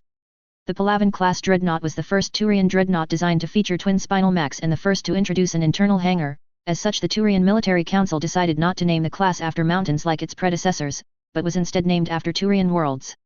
Each individual ship is named after a revered greater Turian spirit. Notable vessels: PFS Intemperans, 1st Force, 314 Expedition, PFS Indomitus, 2nd Force, 314 Expedition, PFS Thanix, 3rd Force, 314 Expedition, PFS Indefaticus, 4th Force, 314 Expedition, PFS Incontinens, CSEC Fleet, 1st Turian Force. -000. Author's notes. Mass accelerator cannon in joules. I'm no physicist or engineer, so I really wasn't sure how to quantify the power of the spinal cannons used by the Turian ships. Based on the reading I did, real-life railguns have their power measured in joules, so I defaulted to that. As for how much joules, well, the US Navy's experimental railgun uses somewhere around 30 megajoules, MJ, to fire. The closest other usable point of reference I could find that was relevant was the Mac emplacement at the end of Halo Reach, the one Noble 6 uses to shoot down dropships and damage a Covenant cruiser. According to Halopedia, that type of Mac emplacement uses 1.1 gigajoules, GJ, of energy per shot. Given that the Reach Mac emplacement was fairly small and mounted on the ground, I figured I should just upscale to make it work on warships over hundreds of meters long, though by how much I wasn't entirely certain. I didn't take physics in high school, most of the advanced stuff I understand in that field is self-taught. I settled on the above numbers because I felt they were reasonable increases from a ground emplacement to a ship-mounted weapon, though with my lack of understanding when it comes to advanced physics it may very well be overkill. I'll probably go back and readjust it based on input. List of notable vessels. The current list of notable vessels are just ones that have appeared or whose role in the story has been set in stone. More will appear obviously, and they'll probably have to get added into an updated list on the next Codex chapter at the end of the next story arc. Edit October 11, 2024, revised some of the specs on the CSF warships since I've been trying to sketch them and I realized some of the numbers are a bit impractical. Chapter 15, In the Promised Land. Chapter text. Relevant notes will be at the end of the chapter. -000. A month has passed since the Relay 314 expedition began, escalating the incident into a full-blown war. Solar Sphere Congress and Citadel Coalition forces spill blood among the stars, one to defend their home, the other to maintain galactic order. Thousands die in the opening battle alone, with thousands more to follow in the coming months. In the Citadel itself, drastic measures are being prepared by parties who oppose Primarch Licinia's heavy-handed approach to the enforcement of galactic law. Meanwhile, men and women from all over the solar sphere prepare for a counter-offensive unlike humanity has ever seen. The year is UC 0379. The fate of the galaxy will be written on the world called Shangzi. -000. Mobile Suit / Mass Effect. Episode 13. In the Promised Land. -000. Admiral on deck. The bridge crew of the battleship Crochamores quickly stood at attention as a tall and lithe woman, dressed in a CSF officer's uniform, strode into the chamber. While her fancifully braided red hair and youthful appearance suggested she was better suited for a more glamorous line of work, the commanding aura she exuded would quickly tell you she was exactly where she was meant to be. As you were, she quickly said, voice stern and authoritative. The bridge crew returned to their duties, though the Moors and the rest of the Arcturus fleet by extent wasn't engaged in much of anything at the moment. Right now, they were simply waiting as all the detached elements of the fleet slowly trickled back to the main force. Only once they were at full strength would they depart the Eden Prime region and head for Shangzi. Truth be told, she was absolutely frustrated at the whole ordeal. If Drescher had her say, the entirety of Arcturus would have reinforced Shangzi weeks, if not months ago. As always, it was bureaucracy that bogged her down. The Arcturus fleet had already agreed to help the Eden Prime fleet to contain the secessionist organization Edensen and couldn't break that agreement so easily. Her fleet had to complete their obligations first before they were allowed to move out. Sighing, the Admiral stood over the holographic command table at the heart of the Moors Bridge. Any new reports from Shangzi? She asked. Still nothing since the siege began 2 weeks ago. One of her staff officers answered. Nothing out of Yunnan either. Drescher scrunched her nose to avoid vocalizing out her frustration. Keep an ear out. As soon as you hear something I want to be informed ASAP. She reiterated. Anything else from that front I need to know about? Ma'am, Admiral Lehengrin's Odin fleet, from the Valhalla sector, reported that they're moving to reinforce Shangzi, but we haven't heard anything else from them since. The boy Admiral? Drescher asked, somewhat derisively. Admiral Reinhard Lehengrin was a complicated character. He had, by all regards, gotten his position as a flag officer through nepotism thanks to his sister's husband. However, he also displayed talent for command that bordered on genius. His record was near pristine, with only minor defeats marring an otherwise perfect record of victories. This, in addition to the nepotism, had made Lohengrin the youngest Space Force officer to reach the rank of admiral. The admiral reluctantly had to admit that the man had what it takes to command a fleet, but his relative inexperience shows. While normally cold and calculative, Lohengrin was known for particularly vicious outbursts and verbal abuse of subordinates that couldn't meet his exertingly high standards. He hadn't the patience that a more seasoned officer would have, and Drescher feared it could one day cause catastrophe. Why yes ma'am. The staff officer hesitated to answer at first after hearing how negatively the admiral said Lohengrin's name. Well, if he can keep his temper in check, he could make a real difference out there. She dismissed. Keep an ear out for reports on his activity as well. With a sigh, Drescher turned back to monitoring the Arcturus fleet's status, organizing a plan of attack for when they finally made the jump to Shangzi, and other administrative tasks, instead of letting her frustration take over. Having the decision to redeploy Arcturus taken away from her was endlessly frustrating. However, since the Secretary of Defense believed that Edensen was still a belligerent threat, Arcturus was bound by agreement to help the Eden Prime fleet for the foreseeable future. Once their current obligations had been met and all the detached Arcturus squadrons had rejoined the main fleet, only then would Drescher be free to make her move. Damn those bureaucrats! She took another sip of her coffee. If only the people in charge had the guts to do what was right. Mankind needed someone who could cut through the red tape and actually get things done. Or a group who could keep watch over humanity, take a proactive approach to protect it from threats, like guard dogs. The Admiral paused for a moment as the idea struck her. Yes, that was something worth looking into in the future. -000. It was early in the morning when Castes Vakarian angrily marched towards the holding sections of the ISB wing in Fort Zier. A scowl was on his face, as opposed to the normally composed expression he wore. The chief was pissed, and his subordinates knew better than to get in his way. He was on a warpath, and the object of his ire just happened to be one of his subordinates. Only something extraordinary could save them now. The ISB chief would have kicked open the door to the holding section, but it was an automatic sliding door, so all Casties did was quietly fume as he waited for the door to open for him. Only once he had entered and the door had closed behind him, did Casties start cutting loose. I've just been woken up by a dozen or so messages from General Pulo, asking me to release a staff officer of his that I've supposedly wrongfully arrested. The ISB chief yelled at his subordinates. Given that I haven't been briefed on any such arrest, I'll have to assume one of you jokers were responsible this. The ISB agents currently on duty looked to each other apprehensively, unsure how to answer the chief's words. The two bickered non-verbally, trying to get the other to answer. Well. Casties tapped his feet impatiently. A few moments of uneasy silence passed before one of them spoke. Chief Vakarayan, sir, our cybersecurity monitors detected an unauthorized data packet being transmitted originating from Section 5. After investigating, we've rounded down the list of suspects to someone from General Pulo's office. Given that Lieutenant Cyanus was the only one currently in Fort Zir at the time, I decided to bring him in for interrogation. Casties sighed deeply and rubbed his forehead. The chief took a seat and hunched forward as he processed the situation. What did you find, Agent Sorka? The chief asked. And where was it supposed to go? Well, that's the thing. The other ISB agent, Agent Marrow, now spoke up. It's a heavily encrypted data package, far beyond what a regular non-classified transmission should have. As for the recipient, the package was supposed to bounce a few different COMM boys probably to throw off trackers, but after putting the package through a 6 analyzer, we believe that it was being sent to someone in the Citadel, either Zakara Ward or the Presidium. Hearing the report from his agents, the ISB chief groaned. He felt a headache coming soon. Damn it all! He cursed. Where is Lieutenant Cyanus now? We're keeping him in the holding cells. For how long? Casties then asked with a raised brow plate. The two became uncomfortably silent for a moment, shifting where they stood while they looked for a way to answer the question without making Casties even more mad. Eventually, the chief got tired of waiting. You've been holding him for over a day, haven't you? The ISB chief then said. Haha, yet. The agents sheepishly laughed. Damn it, at least tell me you've got something to pin on him. Well, kind of, it's a work in progress. Agent Sorka squirmed. Casties gave them a deadpan look that made the two shrivel up. Explain. He demanded. Well, we've broken through the encrypted locks on the package, but the contents are all written in code. We're having trouble deciphering what it means exactly, but it appears to be instructions. Instructions? For what? That's what we're still trying to figure out. The ISB chief let out a rumble out of his throat. This had turned into a very delicate situation. Casties would have to step in to sort out this whole mess. Fine then. Agent Marrow, continue your code-breaking work.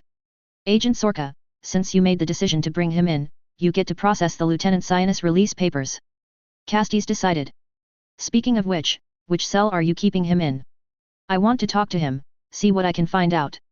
He's in holding cell 8, but he hasn't exactly been cooperative. We've tried every reasonable method and he still wouldn't budge. The ISB chief let out a little smirk after hearing that. I have my ways, Agent. Trust the plan. -000. Landing in the Aster Sea had let us get away from the space engagement, but it had been a close call. Letting the alien invasion fleet through had slackened their encirclement over our squadron, letting us escape by following the invasion fleet down to Shangzi. Taking out over half the landing force was merely a little bonus in our getaway. It was as insane a plan as any. Frankly, I'm rather surprised Bulo managed to think of something so daring in the middle of all that chaos. Unfortunately, the landing force we had bloodied was just one out of many dropping into the planet. From what we've been able to piece together from the snippets of intel we've plucked from the airwaves, the force we fought with was meant for the Diguo continent. Now though, they were scattered across mainland Zinzou. The Aster Sea was big. It separated Zinzou from Diguo and was wide enough for 3 CSF warships to avoid enemy air patrols. A chance rendezvous with a Congressional Navy hospital ship relieved us of the wounded we picked up along the way from the Bullhead line, though they refused to take those who didn't need medical attention. It wasn't much, but it did mean we could last longer with the supplies at hand, which would be the next problem to solve. Squadron 13 was at a crossroads. Which path we took here could mean a whole world of difference for us. The Zinzou continent was Shangzi's commercial, political, and military center. New Taiyuan was the colonial capital and Long Mountain military base housed planetary command. It wasn't too far from New Taiyuan too, so it doubled as the local garrison. We had a much better chance of resupplying and dropping off the survivors if we tried to make our way there. However, Long Mountain had gone dark, throwing the Zinzou command network into disarray. To make things worse, Field Marshal Marigold was also missing. She was supposed to be in charge of Shangxi's planetary defense. Her absence meant that each continent was largely on its own, which did not make our situation any less precarious. The safer option would have been to hightail it to the Deguo continent. The regional capital of Port Tsingtao was still safe from the enemy, but that was a much further journey. We'd have to go either sail around the continent or try to dash through what was very quickly turning into contested airspace. There was every chance things could go sideways during our journey. No matter which choice we made, Squadron 13 would need to tread carefully. Considering our predicament, Bulow called for the Montes and Darien's officers to come aboard Rizoma, so that we could brainstorm a solution together. Captain Helio from the Darien came aboard first. She was a strict officer. She ran a tight operation and expected her subordinates to work like a well-oiled machine, though rumors were that she was something of an alcoholic. Captain Ren of the Monte arrived shortly after. He was a quiet man, much more laid back than Helio and Bulow, making him much more like Captain Koda. The man brought with him several thermoses filled with some kind of tea. Admittedly, it was a very good brew. Mom would have loved to get her hands on something like this. As I sipped on the tea that Captain Ren had brought, Captain Helio straightened the spectacles sitting on her nose and spoke. Between the Rizoma, Darien, and Monte, we've got less than a week's worth of rations at most. She reported on her findings. Whichever resupply point we're going to go to has to be one that we can reach within that time frame. We landed in the middle of the Aster, the biggest and deepest sea in Shangxi. Verns then said. Couldn't we supplement our food stocks by fishing? Fishing would force us to slow down for hours each time. Helio shook her head. It could keep our stocks in good order, but we'd be making ourselves a pack of sitting ducks while we did. So we have to resupply and it has to be somewhere close. Captain Ren pointed out. Wasn't there a coastal depot that the CSF used to ferry supplies before Long Mountain's ship berths came online? If I'm remembering it right, it should be somewhere in southeastern Zhenzhou. That would be as good a bet as any. I know which base you're talking about, but I don't think it's an option. Bulow shot the idea down. Mansley base hasn't checked in for over 2 days now. I'm worried it's already overrun.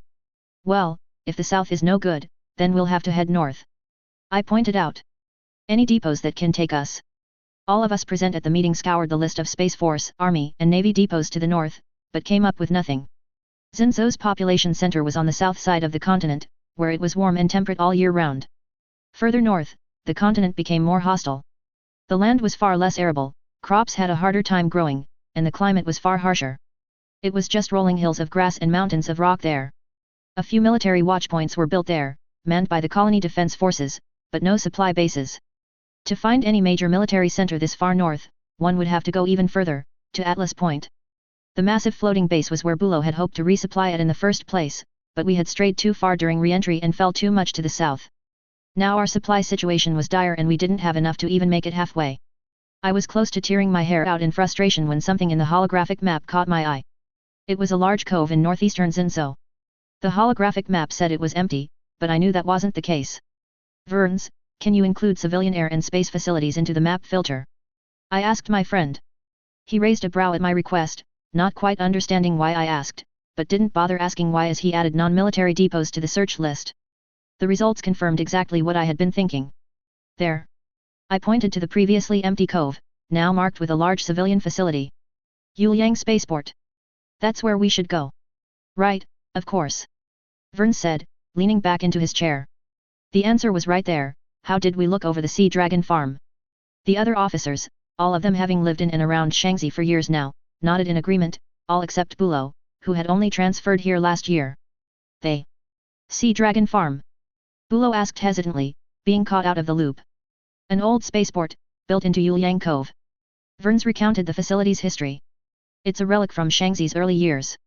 Back then, we didn't have any freighters that could easily haul massive amounts of cargo from the surface to space, so the early settlers used heavy lift rockets based on a late Anno Domini era design. The Zhenzhou mining industry kept them around today since industrial Mass Effect-driven freighters still don't have the same carrying capacity. We might be able to requisition food and medical supplies there. Captain Ren added. Engine coolant too. They'll definitely have plenty of those. What about spare parts? Captain Helio asked.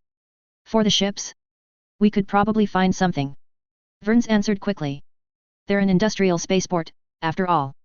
It's mobile suits, spare parts and ammunition that we have to worry about. The room fell quiet after that.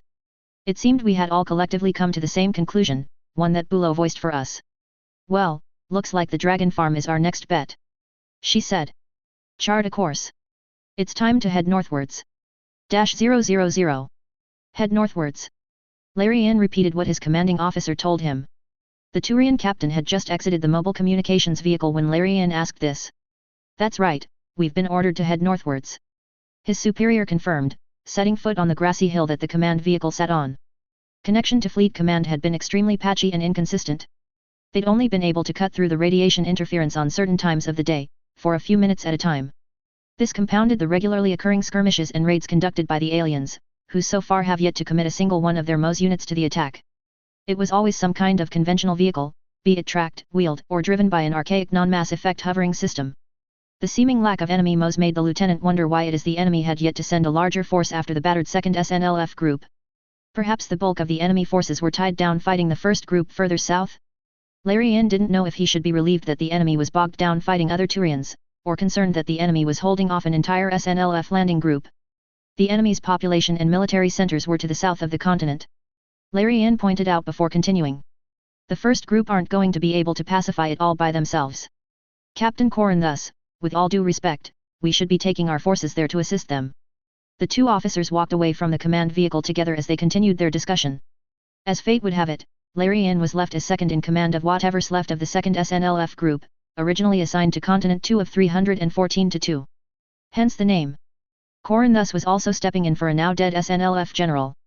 By all rights, he should have been raised to colonel or higher by now, but that particular detail had been lost in the chaos of the current expedition. Much as I agree with you, Lieutenant, Fleetcom's adamant that we take Continent 2. Corin thus sighed. Which is why we're tasked to secure what appears to be a coastal spaceport to the northwest of Continent 1. They want to use it as a staging ground to launch a proper offensive across the ocean. Larian quietly hissed and scowled at that. Do they really expect us to take a continent in our current state? Or for first group to hold on to the continent on their own? Fleetcom's working with the Army and the Huntress Corps to fast-track their deployment planet side. The captain half-heartedly answered, repeating what his own superiors told him. We'll be getting reinforced as soon as we take that spaceport. The two of them had continued their walk until they reached the captain's equity tank. Corin thus began to climb the vehicle and mount up, even as Larian continued the conversation. How does Fleetcom expect us to hop over to Continent 2 anyways? Larian grumbled more than asked. Contested air and sea isn't going to make things easy, especially with our forces spread out as it is. By now, Corin thus had already opened the equity's turret cupola and slid inside, leaving his head popping out of the turret. Let tomorrow's problems be solved tomorrow, Lieutenant. We have plenty of problems today as it is. The tanker captain dismissed Larian's concerns. Now get to your machine, I want to be on the move in 15 minutes and your bipeds on the vanguard. Spirits know that it won't take long for the harassing enemy scouts to figure out what our target up north is. The sooner we take that spaceport, the sooner we'll be able to dig in and get some breathing room from all this fighting. With that, Captain Corin thus buttoned down his hatch and sealed himself in the tank. The Equity's grav sleds activated shortly after, before driving away towards where all the other tanks were pooled. Larian sighed and shook his head. The expedition really was in over its own head. -000. The ISB agents tasked with watching the holding cells briskly led Castes to Lieutenant Sionus. The two of them could sense that the chief was in a foul mood and wisely decided that they'd better not test his patience. Sionus' cell was close to the rear of the facility, far from the entrance. It took a few minutes' walk before Castes could finally meet the Turian that had caused him such a headache this early in the morning. One of the guards punched in a code which unlocked the holding cell before opening the door manually. Leave us. The ISB chief ordered. The two agents didn't need to be told twice, quickly closing the door behind Castes and scurrying off to their post. Vakarian now turned his attention to the object of his ire. Sionus was sitting on his cot, leaning against the wall, still dressed in the black and blue dress uniform used by the Turian army. His eyes stared down the ISB chief defiantly. Castes knew that look. It was the look of a Turian who stubbornly believed he was in the right, regardless of whether or not he actually was. That meant Sionus could be trouble. Whatever it is you want, I'm not talking without a lawyer. The lieutenant immediately said. I know ISB protocol. Unless you're charging me, I should have been released hours ago. Okay, Sionus was definitely trouble. A regrettable error, certainly. Castes tried to smooth things with the lieutenant. I have my subordinates dealing with the paperwork for your release. They should be done shortly. Sionus' eyes narrowed as he listened, a look of skepticism coloring his face. So you won't be charging me? Not at all. Castes shook his head as he started pacing around the stark metal cell. It's a terrible misunderstanding on my subordinate's part. You'll have to forgive Agent Sorka, he's very zealous about his work. That skeptic expression softened Lieutenant's features. Sionus was starting to lower his guard. Castes was starting to make progress. I suppose I could understand that. Cyanus nodded. But still, that's no reason to violate due process. I expect Agent Sorka to be disciplined for this. You have my guarantee that I shall. Castes said sincerely. Agent Sorka did break a whole bunch of regulations by treating Lieutenant Cyanus the way he did, so disciplinary action was always in the cards. I'll also forward a full report to General Pulo, so that he can be assured that we're doing everything we can to set things right. After their short conversation, Castes led the lieutenant out of his cell into the front office. Agent Sorka quietly had Cyanus sign his release papers, before returning all the items that the ISB agents had confiscated from him during the arrest. Nobody said anything during the exchange, which was probably for the best. Neither side had anything nice to say anyways. The ISB chief then personally escorted Cyanus out of the ISB wing of Fort Zier, speaking only once they've exited the Bureau's halls. Once again, I apologize for the breach in protocol, on behalf of the entire Internal Security Bureau. Agent Sorka's violation of due process will be addressed as soon as possible. Castes said, once again doing his best to worm his way into Cyanus' good side. Rest assured, I'll have a comprehensive brief and apology letter on General Pulo's desk by the time he returns from lunch break. Yes, that's good. Cyanus nodded along. His scowl had softened considerably since he left his holding cell, and Castes felt like he was making some real progress with the lieutenant. It's reassuring to know that at least some of those in charge still hold protocol and due process in high regard in Fort Zier. There it was. Cyanus finally let his guard down. Castes had to make the most of this while he could. Any honorable Turian within a good state of mind would have done the same as I have.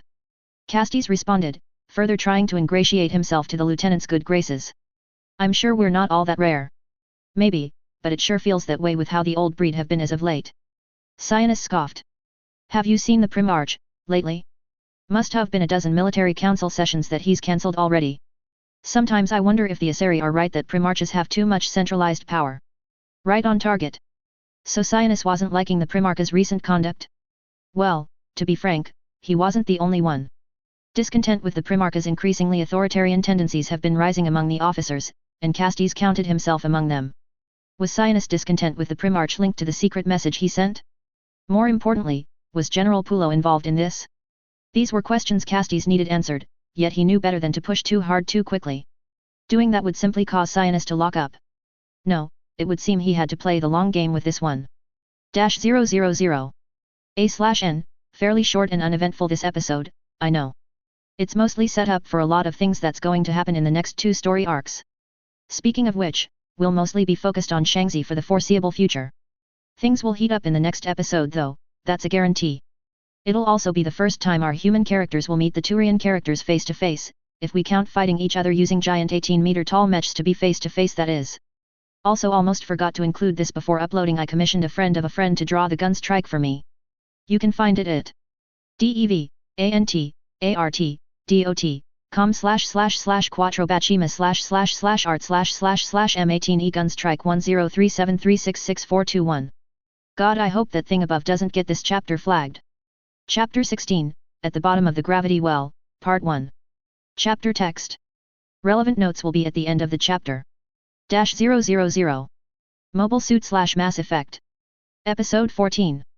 At the Bottom of the Gravity Well, Part 1. -000. Larian tapped his fingers on the control stick as he waited for a report from the scouts he had sent ahead. He absent-mindedly watched the landscape and coastline through his cockpit's monitor, shrouded in the darkness and fog of early dawn as it were. The lieutenant still appreciated the natural beauty of the alien world he was on. Of course, he wasn't just sightseeing. The lieutenant was leading a quick recon mission, to survey the spaceport they were supposed to take, then to quickly return to the 2nd SNLF group's main body. Figure out the enemy's defenses, figure out where to focus their efforts, report to Captain Corin thus, then spirits willing fight and win the battle. When laid out like that, it sounded so simple, yet the lieutenant knew in his heart it never could be like that. The 2 scouts Larian sent out on foot have been out there for 3 hours now. They should have reported back by the 2nd. Nervousness crawled itself into the lieutenant's belly and he found himself becoming more and more anxious as the minutes passed by. Where in Spirit's name were Vex and Hunter? Larian hoped they hadn't been caught or killed by the enemy. Regardless, if the enemy can't interrogate those 2, getting caught means the 2nd group would lose the element of surprise. Given their currently reduced state, they'd need all the advantages they could get to win. Larian continued to watch for the 2 scouts. The sun slowly rose to the sky, coloring the foggy sky of 314-2 in a strong purple-orange hue. Soon enough, the concealment of darkness wouldn't keep the scouting force hidden anymore. The tapping on his control sticks increased in tempo as his patience stretched thin. Larian chose Vex and Hunter because he knew they were reliable, so they should have gotten the job by now. The Mo's leader contemplated what to do next, when suddenly a bright orange burst of flame illuminated the fog-covered landscape. The sounds of explosions followed soon, gunfire shortly after. With practiced ease, Larian flicked a few switches in his cockpit, flipping the Armagigas out of its low-power stealth mode. The Mo's power plant quickly spooled up, flooding power into the bipedal war machine's systems and bringing it to full power. The lieutenant watched as power-hungry sensors previously deactivated kicked in one by one, activating everything from infrared, LiDAR, radar, and much more. Vex and Hunter's IFF beacons were the first to show up on monitor, followed shortly by radar pings of what appeared to be 3 enemy MOS units. Damn it all! Larian cursed. All MOS units, engage. Cover those 2 idiots. Larian raised his machine from its resting position, and so did the 9 others on standby with him. The 10 of them crested the hill they hid behind together before activating their graph sleds all at once. The scouting force barreled down the slope like a stampede of iron-skinned Torrens, charging headlong towards the enemy bipeds. Ladder sensors gave each pilot a rough image of the terrain they traversed, letting them avoid fog-covered obstacles even as they drove at high speeds.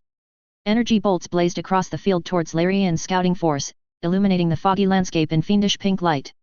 The enemy must have picked them out on sensor and began firing preemptively. The shots came sequentially, rhythmically, with each enemy machine firing their weapon after the other, ensuring a constant stream of death came at the attacking SNLF machines. Surprisingly, the aliens didn't balk at the superior numbers of Larian's forces. Instead of doubling back to a more defensible position like any sensible Turian trooper would do, they committed to the attack. Why are they crazy? A Turian pilot exclaimed, taken aback by the aliens' seemingly lack of self-preservation. Terran, pick up Vex and Hunter, get them back to their machines. Larian ordered. All other teams, split the enemy apart and destroy them in detail. With their 3-to-1 advantage, it shouldn't have been very difficult, but the alien pilots proved to be good. Very good. Each one was more than a match to the Turians individually. Their ability to juggle multiple enemies at once, even in the middle of such blinding fog, was awe-inspiring. Damn it, these guys are crack pilots. Larian's 2ND in command yelled out after narrowly dodging a beam shot that would have landed square on his cockpit. I'm going in to pin the bastard down, cover me. The lieutenant said. Once I've got him locked down, hit him from the side. Yes sir. Larian stomped on the accelerator in his cockpit, firing the maneuvering thrusters on his machine and charging right into what he assumed was the enemy leader. With the fog shrouding everything, everyone had to rely on sensors and silhouettes to make out anything. It was tough to tell which machine was the command unit when all one had to go off was LiDAR markers, cockpit HUD outlines, and the faint glow of the enemy's visor heads. Fortunately, Larian had been able to identify the leader, well, maybe guessed would have been the more proper word. Larian figured that particular machine was the leader, not through anything substantial, but instead through a feeling in the back of his mind. It was like his instincts were yelling at him, screaming into his mind that the machine he was staring down was the one calling the shots. An authoritative presence emanating from it, like a flame extending outwards, touching upon those he lead to battle. He wasn't quite sure how he knew it, only that he did, and that he would risk his life on that feeling. In a flash, the lieutenant's Armagigas lunged forward, stowing the autocannon it wielded before quickly grabbing the vibro-axe on its waist hardpoints. He raised the melee weapon up high, bringing it down in a vicious downswing that caught the enemy leader by surprise. The enemy machine reflexively blocked the attack with its rifle, which Larian then violently yanked away, leaving the alien disarmed. A second strike followed quickly, but the Turian pilot found his strike had been blocked when a flash of bright pink flared to life. His axe had been deflected by the enemy's energy blade. Damn you! Larian hissed out, preparing another follow-up. Just die already! Swing after swing, the vibro-axe was swatted away. The Turian continued his relentless assault, viciously striking until suddenly his weapon was stopped dead in its tracks. Through the blinding light still burning in front of him, Larian saw that the alien had caught his weapon in blade lock. Wild energies sparked as the high-frequency vibrations of the giant axe clashed against the intense powers of the energy sword. But as his eyes slowly adjusted to intense flashes, Larian saw something surprising. The bipedal machine he was fighting wasn't like the ones he saw in space. Its armor was bulkier, more angular, its visor narrower and glowed an orange hue instead of blue. Most notably, its armor was painted in a white-red scheme, as opposed to the white-green of the ones Larian encountered in space. Was this a ground-only variant? Why did the aliens need a separate variant for ground operations in the first place? Was the green machine too expensive to be used to garrison planets?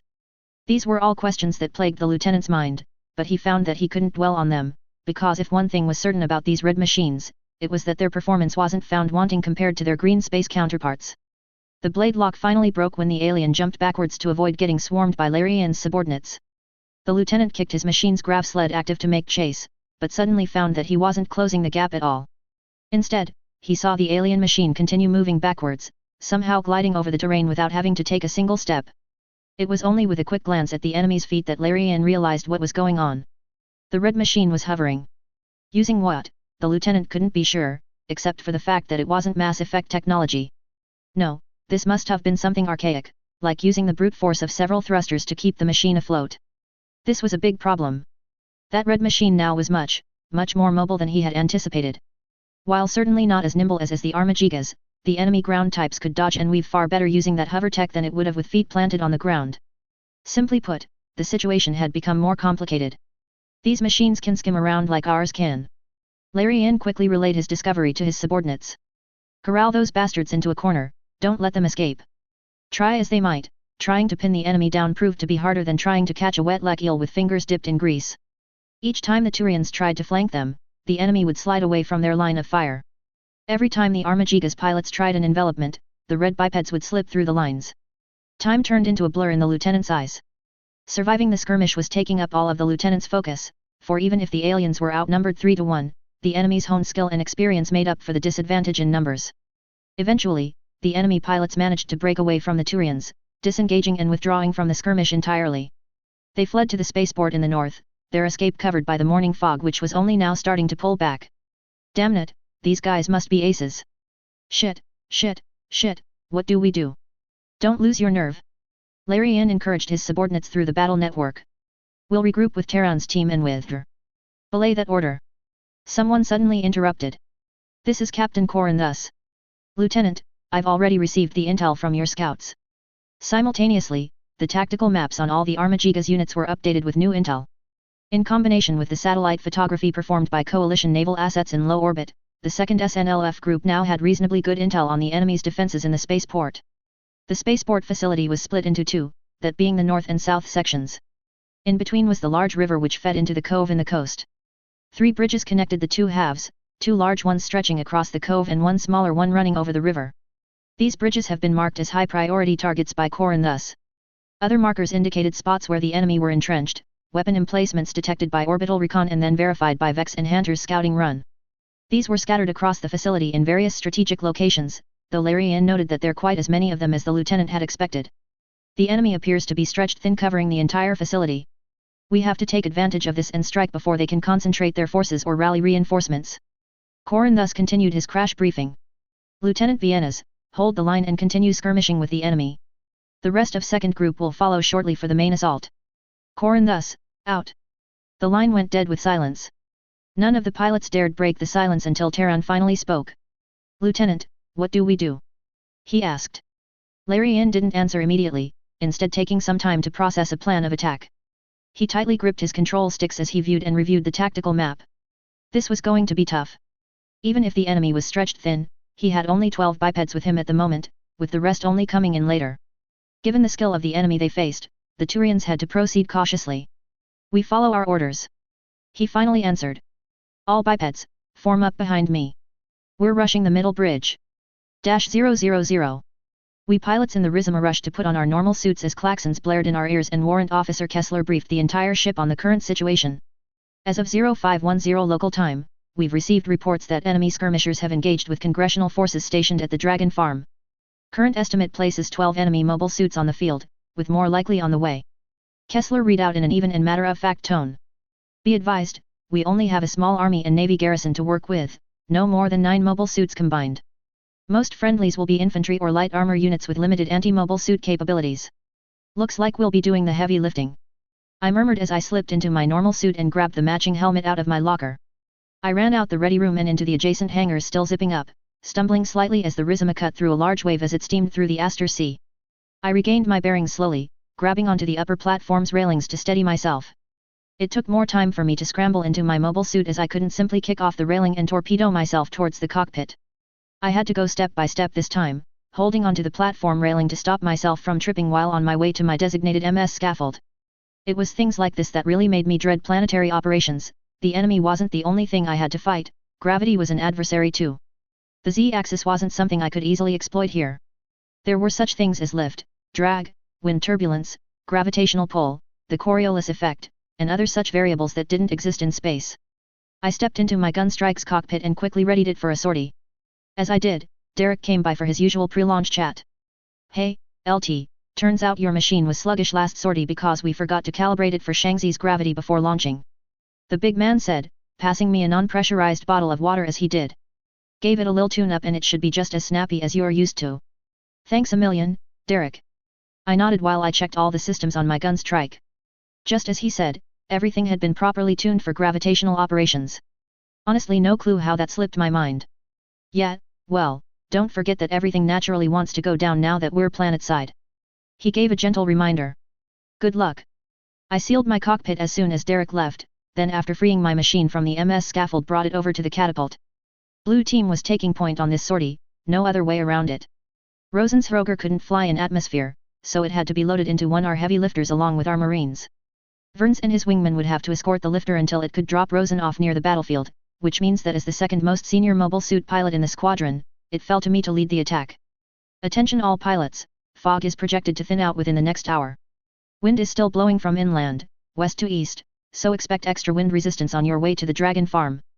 Can't have our pilots get blown away right before battle, right?" "Got it, Kessler."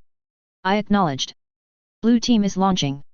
The crushing GS of catapult launch pinned me into my chair as I took off into battle once more, only relenting once I had sufficiently gained altitude. Then, the only other member of Blue team joined me in the air shortly after.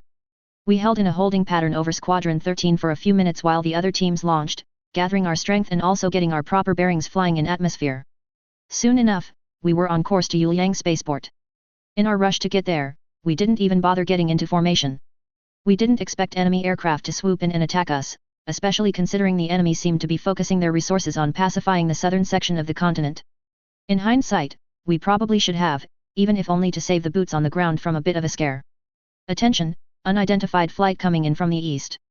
A voice bordering on panic spoke up on an open channel. "This is Lieutenant Chen Maxon, in charge of the Yuliang garrison's anti-air defenses. You are currently flying in restricted airspace.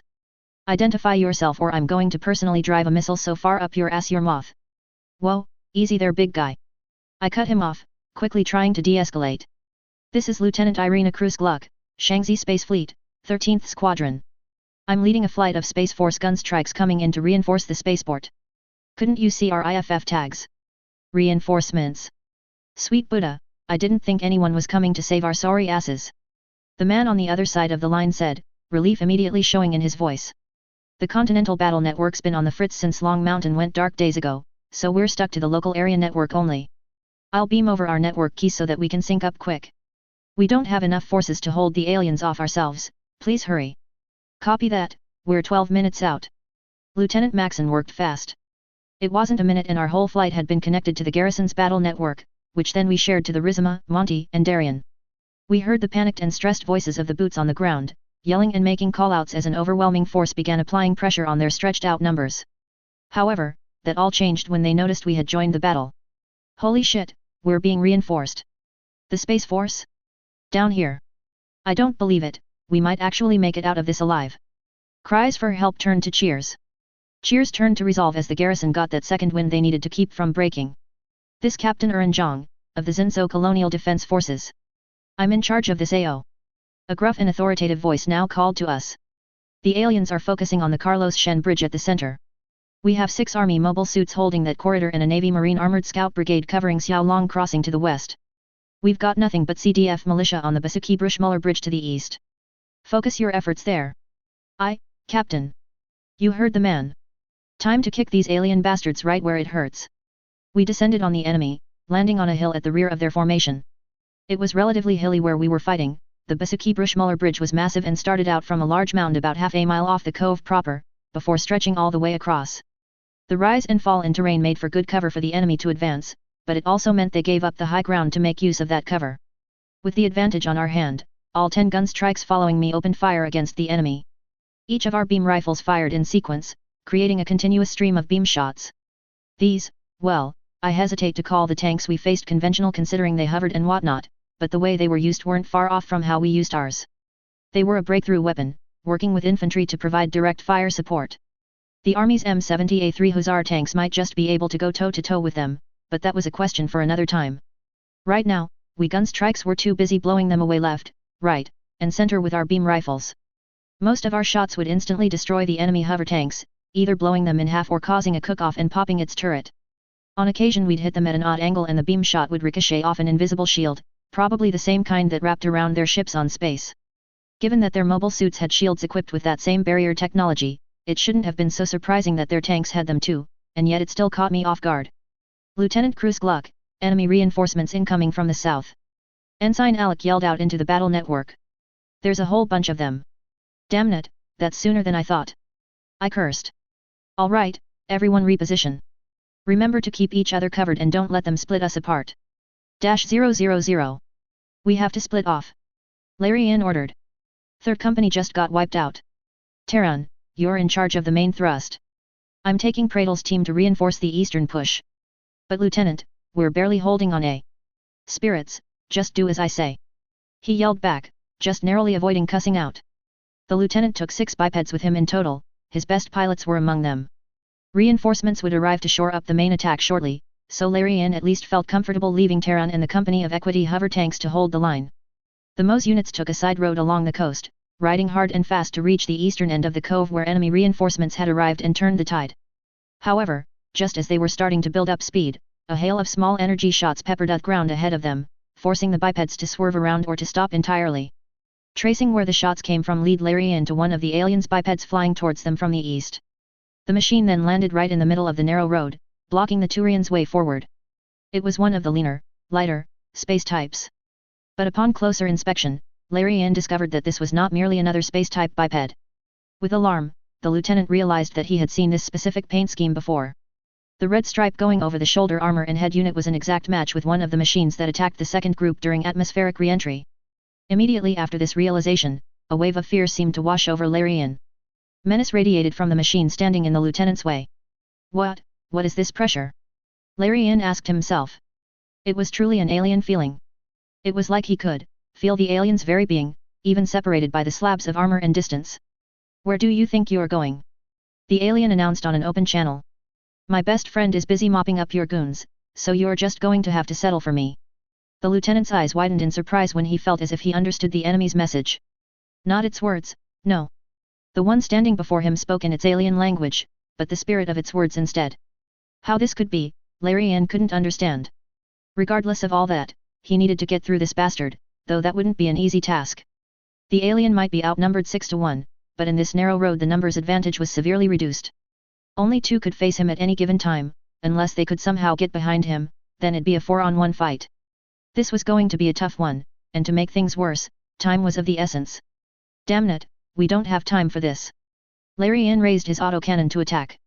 Simultaneously so did Praedel to his left raise his macrogun and let loose a burst of shots. The alien responded by raising its machine's left arm and activating the energy shield, blocking the hail of bullets Larian and Praedel fired. Now, it was the enemy's turn to retaliate, but what it did was something Larian couldn't have seen coming. Instead of firing its energy weapons, instead it stowed away the rifle on its rear skirt armor and grabbed a cylindrical object from a waist-mounted rack.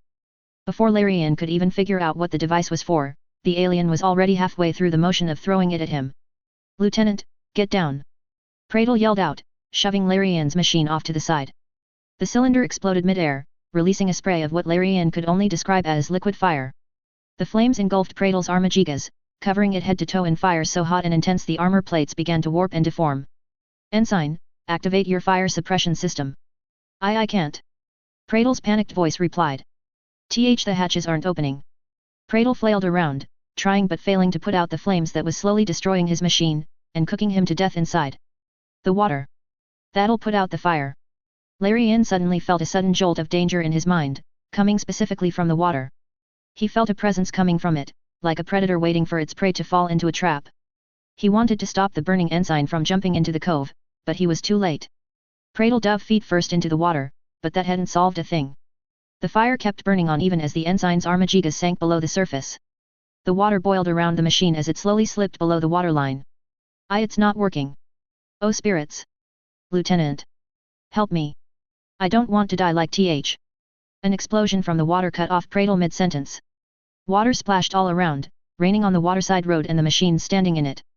Larry Yin was stunned by Pradel's death, but not so much because he had died, but for a different matter entirely. No matter how intense the fire enveloping his unit, it shouldn't have caused an explosion. No, something else killed the ensign. That previous feeling of dread and danger suddenly returned to the lieutenant in full force. Everyone get down! Larry Yin yelled out, making his machine duck down. That feeling spiked hard when 3 massive objects suddenly launched itself from the water. The objects flew over the group and then landed on the buildings to the right of the Turians. Once all the dust and rain had settled, Larry Yin finally got a better look at them. They were big and bulky machines. Vaguely Turioid in silhouette, bordering on Krogoid in shape. Its outer shell was thick and bulky. One could easily fit one of the aliens' ground types inside one of these, aquatic types. The bulky armor wasn't the only way the aquatic bipeds broke tradition either. It had 2 large claws at the ends of each arm instead of the smaller 5-digit fingers found on the others. You Navy boys sure took your time. The voice from earlier spoke again, though Larry Yin could tell the words weren't directed at him or the Turians. Well, you know how we are, Spacer. We had to make an entrance. A different voice spoke. Then, to make things worse, 2 more alien bipeds arrived at the standoff. Another of the space types, as well an entirely different, bulkier model colored in red and black, similar to the ones that attacked at the asteroid belt. The red and black machine flanked the menacing space type to its left, while the other space type hovered over the sea to its left. Geez, Lieutenant. Did you really have to leave me with the kid? Hey, I'm not a kid. Whatever it was the aliens were bickering about, and make no mistake, Larry Yin definitely knew they were bickering had no bearing on their willingness to fight. The space type on the ground, which for the moment Larry Yin assumed was the leader of the bunch, drew the energy sword hilt from its backpack and lit it up. Things just got a whole lot more complicated. -000. This is Hedgehog 1. There's too many of them, we're withdrawing to the secondary line. Damnit, Hedgehog. I cursed out loud into the battle network. Who the hell is going to keep up our air defense if you leave? I'm sorry Lieutenant Cruz Gluck, but if we don't leave now, then we'll never leave at all. I watched as the Flytrap self-propelled anti-air vehicles and their Bison IFVs pack up their gear to make a run for the Basuki-Bruchmuller Bridge. While their guns could still fire on the move, the same can't be said of their missile launchers. A massive hole in our air defense had just opened up, and while the enemy only deployed a few VTOL gunships so far, it would only be a matter of time until strike bombers showed up. Razashak, take your team and cover Hedgehog's retreat. If they bite the bullet, we can forget all about surviving until tomorrow. Roger that, LT. Razashak's team of 3 mobile suits immediately took off to ward away any enemies that tried to pursue Hedgehog platoon. The secondary line was a much tighter ring of defense around the mouth of the Basuki-Bruchmuller Bridge. The plan, at least as it was relayed to me, was to hold the south section for as long as possible so that non-essential personnel could be evacuated to the northern section of Yuliang Spaceport. At the same time, materials that couldn't be transported across the bridge were to be destroyed. Doing both simultaneously was going to be a tough job, one that would need to take time to be done thoroughly. Unfortunately, time was a luxury in very short supply, as the enemy's immense numbers threatened to overrun the southern section before any work could really be done. Rico, tanks on the right. Suppress them. I rapidly doled out orders. Miller, flank and finish that mobile suit squad before they can disengage again.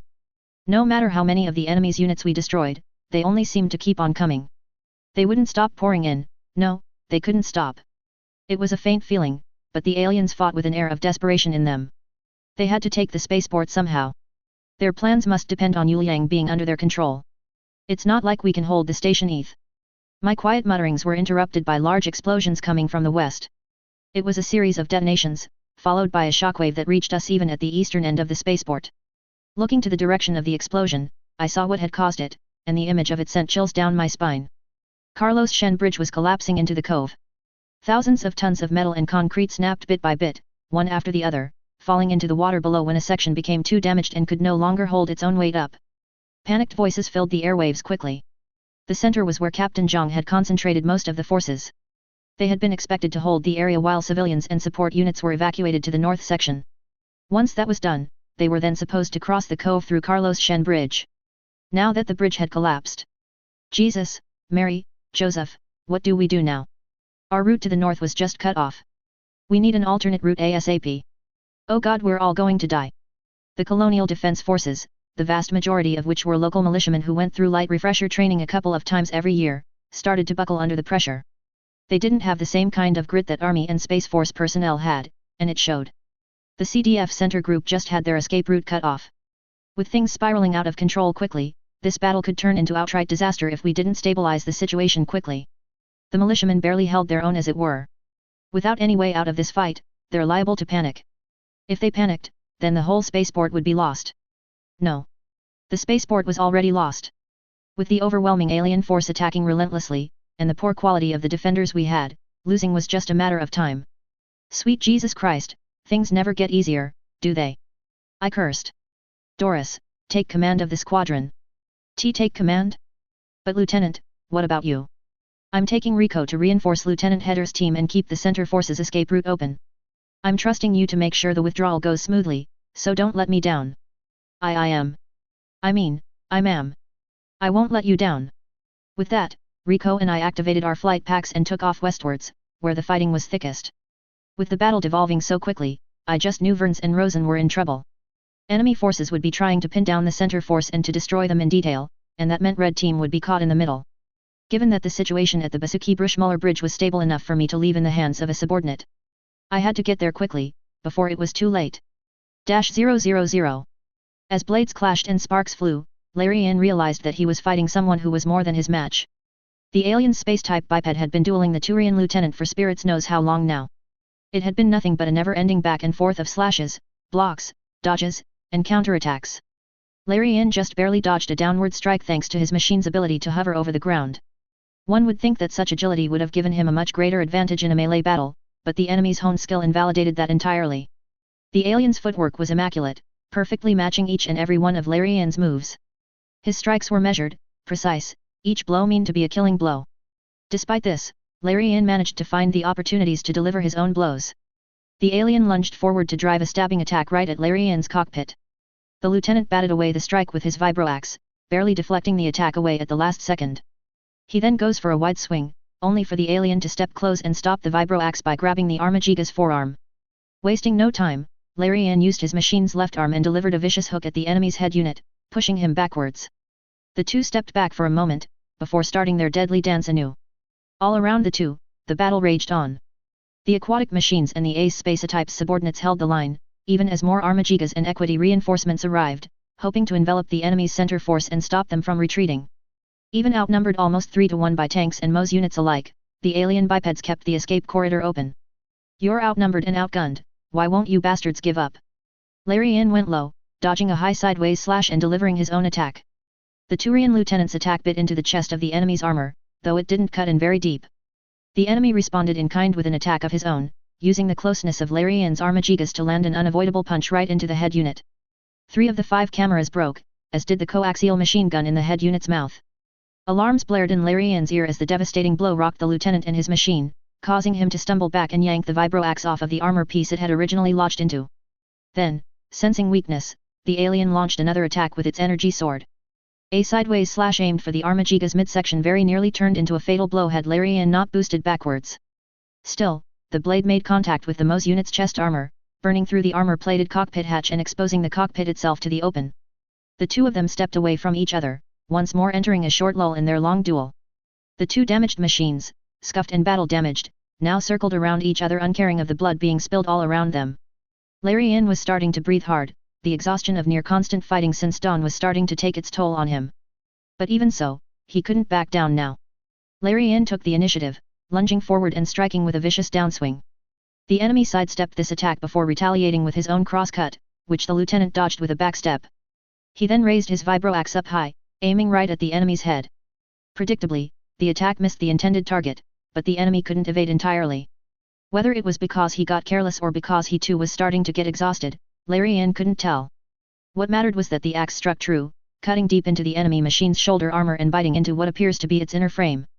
The alien biped's left arm started shorting, losing strength. I've got you now. Like hell you do. The alien, as if understanding what Larian had said and lashing out in defiance, made a wild attack with the energy blade held on his right arm. All Larian could do in response was to raise his machine's left arm in response, to try and block the attack, to predictable results. The burning blade cut right through the Armagiga's hand, down through the forearm, then clean through the bicep.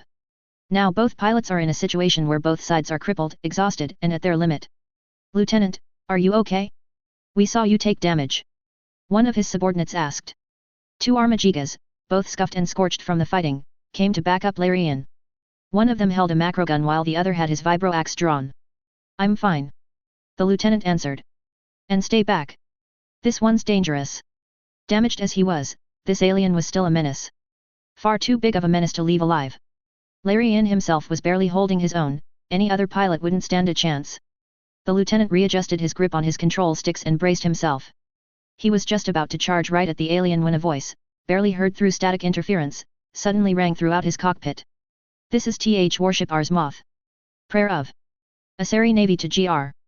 Forces in. AO. Please. And from THA, enemy air def, have been disa. I repeat, confirm that. Enemy air defenses have been disabled. Was that reinforcements? That caused Larian to pause. If reinforcements were truly on their way, then that changed everything. This is Captain Dulindal Koran thus, in charge of the 2nd SNLF group. Larian then heard. We can confirm, enemy air defense network around the southern section of the AO is being suppressed. Confirmed, Captain. The voice acknowledged, now clearly identifiable as Asari after the worst of the interference had been cleared up. We're entering low planetary orbit. Mantis strike fighters and Huntress drop pods are on the way. -000. The small, barely visible silhouette of a warship in low Shangzi orbit was enough to convince me that the spaceport was running out of time. Not long after I had spotted and reported the sudden appearance of that ship, Warrant Officer Kessler spoke on the battle network. Alert to all Allied forces in the AO. He spoke. Sensors indicate the enemy warship is deploying some sort of kinetic weapon, and lots of M. Time on target is. Jesus, you guys have roughly 12 minutes before impact. That little pause in Kessler's announcement gave me more anxiety than I thought mere words could. The enemy was deploying a kinetic weapon? Just what kind was it? Did it have a nuclear warhead? I doubted that it was some kind of weapon of mass destruction, given that the alien forces wouldn't be able to evacuate in time. However, given that these are aliens we were dealing with, well, nothing was certain. As Rico and I drew closer to the center, we saw just exactly what Red Team was up against. They, alongside a team of Army gunfighters and Navy gundivers, were holding the line against a massive horde of enemy machines. Mobile suits, tanks, IFVs, the whole bunch, were bearing down on them, trying to seal off the CDF's escape route. Verns, the enemy is deploying some kind of weapon. We have to fall back to the rendezvous point. I told him as I landed right beside his machine. I hadn't gotten a good look at him before, but now that I realized how battered his machine was. I've never seen his machine this damaged before. Not even the damage he took during our fight with Brother Lionheart's secessionist force took this much of a toll. Verns, your machine is busted. You need to fall back. I reworded. I'll cover your retreat. He stood there, staring at the enemy for a few moments. It looked as if he still intended on finishing his duel with the alien, but after a few tense moments, Verns activated his flight pack and took off. Fine. He said tersely. I'm withdrawing. Simultaneously, the damaged alien machine that previously fought Verns decided to turn tail and run. It would have been so easy to just shoot at the enemy while it sped away, but with all the chaos going on I had to focus my efforts on the ones that still pose a threat to the CDF. The invisible timer that Kessler gave us ticked down as Rico and I fought a fighting retreat, taking Verns and his other gunstrike wingman withdrew to the spaceport's northern half. Rosen had to tough it out with us, given that her Hroger couldn't fly like our machines could. The three of us traded blood for every inch of ground the alien took. We were halfway towards the Basaki-Bruchmuller Bridge by the time the alien weapons made impact, and they were nothing like what I had expected. Dozens upon dozens of these things dropped in from orbit, landing all around the spaceport's southern sector. When no immediate explosions followed the impact, I assumed that the enemy simply used some sort of kinetic bombardment weapon, a shoddy one that barely did any damage, but a kinetic weapon nonetheless. What I wasn't expecting, was for infantry to pop out of the impact craters. They came out, 4 from each crater, all of them seemingly armed with esoteric weapons that gave them the ability to attack us with some sort of energy attack. I narrowly blocked a fast-moving blue bolt with my beam shield, watching as the bolt clashed with the powerful eye field that contained the barrier of violent energy. My sensors couldn't quite make sense of what they were throwing at me, only that it was dangerous, that they were relentless at using those weapons, and that I had to avoid getting hit by it at all costs. Rico's machine had fallen victim to this strange weapon.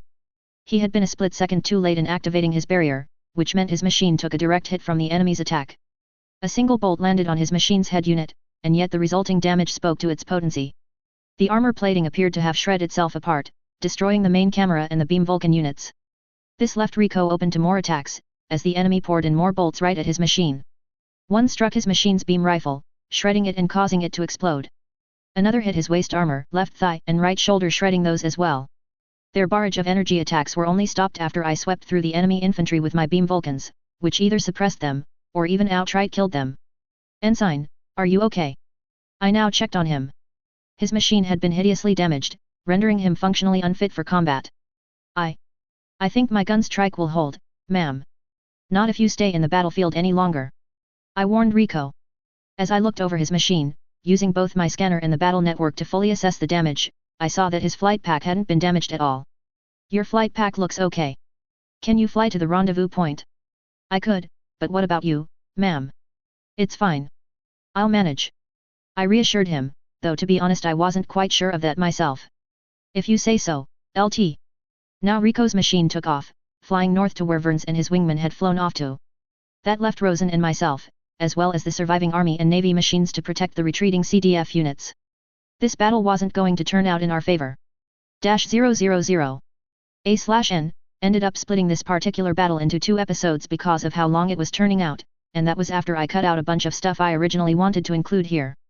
There was going to be a short bit where Larian reacted to the Asari reinforcements landing with their drop pods, as well as a short scene where Asari and Solarian fighters ran airstrikes on the congressional forces. On a tangential note, I might have some extra money coming in at the end of a month BCS of a low-effort video I uploaded to YouTube blowing up and getting me plenty of ad revenue. I might be able to commission some more art sooner than I expected, though I'm not sure of what. I kinda want to have the Armagigas drawn, but I also want to have something drawn and ready for when I reveal something near the end of the current arc. A little bit of input from you guys would be appreciated. Also I got to watch Seed Freedom a few days ago. It was really good. If you get the chance and even have the slightest interest for it, you should watch it. Chapter 17, At the Bottom of the Gravity Well, Part 2. Chapter Text. Relevant notes will be at the end of the chapter. -000. Mobile Suit / Mass Effect. Episode 15. At the Bottom of the Gravity Well, Part 2. -000. It was dusk when Larian was roused from his sleep by a series of unfamiliar footsteps passing through. His eyes shot open and he craned his head up from his hunched position to see who it was that was marching through the makeshift motor pool the Mos pilots had set up. It was a team of Asari huntresses, making their way to the captured warehouse which the 2nd SNLF group had turned into a makeshift field headquarters. What the hell are they doing prancing around this late at night? The lieutenant asked himself. Then, Larian noticed that one of the Asari in the little procession had a bag over her head, and was being dragged along by the others. Just what in spirit's name was going on here? With his curiosity overtaking his drowsiness, Larian got up from his seat and went to follow the group. As he trailed the huntresses, he saw that Terran was doing the same, though from a bit further behind. Figuring he'd know more about the situation, the lieutenant decided to ask his subordinate. What's going on here? Not quite sure myself, Lieutenant. Terran shrugged. They said something about bringing that one to an interrogator in HQ. Larian raised a brow plate, confused at what that was supposed to mean. When Terran only shrugged again, the lieutenant figured that they were both in the dark on the whole situation. The two of them kept trailing the party of huntresses, unsure of what was going to happen to that prisoner. The battle had died down barely a few hours ago, with the last of the alien forces evacuating across the bridges and blowing them both behind them. Captain Corin thus then ordered for the 2nd SNLF to regroup and rest for the night, not that they really had much options, given the 2nd was entirely spent. Say, LT, do you really think Fleetcom is gonna make us take Continent 2? Terran suddenly asked out of the blue. Now, Larian had his own concerns about that whole ordeal, but he also knew complaining about it was pointless. The admirals in charge of this whole expedition, Arterius especially, weren't the kind to change their minds once they've put their feet down. The best they could really do, was to try their best. You know how those fossils are. The lieutenant sighed. It's all spreadsheets and numbers to them. They see us struggling to win with a 3-to-1 advantage, and think the solution is to jack it up to a 5-to-1 advantage. On paper, that was an entirely sound plan, on practice not so much. The 2nd SNLF faced a foe that might have been around a quarter their own number, and yet the expeditionary forces suffered a casualty rate of over half. For every alien machine they destroyed, they took 3 with them. It was a hideous waste of life and Larian could hardly imagine what would become of him and his subordinates had the numbers been even. Try not to think about it too much. Larian tried to reassure Terran. What matters is that you do your part to the best of your abilities. Anything beyond that is out of your control. TCH, that's easy for you to say, sir. The ensign scoffed, though he quickly corrected himself. The lieutenant, more confused than offended, wondered what Terran had meant by that. What's that supposed to mean? He asked. You're not in trouble, ensign. I'm just curious to know what you mean. Having the worst his worries assuaged, Taran opened up. It's just that. The junior officer contemplated his words carefully. It's hard to take that sort of advice seriously when it's coming from someone who's just so much better than the average pilot, you know? You were out there dueling with the best of them, matching them move for move. Meanwhile, the rest of us could hardly pin one down, even while ganging up on them. That was something of a revelation to Larian. Was he really that much better than all the other pilots? With how difficult it was fighting off just one of the alien pilots, it sure didn't feel that way. Then again, the aliens did have more experience piloting these kinds of machines. Maybe the enemy wasn't exactly the most reasonable point of comparison himself to. Regardless, Larian couldn't refute what Taran had said. Just saying do your best to people who weren't even capable of half the things you could wasn't the most encouraging thing out there. The two of them were quiet the rest of the way to HQ, not saying a word as they followed the huntresses and the prisoner they dragged along. It wasn't until they entered the HQ building and reached Captain Corinthus' makeshift office that anything of note happened. Two of the huntresses stayed outside of the large shipping crate that the captain had commandeered as a war room. When Larian and Taran approached the entrance, the huntresses stopped them. Hold, the captain's in a classified meeting. One of the huntresses said. Whatever you've got to say to him can wait until we're done. The lieutenant nearly scowled at that, but didn't bother pushing further. The other huntress was about to close the container when the captain happened to look out and saw Larian just on the other side. Ah! Lieutenant Viennas, I was just about to have someone bring you here. Captain Corinthus said. Come in, I need you to see this. Larian looked to Taran, then to the two huntresses guarding the container door. It seems that only he was being invited in. Head back to the motor pool, Taran. I'll be back shortly. With that, the two Turian pilots parted ways and the lieutenant entered the makeshift office. Once the two huntresses standing guard outside sealed the doors, only then did the captain start explaining. Did you know that the Asari Navy always had xenolinguists on board in case of first contact? I certainly didn't. He said, gesturing to the huntresses who were now securing the prisoner to a metal chair. In this case, the mother's prayer has a 6, 2 of which are huntresses. The huntresses spared no effort in making sure their captive couldn't escape. Cuffs secured the hands behind the backrest, while shackles made sure the legs couldn't move all too much. It was only once they were absolutely sure that everything was airtight that they removed the black bag over the prisoner's head. What it revealed was spirits. Larian gasped when realized just exactly what he was looking at. This is one of them. That's right. Corinthus said, grimly. The two of them looked at the alien in question, observing its features. Its shape was remarkably asaroid. If one were to get rid of the broad shoulders, the lack of mammary glands, and tufts of fur on its head, it could very well pass as an Asari with some kind of skin disease. These were the people who had been giving the Turians such a hard time? Larian had to admit, they were nothing quite like what he had imagined. They looked too soft. Nothing like the Krogan, Turians, even Batarians. Fleetcom wants every advantage we can get. The Primarch has stressed that he wants us to have to crack their language before the aliens can crack ours, by any means necessary. The huntresses produced strange devices now, ones that wouldn't look out of place in a medical facility. They then stuck it to the head of the alien in question. Immediately, Larian knew where this was going. Sir, this is tried to protest. Yes. Corinthus sternly cut off. Regardless, the Primarch wants it done, so that's exactly what we're going to do. Larian watched in horror as the huntresses injected some sort of substance in the half-conscious alien's neck. Just how many lines were the upper brass willing to cross to win this war? It was starting to make the lieutenant ill. Then, the captain leaned close to Larian's oral cavity and whispered.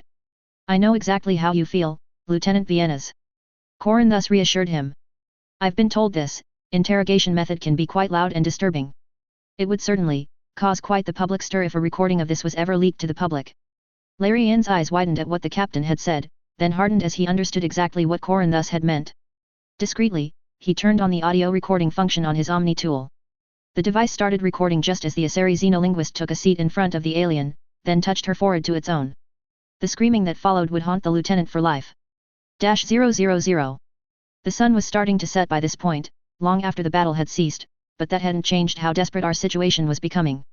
With the vast majority of our mobile suits no longer combat operational, and the bulk of our remaining forces made up of CDF militia running outdated hardware, well, our chances at surviving another battle like earlier was slim to none. Which is why, all of the officers still alive are currently in a bit of an emergency meeting. None of us saw a future where we could hold on to the spaceport for long, so an evacuation plan needed to be made. How are we supposed to evacuate several thousand men out of this spaceport, if the Navy isn't even willing to pull up to port? Captain Zhang argued heatedly. Look, it's out of my hands. One of the Gundiver pilots, a Lieutenant Wilson Galt, sighed. It's Commodore Pike's call. If she says bringing in ships into the cove is too risky, then there's nothing I can do. The Navy's more than willing to take your men, Captain, but we can't lose our ships either. So what's the solution, then? I interjected before the two of them could get any more heated. The Navy is willing to take the men, but they can't come too close, or they're worried that alien ship up above is going to rain death on their fleet. Do we have a third option? Another way to get all these people out of here? I might have something for that. One of the civilian representatives spoke. Apparently he was a mid-level manager working for a local shipping company. Sunfish Logistics still has 4 Super Garudas in the hangars, older models that corporate decided to leave behind in favor of saving newer ones. If we left all of your heavy equipment behind, we could probably fit all of the militiamen and civilians in them. But, most of our fuel stocks weren't evacuated in time. We only have enough to fully top off 2 for a one-way trip to Port Tsingtao. 2 Super Garudas are nowhere near enough to get everyone out of here. Zhang shook his head. Lieutenant Cruz Gluck, does the Squadron 13 have any aviation fuel to spare? I'm afraid I'm going to have to let you down, Captain. I regrettably answered. We're low on AV gas as well. We were actually hoping to top up on fuel, food, and spare parts here. Then those other 2 Garudas are dead weight. Zhang cursed. Not necessarily. I think we're looking at this the wrong way. Verns cut in. Mr. Foch, you said you only have enough fuel for 2 planes to reach Port Tsingtao. How far will those Garudas go if you filled them all up equally? Gah, I'd have to run the numbers to be sure. Foch winced out, rubbing the back of his neck as he tried to do the math in his head. But if I'm not wrong, then hopefully halfway across the Aster.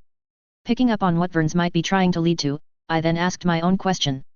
Lieutenant Galt, how far away is Commodore Pike's task force right now? I asked the Navy pilot. As of right now? They should be, no more than 1,000 clicks away. Galt answered, piecing the puzzle together on his own. Now everyone else in the room started to perk up, catching on what Verns and I were trying to say.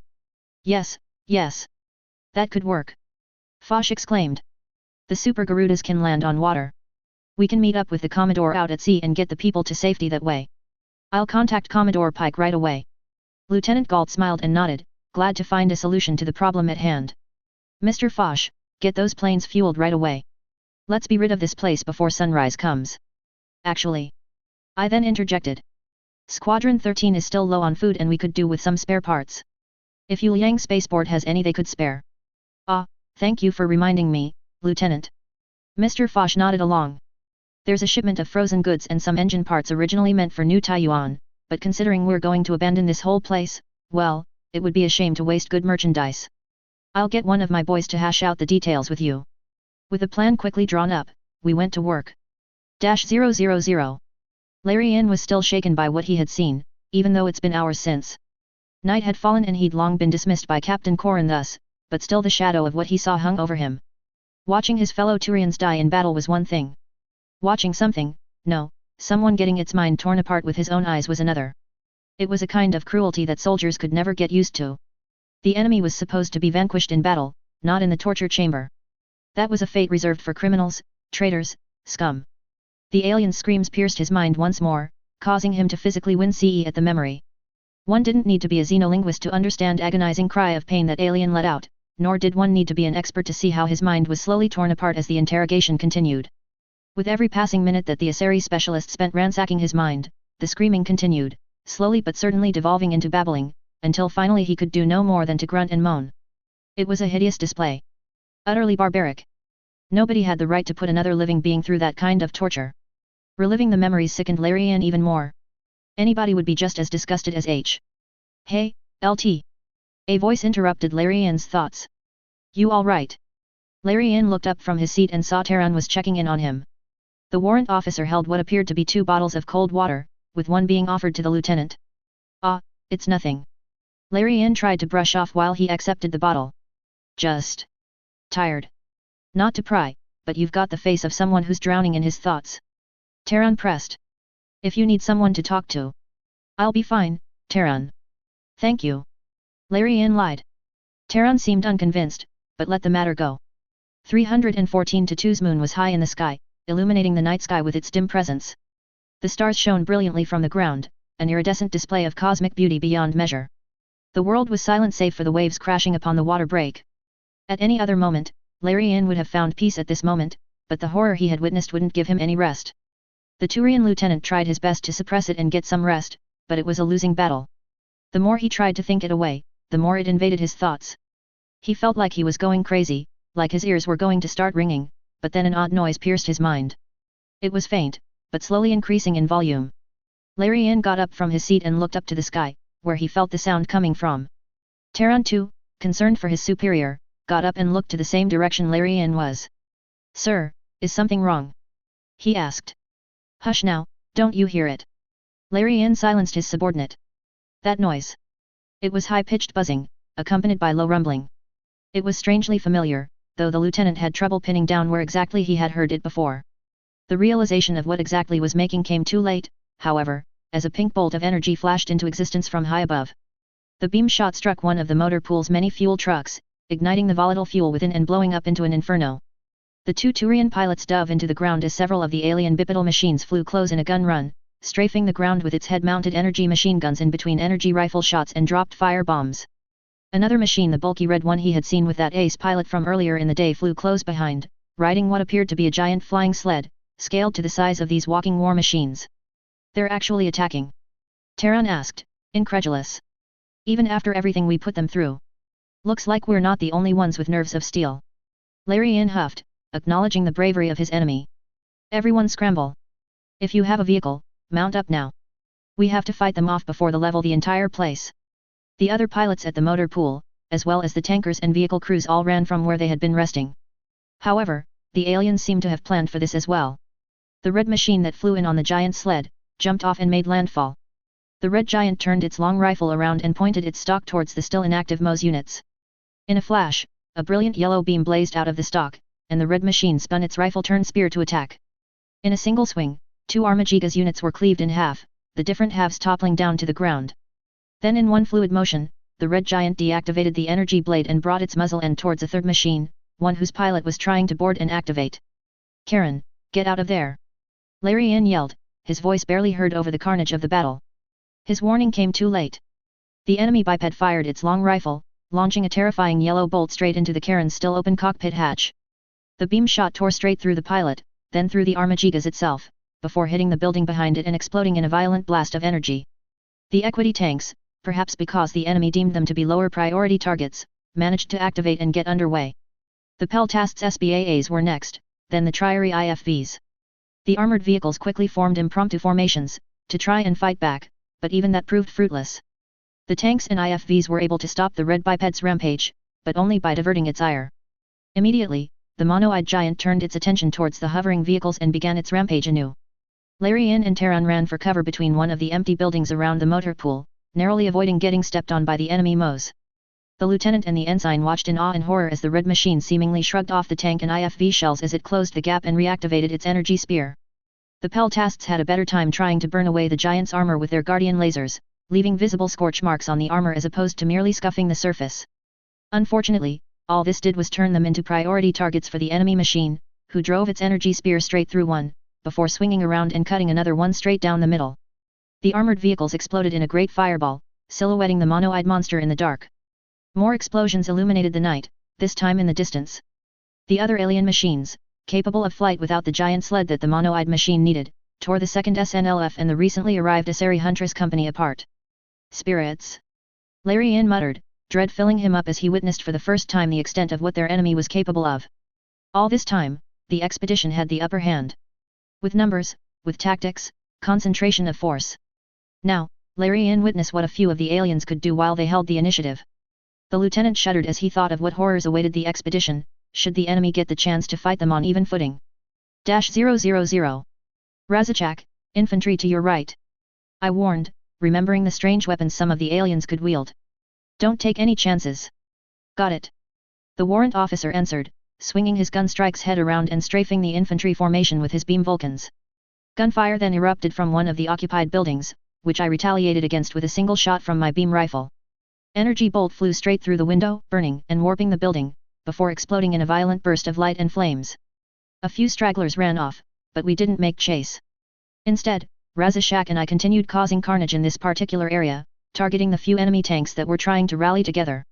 Between firing beam bolts and stomping on enemy vehicles, I peeked up to check on a timer that was running on the corner of my helmet's HUD.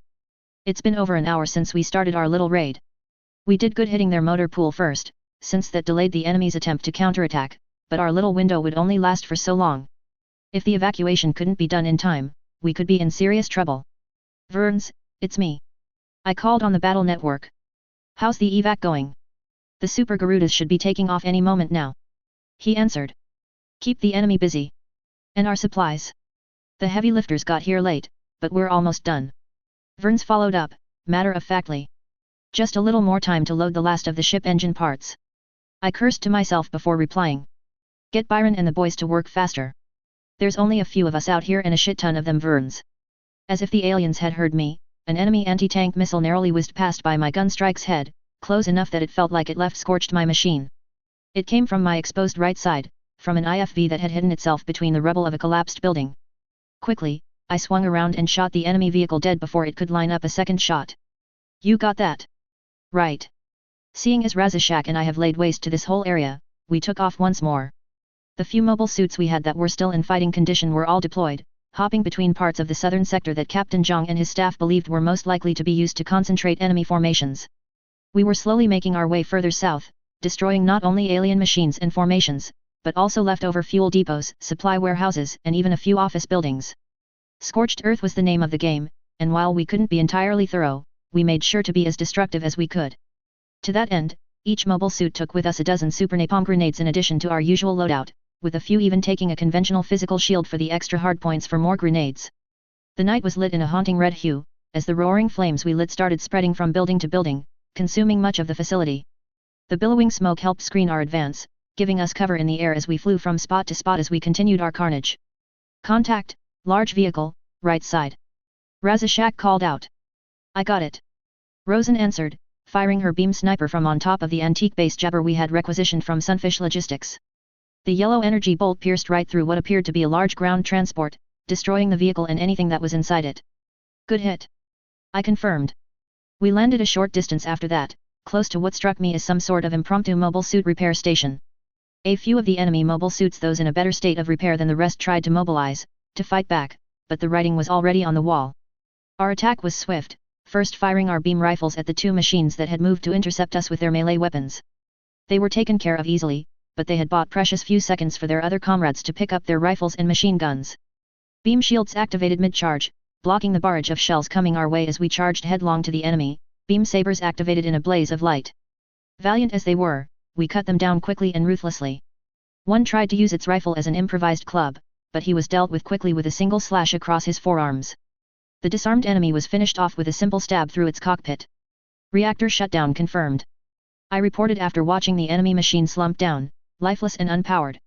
Let's clean up here before we head to the next spot. Razachak headed off to check one of the hangars while Rosen and I swept through the outer section.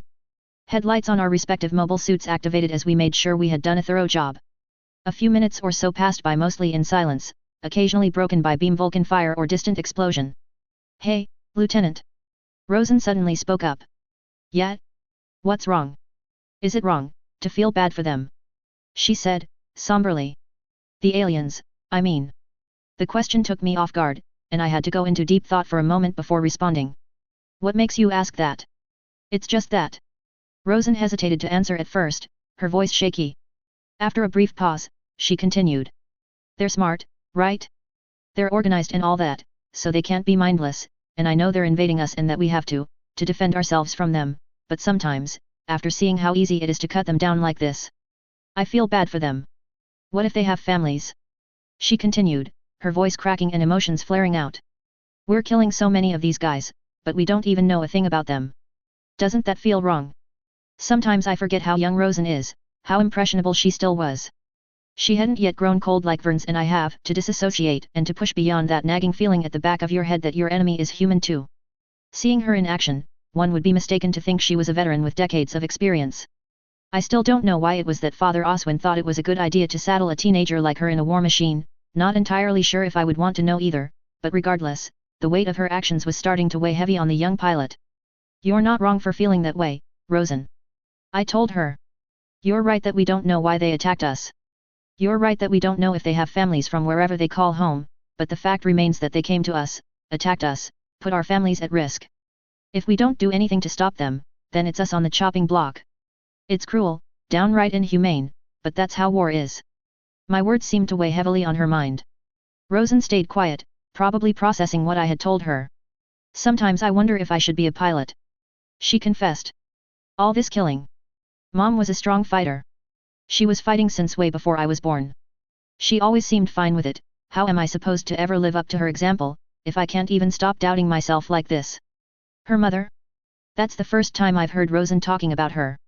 She's always dodgy when it comes to talking about her family. So she looks up to her mother, but I'm not hearing anything about a father. I shook the thoughts away from my head. That's a question I'll have answered in another day. Empathy, or even pity, is just another part of being human, even if it is for an enemy we don't fully understand. I tried to reassure her. Every soldier has their own way to carry on. Some try to smother that feeling, some let it drive them forward. I don't know for sure how you should deal with what you're going through, but I don't think you should run from your feelings. Run from my feelings. You still have empathy in your heart, you haven't closed it off and grown cold for others. I think that's what separates a good person from a cruel one. You don't fight the enemy because you hate them. You fight them so that you can bring an end to the fighting. I see. She seemed to nod along, though I could tell she was still trying to wrap her head around the idea. The next few minutes after that were spent in silence once more as we completed the sweep and regrouped with Razachak. It was around that time that Verns notified to us that the Super Garudas had all taken off, and that heavy lifters had been fully loaded. Our time on Yuliang spaceport had come to an end, but I could tell what Rosen went through here would stay with her for a while, if not for life. -000. A/N, with this chapter done, we're halfway through the current story arc. Things will only escalate from here on out, and I suspect some of you can already see where I'm going to go with this arc. At any rate, the next chapter will be a wider view of the war and take us back into space. We've been pretty focused on the main cast for a while, so we're pulling back for a bit. The last 2 chapters of the current arc will be another 2-parter back in Shangzi with our main cast, maybe Sans Larian. I'm still iffy on his involvement for the 2-parter given the situation we'll be leaving the second SNLF group in after this. I guess we'll have to see how it goes. Another thing I want to note, I've only recently realized I've done a great big oopsie with the Space Force/Naval rankings, where I've been putting Commander over Captain, when it should be the other way around. It's a bit too late to promote Bulo to Lieutenant, Commander right now, but I will be retconning other characters previously mentioned as Commander to be Commodore instead, to better reflect their status. This will only affect Space Force/Navy characters like Megarius. Characters from other branches will not be affected. If you only started reading this FIC after this chapter has been uploaded, June 5, 2024, this shouldn't matter to you all that much, this note is purely for the benefit of returning readers. Chapter 18, Survivors and Sacrifices. Chapter Text. Relevant notes will be at the end of the chapter. -000. Mobile Suit/Mass Effect. Episode 16. Survivors and Sacrifices. -000. 3 days after the alien invasion of the Shangzi system began. A single amber eye slowly opened while the other remained hidden behind an eye patch. Its owner was greeted by an unfamiliar environment, somewhere she wasn't used to waking up in. This wasn't her usual quarters. Commodore Cinder Autumn attempted to crane her neck so that she could survey the rest of the room and found she had been strapped down on a chair. It wasn't so tight that it was uncomfortable, but enough that she was held secure to the seat. Looking around revealed to her that she was in a small craft, one of Congressional Space Force use, if the rows of standardized high-G maneuver chairs and the other unconscious sailor clad in a CSF normal suit were anything to go by. That was some good news, at any rate. She opened her mouth to call someone, but instead felt something alien had been shoved down her throat. Only now had she realized that a tube had been sticking out of her mouth this whole time, connected to an IV bag that's been taped to the wall beside her. She let out some gagging noise as she slowly pulled the tube out of her throat. Evidently she retched and gagged loud enough that someone heard her. The sliding door to the room opened and a man wearing a CSF normal suit floated himself in. The bars on his shoulders indicated he was Captain. Even without reading the name tag on his chest, a quick glance at the man's face, his dirty blonde hair told her exactly who this person was. "Captain Wen Li, give me a sitrep," the woman said, her voice hoarse and strained. The captain winced hearing his superior's voice in such a feeble condition. It didn't sit well with him. "Oh hush now, Commodore. You're in no condition to be barking orders, you know that, right?" he said, planting his magnetic boots on the floor in front of his superior, before getting down and loosening the straps holding her down. "I'll be the judge of that," she responded once she had been loosened enough. Autumn slowly got up from her seat and started stretching. Her body was sore from being unconscious for a long time, and the short stretches relieved some of it. She turned once again to the other man in the room, giving him an expecting look. "Captain Tai Wen Li, now former CO of the battlecruiser CSS Milo, reached into one of the shelves above the passenger seats and pulled out a bottle of water. He offered the water to Autumn, who accepted it and immediately started drinking from it. You've been out for 3 days since Milo went down. Enemy scored a bunch of good hits on her armored citadel, one of which knocked you out. He grimly recounted the last moments of the ship he commanded, for even if Commodore Autumn used it as her flagship, it was still he who ran the Milo's day-to-day operations and commanded it in battle. DC teams couldn't suppress the fire quick enough. The magazine cooked off a few minutes later. We barely got to the lifeboats in time. Autumn finished the whole bottle quickly. 3 days unconscious, only sustained by a tube feeder, left her rather starving for some real food and water. She looked around the lifeboat they were in. It wasn't small by any means, able to hold maybe 24 or so people comfortably. Seeing as there was only one other unconscious person in the seating compartment, Autumn asked again. Are we the only ones who made it onto this lifeboat? She asked. A standard CSF lifeboat should have been enough to hold 36 sailors somewhat comfortably. That there seemed to be only 3 in this one was concerning. Chief Crow and Warrant Officer Callow are at the helm. Ty explained as he dug up something else from the ration box.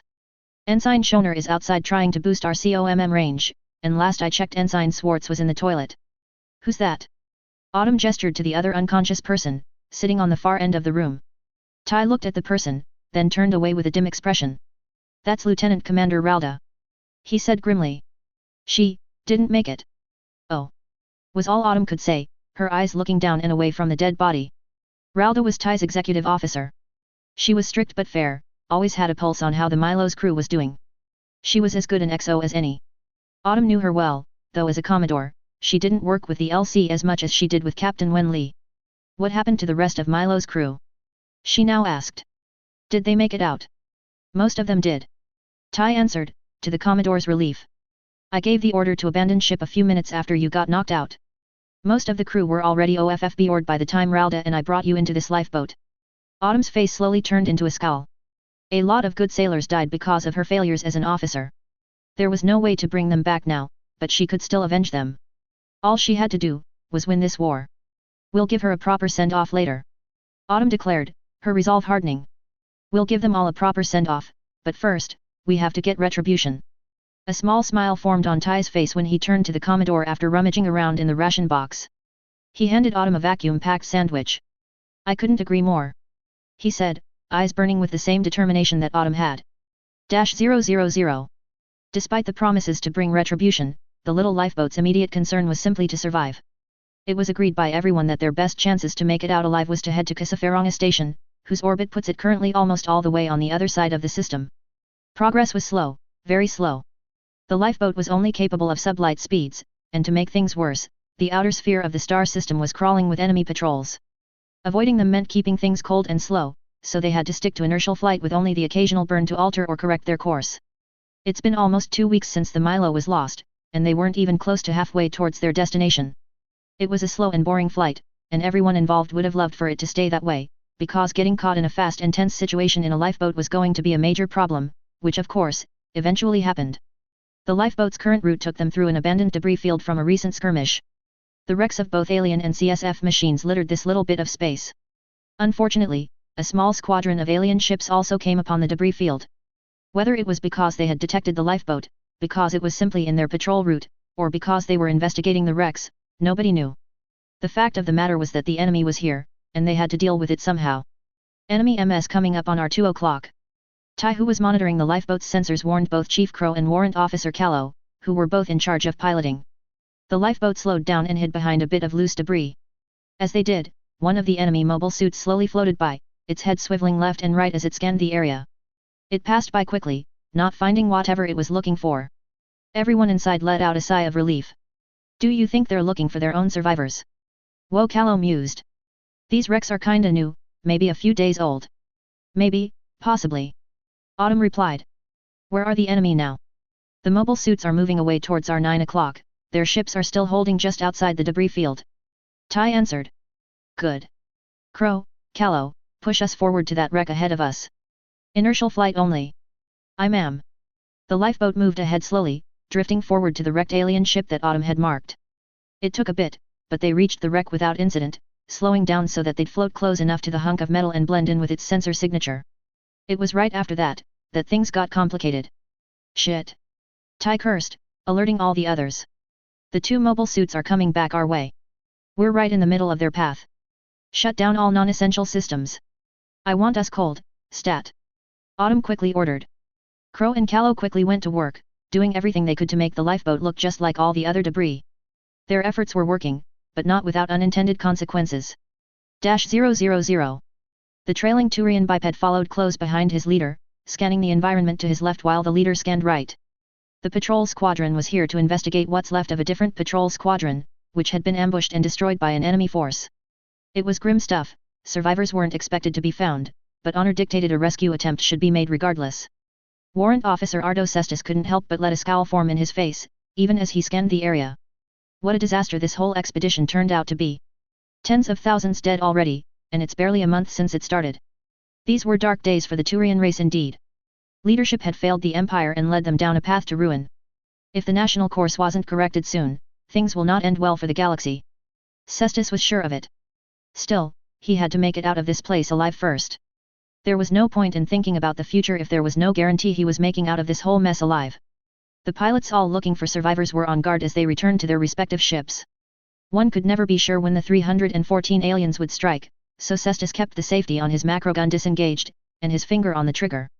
He wasn't too far away from the ship he sortied out of when he spotted something off. It was a small craft of sorts, maybe a lifepod. Its design language appeared similar to that of the ships the 314 aliens used. It wouldn't be the first one he had spotted either. "Hey, Ensign Spirius!" Cestus called to the other pilot. "There's an awful lot of alien lifepods out here, even though we haven't found any of their wrecks. You drinking on the job again?" The ensign asked in return. "I haven't seen any of them. Nat, I haven't touched brandy in over a week." Cestus defended. "And I'm serious here. There's one lifepod to our left, and another one over there." As he pointed to where he thought the other one was, he was greeted only by empty space and wrecked ship parts. Now, he might have had a bit of a drinking problem, but Cestus' memory was as sharp as any knife worth its weight when he was sober. He knew for certain, without a shadow of doubt, that he had passed by another one of these abandoned small crafts a while ago. "Yup, just like I thought. You're losing it." Spirius laughed. "Come on buddy, let's RTB." "Fine, fine." He sighed, looking over the craft a grim expression. "You poor bastards. I hope it was quick." Slowly dying out in the cold void wasn't a fate to be wished upon anyone. Cestus would have left the floating tomb then and there if a detail hadn't caught his eye. The alien text on the side of the lifepod. The pilot didn't necessarily understand it, but he recognized it. The symbols, dashes, shapes, they felt like an exact match. Could it be that he had only seen one craft and that it had somehow moved? He had to be sure, he had to get a closer look. Cestus moved his MOS unit closer and reached out to grab hold of the craft, but unexpectedly it came back to life. Its rear thrusters roared to life and like a missile it zoomed away. "Oh shit, this one's alive!" He yelled into the battle network, where the entire patrol squadron could hear. "Spotted enemy light craft, it's trying to get away." Reflexively, the warrant officer raised his macrogun and targeted the lifepod, but before he could let off a burst that would have surely destroyed it, the ensign shoved the weapon to the side. "Wait, they're worth more to us alive than dead," Spirius told the warrant officer. "They don't look armed. Let's try to capture them instead." "Right." With that, the 2 bipeds kicked off into high gear and made chase. The alien craft was fast, which was unexpected for what appeared to be a lifepod. But, this strength was also the craft's weakness, for its high speed and acceleration did not give it much maneuverability. Both pilots could easily see that the craft's pilot had to take a relatively linear and predictable route. With that in mind, the ensign quickly formulated a plan to cut the chase short. "Cestus, keep on their tail," Spirius ordered. "I'll try to flank around and intercept them from the side." The ensign flew off to the side, leaving Cestus to continue the pursuit on his own. The chase was intense, for while the lifepod wasn't very agile, its pilot mate was daring enough to fly as close as it could to floating debris, forcing the MOS pilot to slow down and swerve around. As fast as the alien craft was, and it was very fast, much to the Turians' surprise the Armagigas were simply faster. Cestus' unit slowly but surely closed the gap between him and his prey. Moreover, Spirius' machine was also getting into position to cut off the aliens' escape route. All it would take to end this little charade is to spring the trap. "Cestus, I'm coming in," Spirius called over comms. "Get ready to grab onto that craft." "Copy that," he answered. "Let's do this." With that, the ensign began his interdiction run, coming at the alien lifepod from the flank. Spirius' maneuver would force the craft to evade, which should slow it down just enough that Cestus could catch it with his machine's arms. But before he even got the chance to do it, their plans were dashed in its entirety. Right as Spirius' machine was going to jump the craft from the side, a bright pink beam flashed into existence. The energy bolt blazed through the void and blasted apart its waist. The Turian ensign and his machine was sent into an uncontrollable spin, missing the craft entirely as it veered to the side. 3 enemy bipeds then emerged from one of the shipwrecks, clad in their white and green colors and bright blue visor face. They moved in formation, preparing to attack the remaining Armagigas with a pincer maneuver. The enemy are still here. Cestus gasped. Was the life pod simply bait for an ambush all along? It very well could be, though the warrant officer couldn't be sure. Regardless, he had a fight on his hands now. This is Charbel 2 to Valorous, can you read me? He called to the cruiser he had sortied from, a hint of panic peeking in his voice. I am currently under attack by enemy forces, current strength unknown. Charbel 1 has been shot down. I need reinforcements. Copy that Charbel 2, wait, what in spirit's name is THA? The Valorous XO was suddenly cut off, leaving Cestus to assume the worst. Shit. Not like this. The pilot cussed out, raising his weapon and firing upon his enemies. Simultaneously, he fired his forward thrusters and began fleeing in reverse. The particular detail of whether or not he even had a ship to go back to was a bridge to be crossed when arrived at it. For now, Cestus' primary concern was to survive. More energy bolts were fired at the lone Turian, which thankfully were easily evaded since Cestus was flying backwards. His eyes darted between the machines who had turned the situation against him, watching where they were firing, allowing him to dodge whatever shots he could. Still, there were a few shots that simply couldn't be evaded in time, and for this Cestus kept his unit's shield raised in front of him at all times and held at an angle, a technique meant to maximize the chances of deflecting the energy bolt that did hit him. Unfortunately for him though, the chase wouldn't last very long. In the midst of all the stress and excitement, Cestus had lost track of the third biped. It had snuck off to the side and used Spirius' own plan against the Turians, though this time without any qualms to simply gunning down the target being flanked.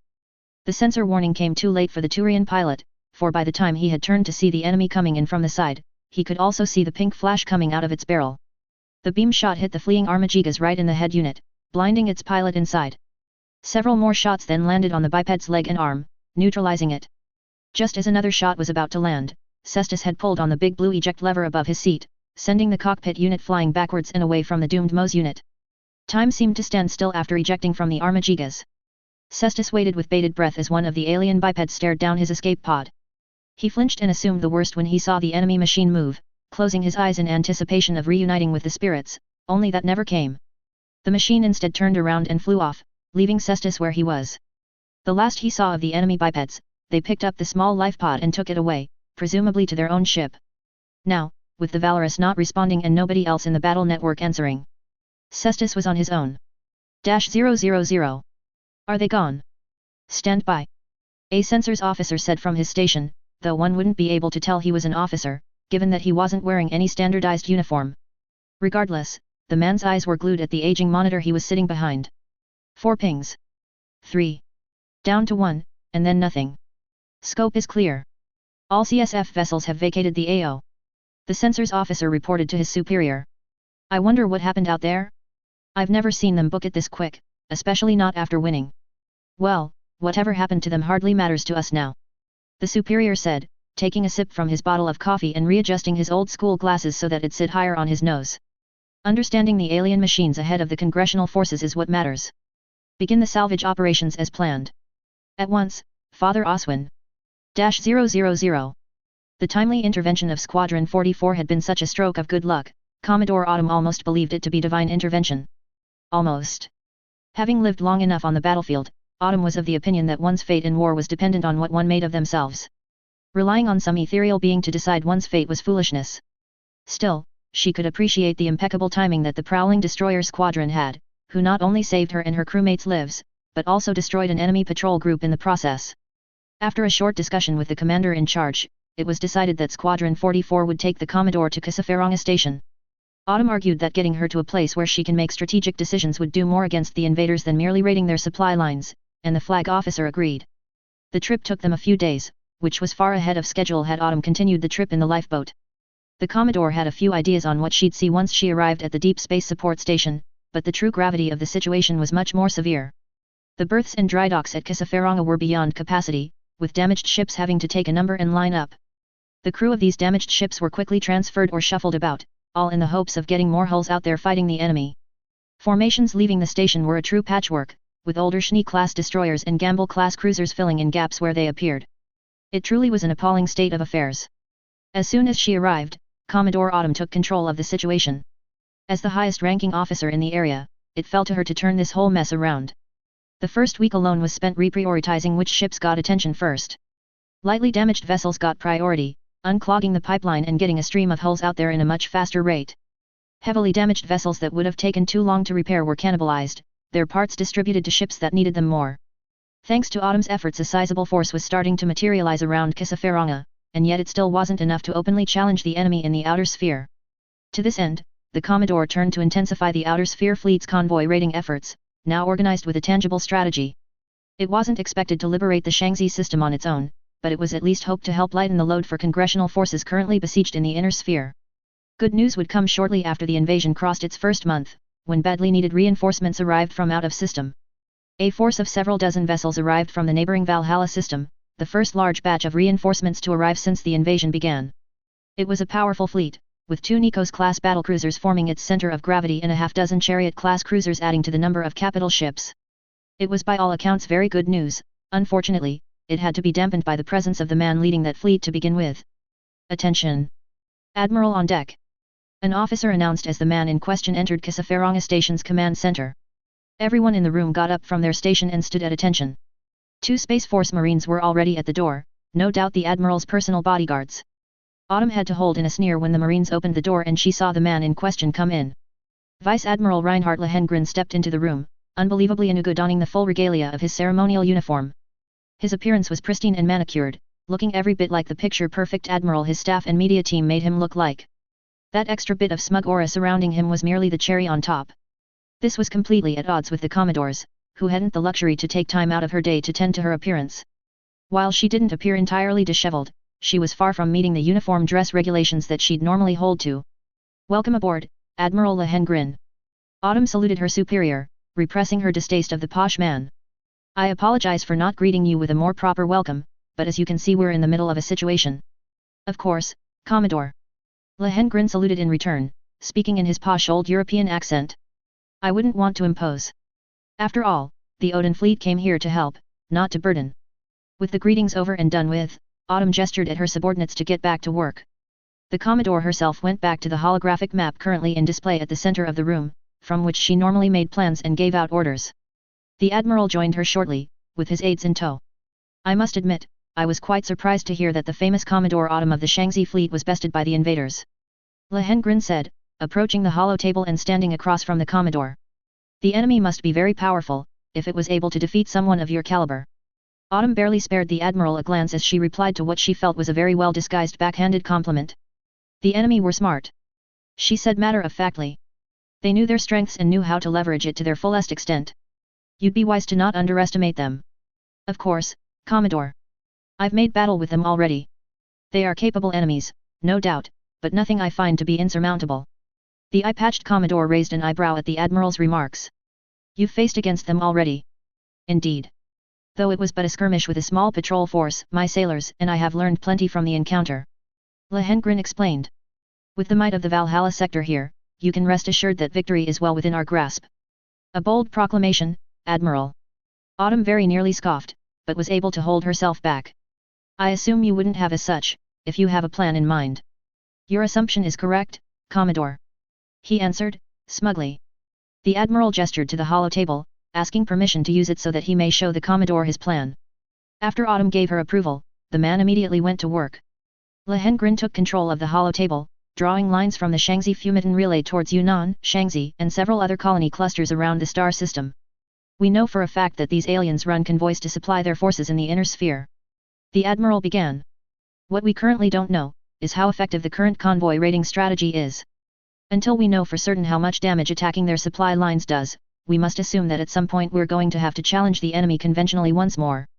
Manipulating the hollow table, Lohengrin focused on the inner sphere of the star system, highlighting the forces currently engaged around Shangzi, be they allied or enemy. "Our comrades in the inner sphere are holding the line, and our efforts out here should ease some of the pressure from them," he continued. "However, as capable as Fleet Admiral Meslam may be, I have my doubts that the forces under his command would be able to eject the invaders on their own. The enemy, despite our best efforts, are still receiving reinforcements, while the Shangzi Inner Sphere fleet can only rely on the numbers they have. Now looking back at Kissafaranga Station, Lohengrin highlighted the forces gathered there. Once the Shangzi Outer Sphere fleet has been successfully reinforced with ships from the Mothball fleet, we shall begin the next phase of our operation, which is to launch a full-scale attack at Janexing's Pass and relieve our comrades in the Inner Sphere. The Admiral explained as he drew a line from Kissafaranga towards one of the smaller gaps in the Sangan asteroid belt separating the Inner Sphere from the outer. To maximize our chances at succeeding, we shall attack them on both sides. The Outer Sphere fleet will cross the Sangan belt through one of the smaller passes and then assist the Shangzi fleet. Meanwhile, the Odin fleet will engage with the enemy force guarding the mouth of Janexing's Pass to stop them from attacking your rear. Once the enemy in the Inner Sphere has been broken, both the combined Shangzi fleet will attack the enemy forces at Janexing's Pass from behind. Autumn looked over the plans that the Admiral had drawn up and found them promising, though the Commodore could immediately see a few unsaid issues. Notably, her Outer Sphere fleet would be facing the most amount of danger while Lohengrin's Odin fleet had the luxury of pulling out if he felt like it. There was also that little bit of detail of getting her entire fleet through one of the narrower crossings. Going through Kazuki or Mai's crossing with the entire Outer Sphere fleet is going to be a challenge. She commented. Getting all our capital ships through there undetected and in a timely manner is going to be difficult. That is to be expected. Lohengrin said with a knowing expression, seeming like he knew what Autumn's response to his plan would have been beforehand. I believe it would be prudent for the largest ships in the Outer Fleet's roster to be transferred to my command for the duration. The Nikos-class battlecruiser Akuo and the Dragon-class battleship Amber Celica would be too much of a hindrance in the tight and winding narrows of a small crossing. They'd be put to much better use in an open field engagement with my fleet. So that was the catch. Autumn had to admit, she was rather impressed. The points that Lohengrin brought up all made sense and was well thought out, even if she didn't like that last bit. Transferring two of the Shangzi Outer Sphere fleet's most important assets to the Odin fleet was an idea that insulted Autumn's sensibilities. She may not have been a Shangzi native, but she has grown to understand and appreciate its history over the years. Handing over two of Shangzi's prized warships to a neighbor that's something of a regional rival, was simply inconceivable. Taking command of one of the few battleships left in the CSF's fleet, even one as old as a Dragon class would be a profound boost to Lohengrin's prestige, and all that would be done at the expense of Shangzi.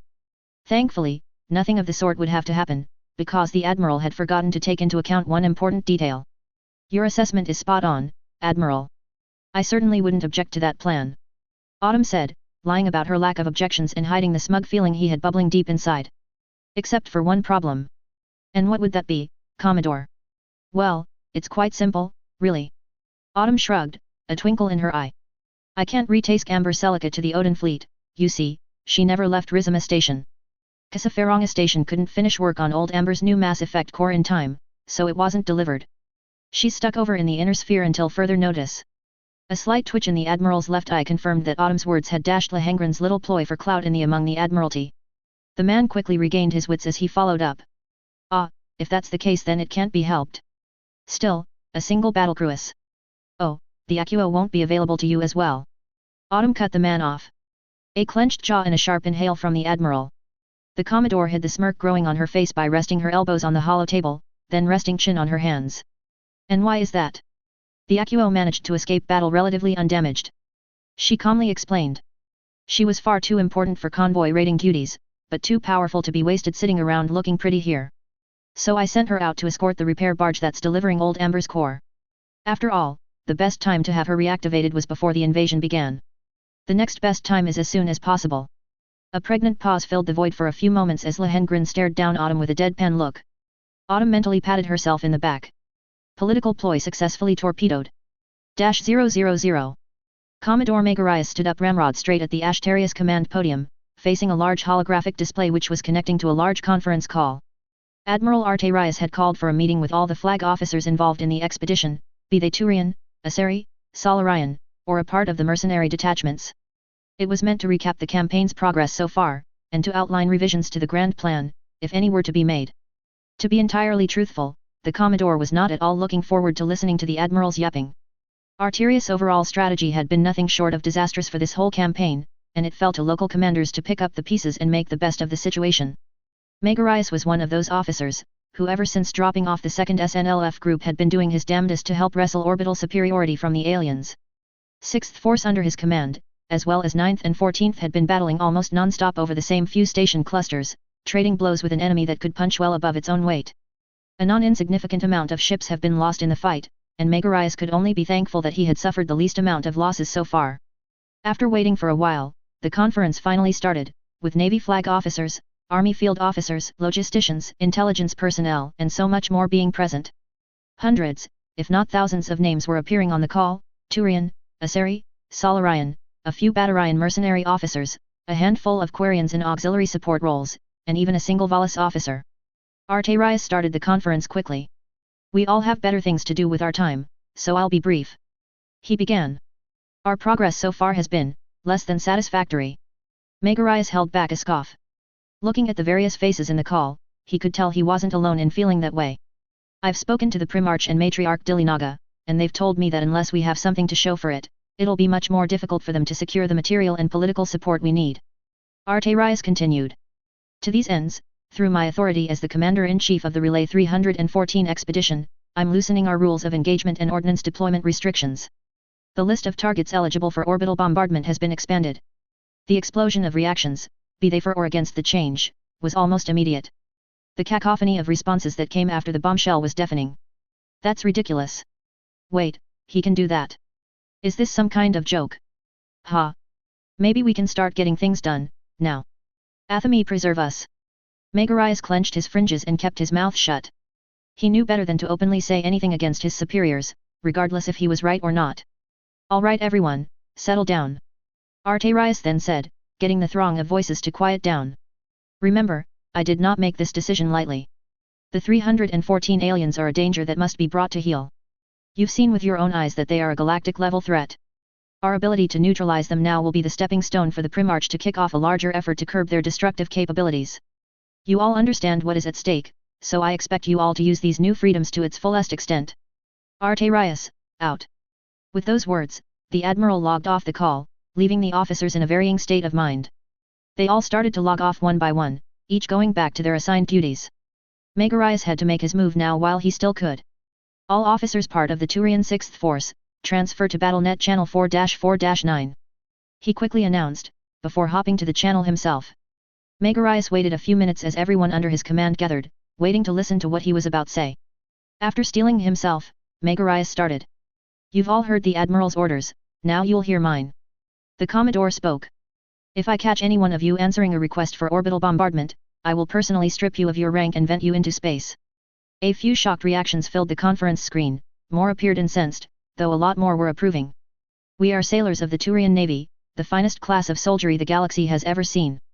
Megarius continued. We are defenders of galactic civilization, not barbarians. Do not lower yourself to becoming honorless thugs like the Krogans and Batarians.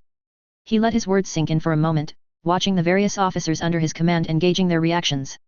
It would seem that his reasoning had placated most of those who were offended by his original declaration. He made a mental note to keep an eye on those who might still dissent. That will be all. You are all dismissed. -000. A/N, this chapter is one of those weird ones where I kinda want to write more but I don't know what to write, or if what I wrote would even fit in the chapter. At any rate, we're getting close to the end of the current arc. The story arc finale will be another two-parter, featuring a reveal I've been very excited to write since I started working on this FIC. It's a plot point that I'm dead set on making happen. A lot of stuff so far has been written for the sole fact of getting us to this point. I hope I can put it into words properly.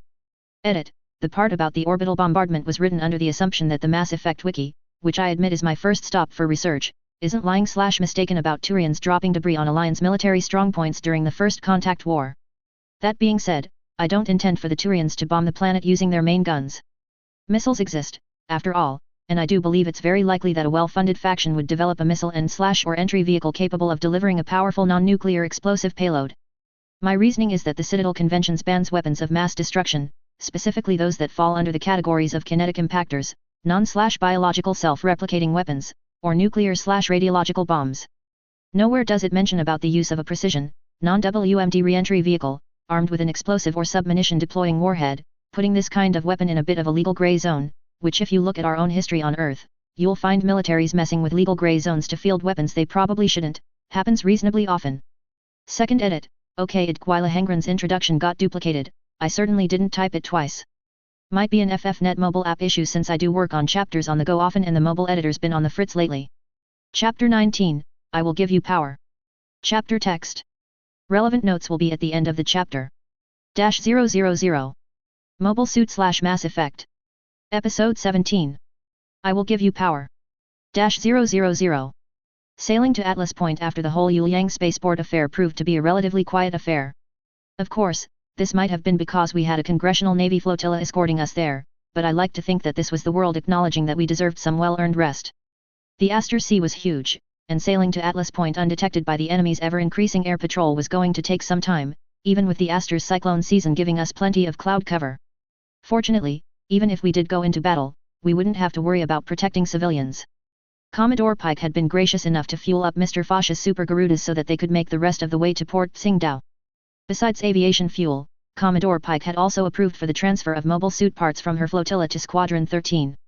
Parts commonality between the various branches was paying off its dividends in spades as we could finally do some much-needed repairs on our damaged gun strikes, even if we were to use gunfighter and Gundiver parts. It was a good thing we managed to bring some suits back to working order, because it turns out that we were in the calm before the storm. It started with pink beams blazing across the night sky, followed shortly by bright flashes illuminating the stormy, night sky. Kessler, what's going on? Bulow immediately called. Hold on, ma'am. Kessler answered, listening into his headset. Battle Network reports says. Atlas Point is under attack. Our eyes shot wide at hearing that news. We all shook off the stupor quickly, turning from our more relaxed attitude to a combat-ready one. I'll get the mobile suit teams ready for launch. I told the acting captain. Come on, Rosen, let's get to the hangar. Right. The young pilot nodded. The two of us started for the bridge's exit. Bulow then spoke to us. You do that, and tell Lieutenant Heder to get up here while you're at it. She said right as I opened the door. I need him on combat air control. Aye, ma'am. I saluted, before heading out with Rosen. As we left the bridge, Bulow put Squadron 13 into readiness condition too. Rizima's crew rushed to their respective stations, ready to make battle at any moment. Men and women alike ran back and forth, securing loose objects, powering down recreational stations, and sending non-combat personnel to their damage control stations. Right as we were about to enter the pilot's ready room, one such damage control team very nearly ran me over with a cart filled with fire extinguishers. They waved us an apology as they swung around a corner and Rosen returned the gesture while I opened the door to the ready room. As it happens, the two of us were the first ones there. The rest quickly poured in as we put on our normal suits and parachute harnesses, a special necessity given we were operating in atmosphere.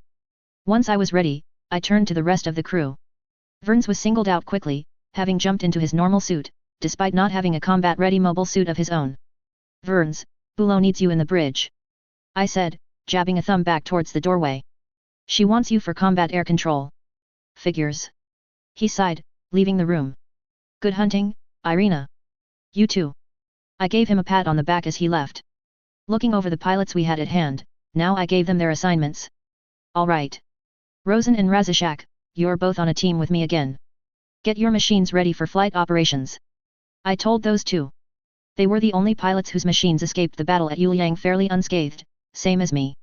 We would be the Squadron 13's long arm. That would leave defense to the others whose machines were damaged enough that I couldn't take them with me, but operational enough that they could stand guard. Rico, Ivana, you two are on sentry duties. I said, giving orders to the next team. Once my team sorties, take positions on the ship's bow and stern. We have no clue what's coming for us, so everyone stay on your toes. Let's not mess this one up. Hell yeah, let's go kick some alien ass. Terra firma. Razishak then yelled out. Terra firma. The rest responded, Rosen excluded, though she was putting up a bit of a curious face. My team's machines were prepared first, with Minovsky flight packs attached to the gun strike, while Rosen's Roger was mounted on the antique base jabber that Mr. Foch had kindly given us back at the spaceport. I took my spot on the launch catapult, with my gun strike locked in and ready to launch. After announcing that I was ready, Verns began briefing us about the situation at hand through the battle network. All right everyone, listen up. He said, his tone grim unlike his normally professional self. The enemy is launching a full-scale assault on Atlas Point. We're detecting between 17 to 26 enemy ships, force composition currently unknown.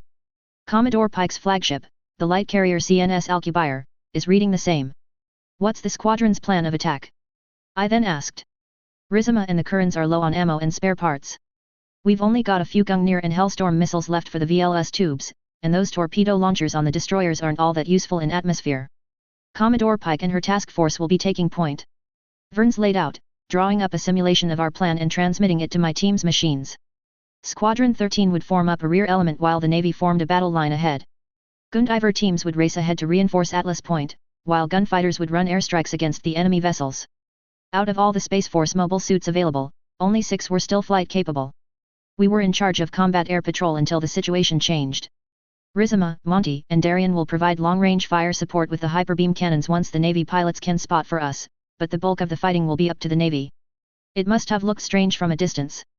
Squadron 13 was composed of 3 ships, and yet we were worth almost half of Commodore Pike's task force in gross tonnage. Each and every ship in the Space Force displaced more than the Navy's biggest battleships, which at other times would have meant we took point. However, times being as dire as they were, we were only too happy to let the Navy take the spotlight. Irina Cruz Gluck, Blue Team is launching.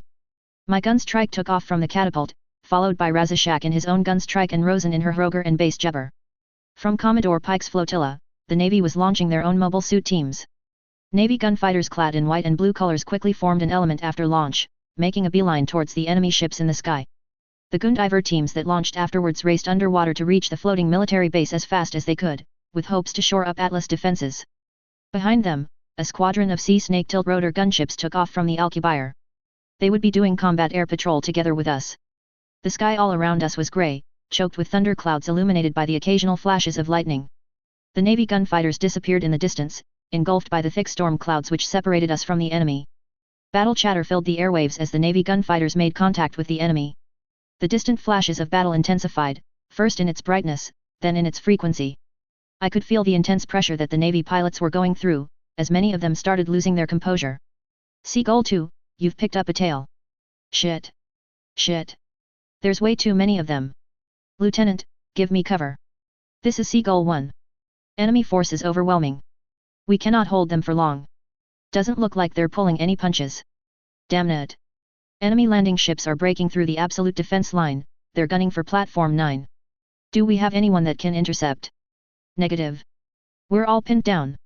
A pit formed in my stomach as I listened in on the battle chatter. The situation was more dire than any of us could have anticipated. Something had to be done before we reached the point of no return. This is Blue Team, we can intercept. Negative, Cruz Gluck. Bulo was quick to respond. Let the Gundiver teams handle the station. We need you protecting the squadron. With all due respect, the 3 of us could stop the enemy before they even get close. My decision is final. The acting captain put her foot down. Remain on standby until further orders. I bit my tongue and held back the urge to curse. Damn that Bulo. Now was not the time to be holding back. -000. She's right, you know. Vern said, though his gaze never left the terminal he sat behind. 3 mobile suits aren't a lot, but they could do some serious damage to the enemy force. Perhaps, Bulo nodded. But there's no guarantee that she'd come out of that engagement unscathed. Irina wouldn't have offered to go if she wasn't sure she could do it. Any other day I would have accepted, but the fact remains that her team is the only one we can rely on for air cover. She explained. The Navy won't be able to hold the enemy for long, and we don't know if the enemy has more ships on the way. I don't expect that the enemy would simply let us dock at Atlas Point without at least sending a detachment to intercept us. So that's our plan. Red Team's leader frustratedly asked, his brows furrowed. To just keep sailing and hope for the best. To keep sailing and keep our guards up. Bulo corrected.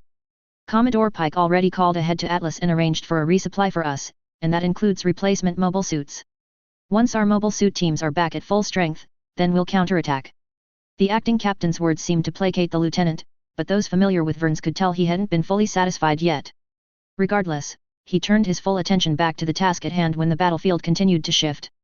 Space Force, this is Seagull 2. A Navy pilot's stressed voice announced on the battle network. We've got laser lock on the enemy warships. Transmitting targeting data to you now. That's our cue. Bulo muttered quietly to herself before commanding her crew. Squadron 13. Main batteries, target the enemy ships. Almost in sync, the hyperbeam turrets of Rizima, Monty, and Darien trained their barrels at where the Navy pilots said the enemy were. With the storm around the area interfering with the long-range sensors in addition to Minovsky pollution, we had to rely on a spotter especially when firing in such massive distances. The Navy's gunfighter pilots were risking life and limb to provide the targeting data, so the right thing to do was to make the most of this opportunity. Tell the Navy flyboys to clear the firing lanes. Open fire on my mark. The comms officer gave the pilots the heads up and they quickly complied. It took a bit to get done. The Navy pilots were in the middle of their own battles fending off enemy fighter planes or evading anti-air fire. Once THR coast was clear, Bulow gave the order. Open fire. Powerful beam bolts blazed across the sky, penetrating the thick cloud cover and carrying on towards their destination. The ultra-condensed Minovsky particles made contact with the enemy in explosive fashion. Bright flares of light, dimmed and subdued by the storm clouds, flashed into existence and disappeared as quickly as it materialized. This is Seagull 2. The gunfighter pilot reported. Reporting targets hit, 3 shots deflected by enemy shields. 2 enemy cruisers sustained moderate damage. Second barrage, open fire. The energy bombardment continued, with the Space Force ships relentlessly firing their cannons at the enemy formation. As the formation of Navy and Space Force vessels continued their path towards Atlas Point, they also closed in on the enemy fleet. Once close enough, the Navy ships, with their conventional shell-firing guns and rail cannons, added their firepower to the onslaught. In response, the aliens diverted a portion of their force to interdict the formation of Space Force and Navy formation. More of the enemy's fighters sortied out of their carriers, gathering in formation before launching their attack. Bulow's prediction proved to be correct, as was her decision to hold Blue Team back. This is Blue 1, we're intercepting the enemy attack. Irina announced in the battle network. Acknowledged, Lieutenant. The acting captain said. Take no unnecessary risks. Good luck out there. -000. Atlas Point's central command room was dimly lit, with faces illuminated only by the glow of terminal screens. Standing at the command room's highest point were those in charge of the entire facility. Department heads, research leads, representatives from each military branch, as well as several intelligence agencies, could be found. They sat behind their own terminals, keeping abreast of their subordinates' progress and watching carefully as they worked to complete the emergency protocols that were only enacted in the most dire of circumstances. As the staff below continued their tasks, a woman wearing the uniform of the Congressional Intelligence Service hurried upstairs towards the observer's platform and walked up to the sole occupant not wearing a uniform of her own. Director Ealing, all on-site project databanks have been purged. The SIS agent, Safara Header, reported. Backup databanks are being loaded into transports as we speak. Skyfall protocol is ready to go on your orders. Safara handed the director a datapad that had a live feed of the mobile storage racks, filled with hundreds of quantum data drives each, were loaded into one of the Navy's Super Garudas. Which facility will the drives be taken to? Ealing asked as she gave the datapad a look over.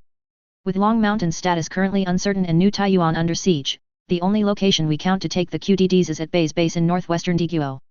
What happened to the Argus labs at Port Tsingtao? Ealing asked, swiping to the side on the datapad to look at the planned route for the Super Garuda. They have the research facilities to at least get some projects back underway. Too far away to transport safely. Safara bluntly answered. Enemy air presence is increasing by the hour and none of the gunfighters we've tasked for escort have the range to reach Port Tsingtao. We could move the QDDs to Argus on a later date, but right now Bays is our safest bet. Very well. The aging director nodded as she returned the datapad to Safara. Then proceed as planned. An uneasy silence fell between the two women after this. Director Ealing continued to keep watch over men and women scrambling about in the command center, whilst Safara stood still to the director's side. The SIS agent pursed her lips as she gathered the courage to broach a subject she knew Ealing had been deliberately ignoring this whole time. Ma'am, it might be wise to evacuate now.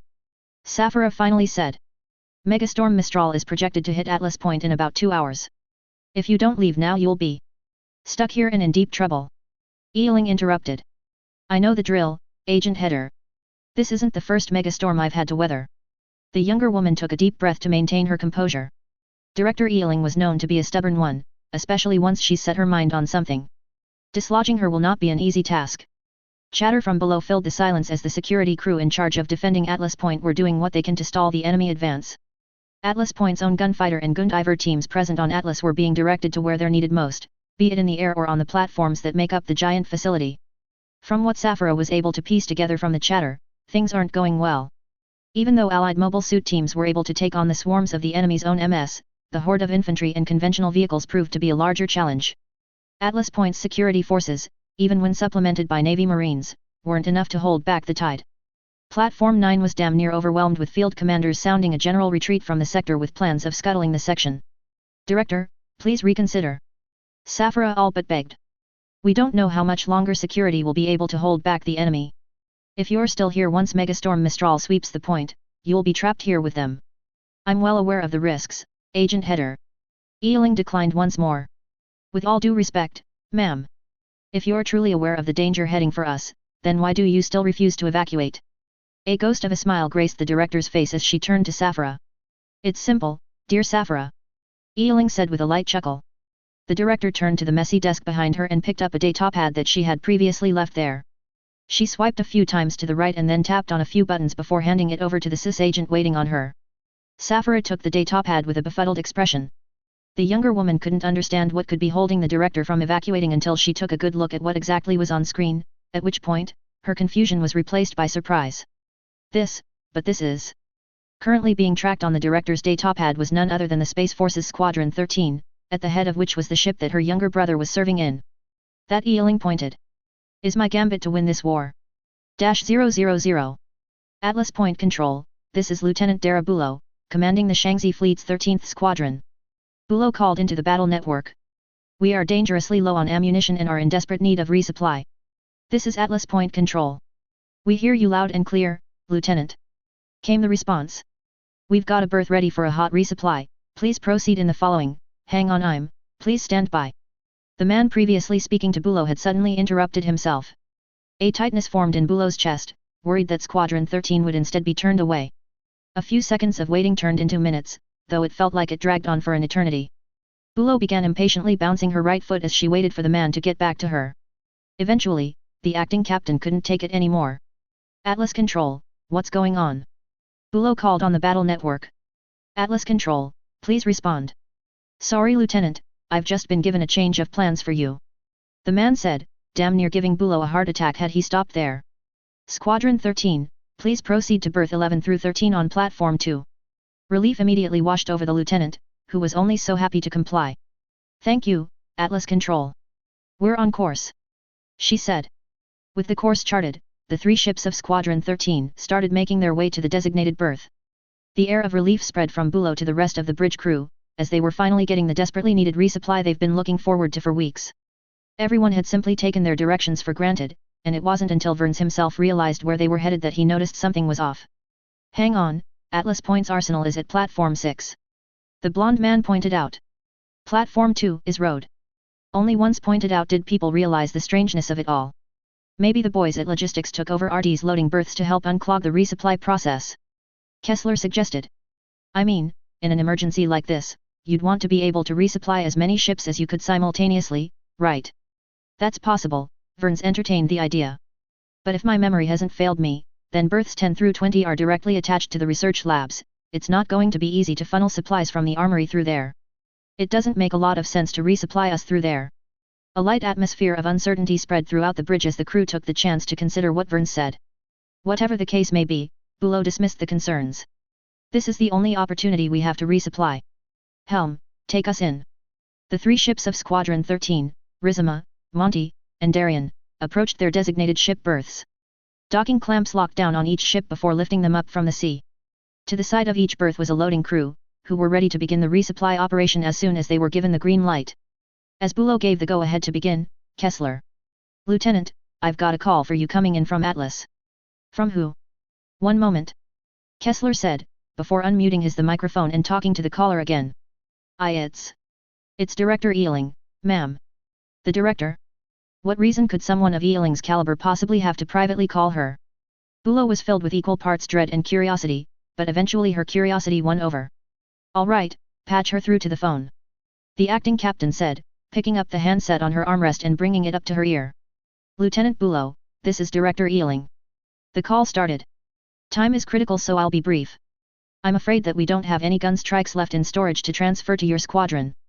Surprise had shocked the acting captain into was not at all what she was expecting when she had originally set out to resupply at Atlas Point. There weren't any gun strikes left at all? That can't be. However, I can offer you something else as replacement, but only if you agree to my terms. The director continued. If you've any doubts on whether or not to accept, I'll add this. I'll get your career back on track. That blemish in your record from Operation Magic Spear? Consider it good as gone. Even Admiral Drescher won't be able to touch you. How did you? Lieutenant, I run one of the most secure facility in the entire solar sphere. The director preempted, her words rolling off in a very matter-of-fact manner. If I want information about something or someone, I will find it, one way or another. Hesitation and uncertainty gripped Bulow. Just how much about her past did the director know? And what exactly did she want her to do? An indeterminate amount of time passed by in silence as the acting captain weighed her thoughts. The bridge crew had no clue what was going on between their CO and the director. It wouldn't be until Vern's pierced the silence that things went back on track. Bulow. He called to her, having walked over from his station to stand beside the captain's seat. What's going on? Some complications. She quickly responded. The acting captain tensed her grip on the handset, the thoughts in her mind flying at a mile a second. There were too many unknown variables, too much uncertainty. For someone with a background at fleet intelligence, getting caught off guard like this has thrown Bulow into a loop. She sat at her seat staring blankly into space. A cold sweat formed on her brow as she calculated, and then recalculated the odds. Try as she might, Bulow simply couldn't figure out what Ealing was playing at. She simply didn't know enough to make an educated guess, so after steeling herself, the acting captain took a leap of faith. Very well, Director. Bulow eventually answered. What are your terms? -000. Blue team, we've got new orders. RTB ASAP. Kessler announced on the battle network, catching me off guard. While I was distracted, an enemy fighter buzzed me, flying dangerously close. I pivoted my suit mid-air, using the maneuvering thrusters normally reserved for zero-G flight to rotate myself and get a lock on the offending plane. I took a snapshot, firing as soon as the targeting reticule turned red. The first shot missed, flying wide to its right. The second clipped the enemy's left wing, causing a small explosion and sending the craft into a downward spiral. Why was Kessler giving the order, and not Verns? Something was up. Kessler, what's going on? Where's Verns? I was getting to that. The warrant officer answered. I'm not too sure on the details. Hell, I'm not sure Lieutenant Bulow does either, but you need to RTB at the Rizma and link up with Verns in Atlas. Something about securing the reinforcement mobile suits. Hearing that left me aghast, confused, and incredulous. What? Why me? We've got a bunch of other pilots on reserve. I protested. Pulling me out of the front just so that I could go pick up some spare mobile suits was insane. Just what the hell was Bulow thinking? Look, those were the terms Director Ealing gave Bulow. Kessler sighed, no doubt having shrugged on his end of the call. She wanted you, Verns, and the kid. Hey! Rosen cut through. To meet with her on Atlas Point in exchange for reinforcements. None of this makes any sense. Why were we being pulled out of the front just to pick up spare machines? I had no clue what kind of nonsense our crew just got caught in, but I wasn't liking it one bit. TCH, fine. I finally answered. Blue team is RTB. Ensign Rico, get ready to swap machines with me once I land. You and Razishak are on cap duty while I'm gone. What was left unsaid was who would be taking Rosen's spot, or more accurately, that nobody would be. I highly doubted that Golden Beacon's technicians would allow a congressional pilot to use Rosen's Hroger, which realistically meant all Rizma had to rely on was the 2 undamaged gun strikes. Suffice to say, Director Ealing damn well better have a very good reason, because things weren't looking good for us. -000. Rosen and I ran as fast as our legs could take us. Landing back at Rizma and letting Rico take over my machine had gone smoothly, though the same couldn't exactly be said of the rest of the ordeal. The two of us were running against the current of supplies currently being loaded into the space cruiser, dodging left and right to avoid the horde of forklifts and flatbeds running towards our ship. As the two of us rushed past the vehicles, I could barely spot the markings on the boxes being hauled, ammunition, coolant, medical supplies, and a few whose marking I couldn't entirely make out.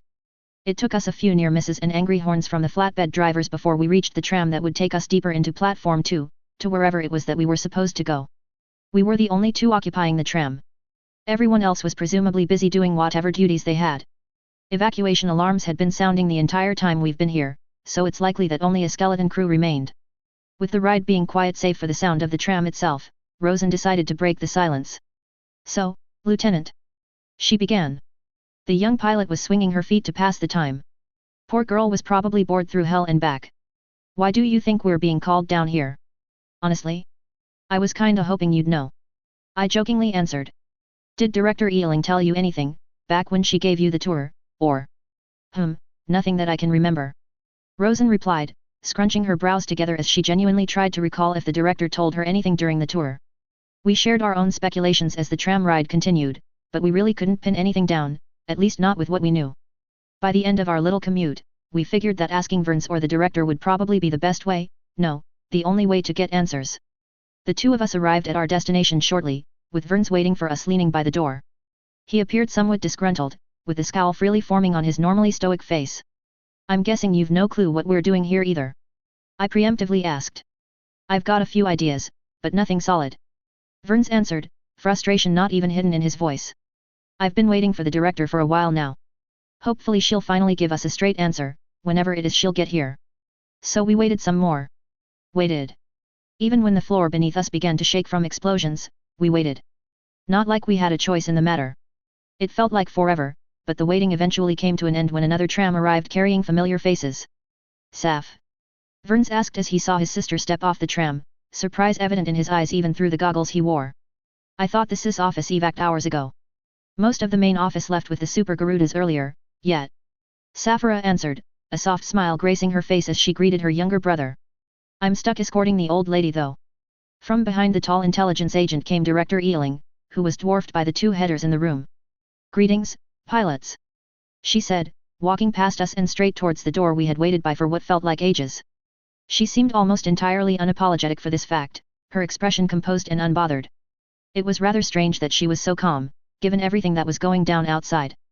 I apologize for making you wait for so long, but it'll all be worth it, I assure you. She continued. Director Ealing pressed her palm on a terminal screen, which then came to life as it scanned her biometrics. The door unlocked then slid open with a mechanical hiss, revealing a sterile-looking though dimly lit hallway. Follow me. She then simply said. The director's actions were so abrupt, we pilots didn't even have the time to process what the hell was going on until she had already stepped through the doorway. The three of us looked to Safara for answers, but all she could give us was an apologetic expression and a shrug. With no other real options on hand, we did as the director said and followed behind her. The walk down the hallway was quiet, eerily so. None of us could muster the courage to ask her just what the hell was going on, and why she dragged us down here when we were sorely needed for the defense of Atlas Point. It was a very long hallway to boot, with locked doors coming up on the sides every now and again. It was almost absurd how long we'd been walking before we finally reached an elevator. It was an odd-looking one, with a metal frame holding together and frosted glass for walls. All five of us filed in before Director Ealing closed the door and pressed the button on the bottom of the control panel.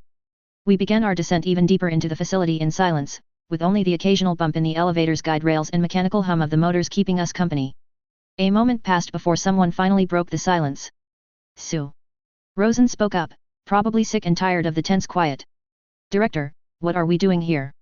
Ealing stifled a chuckle when she heard that question. I guess she found our confusion amusing?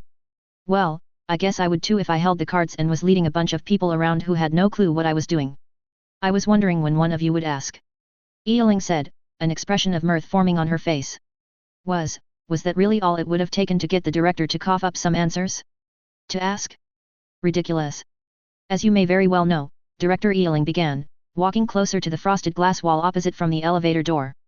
The Congressional Armed Forces inventory of machines and weaponry aren't as advanced as it used to be.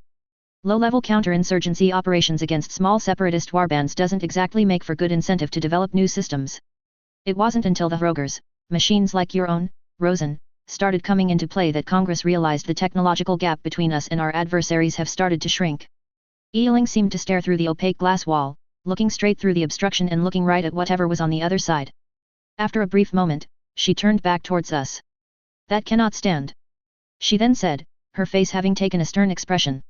Thus was launched the Advanced Stellar Technologies Program, a modernization campaign meant to rejuvenate the CAF from its aging post-crisis state. The results are well known and speak for itself. The Curran-class destroyers and Chariot-class cruisers, the most advanced ships mankind has ever produced, now make up the bulk of the Space Force's fleet. This was all information I already knew, of course. I'm an officer in the Space Force, and had the distinct pleasure of serving in one of the older Schnee-class destroyers just as they were being phased out. The difference in capability was staggering. And yet, I'm still no closer to figuring out why the director dragged us down here. Perhaps sensing my thoughts, the director gave me a small smile, then turned around once more, facing the frosted glass wall. This time, she pressed her fingers into the glass, conjuring up a holographic UI that caught me completely by surprise. What's not as well known is the parallel MS development that's been lagging far behind. Ealing continued. Despite having studied protein mass effect technologies for over a century now, our mastery of it still leaves much to be desired. We've been able to integrate them into our ships, but downscaling the technology to fit inside a mobile suit has been a different challenge altogether. Efforts to develop a mobile suit equipped with a hybrid Minovsky/Ezo core has only been met with abject failure, until now. The director's words trailed off as she inputted commands into the opaque glass wall, which I'm only now realizing was actually an oversized digital screen. A sort of digital slider appeared on the wall, and with a swipe of her fingers Ealing quickly turned the opaque frosted glass into one that was crystal clear. What stood on the other side caught us pilots by surprise. We were in a massive hangar of sorts, with the elevator taking us down to ground floor. On the far end of the hangar, on the opposite end from where our elevators were, stood 3 machines, mobile suits. Their armor were angular compared to the gun strikes, pointed diamond-like shapes made up its silhouette giving it an aggressive appearance. The twin chest vents were moved from the torso's center towards the side, thrusters were squared instead of the usual rounded shapes. Despite being taller than the Space Force's workhorse machine, it somehow appeared slimmer, leaner than the gun strike. It was most definitely a unique design, especially given the bright tricolor scheme it had been painted in. No way! Rosen all but squealed, pressing her face onto the now transparent wall, trying to get a closer look at the machine we were looking at. For once, I shared her excitement. Getting to see this was not something I thought would ever happen in my lifetime. My God, those machines! Was all Verns could mutter out, shock evident in his face. The man even went as far to slide his goggles upwards, as if somehow looking at the machine unfiltered by his prescription eyewear could somehow change what stood before us. I couldn't blame him though. I couldn't believe it at first either, but there was no doubt. The crest and V-fin. The twin eyes. The scowling vents on its faceplate. A flurry of emotions nearly choked my voice before it could leave my mouth, but I found the strength to say those words I never dreamed of saying. It's a Gundam. -000. A/N, yeah, I'm sure most of y'all saw this one coming a mile away LMAO. I haven't exactly been subtle with the direction I've been pushing the story and I've already seen some comments saying they feel a Gundam is coming soon. Well, congrats Chief, you're right. Sadly I can't hand out prizes for correctly guessing a Gundam was coming since I've gone and commissioned another bit of art for the Gundam's debut. I'm not gonna bother trying to finagle with FNIT's whole filters, so just look my username, QuattroBacheema, on the website that starts with Deviant and ends with art. It should be uploaded by the time this chapter goes live.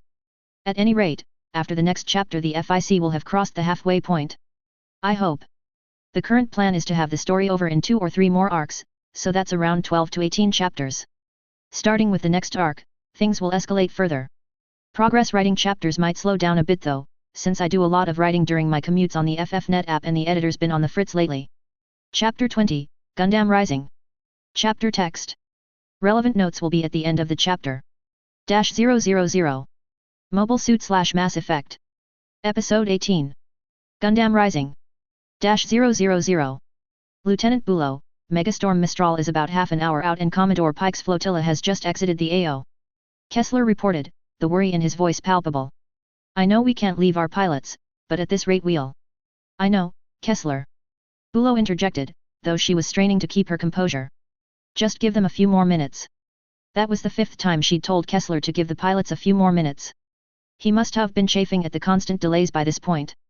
Bulow was holding out hope, but even she was starting to waver. The temptation for the acting captain to cut their losses and simply leave was uncomfortably tempting. The resupply operation was finished, Squadron 13 was already stocked up, magazines filled with munitions and spare parts delivered to the ship's hangars.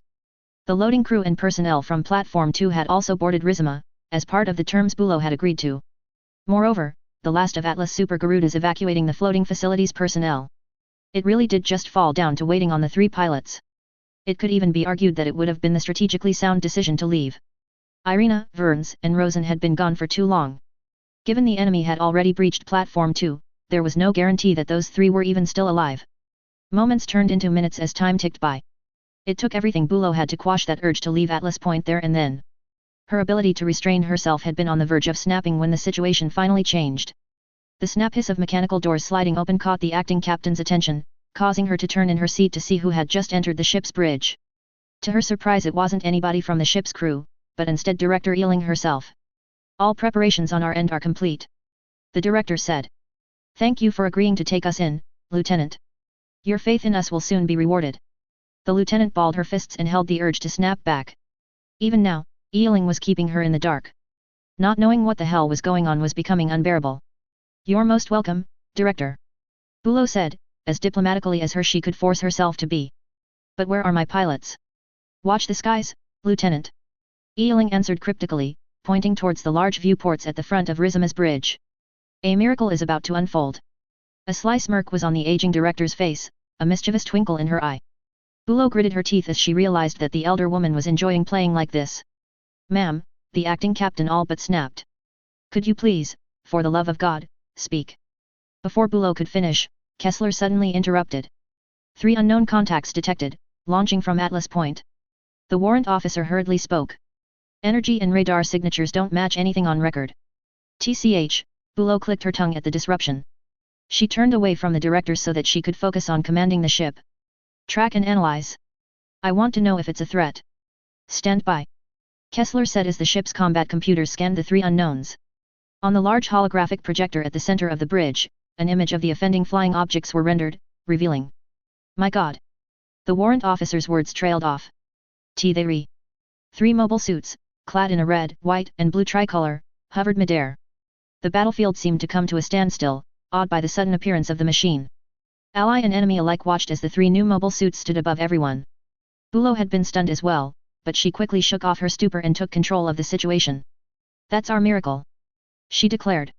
Helm, launch Rizima ASAP and have the Monty and Glazwick follow quick. -000. Whoa, E-War is detecting a surge in enemy transmissions. A Turian junior officer reported to his superior. Naval intelligence trying to tap in right now. The ship at the head of the Turian attack force, the cruiser Tarsus, had weathered the battle so far.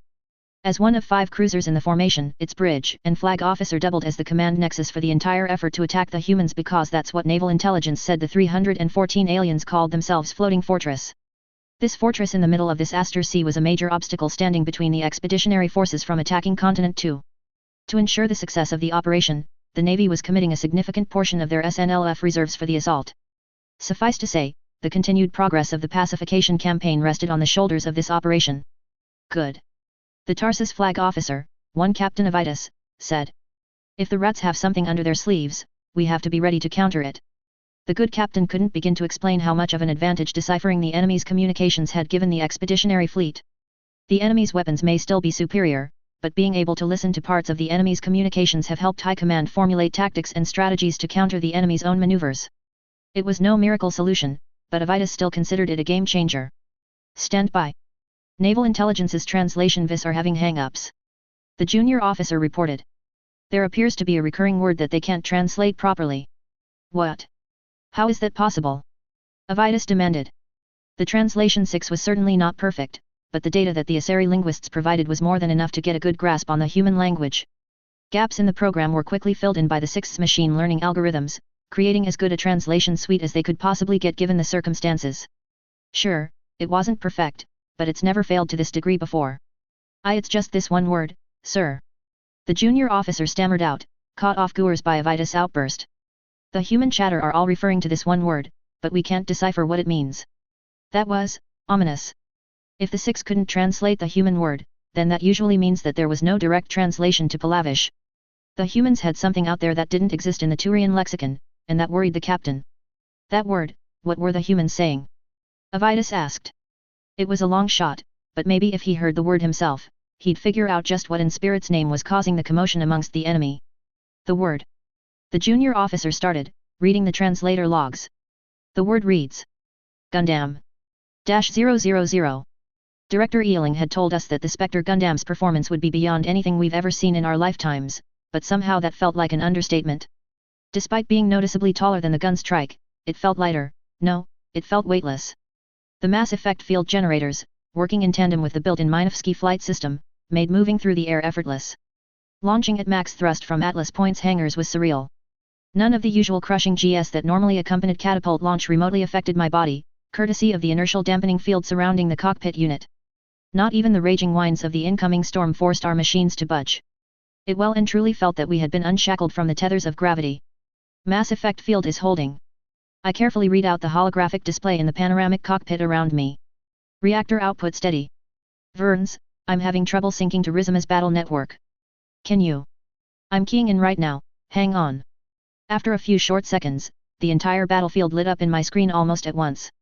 Markers denoting friend and foe, ally identification codes, and much, much more.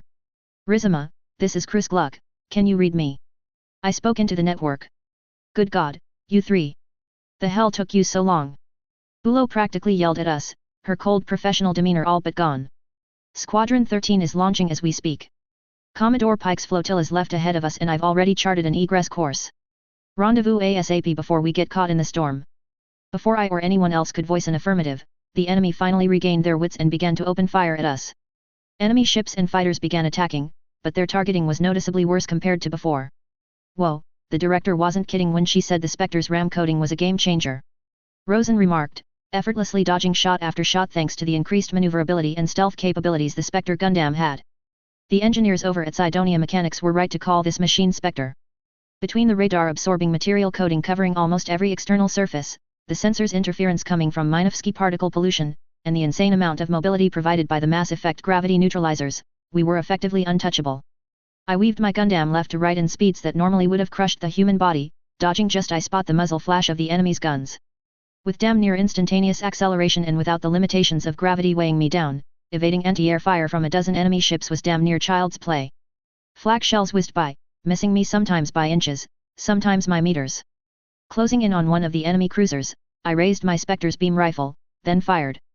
-000. A Allied frigate has been hit. The Turian junior officer reported, the distress in his voice bubbling up. It's the Imelda Juno. Captain Avitus had been torn on whether he should be filled with fear or anger at the moment. These new models of bipeds that the humans had just deployed caught the flotilla off guard. Was this what the sailors who made first contact with the humans felt? Overwhelmed by an enemy seemingly so alien that the laws of physics simply didn't apply, that the usual rules of the game had to be discarded. That oppressive feeling of helplessness, watching the enemy ignore your best effort like it meant nothing to them. It must have been, Avitus was sure of it. 3 machines. Just 3 machines, and yet they were able to throw an entire flotilla into disarray. Why can't we shoot those things down? The captain bellowed at his crew. They're in plain sight. We can't get a good lock on the target, sir. One of the anti-air directors answered, having shrunken in the face of his commanding officer's fury. We can track the new models, but we can't get a proper targeting solutions. What are you? Stupid. Avitus cut off. Initiate manual targeting correction. At once. The results were almost immediate, though still disheartening. Flak shells now flew much closer to the enemy machine, close enough that its proximity fuse could trigger. However, the gap in performance was still significant enough that the enemy could simply evade that too. The captain's frustration and rage boiled yet further, exploding as he lashed out at his subordinates. How did you idiots graduate from the Naval Academy? Recalibrate the targeting systems and compensate for the enemy's mobility. He yelled at the anti-air directors. We can't, sir. One of them stammered out, having gathered enough courage to speak up for his subordinates. The enemy is too fast for our flak guns to physically keep up. Normally a target moving this quickly would be handled by the Guardian lasers, but we can't get a targeting solution for it. It was at that point that the Tarsus XO stepped up to the command podium and spoke to Avitus quietly. Sir, it may be wise for us to withdraw for now. The XO said in a hushed tone. Withdraw all because of 3 enemy machines. Avitus responded, incredulous and offended at the proposal. We'll be the laughing stock of the whole expedition. Listen to me, Avitus. The XO grabbed the captain by the shoulder and spoke in a grim voice. As both your subordinate and as your friend, I'm begging you to give us the withdrawal order. The enemy can attack us with total impunity, we need to step back and form a proper res. Have you lost your mind? Avitus very nearly yelled. The enemy is on the run, their fleet has withdrawn from the field, and you want me to retreat because 3 machines are giving us trouble? Inconceivable. Get yourself together, Kuriel. Just as they were going to argue further, the Tarsus Sensors officer cut in, yelling in a panic-stricken voice. Enemy biped is closing in. It's coming right for us. Shock filled both Avitus and Kuriel's face, and before either of them could do anything the enemy mobile weapon landed right on the Tarsus top. The giant Turioid machine looked straight through the bridge's forward-facing windows, green eyes staring right into the 2 officers' souls. As it pointed its rifle at the bridge, the crew were able to see right down the barrel.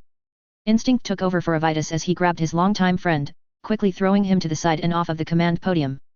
The last thing Captain Avitus saw was the panicked face of his longtime friend, how he laid on his back but tried to reach out to the podium, his mouth curling out to shout something. An intense flash washed over Avitus before he could hear what Kuriel had to say. The captain only felt the heat for but a split second before he was reduced to nothing. -000. One down, one down. I muttered, sweat starting to trickle off my brow. With a few inputs into the controls, my Spectre Gundam leapt off of the doomed battleship. The extreme mobility and stealth factor of the Spectre Gundam was opening up tactics I would never dare to pull off with a gun strike. Rushing at an enemy battleship's bridge normally would have been a death sentence, but with the Spectre it was possible. This was the power of a Gundam. A quick glance to either side of my panoramic cockpit showed both Verns and Rosen putting their own machines through its own paces, claiming ships sunk for their own tally. Given enough time, we probably could tear the enemy battle group on our own. But time never was on our side. Warning alarms started frantically beeping around the cockpit, bringing my attention to the approaching storm. 7 minutes until Megastorm Mistral made swept over the area, after which point, all bets are off. Verns. I called out. We're running out of time. I know, he grunted out while in the middle of evasive maneuvers of his own. But if we disengage now, there's nothing stopping the enemy from catching up with the squadron. So we're just going to stay here and keep fighting. It's not ideal, and it's going to be difficult, but we can do it. He said back, voice filled with determination. We're the only ones who can. Us, and our Gundams. The storm was only getting worse out there, connection to Rizama's battle network was starting to get patchy, and the winds were getting strong enough that even the Mass Effect flight systems were starting to waver. My throat dried, a pit formed in my gut accompanied by a tightness in my chest, and I could feel my hands tremble ever so slightly. 3 machines against an entire alien battle group, with the weather working against us. Even with the capabilities of our Gundams, it would be a steep uphill fight. But still. Verns was right. We were the only ones who could stand a chance. Right. I finally answered, steeling myself for what was to come. If nobody else can, then let's do it. -000. What do you mean they're not withdrawing? Bulow nearly yelled at Kessler. The storm is right on top of us. Lieutenant Heder said if they don't hold the line, then there's nothing stopping the enemy from chasing us down. 3 mobile suits against an enemy battle group? Has he gone insane? Heder had gone insane. That was the only explanation Bulow could think up. 3 pilots, no matter how good they were, could never take on a battle group of cruisers and battleships all on their own. Tell the pilots that I am ordering them to withdraw at once. The acting captain demanded. We can't afford to lose them, not when we're this close getting away. Right away, ma'am. Kessler nodded, putting his headset back on and immediately trying to hail the 3 pilots who had chosen to stay behind. Bulow watched on the bridge's main monitor as the blips that indicated the 3 Gundams blinked in and out of sensors. Megastorm Mistral was just about on top of them by this point, interfering with communications and long-range sensors. They were on the edge now. If Verns and his team didn't RTB now, then they wouldn't be able to at all. Kessler, what's the update on those 3? She demanded again. They're not responding, ma'am. He stammered, the pressure starting to get to him. I don't know if they're ignoring us or if the storm is interfering with our comms, or if they've been. Bulow balled her fists after hearing the warrant officer's report. Could they have been shot down? The thought was inconceivable to her, especially after everything they've survived until now, but that was an entire battle group that they were fighting. The rational part of her brain was screaming that they were gone. She had specialized in fleet intelligence, after all. She knew unwinnable odds when she saw it. And yet, a small part of her mind held firm. They were alive, it quietly said, and despite how much Bulow doubted that little voice, she couldn't bring herself to dismiss it either. She wanted to believe, even though she knew it just wasn't possible. Verns. Irina. Rosen. I'm sorry. She whispered with a heavy heart, before bracing herself to make one of the hardest decisions she'd ever have to make. Fold up the flight deck. Activate flight systems and engage main thrusters. Ma'am. Rizama's helmsman asked, taken aback. Don't make me repeat myself. Bulow said, her voice cracking. Take us out of here. A silence filled the bridge, the only noise heard the sound of the storm washing upon the ship's hull. You 3, please, don't die. -000. The ships just blinked out of my radar. Were the words I've been waiting to hear to come out of Rosen's mouth. That she could manage to keep an eye on her radar window as she evaded yet another barrage of flak shells and the strafing run of an alien fighter was downright amazing. Then we've done our part. Verns said. Rosen, do you remember their heading? Yeah, they were hightailing it bearing, whoa. A volley of airburst shells interrupted the young pilot as she was reading her instrumentation. She ducked behind her Gundam's shield, whose golden yellow diamond-shaped crest in the middle extended to emit a beam shield over the physical shield. The airburst shrapnel all burned out as it slammed onto the beam shield, leaving Rosen's Gundam undamaged. Rosen, are you all right? I quickly asked as I shot at the flak guns that had fired at the young pilot. She trailed off, causing me to worry. I'm fine. I'm fine, just caught off guard is all. I sighed in relief, and I'm sure Verns did too. Thank God. I said. All right then, let's get out of here before our luck runs out. What was Squadron 13's bearing? Right, the ships were flying away bearing 76 degrees northwest. Then that's where we're going to. Verns declared. All right Rosen, lead the way. Our 3 mobile suits sped ahead, using our superior mobility to get away from the enemy battle group. Their much larger and heavier ships were having trouble keeping up and it wasn't long until they lost track of us. As we flew further and further away, the enemy's ships were obscured by the storm clouds, with glimpses of their silhouette occasionally visible when a lightning would arc by. It wasn't until maybe 4 or 5 minutes of flying against Megastorm Mistral that it happened.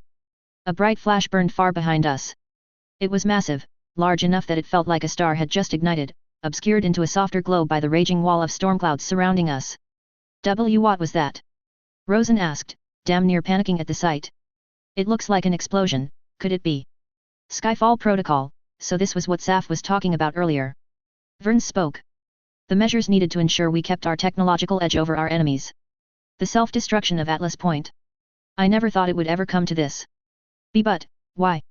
There were still people fighting on the platforms. Rosen was far more distressed than I thought she would be, which was rather unusual. I had to brush off my concern for the young pilot for now, because we had bigger and more immediate problems to deal with. Damn it, we're really at the worst of it now. Verns gritted out. The further we flew, the stronger the storm got. The winds blew harder and the rain pelted at us like a barrage of fire.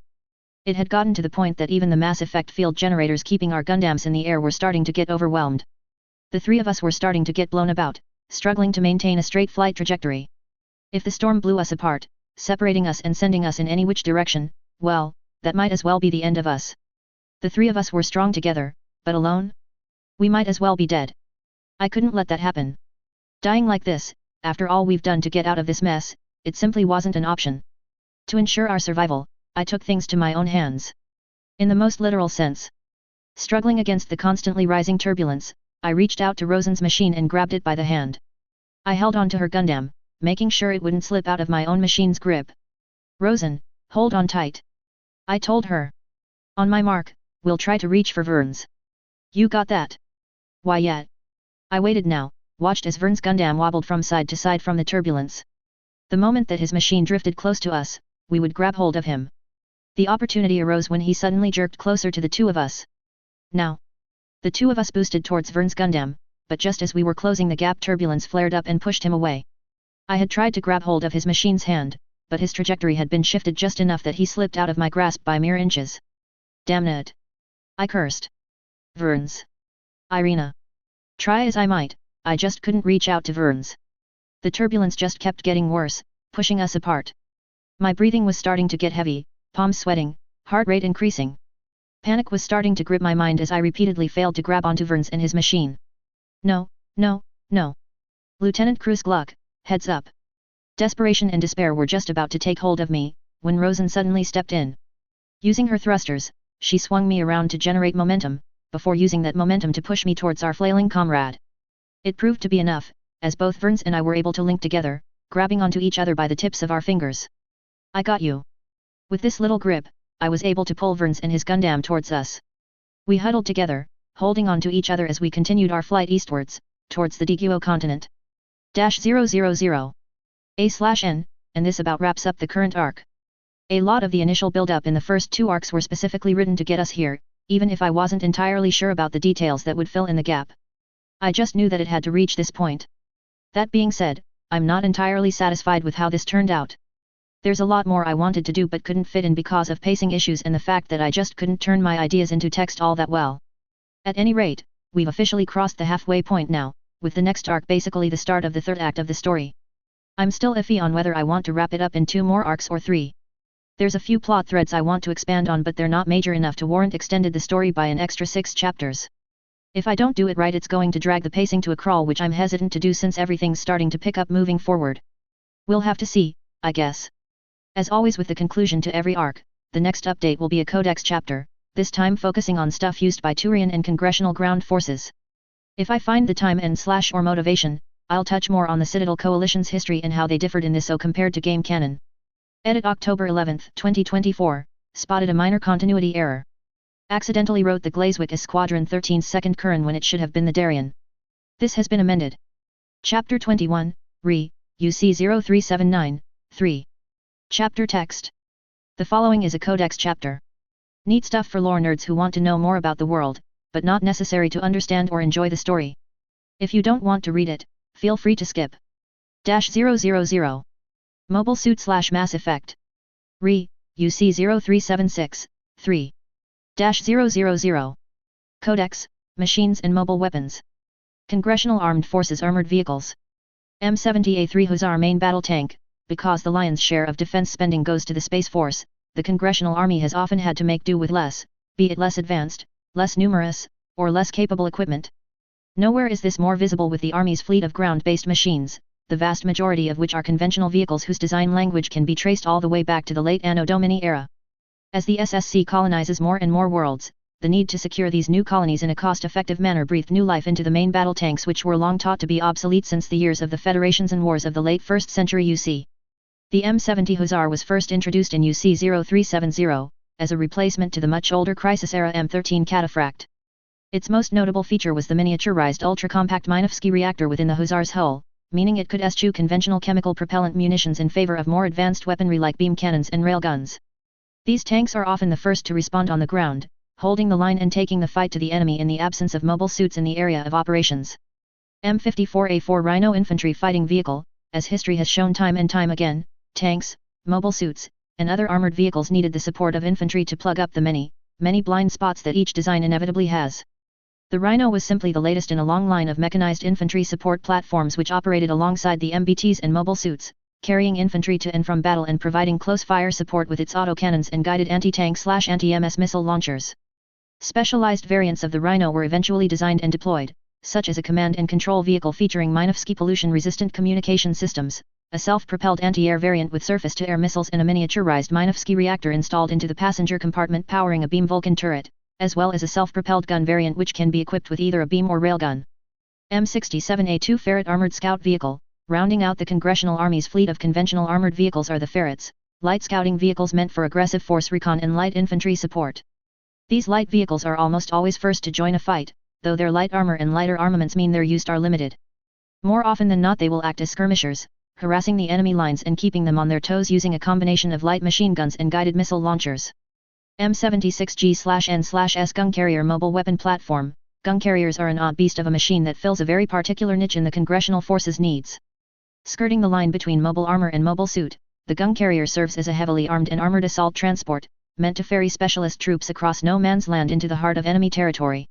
While in mobile armor mode, the gun carrier uses then cutting-edge mass effect graph sleds to keep the troop compartment on the machine's butt from contacting the ground. The propulsion system which actually drives the machine varies depending on which variant and service branch the gun carrier has been assigned to. The ground variant used by the Army, Gun Carrier G, features tracks on the front. The amphibious variant used by the Navy, Gun Carrier N, has its tracks replaced with wheels for ground operations, while a powerful water jet pushes the vehicle forward for sea operations. The variant used by the Space Force Marine Corps, Gun Carrier S, also has wheels for surface operations just like its wet Navy counterpart but eschews the water jet for thrusters that help it maneuver in zero-G environments. Regardless of service branch and variant, the gun carrier's propulsion limbs can unfold and transform into legs. Combined with the machine's turret unlocking its side weapons appendages effectively turns the gun carrier into a slow and heavy, though no less dangerous mobile suit. Turian Army/Special Naval Landing Force Armored Vehicles. Turian Hover Tank HVRBTK-4 Equity. Hover tanks have long been a staple of Turian space-age combat. Having replaced bipedal tanks in the opening years of the Trebian Wars, the usage of graph sled-driven vehicles have practically become synonymous with the Turian military. The Equity is merely the latest iteration of these hover tanks, and its design heavily reflects the changing Turian military doctrine of the time it was introduced. Thick and heavy armor plating of older hover tanks were ditched, making room for powerful kinetic barriers that were just as capable yet sacrificed none of the speed. Powerful maneuvering thrusters more akin to a fighter planes were equipped, giving the Equity very high speeds for what is supposed to be a main battle tank. Its main gun features an auto-loader system, further reducing weight and freeing up more room for the 3 remaining crew members. Unlike its human counterparts, the Turians prefer to use a smaller high-velocity cannon as opposed to a larger bore gun. This was done under the belief that advancing mass effect technology meant modern mass driver guns could overmatch the vast majority of armor plates used by enemies of the Turian Empire. Thus, accuracy and rate of fire were prioritized. Turian infantry fighting hover vehicle Hvratr 251 Triarii, to keep up with hover tanks that were only increasing in speed, wheeled and tracked IFVs were eschewed in favor of faster and more nimble hover IFVs. The Triarii featured a small automatic cannon for infantry support and could temporarily extend its own kinetic barrier field to envelop Allied troops up to 6 meters away. This allowed Turian forces to deploy their infantry aggressively, as they didn't need to worry about their troopers getting picked off the moment they dismounted. Turian self-propelled hover AA Hvrspain 4 Peltast based on the Equity's hull. The Peltast self-propelled anti-air battery replaces its main tank cannon for a Guardian laser turret to provide short-ranged air defense against low-flying airborne hostiles. An upgrade package allowing the Peltast to tow and operate a mobile surface-to-air missile launcher has also been introduced. However, because two radar-guided missiles were very ineffective in a Minovsky-polluted environment, very few of these SAM trailers were deployed in the 314 expedition. Turian self-propelled hover gun HVRS-PGN-4 ballista, also based on the Equities hull, the ballista was first devised as a heavily upgunned variant of the hovering battle tank, but the project quickly spiraled out of control and languished for years before Primarch Lasenius stepped in and enforced a strict vision for the ballista. The result was a vehicle that could bring about a powerful naval-grade railgun which can be used in both direct and indirect fire modes. Functionally, this means the ballista can be used as a bunker buster, mobile artillery, and to a lesser extent an anti-ship platform. Turian Navy Interceptor Fighter VF-109 Long Talon, a fast and powerful fighter craft, the Long Talon was built based on the reliable and battle-tested Talon fighter. The Long Talon sacrifices its predecessor's agility for superior speed, range, and firepower. Long Talons were compact compared to their predecessors, as their wings and nose cone can be collapsed for better storage within its mothership. While mainly designed to dogfight other fighter craft, recent developments have allowed the Long Talons to carry anti-ship munitions, though the Turian Navy has yet to fully make use of this feature due to a lack of serious research into the usage of small strike craft against ships. Turian Mobile Suit VE-262 Armagigas, the first of its kind, the Armagigas was initially meant to be a stopgap solution to even the odds against the humans in their mobile suits, but eventually became much larger than originally planned. Production orders kept expanding till the point that the Turian Military Council decided that it would have made more logistical and economic sense to simply keep production lines up. Much of the Armagiga's individual components were more or less bought off the shelf, modified slightly and then put together to form a functioning mobile suit. However, as the designers predicted, the mostly modified and hardened industrial-grade components couldn't withstand the same levels of stress and rigor as purpose-made components meant for combat could. Mothballed Congressional Space Force ships. CSF Wilhelm Schnee-class destroyer, serving as the Congressional Space Force's frontline workhorse over the course of the secession crisis, the Schnees were produced in such numbers that the last of its class were still waiting to be decommissioned even as the First Contact War began. The Schnee-class destroyer boasted impressive armaments for a space destroyer of its time, letting it overmatch contemporary secessionist vessels of the same tonnage and also pose a credible threat against cruisers. The last few Schnees in service, and the select few reactivated during the First Contact War, were eventually retrofitted with a Minovsky/Mass Effect drive, circumventing the need for large and expensive boosters to push it out of atmosphere. Specifications. Length, 255 m. Hangar capacity, 6x slots, 3 standard operating capacity, 3 emergency slots, 3x heavy transport capacity. MS catapult, 1x internal bow catapult. Main armaments, 6x hyperbeam cannon turrets. Secondary armaments, 7 6x VLS missile tubes, 2x 6-tube torpedo turrets. Anti-air, beam flak battery, beam Vulcan array. Propulsion, nuclear pulse engines. Drive system, 3rd generation CSF Mass Effect drive, standard, Minovsky/Mass Effect drive, retrofit. Power plant, 2x Minovsky hypermatter reactors. The Schnee was named after a renowned industrialist, who helped revolutionize element zero mining all around the solar sphere.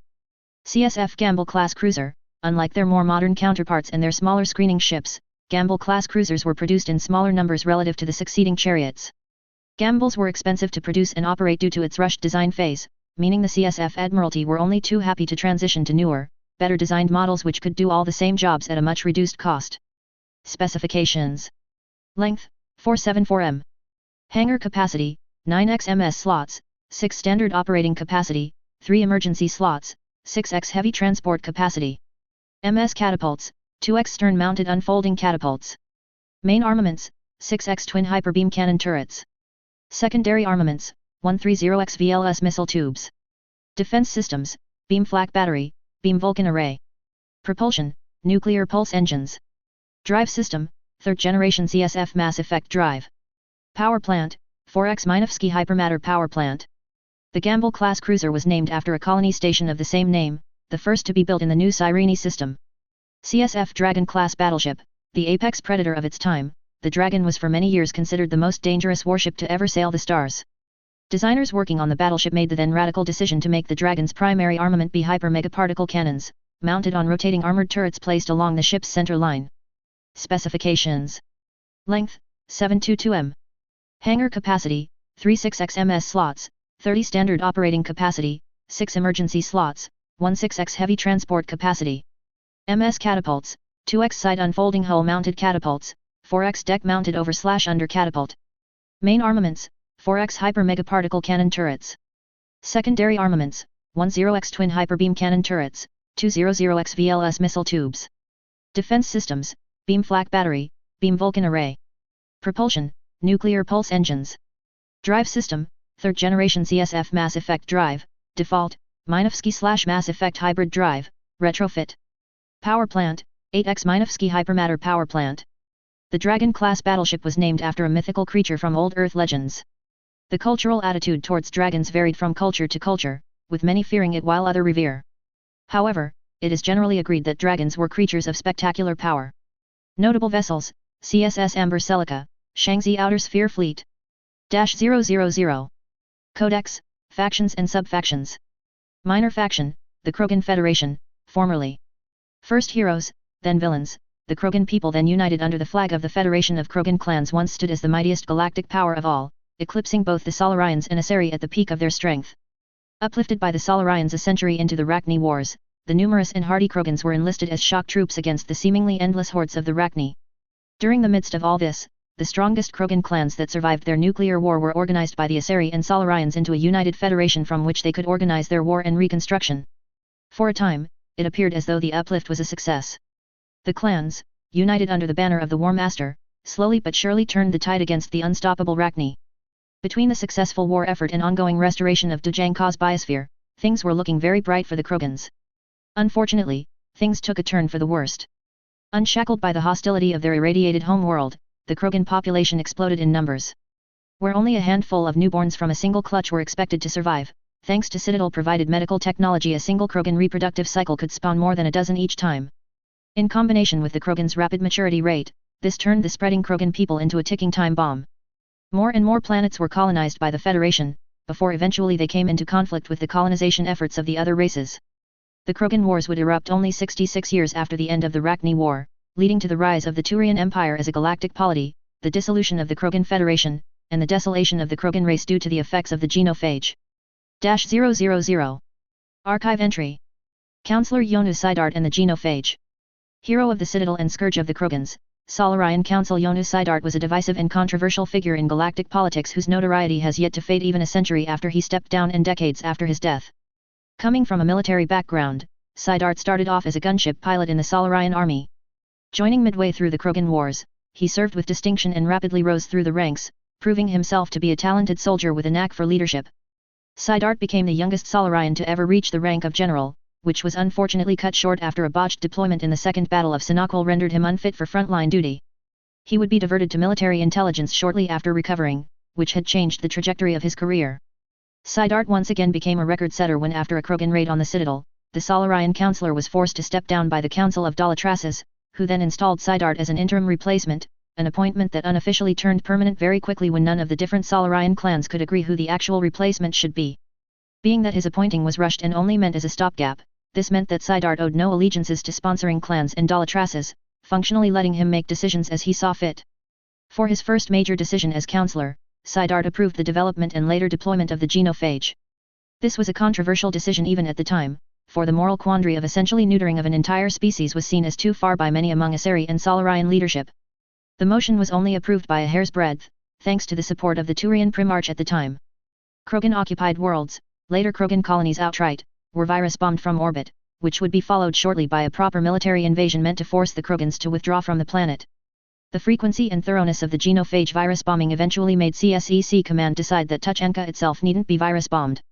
Krogan forces and refugees fleeing towards Tuchanka were all already infected, and seeing as they significantly outnumbered the Krogans who still lived in the home world, Councillor Sidart and Matriarch Dilinaga the Younger believed that the genophage would naturally infect the remaining Krogans in a matter of a few short decades.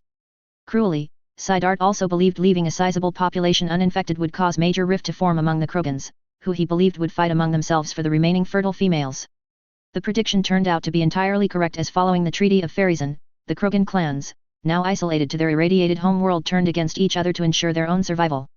Things were relatively quiet for Sidart after that, as he mostly went through the motions of being a councillor. Still, the Council of Dalatrasis couldn't come to an agreement on which of their factions the next councillor should come from. The last few years of Sidart's time as councillor was spent drafting and later pushing through legislation that heavily regulated and restricted genetic modification.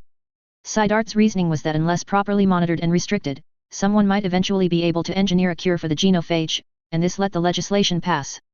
But as time went on, more and more restrictive regulations were put in place, eventually even banning life extension therapy that many wealthy Solarians underwent. This last bit of legislation was what eventually had him recalled from office. Many considered his banning of life extension therapy as hypocrisy of the highest order, as he had underwent the therapy himself not a few years before drafting the ban. Chapter 22, Rebirth. Chapter text. Relevant notes will be at the end of the chapter. -000. Over a month has passed since the first contact war between began. Despite initial successes, the 314 expedition were starting to suffer mounting losses. Their offensive momentum was burning out, the strategic initiative slipping from their grasp. In the Citadel, schemes and sabotage play out behind the scenes. Factions for and against the expedition wage a silent war against each other, distrust and suspicion reign supreme. Meanwhile, the most powerful fleet humanity has ever seen gathers just beyond Shangxi's borders, making ready to take the fight back against their alien enemies. The year is UC 0379. The course fate of the galaxy is being written on the world called Shangxi. -000. Mobile Suit / Mass Effect. Episode 19. Rebirth. -000. The sound of a heartbeat monitor echoed across the stark metal room aboard the Salvatum, a hospital ship attached to the 314 Expedition's 6th Force. Despite being bare and small from the perspective of the other races, this particular room was actually considered luxurious by Turian Navy standards. It was a single bedroom, not quite large but comfortable enough for a patient and their visitors. These rooms were reserved for higher-ranking officers, while junior officers had to share double bedrooms and the rank and file got large communal rooms. Sitting beside the medical bed was a Turian Navy officer, the bars and chevrons on his collar denoting he was a Commodore. His posture was relaxed, though he was leaning forward in his seat. "Just 3 of them?" Megarius asked, his brow plates furrowing. "You're sure about this?" The wounded Lieutenant Kirill laid in his medical bed, which was one of the fancier models which had been shaped to accommodate the Turian form and had slightly thicker adding than the ones junior officers and the rank and file got. "There could have been more," the lieutenant said, his voice pained and his breathing slightly labored. "But we only confirmed 3 of them." He tried to right himself to a sitting position, but Megarius gently pushed him down. "Easy, sailor," the Commodore warned. "You're in no condition to be sitting." Kirill struggled a bit, but after his injuries flared up again he relented. "Damn it," the injured lieutenant muttered. "Spirits, I feel so useless. Couldn't save my friend, couldn't die with honor. What a joke I turned out to be." "Hey, don't think that way," Megarius was quick to say, trying to cheer up the lieutenant. The situation was out of control. Even if Avitus did listen, there was not guarantee the enemy machines wouldn't have targeted the Tarsus anyways. Moreover, your survival means we have first-hand intel on how the enemy machines work. We'll be better prepared to face them once they do reappear. We can save more lives because you survived." Kirill seemed unconvinced, and if Megarius was to be honest, he wasn't either. Regardless of all this, the Commodore had a lot to digest about the situation. In but a few short minutes, those 3 machines were able to gore a Turian Navy battle group. The whole situation was ridiculous, and yet Megarius found himself convinced by Kirill's testimony. Megarius had seen something like this happen before. A much smaller force savaging the superior Turians before scampering away. A lot of talented Turians losing their lives. Him being helpless while all of this played out on his doorstep. This was like first contact all over again. The Commodore shook off those thoughts for now. He would deal with it later. For now, he needed to learn everything he could from Kirill. "You said earlier that E-War picked up a spike in enemy transmissions when those 3 machines appeared," he asked the lieutenant. "I know you said the intel officers weren't able to figure it out what that chatter was about, but do you think it's connected?" Kirill closed his eyes as he recalled the disastrous events of a few days ago. His brow plates scrunched together as he thought long and hard about his answer. "I think," the lieutenant started. "I think it's possible. They might have been referring to those machines by name." "Were they?" Megarius leaned forward in his seat. "What did the humans call them?" "Those humans, they called those machines Gundam. -000. The smell of earth and trees filled my nose as I woke up from my uncomfortable rest. Orange rays of light had started to peek through the forest canopy we slept under, a sign that the sun had begun to rise. Looking around the camp, I saw that Rosen was still curled up in her corner of the camp, while Verns was nowhere to be seen. Just like the past 2 mornings then. It's been a few days since we've been separated from Rizima and the rest of the squadron. While trying to grab onto each other in the storm, we were thrown off course, flying further north than we should have. The consequence was that while the rest of Squadron 13 sailed to the south of the Diguan mainland, we crash-landed to the northwest. I could only hope that Bulo and the rest made it out in one piece, but until we can regroup we're pretty much on our own. As it turns out, Verns was something of an outdoorsman. Growing up in Port Tsingtao and taking frequent summer camping trips to the Diguan mountain range tended to do that to a person, it would seem. This was very good, since at least one of us knew the lay of the land. I got up and stretched. The Space Force had been cheaping out on the survival bedrolls, sleeping on them was uncomfortable enough that I couldn't get a proper sleep, but not enough that I couldn't sleep at all. My back was sore, as were my shoulders, and I let out an involuntary grunt as I went about my stretches. This was around the time Verns returned, carrying with him some rabbit-looking creature. It was dead, of course. An entry wound was visible right in the side of its head. Just finished stretching. He deadpanned. I can hear you a mile away. Har har. I shot back, not really having anything else to say as a retort. You get that thing skinned and cleaned up. I'll start the fire and wake Rosen up. I went about our morning labors on that exact order, getting a cooking fire started first. Once it had gotten big enough that I was confident it wouldn't suddenly die out, I headed over to the young pilot and knelt down beside her. Rosen, wake up. I gently shook her shoulder. Daylight's out. MHHH, a few more minutes. She groaned in response. I sighed at her antics. Being an only child, I never really had to deal with anything like this. Quietly, I wondered if Verns would have been better at wrangling Rosen. Surely, being the third oldest out of 7 would naturally teach someone child wrangling skills, right? At any rate, judging by the shade of sunlight peeking through the trees, it was probably getting close to 7 a.m. Come on Rosen, we have a schedule to keep. RRRH, all right. The young pilot finally relented, ungracefully getting up to a seated position. Her hair was a mess, half of it stuck standing up straight since she'd slept on her side. Satisfied with my work, I went back to Verns to help him cook. Breakfast went, quietly. Quietness was unusual coming from the normally energetic Rosen, who'd normally be engaging in some kind of conversation whenever she visited Rizima's mess hall. Whether it was to pester the engineers about how they maintain the squadron's gun strikes, or the armorers and what kind of weapons they worked on. Seeing Rosen look so sullen just felt wrong. Taking a glance at Verns, I could tell that even he was starting to feel bothered by the silence. I tried to signal to him to try and broach the subject. Rosen was still his subordinate, technically speaking. Despite this, he still wouldn't make the first move. Fine then, I guess I'll just have to do it myself. Rosen. I called out to her, which for the moment pulled her out of her stupor. Hey, yet. She stammered out. Is anything wrong? Are you all right? I asked her. You've been pretty, down, these past few days. The young pilot blinked twice as she processed what I said, before looking down at her food again as she nodded. I guess I have, hey. She said, tapping on the survival cutlery she was using to eat. Is anything the matter? Verns now asked, finally brave enough to chime in. You know you can talk to us, right? I added. Rosen nodded along, though I could tell the shadow burdening her thoughts was still heavy. Yet. It's just. She trailed off. Verns and I patiently waited for the young pilot to gather her thoughts. It wouldn't be until a minute or two until she finally broke her silence. WN Atlas Point self-destructed, and all the soldiers still there holding back the enemy from chasing us, sacrificed themselves. Rosen started. It reminded me of, my mother. Why your mother? Verns said, somewhat taken aback. Why yet? She sighed, her face becoming even more sullen. I mentioned this to Lieutenant Kruzgluck a while back, but Mom was a pilot too. Was a pilot, implying something happened to Rosen's mother. What that was, I could already guess, though I prayed that I was wrong. I glanced again at Verns, and I could tell from the slight discomfort in his features that he and I were on the same book. She. The young pilot's voice cracked. She was on the rearguard, fighting to hold back the enemy from intercepting Father Oswin while he was being evacuated from the Yunnan sphere a few years ago. Wait a minute, an engagement in the Yunnan sphere, the recollection Rosen was telling us, why did it sound so familiar? Mom was a great pilot, one of the best out there, but there are too many enemies, and only one of her. Rosen continued, tears now starting to fall. Even in her Roger, she couldn't fight them all off. I brought up a hand to suppress a gasp, even as I physically recoiled in my seat. It all came together now, with perfect clarity. That raid against a golden beacon supply cache in the Yunnan sphere, no wonder there had been so much more forces than reports suggested. Oswin had been there himself. But even more grave was another grim realization. That Roger I encountered in that operation, the one I had foolishly charged at and very nearly died to. The one that had to be swarmed by 3 teams of ace pilots before it could be destroyed. That was Rosen's mother. And I had a hand in her death. -000.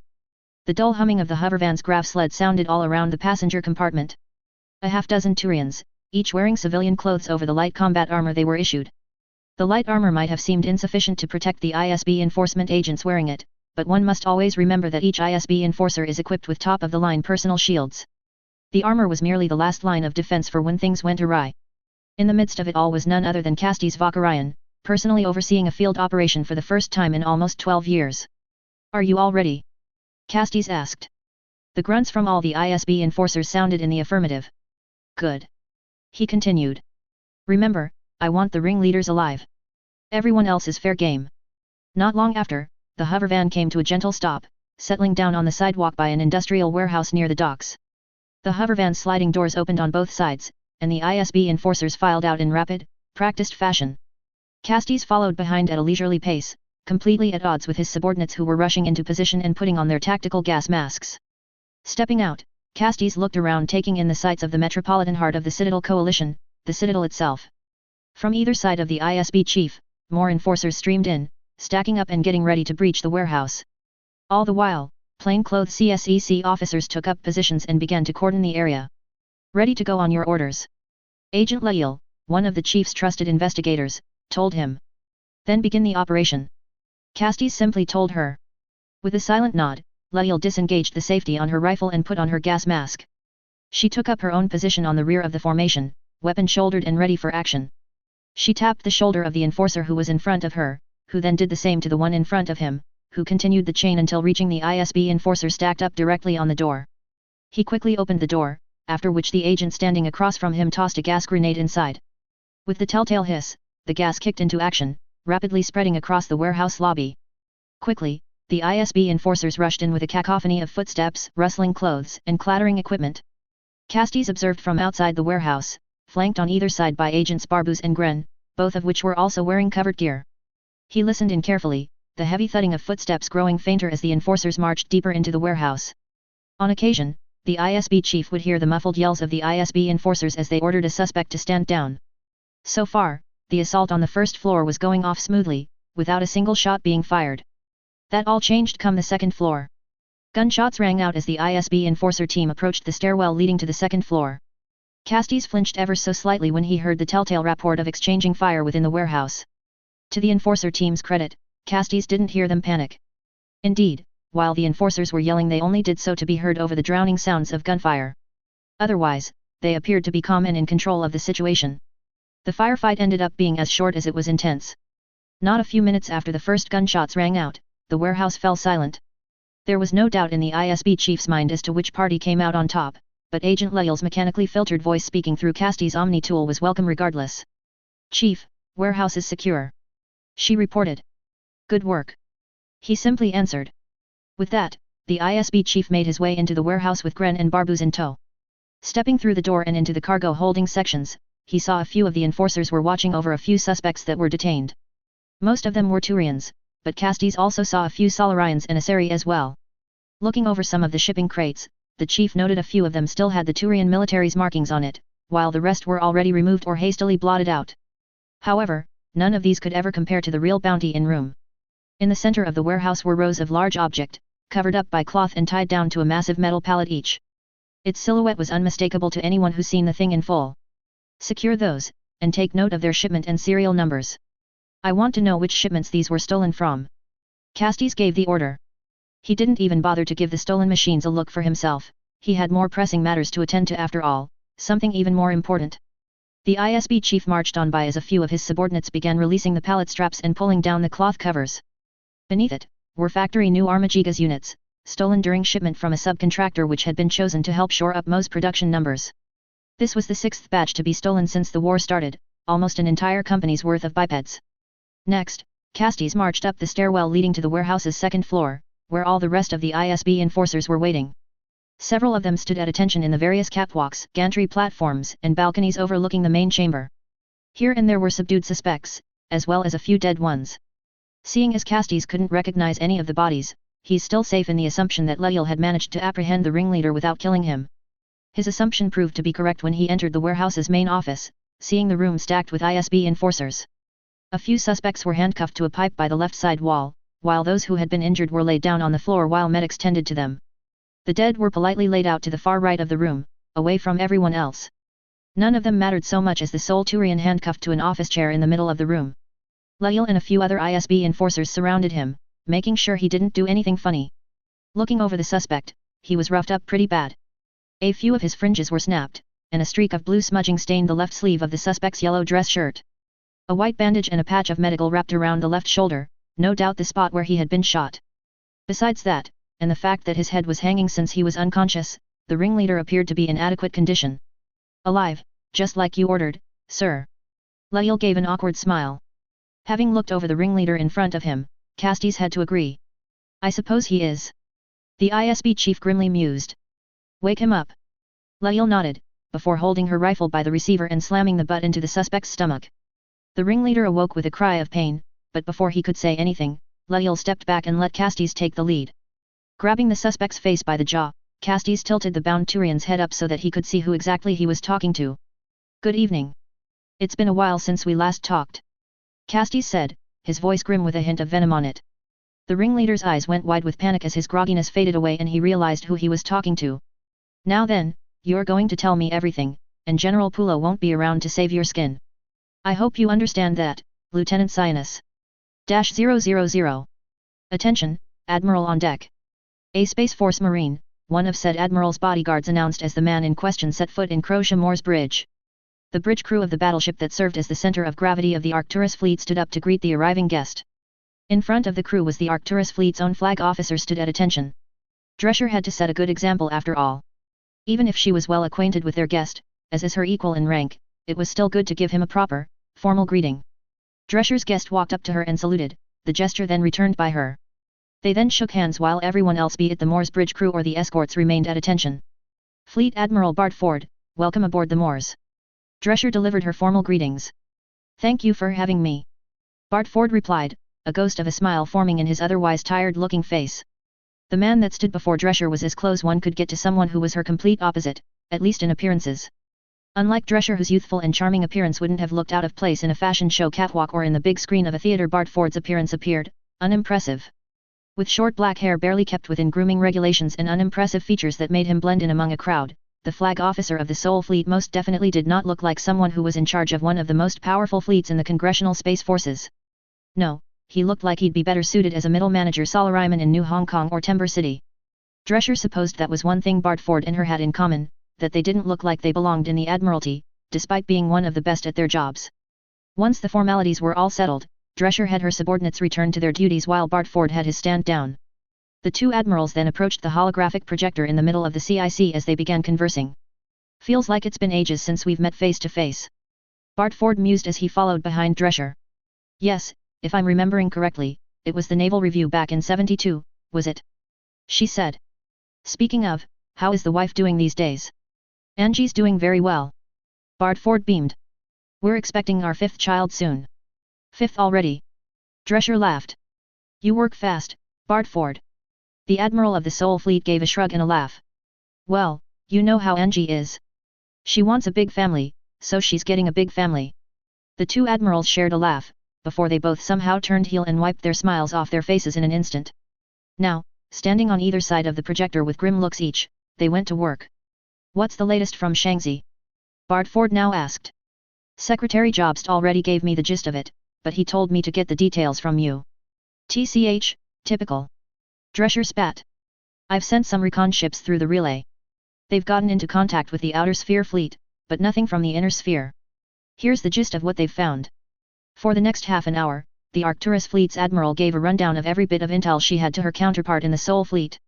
Known enemy convoy routes, Allied fleet deployment zones, transcripts of the few correspondences between Drescher and Commodore Fall, the siege of Shaanxi. Bart Ford absorbed all this knowledge and committed them to memory. Already, Drescher could tell that her friend was already formulating plans and strategies to dismantle the enemy's operation and send them home packing. Eventually the subject of the other admiral that's reinforcing Shaanxi came up.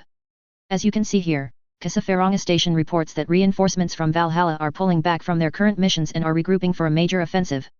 Drescher explained. Lohengrin's plan. The boy admiral. Yes, the boy admiral. Anyways, Lohengrin's plan is to weaken the enemy forces operating in the Inner Sphere through a sustained convoy raiding campaign, before moving in and crushing them with a combined attack alongside the Shaanxi fleet. Bart Ford scratched his chin as he contemplated the plan as it was relayed to him. It's ambitious, as expected of that man. He nodded. But your scouts reported that the enemy's massing more ships by that, asteroid fortress of theirs, no. That's correct. Drescher confirmed. I'm reasonably sure that Lehengrin's already taken account for it, but the fact remains that if nothing's done, the Odin fleet will be under attack on two fronts. I don't care how talented the boy admiral is, he's not coming out of that encounter in good shape.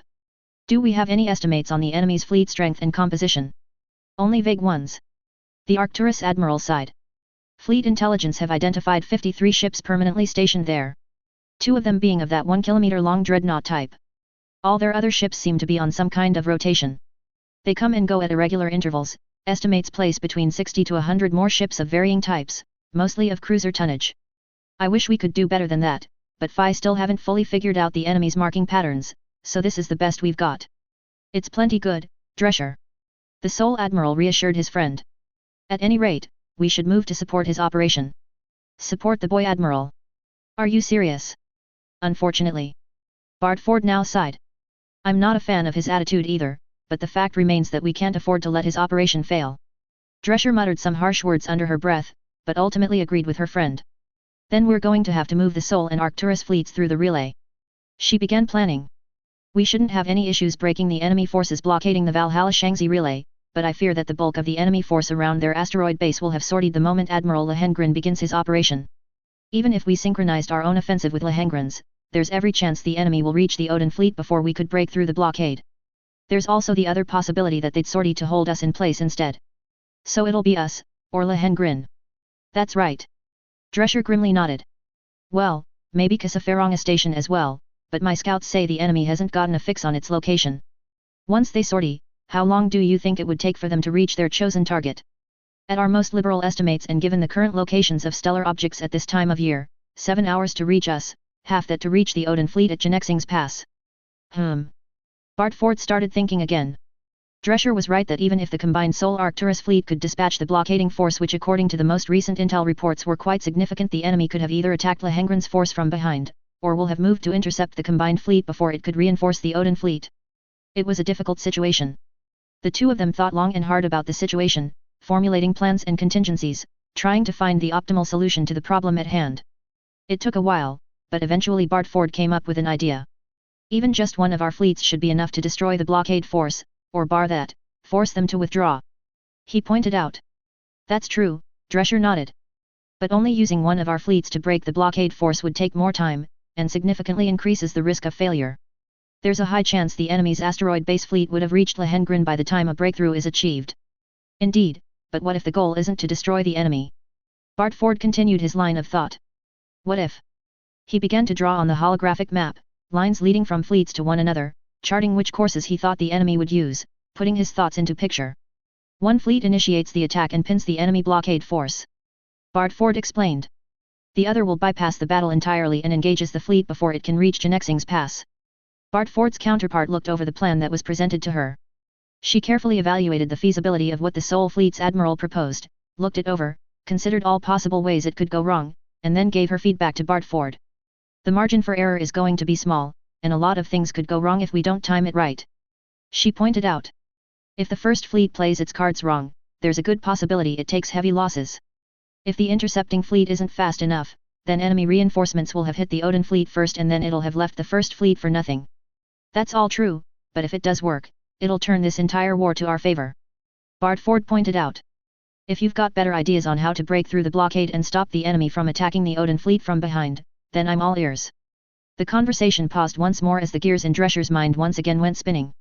She tried to formulate safer plans that could potentially get the same results as Bartford's plan, but after a few minutes of silence. No, we're going with your plan. She said. If anyone can pull it off, it's us. Bartford let out a light chuckle. Now, I know we're good, but there's no need to be conceited. He joked, earning an annoyed look from Drescher. You don't get command of the Sol or Arcturus fleets without being the best of the best. Drescher scoffed. No point in pretending you're something you're not. A raucous laugh left Bartford's mouth as he heard his friend's words. True enough, true enough. He shrugged. Well, if that's all settled, I suggest you prepare your flag officers for that mad dash to intercept the enemy. Drescher raised a brow at Bartford's statement.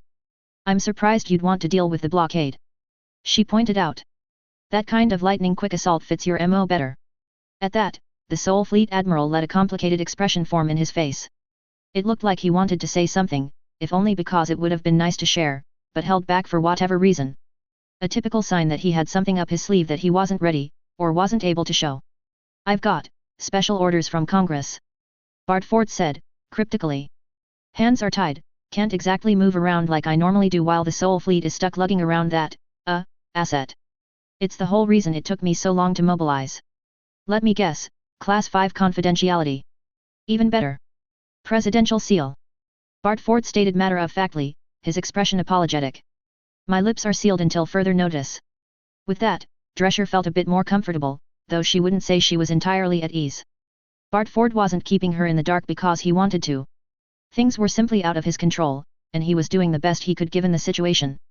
"All right, Bartford," she sighed. "If that is all, let's get ready for our grand entrance." A sly smile formed on her friend's face.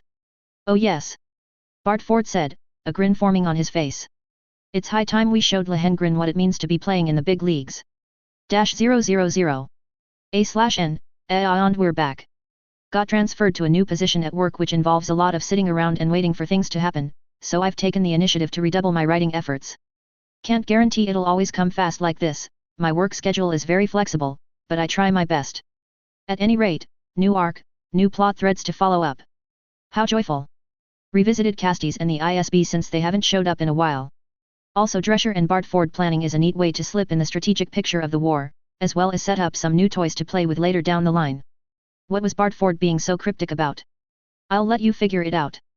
First one to make a correct guess gets a character named after them. Also finally treading lightly into Rosen's backstory. Feels like a long time coming, and I'm sure most of you who's well acquainted with the character she's referencing have a rough idea of what I may or may not do with her as a character. Who knows? I might throw in a fun twist or two. Next chapter, we'll finally get to see the Spectre Gundam cut loose. Kinda excited for this one, since I've actually been planning it since even before I even started working on the general plot outline.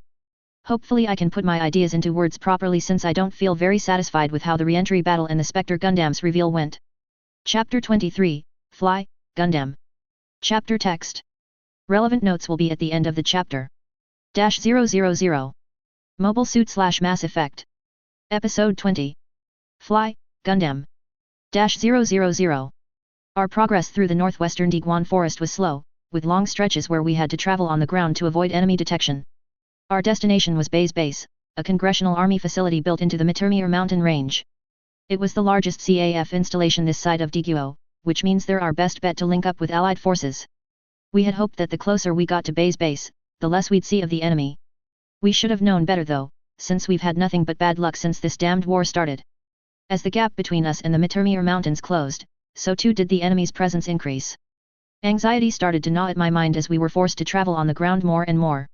It was on the 6th day of our travel at the final stretch of our journey that confrontation became unavoidable. Several alien fighter planes streaked through the sky, but I noticed there was something about the way they were flying. Enemy patrols tended to fly high and slow, to maximize the chances of spotting something on the ground. These guys were flying low and fast, like they were avoiding something. That was when I put the pieces together and realized Bay's Base was under attack. "Verns, can you check on the emergency channels?" I asked him. I'd have done it myself, but I found out the day after we escaped Atlas that the technicians in charge of my Gundam had messed up when installing the long-range communicators. "You think the enemy's already at Bay's Base? All signs point that way," I explained. I couldn't see it for myself, but I could tell that Verns was nodding in silent agreement. He was probably thinking of something similar, but wasn't 100% confident enough to say it out loud.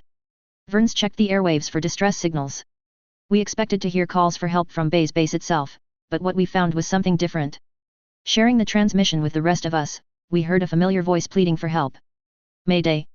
Mayday! This is Sunfish Logistics Flight 499er, we are currently under attack by alien aircraft." The voice spoke.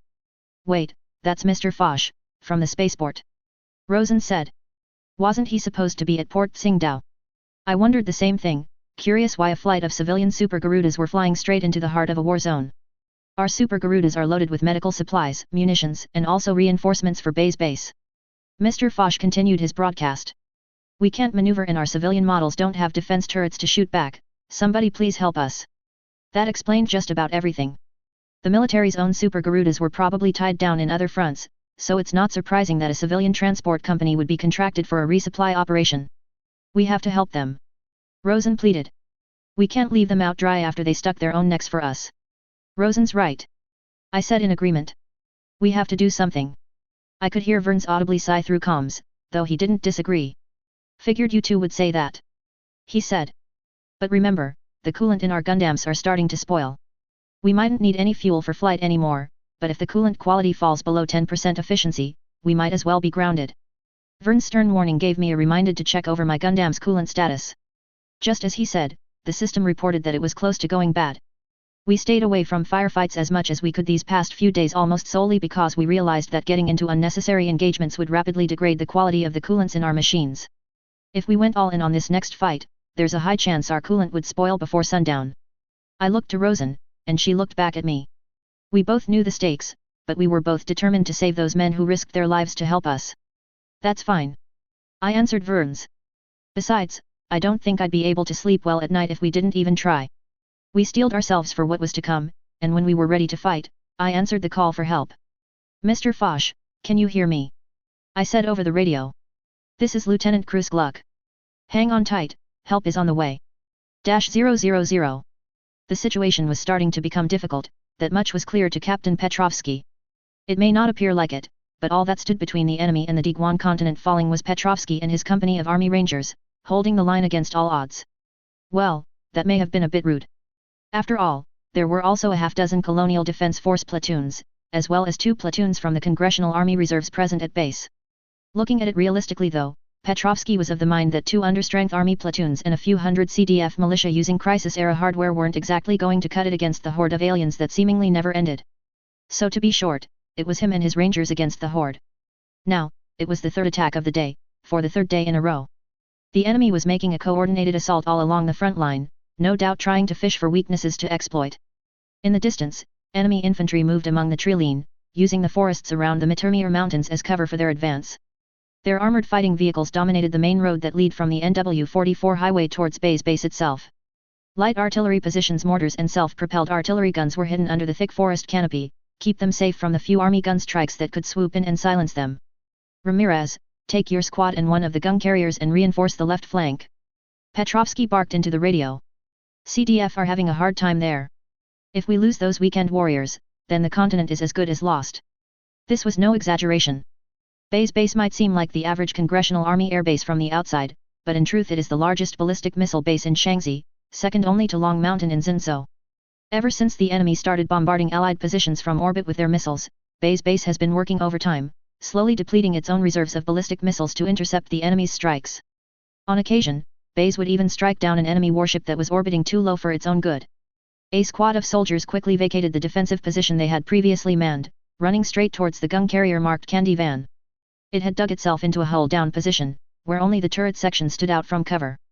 The gun carrier, appearing like a giant armored personnel carrier when in its mobile armor mode, was providing close fire support with the twin 208mm rail cannons on its back.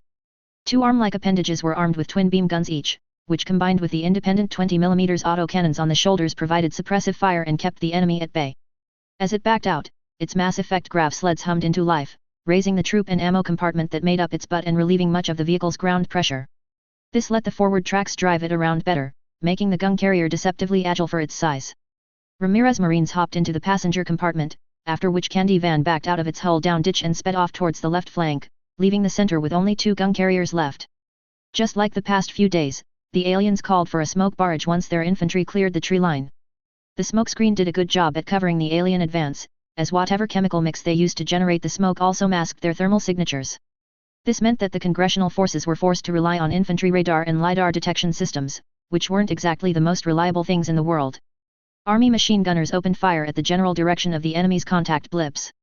Without real visual contact, it was hard to tell how effective their fire was, but given that Bay's base managed to hold the line for 3 days using these tactics, Petrovsky had to assume it was working.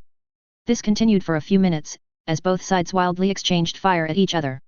Their vision obscured, landing an accurate shot was considered a matter of luck rather than skill.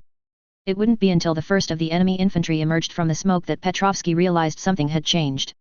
Now, the captain had seen the enemy's fighting vehicles before, but these were different. They were bigger, bulkier, heavier. The main gun on their turrets were bigger, no doubt more powerful. They floated, unbothered by the shifting terrain that had been battered by shell fire and explosions. These new vehicles only kept pace with the surrounding infantry to give them support. Petrovsky recognized these vehicles for what they were, main battle tanks. These were a far cry from the armored transports he had faced off these past few days. He quickly surmised that the enemy was starting to funnel their main force into the fight, which was not good. Speaking into the radio, the captain quickly gave orders to the two gun carriers still holding the center with him. Prioritize your fire on the enemy tanks. Petrovsky quickly barked his orders. The infantry and the light armor will fall back once we've destroyed the tip of their spear. The gun carrier marked AL Strike, with its twin rail cannons lowered for direct fire, started lobbing high explosive shells downrange. Being launched at 70% power, these shells were hitting with the equivalent yield of a naval cannon. Armor-piercing warheads weren't necessary when your shots overmatched the enemy's armor by a significant degree. One such shell landed a direct hit on an enemy tank's forward glacis. Even with its steep angle and energy shields protecting it, the 208mm He shell penetrated easily, before exploding in the forward compartment and obliterating the entire vehicle from the inside. Another alien tank was more fortunate, as it had managed to evade a direct hit from the rail cannon shot. However, the shell still carried enough explosive yield to significantly damage the tank, knocking out its grav sled and sending it crashing into the ground. AL Strike took turns with its partner gun carrier, Bad Apple, firing in sequence and making sure there was no lull in their attacks. Thanks to their relentless fire, the enemy's assault began to lose momentum. Don't let up! Petrovsky yelled out. Kill them all and drive them back. But just as the tide appeared to turn in the favor of the congressional forces, a new foe emerged.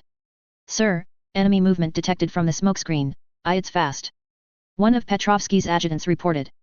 Bursting out from the cover of smoke, 3 bipedal machines sped into the fray, weaving between fire and alien machines alike. Mobile suits. Petrovsky hissed. All teams, prepare for anti-mobile suit combat. As the enemy mobile suits sped onwards, the gun carriers on standby prepared for close quarters combat. Both AL Strike and Bad Apple raised up their butts and rotating it about until it pressed neatly like a backpack, then their forward tracks twisted and unfolded to turn into legs. Next, the turret expanded, with the turret ring extending upwards and revealing an oscillating joint and the side guns extending into fully articulated arms. Thrusters then kicked in, raising the machine until it stood fully upright.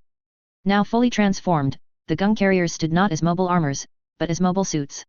Despite this display, the aliens were unfazed. One such alien biped doubled down on its attack, rushing forward with its vibro axe ready to hack the gun carriers to pieces. In response, AL Strike swapped the fire mode on its right side beam guns, making it let out a constant beam instead of firing short bursts. Now effectively armed with a beam saber, AL Strike blocked the alien biped's attack, before swiftly shooting the enemy with its free arm.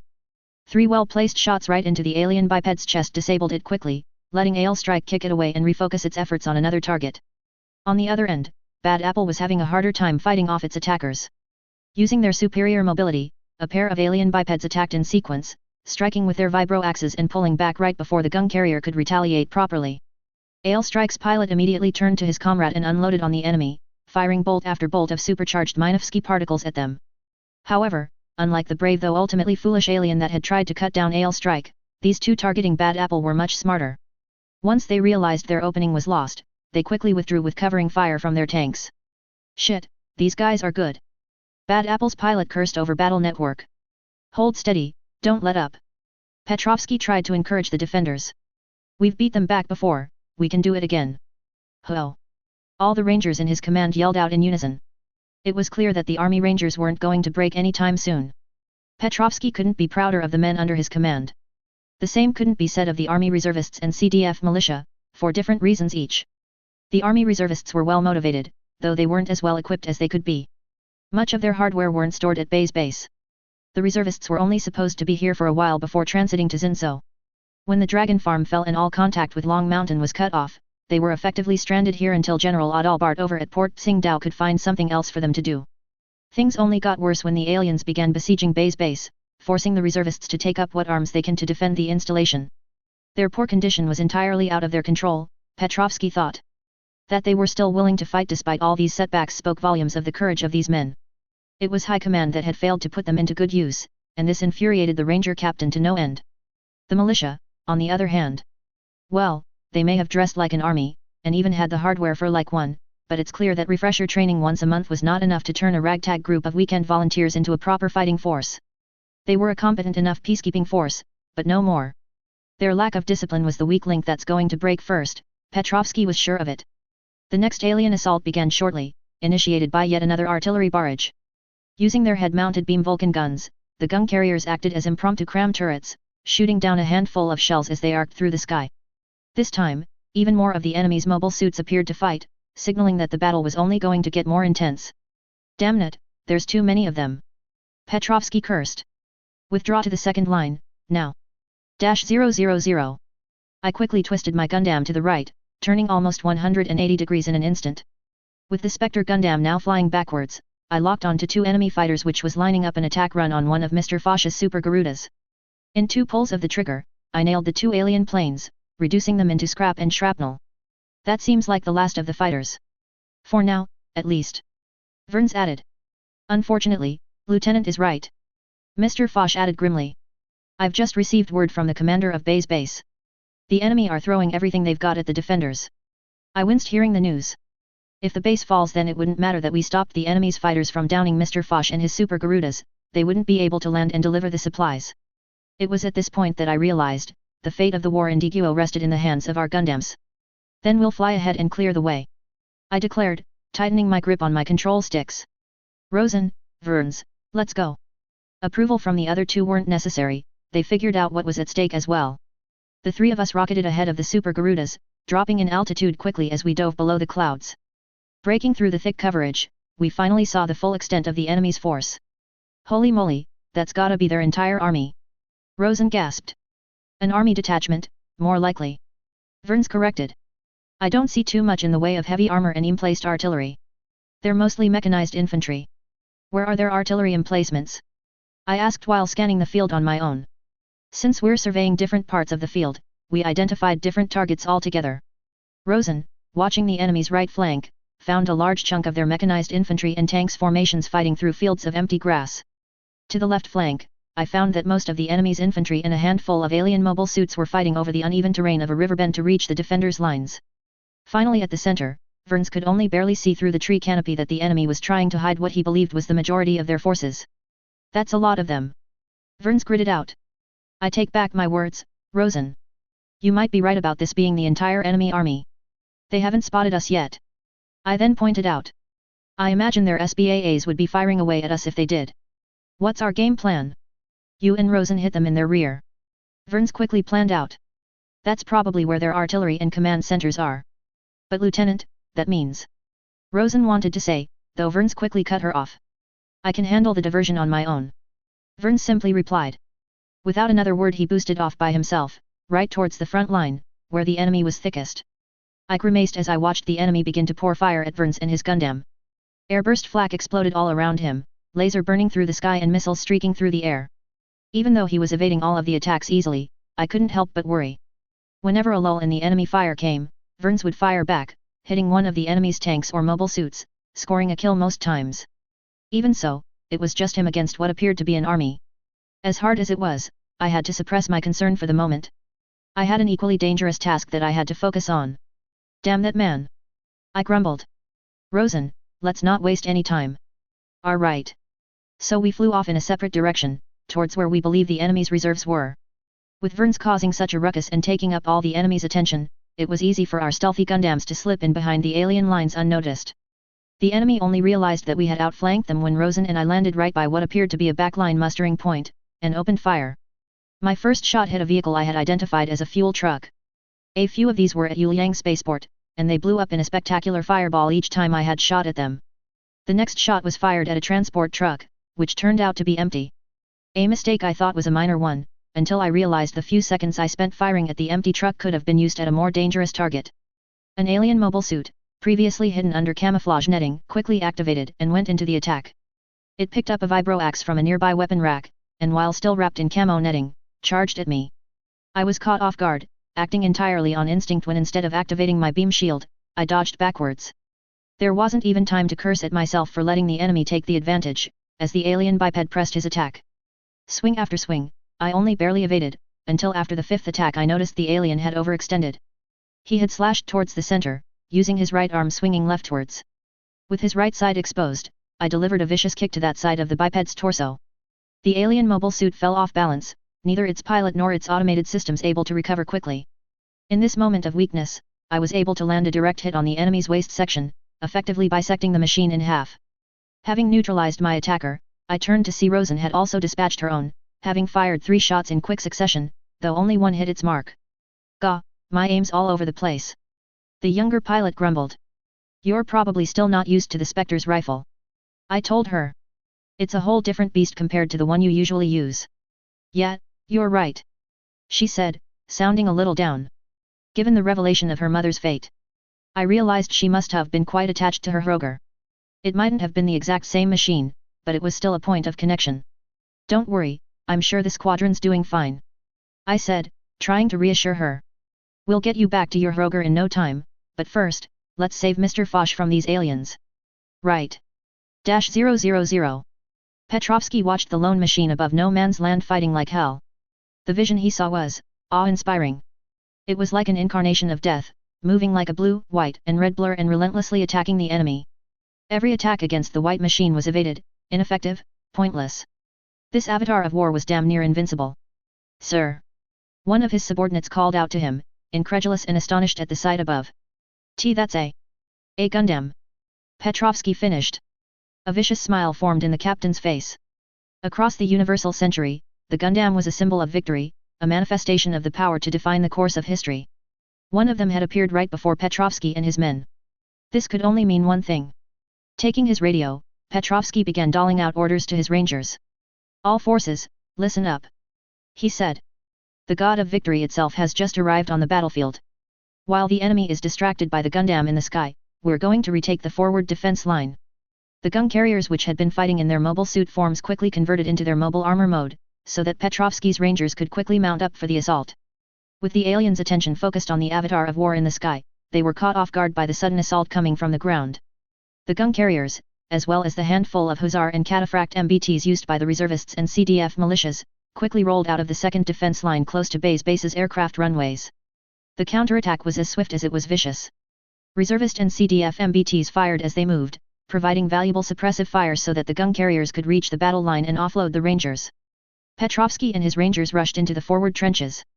Thanks to their combat hardsuits, normal suits which were reinforced with bullet-resistant plating as well as bulletproof tactical shields, the rangers were able to storm the trench line, where the short distances let their considerably less advanced weapons fight on equal footing. The rangers found out quickly that the enemy's personal shields were potent at range, but lost effectiveness the closer you were. When fired at close range, the M66A3 Beowulf was able to crack their shields in only a few shots. The bullets would strike without having bled most of its energy, negating much of the enemy infantry's advantage. On top of this, the company's second-in-command personally discovered that the enemy shields only reacted to fast-moving projectiles when he rammed a bayonet right into what he assumed was the alien's gut. Disciplined and well-trained as they were, even the aliens couldn't properly react to the mass of Congressional Army Rangers who were bearing down on them. The fight devolved into a brutal melee as the Rangers fixed their bayonets and engaged in hand-to-hand combat. The aliens themselves weren't found wanting, as many quickly armed themselves with one-handed axes. As the infantry fought to the death in the trenches below, so too did the machines make battle above. Gun carriers and hussars took up the front, battling the alien mobile suits and hover tanks while cataphracts stayed at the rear to provide supporting fire. Despite their superior numbers, the alien vehicles broke ranks first, with a few seeming to panic and fleeing the front. The infantry remained orderly, though they too retreated once they saw that their armored support were breaking. Petrovsky had to admit, he found it admirable how the aliens managed a fighting withdrawal to their armored vehicles. Lesser forces would have routed easily. Off in the distance, from the enemy's rear lines, Petrovsky could see plumes of smoke and flames rise up. The aliens were taking hits in the back, which must have meant an Allied unit was hitting them from behind. However, outside of the civilian transport flights ferrying the 77th Mobile Regiment, the captain couldn't remember any Allied units in the area that could be coming to their assistance. Though then again, he didn't remember any units in the area that had Gundams in their roster either. With the current lull in the fighting thanks the enemy's tactical withdrawal, Petrovsky gave the current situation some deeper thought. The appearance of a Gundam was already unexpected, but the enemy taking hits from an as yet unidentified foe in the rear was even more surprising. This all pointed to something much bigger plans currently at play, though without knowing more details the captain couldn't be sure what exactly those were. The only thing he felt confident about was that the situation was slowly starting to turn to the Congressional forces' advantage. A grim smile formed in Petrovsky's face. Those poor alien bastards. They were definitely in for it now. -000. Attacking the enemy's rear line was definitely the right thing to do, but that didn't change the fact that we've put ourselves in a precarious situation. The Spectre Gundam went through coolant like no other mobile suit I've seen before. The user manual that Director Ealing gave us mentioned that this was because the Spectre used mass effect impulse thrusters for propulsion, as opposed to a conventional chemical propellant thruster. That was to say, we had near limitless flight capabilities, hampered only so long as the cooling system could stop the Spectre from burning up inside.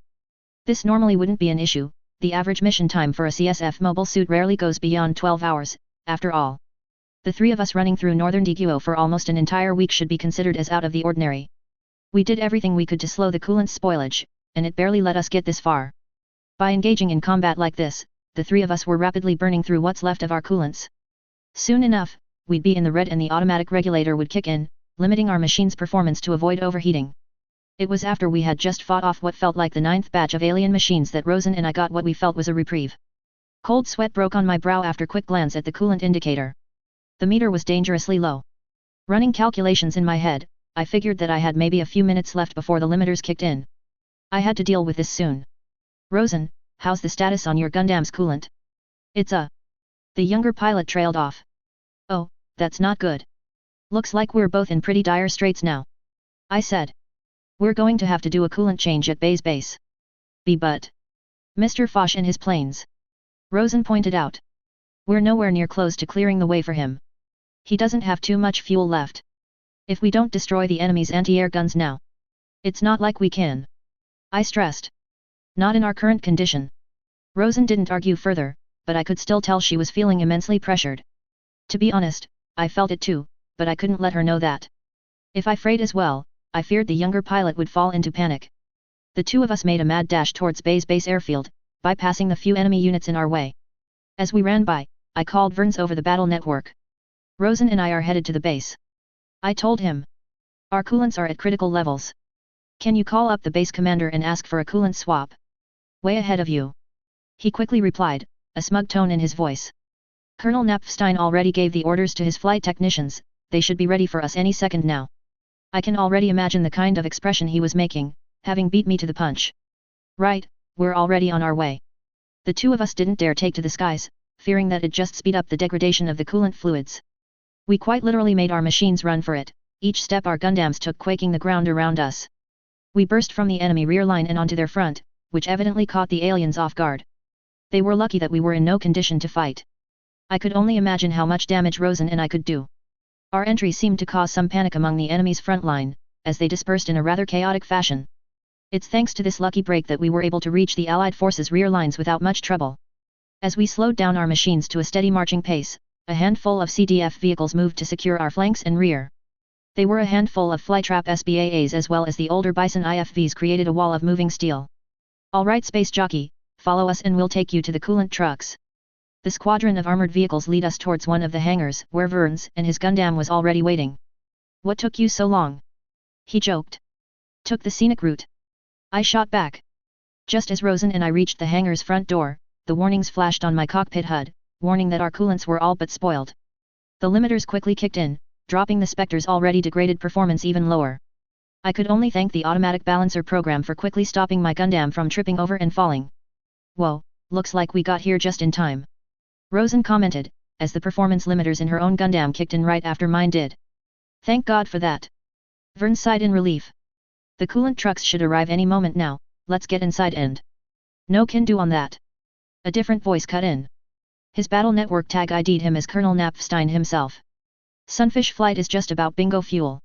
There's no time to go through the standard procedures, so you'll have to do an emergency coolant swap as soon as the trucks arrive.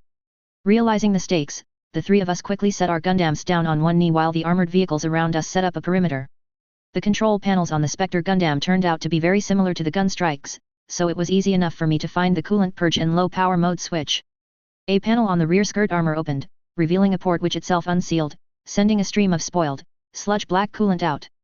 Despite our situation, I couldn't help but think of how awkward an image it must have been, to see these giant humanoid machines dumping waste fluids out the back. Normally, the coolant would have been siphoned off so that it could be recycled. Even in their spoiled state, with proper treatment around a third of the fluid could be recovered and reused again. After siphoning the old coolant, a fresh batch would then be pumped into the machine, after which it would be combat ready once more. This was a universal process, which other mobile suit models also had to go through. That being said, the Spectre Gundam relied on its cooling system far more than the older models.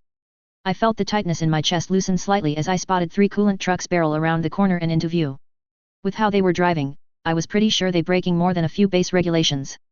The trucks screeched to a halt extremely close to us, leaving skid marks on the concrete road. The truck that was meant for my machine had stopped so dangerously close, there must have been less than a meter between my Gundam's leg and the truck's front grille. The crew quite literally jumped into action, rushing out of their trucks and preparing their equipment to start the coolant refill. I watched as the coolant indicator slowly went up from 0, but it felt excruciatingly slow. I impatiently tapped away at my control sticks, watching restlessly, completely helpless. This feeling was only reinforced when enemy fighters streaked through the sky above us. Gun and rocket fire rained from the sky. The enemy aircraft were doing what they could to try and strike us down while we were vulnerable. They were brave for trying, but the circle of SBAAs simply wouldn't let them through. The flytrap SBAAs opened up with their beam Vulcan guns, forcing the enemy fighters to evade and throwing off their aim. Gundam team, if you're ready, then please launch now.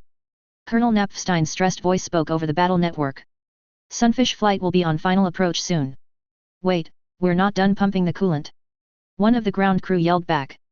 Just a little bit more. Checking on the coolant indicator again, and I saw that the ground crewman was right. The meter said that the coolant tanks were already over 80% full. With a little more time, all 3 of our Gundams would be operating at peak strength. It was a dangerous gamble, to keep up the refilling process for a little while longer. If the CDF vehicle slipped up, there's every chance that one of our Gundams could get damaged. The temptation to press the emergency stop button and take off was immense, compounded even further when another squadron of enemy fighters came in for an attack run. This group was more daring than the last, or perhaps suicidal might be the right word. The alien planes came in low and fast, their fire landing significantly closer than the previous bunch, but this also meant the CDF's SBAAs had an easier time shooting back. Out of the 8 alien fighters that went on the attack run, half were shot down. One of them streaked right over my machine, a trail of fire and smoke covering the sky behind it before it crashed just behind the hangar close to us. Christ! Verns yelled out. Gundam team, we're running out of time. I once again heard over the battle network. Please take off now. Wait just a bit. The ground crew trailed off, before a ping from my HUD notified me that the coolant refilling process was complete. We're done. As quickly as the crew had rushed to start the coolant refilling process, they quickly disconnected the hose from our Gundams and quickly pulled their vehicles back. I could still see the coolant pumps winding down, with some of the pristine blue fluid spilling on the runway even as the trucks reversed in good order. The crew waved us up, signaling that they were done and that it was as safe as it could be for us to go.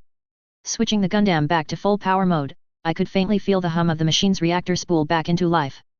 System indicators across the board rose up from minimum levels as the performance limiter disengaged itself, having detected that the Gundam's cooling system was back at peak capacity. The 3 of us brought our Gundams up from our kneeling positions, then all braced for launch. All right, now it's time we showed these aliens how it's done. I declared. This is Lieutenant Krusgluck Inspector Unit 2, I'm taking off. Rosenspring, Spectre Gundam Unit 3, heading out. Lieutenant Heder, Spectre Unit 1, launching. At once, the 3 of us jumped into the air.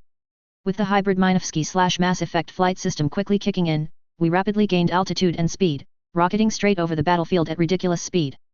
Now without the looming threat of overheating and self-destruction dangling over us, we 3 were more than happy to bring down the full force of our abilities on the enemy. -000. Colonel Abrudaz cursed her luck as she watched those 3 spirits-damned machines take to the sky again. Unbelievably, their performance had seemingly tripled since they were last in action. From her command vehicle, she watched from a distance as those 3 machines tore through coalition lines, obliterating and scattering formations. This, in addition to their mainly white and blue paint scheme, struck true fear into the hearts of the Turians in the field. Blue and white, the color of Turian blood and bone. The humans didn't know it, but they've accidentally created a machine that appeared to be the mechanical manifestation of the Turian spirit of death. Argus, call Captain Atanaxes. Abrudaz ordered the radio operator. Tell him to move the biped teams back into the tree line before those white devils jump him. Ma'am, Lieutenant Orm is asking for permission to withdraw her tank platoon to Point Dagon. The radio operator then said. Denied. Abrudaz quickly responded. She needs to hold Point Charbel until 4th Company can move up from the rear. Abrudaz grit her teeth as reports rolled in of the mounting damages the White Devils was causing to the units holding the front. This, in combination with the enemy defenders going on the counter-offensive, was threatening to rout her entire brigade. It was an unacceptable situation to the colonel. General Tantulas had personally entrusted her with the capture of this base, an extremely important mission, since this installation was almost single-handedly holding the Navy at bay with the threat of ballistic missile attacks. Army and SNLF transports couldn't land directly in the continent 2DQO, as the humans called it, and had to first transit through the Zinzou continent. The added stress to coalition supply lines was hampering the pacification of Deguo, which was already far behind schedule. Also, the Turian army's performance was lagging far behind the Navy's SNLF over the course of the land campaign, which certainly didn't help with Abruda's stress. "Mae. What is it now?" the colonel angrily interrupted. The Air Force is reporting that a situation is developing in Continent 1, and that the next sortie will be the last we can all on for today. Argus delivered the bad news. That was beyond terrible news. Her unit was barely making do with air support, and now she was expected to work without it. A dark voice in the back of Abruda's mind screamed that she was being set up to fail, but she quickly smothered it. Now was not the time to entertain conspiracy theories. She had a battle to oversee and she had to focus now, more than ever. Fine. Abruda spat. Then we'll have to make the most of this last sortie. She looked through the holographic map in her command vehicle, trying to find a target that the Air Force had a higher chance of destroying. Targets within the base itself, like munitions dumps and supply posts, were entirely off the table. Between the small fleet of SBAAs and comprehensive network of fixed AA positions, the enemy's air defense network was too formidable. Launching 2 attacks against those 3 machines had cost them dearly, and for very little results to speak of. No, she'd have to focus the airstrike on a more vulnerable target. Something that couldn't fight back. She ran through the holographic map and recent intel reports, but couldn't find a single weak spot around the enemy base, or their frontline defenses, but she did find something else. That transport flight she had placed as a low-priority target earlier on. Abrudas figured that was the key. Given this mountain base was rather remote, the colonel was willing to bet that she could eventually degrade their capability enough that they'd be a no factor. Moreover, Abrudas reasoned that the base couldn't have an infinite number of ballistic missiles.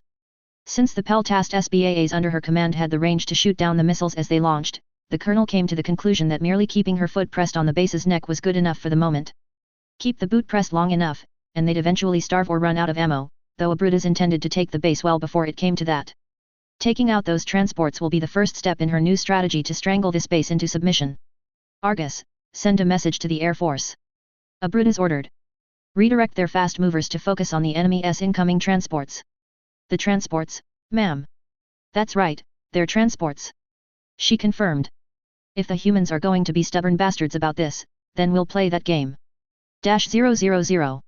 With the 3 of us taking care of different parts of the front line, the ground troops were able to stabilize their defense lines and push the enemy back to the starting line. We pushed the performance of our Gundams to the absolute limits, tearing apart the enemy's forces, scattering and making them easy prey for the army and CDF troops to destroy. On my section of the front line, I faced off against 3 of the enemy's mobile suits. Their pilots were nothing to sneeze at, their coordination was spot on and they were damned good at what they were doing. The first of the bunch with yellow tiger-style stripes all over his machine stuck to me as close as he could, wielding 2 of axes to keep up a constant barrage of attacks. The second one, who painted parts of his armor in a black and blue stripes, would back up the first, blocking my attacks with his shield before counter-attacking with the submachine gun he used. The third, who had white dots, held the rear with his sniper, dissuading any potential intervention from my allies. The one with yellow stripes continued his endless attacks. He moved like a veteran, swinging away in an almost graceful manner. I held on the defensive for now, studying the enemy's attack patterns and waiting for the perfect moment to destroy them, but it was in this moment that I realized something. I had fought this one before. In the Battle of the Bullhead Line, there was an enemy mobile suit that had yellow stripes painted all over too. He was good, and might have been able to take me down if he was in a better machine. I thought I had killed him after I blew off the top half of his machine, but it seems like he must have successfully ejected right before my gun strike's vision was restored. Yellow stripes had gotten better. Granted, we've only battled once, but it was easy to see he had radically improved since I beat him last time. He was a lot more aggressive, having learned his flaws and compensated for it. Each strike was always followed up by another, and any gap in his assault was carefully calculated, allowing his wingman to tag in while he recovered. The 3 of them were impressively coordinated, and I could tell they've done this sort of thing plenty of times. I tried not to think about how many pilots they must have killed using this technique, seeing how confident and well practiced they were. This would be the last time they will use it in battle. Holding out against the enemy's attacks wasn't easy, but it was a lot more doable with the power of the Spectre than it would have been with the gun strike. With how responsive the Gundam was, evading 3 enemies at once was easy, giving me enough room to read into their tactics. I noticed that while yellow stripes and blue checkers were always well positioned to cover each other, white dots at the back was usually left exposed. Since his position was much further back, he stood outside of his squad's protective umbrella. These 3 must have been banking on the idea that yellow stripes and blue checkers would distract their target enough that white dots wouldn't need to protect himself. Big mistake. After identifying an opening, I jumped at the chance to fire on White Dot's way at the back. Yellow Stripes had just finished a flurry of axe swings, having stepped back to recompose himself while Blue Checkers moved in with his shield raised. There was a small gap in their offensive, where Blue Checkers was still not yet fully engaged while Yellow Stripes was already in the back. It was merely a few seconds, but it was all I needed to raise my rifle, fire right between the two attacking mobile suits, right at White Dots. Since the sniper had set his mobile suit down on one knee to stabilize his aim, he was woefully unprepared to dodge the pink bolt of supercharged particles flying right at him. The beam shot went right through his chest armor, destroying the cockpit and no doubt killing the pilot instantly. In that short moment I used to shoot at White Dots, Blue Checkers closed in and tried to hack at me with his axe. He knew that if I blocked his strike, Yellow Stripes would come in from the side and cut me apart.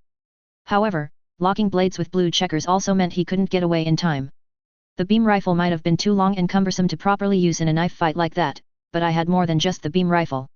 Just as I expected, Blue Checkers went in with an overhead swing. I played along, blocking his attack with my shield and saw from the corner of my eye that Yellow Stripes was getting ready to deliver the killing blow. Before that could happen, I ditched the beam rifle, throwing it off to the side and into the ground. With my right hand now free, I pressed a button which opened a waist-mounted container. A beam saber hilt slid out, enough that I could grab it easily but not so much that it flew off the container entirely. With the Spectre Gundam's insane performance, I was able to bring the saber's emitter right to Blue Checkers' chest armor before he could even react. Being so close and in blade lock, he could never have pulled back in time, even if I were using the gun strike. With the push of a button, the beam saber I held at Blue Checkers' chest ignited, piercing right through and vaporizing the pilot inside. With Yellow Stripes coming in, I slashed outwards from Blue Checkers' chest, putting the beam saber right on the enemy ace's line of attack. Next, I ditched the shield from my left arm before quickly grabbing the beam saber from the left container. I tried to go straight for Yellow Stripes' cockpit with the left saber, but he batted my strike away with his axe at the last second. Pulling back my right saber, I launched a flurry of swings, all of which the enemy successfully defended against. Our back and forth went on for a while. Despite the Spectre's superior performance, the sheer aggression of Yellow Stripes' attacks kept me on the back foot. The enemy attacked with zeal that bordered on suicidal fanaticism, regularly taking risks that any sane person would balk at. After every attack combo, Stripes threw himself almost immediately into another flurry of swings and slashes, doing everything he could to press his advantage. Eventually he overextended himself, letting me break the stalemate. Yellow Stripes attacked with a powerful double downward swing coming from both axes. I boosted backwards to evade the attack, then seeing that he was terribly out of position, leapt over him. Mid-jump, I twisted my Gundam around so that I was facing him the moment I landed. The jump had happened so quickly, the enemy wasn't able to react in time. With a slash, I bisected his machine in half, though because the jump had slightly disoriented me I ended up missing his cockpit and slashed at his waist instead. The top half of Yellow Stripes' mobile suit landed dead on the ground, and I was just about to land the finishing blow when an alert suddenly rang inside my cockpit. The quick lapse in focus was enough for Yellow Stripes to get away, as his unit's backpack section quickly purged itself before launching the cockpit out as a core fighter. With Yellow Stripes down, I could turn my full attention towards the alert that rang out in my cockpit earlier. It was Mr. Foch, who had frantically sent another request for support, and it was easy to see why. An entire squadron of enemy fighters were streaking right towards his air convoy. I cursed to myself. I was so caught up clearing the ground for the Super Garuda's final approach, I had forgotten that the enemy still had fighters in the sky. They were too far off now, I wouldn't be able to intercept them without damage already being done. Thankfully, I wasn't alone. "Don't worry, I've got you covered, Mr. Foch," Rosen yelled out. "I've got your back, Rosen," Verns added. The two of them, their Gundams much closer to the convoy than I was, rocketed away at incredible speeds. Rosen went in guns blazing, firing her beam rifle at the enemy fighters, scattering the enemy and forcing a few of them to find a different attack vector. Verns chased after the fighters that had split off, destroying them one by one with precise shots each. Rosen chased away the rest, though she never strayed too far away from the line of Super Garudas. The two of them together broke the attacks against the air convoy, protecting them from further attacks. With the Congressional ground forces pushing hard against the aliens, a large enough opening had been opened that the Mr. Foch's flight could make their final approach.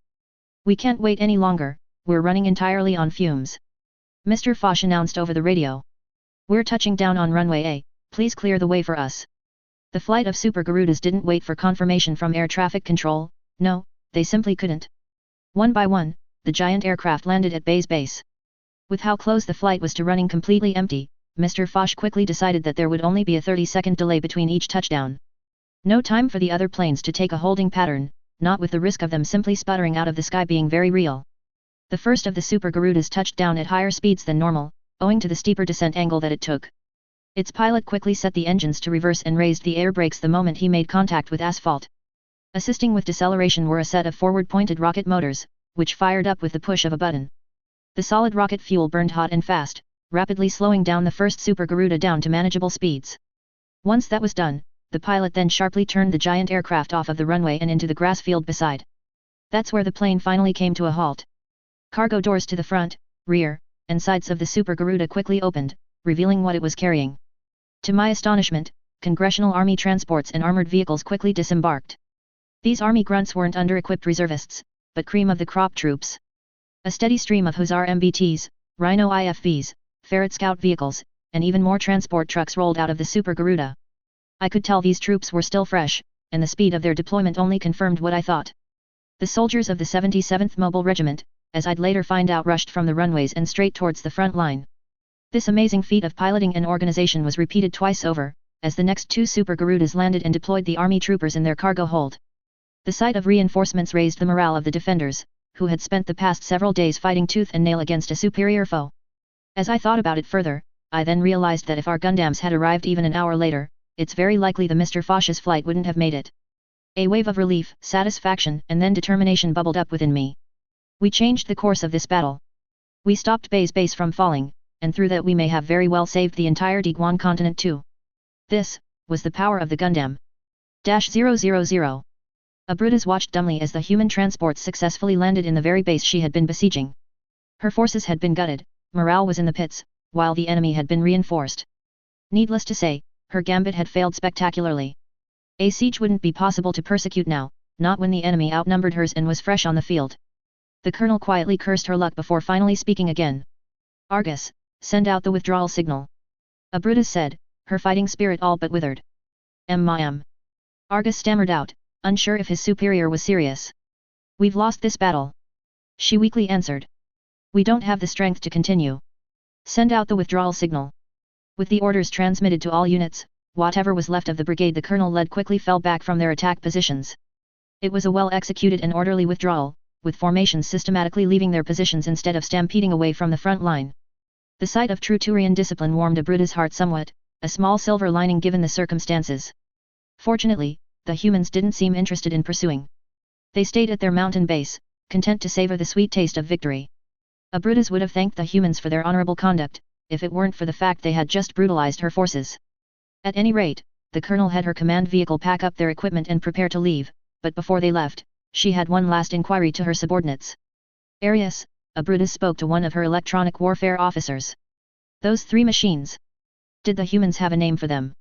Hearing the colonel's question, the E-war officer paused packing up his workstation and quickly checked the terminal for an answer. He ran through the communication logs that the Electronic Warfare 6 had recorded into the system. The logs were transcripts of human comms chatter that were intercepted and translated. Many of these weren't all that useful, they were good to get a read on the human force's general mood, but it was rare that the Turians could glean any actionable information from it. Arius suspected that the humans were starting to figure out that the coalition forces had deciphered their language, but until he had solid evidence as proof, it was merely speculation. What wasn't up to much speculation was the answer to the colonel's question. Reading into the logs, Arius noticed the repeated use of a particular word once those three bipeds showed up in the field. The word itself appeared to have no meaning, or at least nothing that can be translated into Palavish. Regardless, Arius gave Colonel Abrudas the answer she was looking for. "Colonel, the three machines that reinforced the enemy." Arius started. "Its name is Gundam. -000. Author's note, for those of you curious, Yellow Stripes first appeared in episode 10, Stars Falling in Space Part 1. I intentionally left his fate in that episode vague since I wasn't sure at the time if I wanted him to stick around. Now I decided that I did, so here he is. Anyways, this about marks the start of the war turning towards the Congressional forces' favor. They've still got a long way to go before they can confidently claim that they're winning, but it's a start. As for how long that turnaround is going to take, I'm not sure. I'm currently torn between wrapping up the Gundam team and Squadron 13's involvement in the planetary war by episode 24, or giving it an extra 2 or 3 episodes with the return to space filling in the rest of the next arc. I'm currently leaning towards the first option for pacing's sake, but there are a bunch of stuff I want to write that wouldn't work very well with only 4 episodes left in the current arc and not much space to do it justice. Also at almost 10k words this might be the longest chapter I've ever written and published lol. Also, last chapter I challenged you guys to guess what asset Admiral Bartford was lugging around, but I didn't realize that AO3 didn't have a PM function when I did this. This is a bit of a faff since I'd like to privately contact the person who correctly answered to confirm some details without spoiling the answer lol. I'll figure something out, but for now if you answered in AO3 please keep your Discord or FFnet profile handy. If you answered through an FFnet review, feel free to ignore this since I can just shoot a PM at you. Chapter 24, Silent Run. Chapter Text. Relevant notes will be at the end of the chapter. -000. Mobile Suit / Mass Effect. Episode 21. Silent Run. -000. While the escape from the ruins of the Bullhead Line to Cassaferranga Station might have been slow, it also had no shortage of things to do in the meanwhile. Someone had to watch the radar screen, or go out for repairs, or even stand outside as a visual sentry. It was slow, but also tense and kept him on edge. The current cruise going from Cassaferranga Station, through one of the Sangan Belt's smaller crossings, and then finally Rizima Station should have been more pleasant for Captain Tai Wen-Li. But reality couldn't be further from the truth. For one, Captain Tai Wen-Li wasn't the actual captain of the ship he was aboard. That honor fell to Captain Robert Lapp, commanding officer of the battlecruiser Akuo.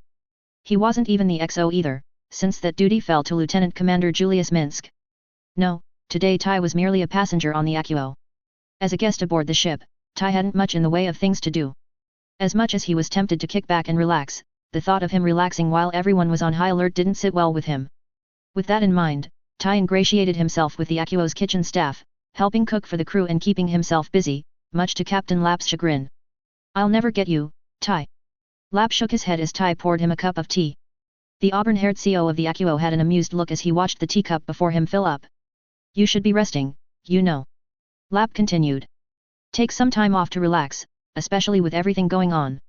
You're going to need all that strength once you start working on Old Amber." Tai simply gave an easygoing smile as he sat down and proceeded to pour himself some tea. "Yeah, but it doesn't feel right," he said, sighing. "What am I supposed to do? Torture myself with Thunderbolt Wars or watch all 100 episodes of Cosmic Age till my eyes bleed, while everyone else risks their lives to get me to Rizima Station?" "Well, that sounds like a ball of a time." Lapp shrugged. "If you don't mind taking command of Akuo for a while, I think I'd do just that." A scowl formed in Tai's face when he heard Lapp say that. "I'd do it happily if you'd read something else other than that historical fanfiction crap," he said, disgusted at the thought of his friend reading Thunderbolt Wars. "It's a good series, Tai." Lapp cheekily responded, only for Tai to respond with a huff. Lapp turned the subject to something else, knowing that egging his friend further with Thunderbolt Wars was only going to end up with Tai throwing tea at his face. As the conversation continued, with the two captains talking about a variety of subjects to pass the time. However, it wouldn't be long until the intercom rang and interrupted the two.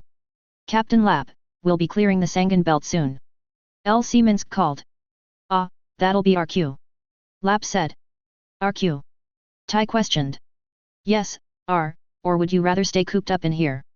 The captain weighed his options, though it was an easy one.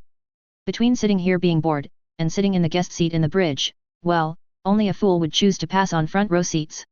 "Yeah, you're right," Tai said, straightening up his uniform as he got up from his seat. Lapp led the way, with the guest captain following closely behind. Granted, Tai was well acquainted with the layout of a Nikos-class battlecruiser, given he was the commanding officer of the Akuo's sister ship. He really didn't need a guide to get around. Moreover, Lapp had also told Tai to make himself at home, but still, it wouldn't do for Tai to overstep his boundaries. They arrived in Akuo's bridge only a few minutes later. The officer's lounge in a Nikos battlecruiser was rather close to the bridge, an intentional design decision meant to minimize the chances of the ship's officers being stuck too far from their posts to quickly get to battle stations. The bridge itself was nothing quite special, being a slightly upsized version of the bridges found in a Chariot-class cruiser. Lapp hurried along towards the command seat while Tai sat down on one of the observer seats in the rear. The two took their seats just in time for the Akuo to clear the asteroid belt. "Sangan Belt is now behind us," LC Minsk reported. "Thank you, Commander," Captain Lapp said, settling into the raised command chair. "I'll take it from here." Outside, the seemingly endless lines of asteroids orbiting the system star slowly fell behind, with wide open space now far ahead. "All ships, initiate Phase 3 of the operation." Lapp gave the order. "Disengage inertial dampeners and proceed with inertial flight. Disperse Minovsky particles at half combat density. Remember our mission, we have to protect the Arsenal at all costs." The formation shifted almost immediately, from the single file line that Akuo had led through the Sangan Belt, to a protective formation with the repair barge Arsenal in the middle of the diamond-shaped formation. At the front point was none other than the Akuo herself, while chariot cruisers made up the other 3 points in the diamond. Connecting the 4 points were 8 current destroyers, with 2 filling the gap between each point. Tai watched as each ship took up their positions near flawlessly, an impressive feat given the ad hoc nature of this formation. By his memory, only one of the chariots and 2 of the currents had ever directly worked under Lap's command, with the rest being survivors from other formations. It was a testament to the skill and training of each ship's commanding officer that they've been able to work together efficiently, though a little voice in the back of the blonde captain's head asked whether or not that would hold up once they entered combat. Phase 3 formation assumed. Commander Minsk reported. ETA to Rizima Station, 33 hours. Even though they were in empty space now, Lap's squadron was still flying slow.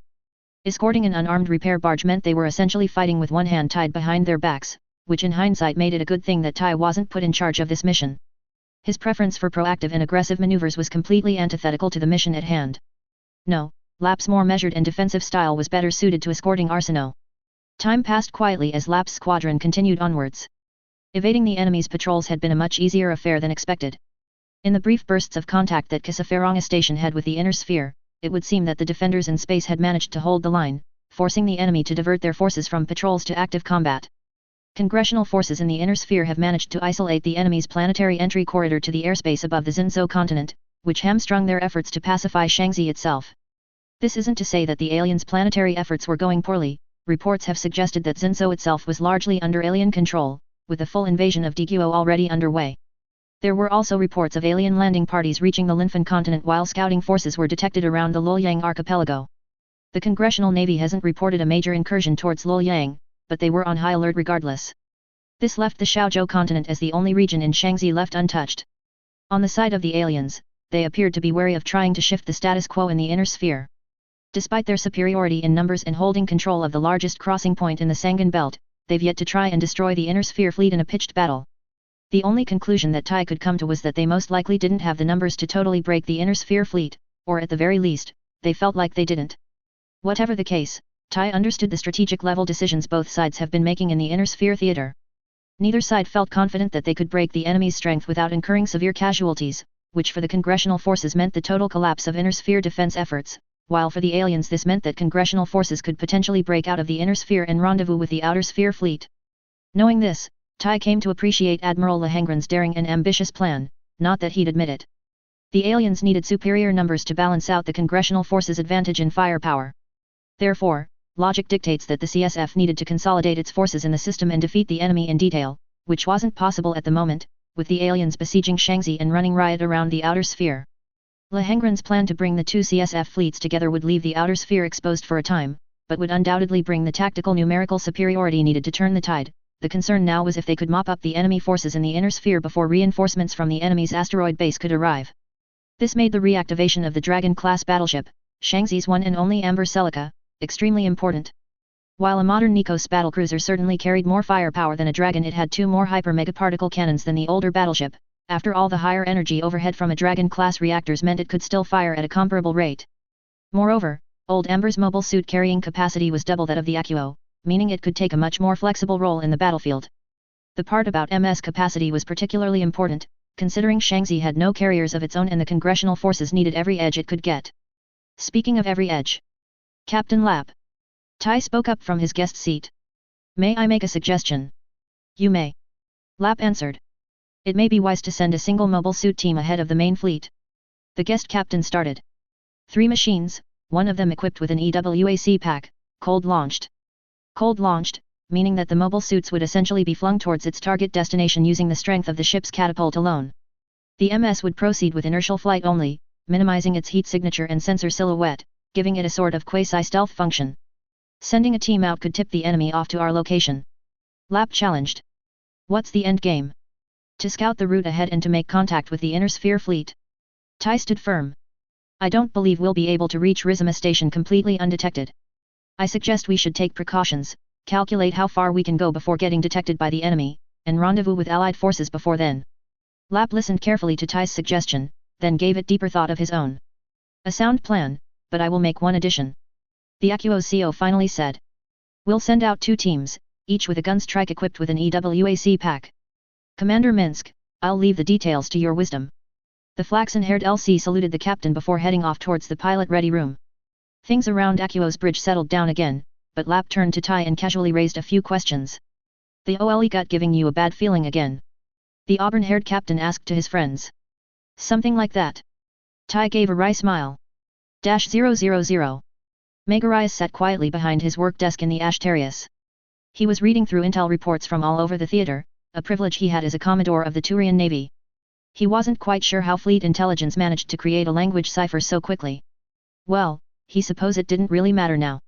Fleet intelligence was able to eavesdrop on the enemy's conversations and glean invaluable intel from it, intel Megarius could use to save lives.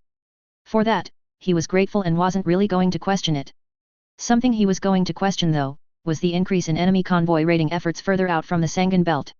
It would appear that the enemy has figured out the different safe travel lanes used by the expedition's convoys. The humans were able to concentrate their forces and strike at the convoys when they were at their most isolated, far away from coalition reinforcements that were spread thin trying to cover the entire system. However, Megarius was starting to notice a pattern. Previously, it was obvious that the enemy was merely attacking based on opportunity. The attacks didn't have much of any pattern, only that they attacked where the supply convoys were furthest from patrol routes. Now though, they were becoming bolder, more brazen, but more importantly, more structured. That's right, more structured. Megarius has started to notice a pattern in their attacks.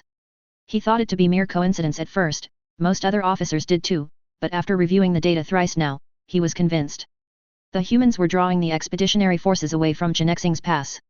It was difficult to come to that conclusion, but careful examination of the intelligence presented led Megarius to that conclusion, but the question was, why? Try as he might, but the only answer the Commodore could come up with was that the humans were planning an attack there. It didn't make a lot of sense. Fleet intelligence estimates speculates that the enemy doesn't have the numbers to launch that kind of operation, but what if fleet intelligence was wrong? What if the enemy did have the numbers? It was certainly not impossible that it was the case. Difficult, but not impossible. After all, Admiral Seleucus stated that the state-of-the-art Solarian fleet she commanded couldn't form an impenetrable net around the relay. While they've managed to hold against the enemy's probing attacks, a handful of formations were starting to slip past. She's already petitioned for reinforcements from Arterius, but that's where things were getting complicated. Arterius was part of the old breed. So was most of his staff officers and subordinates. Old breed officers had a tendency to subscribe to the age-old decisive battle doctrine, which emphasized drawing the enemy's main force into a massive set-piece battle meant to annihilate them. With the enemy's fleet wiped out, Allied forces were then free to operate with total impunity, without fear of a large force swooping in to throw a wrench into the operation. This was how the Krogan Wars was won. Admiral Aximand of the Turian 9th Fleet used himself as bait, luring War Master Yurgul's main fleet deep into coalition territory, before springing his trap and calling upon 4 more coalition fleets to surround the War Master. The Krogans fought tooth and nail, taking many coalition sailors down with them, but after 3 days of near non-stop fighting not even Krogan tenacity could overcome such overwhelming material superiority. A succession crisis began after War Master Yurgul's death at the hand of Admiral Aximand. The coalition used this opportunity to rally their forces and destroy the disorganized Krogan forces in detail. Pitched battle after pitched battle, the mighty Krogan forces were destroyed in successive battles which decisively turned the tide of the war in their respective theaters. It was when Krogan naval superiority had been crushed to the point of no recovery that coalition forces turned their efforts to liberating occupied territories. It was an impressive display of galactic-scale organization, which let coalition forces seize the strategic initiative from the Krogans. Megarius, having observed the expedition's overall strategy, realized that Arterius was trying to replicate Aximand's success, though admittedly at a much smaller scale. He was trying to find the opportunity to destroy the majority of the enemy's fleets in a large decisive battle so that he could the Navy's efforts to ground support. It was a fine plan on paper, but it largely fell flat given that the enemy appeared to have no intentions of playing the same song.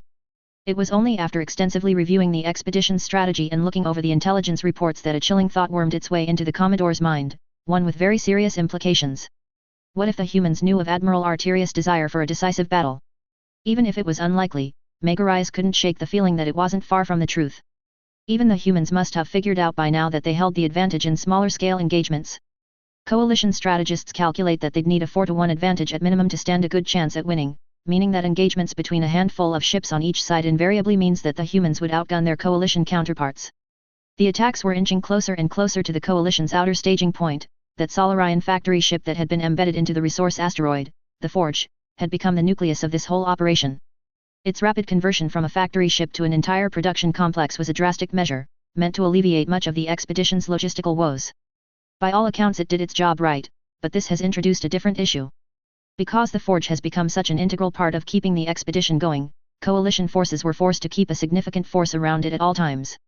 So, if the enemy were inching closer towards the forge, well, Megarais guessed it was only a matter of time until Arterais concluded that the enemy was preparing to assault the asteroid base. If that were the case, then it wasn't out of the question that the Admiral would withhold the bulk of the expedition's forces around the forge, while the enemy moved to attack Genexing's Pass. It was doubtful that the enemy had the numbers to mount a direct assault against Genexing's Pass, but the fact remains that it increasingly looked like that was the direction the humans were going. The Commodore furrowed his brow plates in frustration and rubbed his forehead. If he were in the human's stead and trying to make this plan work, what would he do? Megarais went into deep thought, staring at a digital map of the Shangzi system as he did. With the enemy's forces divided and isolated the way that they were, it was unlikely that either one could manage a breakthrough on their own. But what if they attacked together? Organizing that kind of operation would be difficult to pull off, given the astrography of the Shangzi system. A messenger with details of the plan, either from the inner sphere going out, or the other way around, would have to deliver the plans to their counterparts. With the major crossing points already occupied by coalition forces, only a small formation could possibly get through. They'd be harder to detect, and Megarais wasn't confident his own forces would be enough to scour the entire inner sphere to intercept that messenger. He could bring it up with Arterais and Fleet Command, but would they even listen to him? He worried that they wouldn't. Megarais stepped on a lot of toes before his punishment posting to the Skylian sector. The Commodore sincerely doubted that the owners of those toes were any happier now that he had been vindicated and promoted. It certainly didn't make any things better that most of those that Megarais had angered were old breed officers, many of which were now part of Arteria's staff. That's going to make things difficult. The Commodore muttered to himself. Begrudgingly, Megarais decided that he'd have to take matters into his own hands. After a few moments of thought, he decided the course of action he would need to make. The Commodore pressed a button at his desk, which automatically made a call to the Asterius Bridge. Captain Garadin. Megarais spoke. Contact Captain Gemis of the 12th Patrol Squadron, the one from our reserves. I'll brief them from the conference room. -000.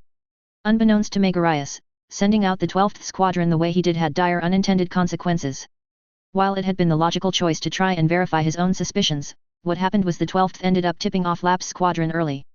The recon MS that was launched on Ty's suggestion managed to detect the picket line, and adjust their course accordingly. By the time the Turians had realized what was going on, it was far too late. Lap's squadron had rendezvoused with another CSF squadron, at which point they had become too powerful for Megarais to take on alone. Though under the watchful eye of the Turians, Lap and his reinforcements reached Rizima Station without further incident. Megarais had cursed himself for that mistake, but at the very least he knew that whatever plans the humans had up their sleeves, it would come from Rizima. A complicated situation arose. The congressional forces were able to proceed with their plan to break out of the inner sphere, but the expeditionary forces now knew where any future operation would come from, which wasn't much, considering Rizima Station was the military center of the inner sphere. With all of this intel in hand, Megarais was able to convince Arterais to send reinforcements, to besiege Rizima Station, and hopefully put an end to the humans' plans before it could be enacted. -000. Your arrivals put us in a bit of a bind, Captain. The tired voice of Admiral Meslam spoke. You do understand that, right? Meslam, whose graying hair had only gotten grayer since Tai last saw him, appeared to be utterly exhausted. Given the unenviable situation he had been put in, the captain could only empathize, though relaying Commodore Autumn and Admiral Lehengren's message certainly didn't help. The Admiral, Captains Tai and Lap, as well as several other important officers were gathered in a large conference room in the Space Force HQ, deep within Rizima Station. Tai had just finished presenting the plan that Commodore Autumn and Admiral Lehengren had drawn up, explaining the roles that the Inner Sphere fleet needed to play in order for the operation to succeed. What the plan asked of Admiral Meslam and his forces were high, but should they succeed? I understand, Admiral. Tai stood firm. The Commodore had entrusted him with this mission. He can't afford to fail her. Not a second time. But still, this is the best chance we have at breaking the enemy's stranglehold of the inner sphere. He continued. Once we've regained control of Genexing's Pass, the aliens in the inner sphere will be trapped and cut off from resupply. We'll be able to deal with them at our. We've heard your presentation, Captain, and I do agree that it's our best chance. Meslam sighed, rubbing his temples as he leaned back into his chair. But still, this is a very tall order. Rizima has been under near constant attack since the aliens breached the Sangan Belt. We're just about holding the line with the numbers we have. A major offensive on Genexing's Pass will require a drastic shift in the balance of power in the inner sphere. The meeting would end shortly afterwards with the conclusion that the enemy presence in the inner sphere needed to be severely weakened before any offensive operation could be launched. Lap's squadron of 12 ships wasn't the shot in the arm the inner sphere fleet needed to break the enemy, but it was a start. Over the course of the next few days, Lap and his ships would sortie from Rizima Station, probing the enemy's strength and trying to figure out where they were weakest. On the other hand, Tai was busy overseeing Old Amber's restoration efforts. As Commodore Autumn and Admiral Lehengrin both predicted, Rizima's shipyards have been too busy running maintenance on active duty ships to continue working on the old battleship. The Arsenault was the only way for the project to continue, which made the repair barge an absolute godsend. Fortunately, a lot of the heavy lifting had already been finished. If all things went right, which Tai hoped it would, Old Amber could join the Inner Sphere fleet in a few weeks' time. This meant that the captain had ample time to find ways to break the enemy's strength. He would frequently visit the Space Force's archives, to try and find anything that can possibly give the CSF the edge they needed. He delved into ongoing and cancelled weapons research, even checked on what few Federation-era documents he could access. Many of them could have given the Congressional forces the edge they needed, but none were on hand, in either Shaanxi or Rizima Station. A few could have been fabricated from scratch, but that would take too much time and resources, so the captain skipped those as well. Days would go by, with Tai hopping back and forth between Arsenault and Rizima Station to do his research. It was only when Tai felt like he was scraping the bottom of the barrel that he finally found a lead he could work with. Activating the work terminal in the office he had commandeered, he rang up the Arsenault's comms officer. "Lieutenant Ure, please put out a query on the status of Atlas Point's director, Lena Ealing," he said. "I have a few questions for her." -000. Contact with Congressional forces in Shaanxi's orbit had been spotty ever since the aliens began their full-scale invasion of the planet. With the CSF's constant dispersal of high-density Minovsky particles, calls between Argus and Rizima were few and far in between, relegated to a small window of a few hours every single day. This meant that transmissions not critical to the war effort were restricted. Civilians weren't allowed to make calls, only email that had to pass through the military's wartime sensors. Government officials were limited to 15-minute calls, and only for emergencies. The military took the lion's share of the bandwidth, which was to be expected given the current circumstances. This is why Director Ealing had been somewhat surprised when Agent Heder notified her that someone in Shaanxi needed to speak with her on video call.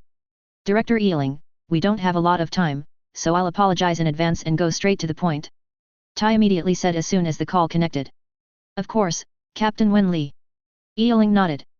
"The Congressional Space Forces are in need of a weapon to shift the balance of power in the Inner Sphere," Tai continued. "In Rizima Station's archives, I've found files regarding a cancelled weapons project that I believe could serve this purpose." The captain certainly didn't mince words, Ealing thought to herself. A weapon to shift the balance of power in the space battle over Shaanxi? The director mentally rifled through the list of things that Captain Wen Li could be referring to. A few came to mind, some of which she was already working on in the Argus labs. "Which one did you have in mind, Captain?" "Project Longinus," he said plainly. Project Longinus. That Captain Wen Li was looking for this weapon specifically was both surprising, and unsurprising at the same time. It was a weapon project that was undergoing development late in the secession crisis. If completed, it would have been one of, if not the most power weapons ever put on a warship. This sort of firepower was once seen as desirable to cow secessionists into submission, but the end of the crisis meant that the Congressional forces no longer needed a weapon of that caliber. "I see." Ealing nodded as she understood the full implications of what Captain Wen Li was asking for.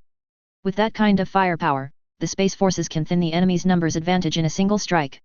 He stated. "Well, as long as the weapon works as advertised, at the very least." "Well, Captain, you're in luck. The only surviving Longinus prototype was stored right here, in the Argus labs," she told him. "We have all the facilities needed to bring the weapon back to working condition, so rest easy." "Thank you, Director." Wen Li nodded. "I'll let you get to work immediately." But before the captain could end the call, Ealing remembered one last detail she needed to ask. "Before we part ways, which ship do you plan on mounting the weapon on?" the director asked. "The old test beds are long gone at this point. Knowing where and how this weapon will be used would make my job a lot easier." "Ah, I was going to send you a complete document later, once I've sorted out some of the details, but I suppose it wouldn't hurt to send you some of the drafts now." A few seconds later, Ealing's computer notified her that she had received an encrypted file. Opening it with her credentials, she found that inside it were a few rough sketches on what Captain Wen Li envisioned for the Longinus prototype. In the sketch, the weapon was mounted onto a bracket and grafted onto the bow flight deck of a battleship. Approximations of wiring and piping linked from the prototype towards points which Ealing recognized as Minovsky particle channels mean to feed the ship's various beam weapons. Now she understood the general outlines of Captain Wen Li's plan. The Amber Celica is the only ship in the Inner Sphere that has the energy overhead to power that massive weapon. He pointed out, a playful expression crossing his face. With this, even those kilometer-long dreadnought types of theirs will have something to fear. -000. Deep in one of Bay's base's many briefing rooms, an eclectic mix of Army Rangers, Space Force pilots, a few Navy Marines, and finally civilian pilots from Sunfish Logistics. Illuminated only by the holographic projector's light, Colonel Knapfstein explained the strategic situation to those of us in the room. Now that the 77th Mobile Regiment has arrived, Bay's base is in a good position to defend itself from further enemy attacks. The colonel, who had deep red hair and sharp features, spoke. Captain Petrovsky, I know we aren't without our differences, but I cannot thank you enough for helping hold this facility. The Ranger captain silently nodded, his only signal of acknowledgement. With that being said, I do believe that your talents will be wasted defending this base. Knapfstein continued. The colonel manipulated the holographic projection so that it zoomed in on the area around Port Tsingtao. As he did so, red and green blips which signified enemy and allied forces respectively, began to appear. I could clearly see that a mass of red blips were beginning to surround and close in on the city. There were plenty of green blips on display, but despite their numbers the enemy still outnumbered the defenders significantly. The SIS has identified and verified the objective of the enemy's main force, Port Tsingtao. Knapfstein explained, breaking down the graphics in the projection. Currently, the only ground units holding the city are the 303rd Army Division, supported by a group of Space Force Marines from the Shaanxi 13th Squadron. Hey, those are our guys. Rosen called out. That means the Rizima and the rest made it to Port Tsingtao. Verns nodded. But where'd they go? I then asked. Shouldn't they be on station providing fire support for the defenders? I was getting to that. Knapfstein asserted himself before continuing. An alien attack force was detected moving through the northern Aster Sea and is predicted to land in northern Diguo, most likely around the Nui Emden municipality, but we're not ruling out that they'll make landfall around the Hoffnung industrial zone further east. The 13th, as well as most of the Pike flotilla, were dispatched to intercept and we don't expect them to be back until the end of the week. After taking in all the information, Petrovsky now spoke. I'm guessing this is where we come into play. The Ranger captain spoke. You would be correct. Knapfstein nodded. With Bay's base secure for the foreseeable future, it would be wise to redeploy the 212th Ranger Company to Port Tsingtao. Looking around, I found that most in the room agreed with the colonel's assessment. The Rangers were an offensive tool, better served for taking the fight to the enemy. Their talents were definitely wasted if they were left to simply mill about. That sounds all well and good, the 212th's second-in-command, Lieutenant Lang, spoke up. But transporting an entire Ranger Company plus vehicles across the entire continent isn't going to be easy. Well, Lieutenant, that would be where you're wrong. The colonel countered. Mr. Foch, I'll leave the rest of the briefing to you. The portly man who while wearing a pilot's jumpsuit and with his unkempt hair looked a far cry from his more manicured appearance back at Yuliang Spaceport stood up and thanked the colonel before continuing the presentation. After some discussion with Colonel Knapfstein, my pilots and I have agreed to help transport the 212th Company from Bay's base to Port Tsingtao. He explained. We have plenty of payload space to carry the entire company. We also have the range to take a longer, safer route through Diguo's southern coastline. A green line began to trace a path on the holographic map. It went southwards from Bay's base, traversing the western forests before turning sharply towards the east once the flight reached the southern coastline. There, the air convoy would fly just off the coast until turning north towards Port Tsingtao itself. The flight plan would have them enter their airspace from behind friendly lines, meaning they should be able to rely on Allied air cover to keep them safe, well, as safe as it was possible for civilian planes to fly into an active war zone, at least. This is still very dangerous. Verns was the first to speak up on those concerns. You're using civilian Super Garudas, your only defense system are flare dispensers and a civilian-grade Minovsky particle dispenser. If the situation along the southern coast changes for any number of reasons, you'd have no way to defend yourselves. You are correct on this matter, Lieutenant Heder. Mr. Foch nodded eagerly. We knew that when we first took the assignment to transport the 77th Regiment that we'd be flying straight into danger and that we'd have very little means to defend ourselves. Your timely intervention has saved us all, Lieutenant, which is why I'd like to ask you and your team to come with us to Port Tsingtao. Verns froze for a moment at the suggestion, and it took me a moment to realize why. Of course, Verns grew up in Port Tsingtao. Normally you'd expect someone to be more excited to go out and protect their hometown, but I then remembered the falling out Verns had with his father. Moreover, seeing his hometown in flames and invaded by an alien force certainly would add to that pressure. With things being as stressful as it is now, I'm not sure how things would turn out. I quietly put my hand on his and gave him a gentle squeeze for encouragement. He looked at me and smiled, a quiet nod given as a sign of appreciation. Verns steeled himself before giving an answer. We'll be happy to escort you. He answered. -000. A/N, so I decided to slow things down this episode and do more setup, both for the next episode and for the series endgame. Next episode will be the Battle of Port Tsingtao proper, featuring more of Petrovsky and his army rangers, as well as some new toys that director Ealing brought with her to the Rizima. Also decided to skip over Lap and his squadron evading Magarius patrols for pacing reasons. I didn't think it'd be necessary to get into too much detail into it, so I just gave a few paragraphs worth of explanations. Also, Cosmic Age is basically the in-universe name for Gundam Seed, which is considered alternate history fiction. I felt that since Gundam Thunderbolt exists as the comic book series Thunderbolt Wars in this FIC, I thought it was only fair that other Gundam AUS should exist as in-universe media as well.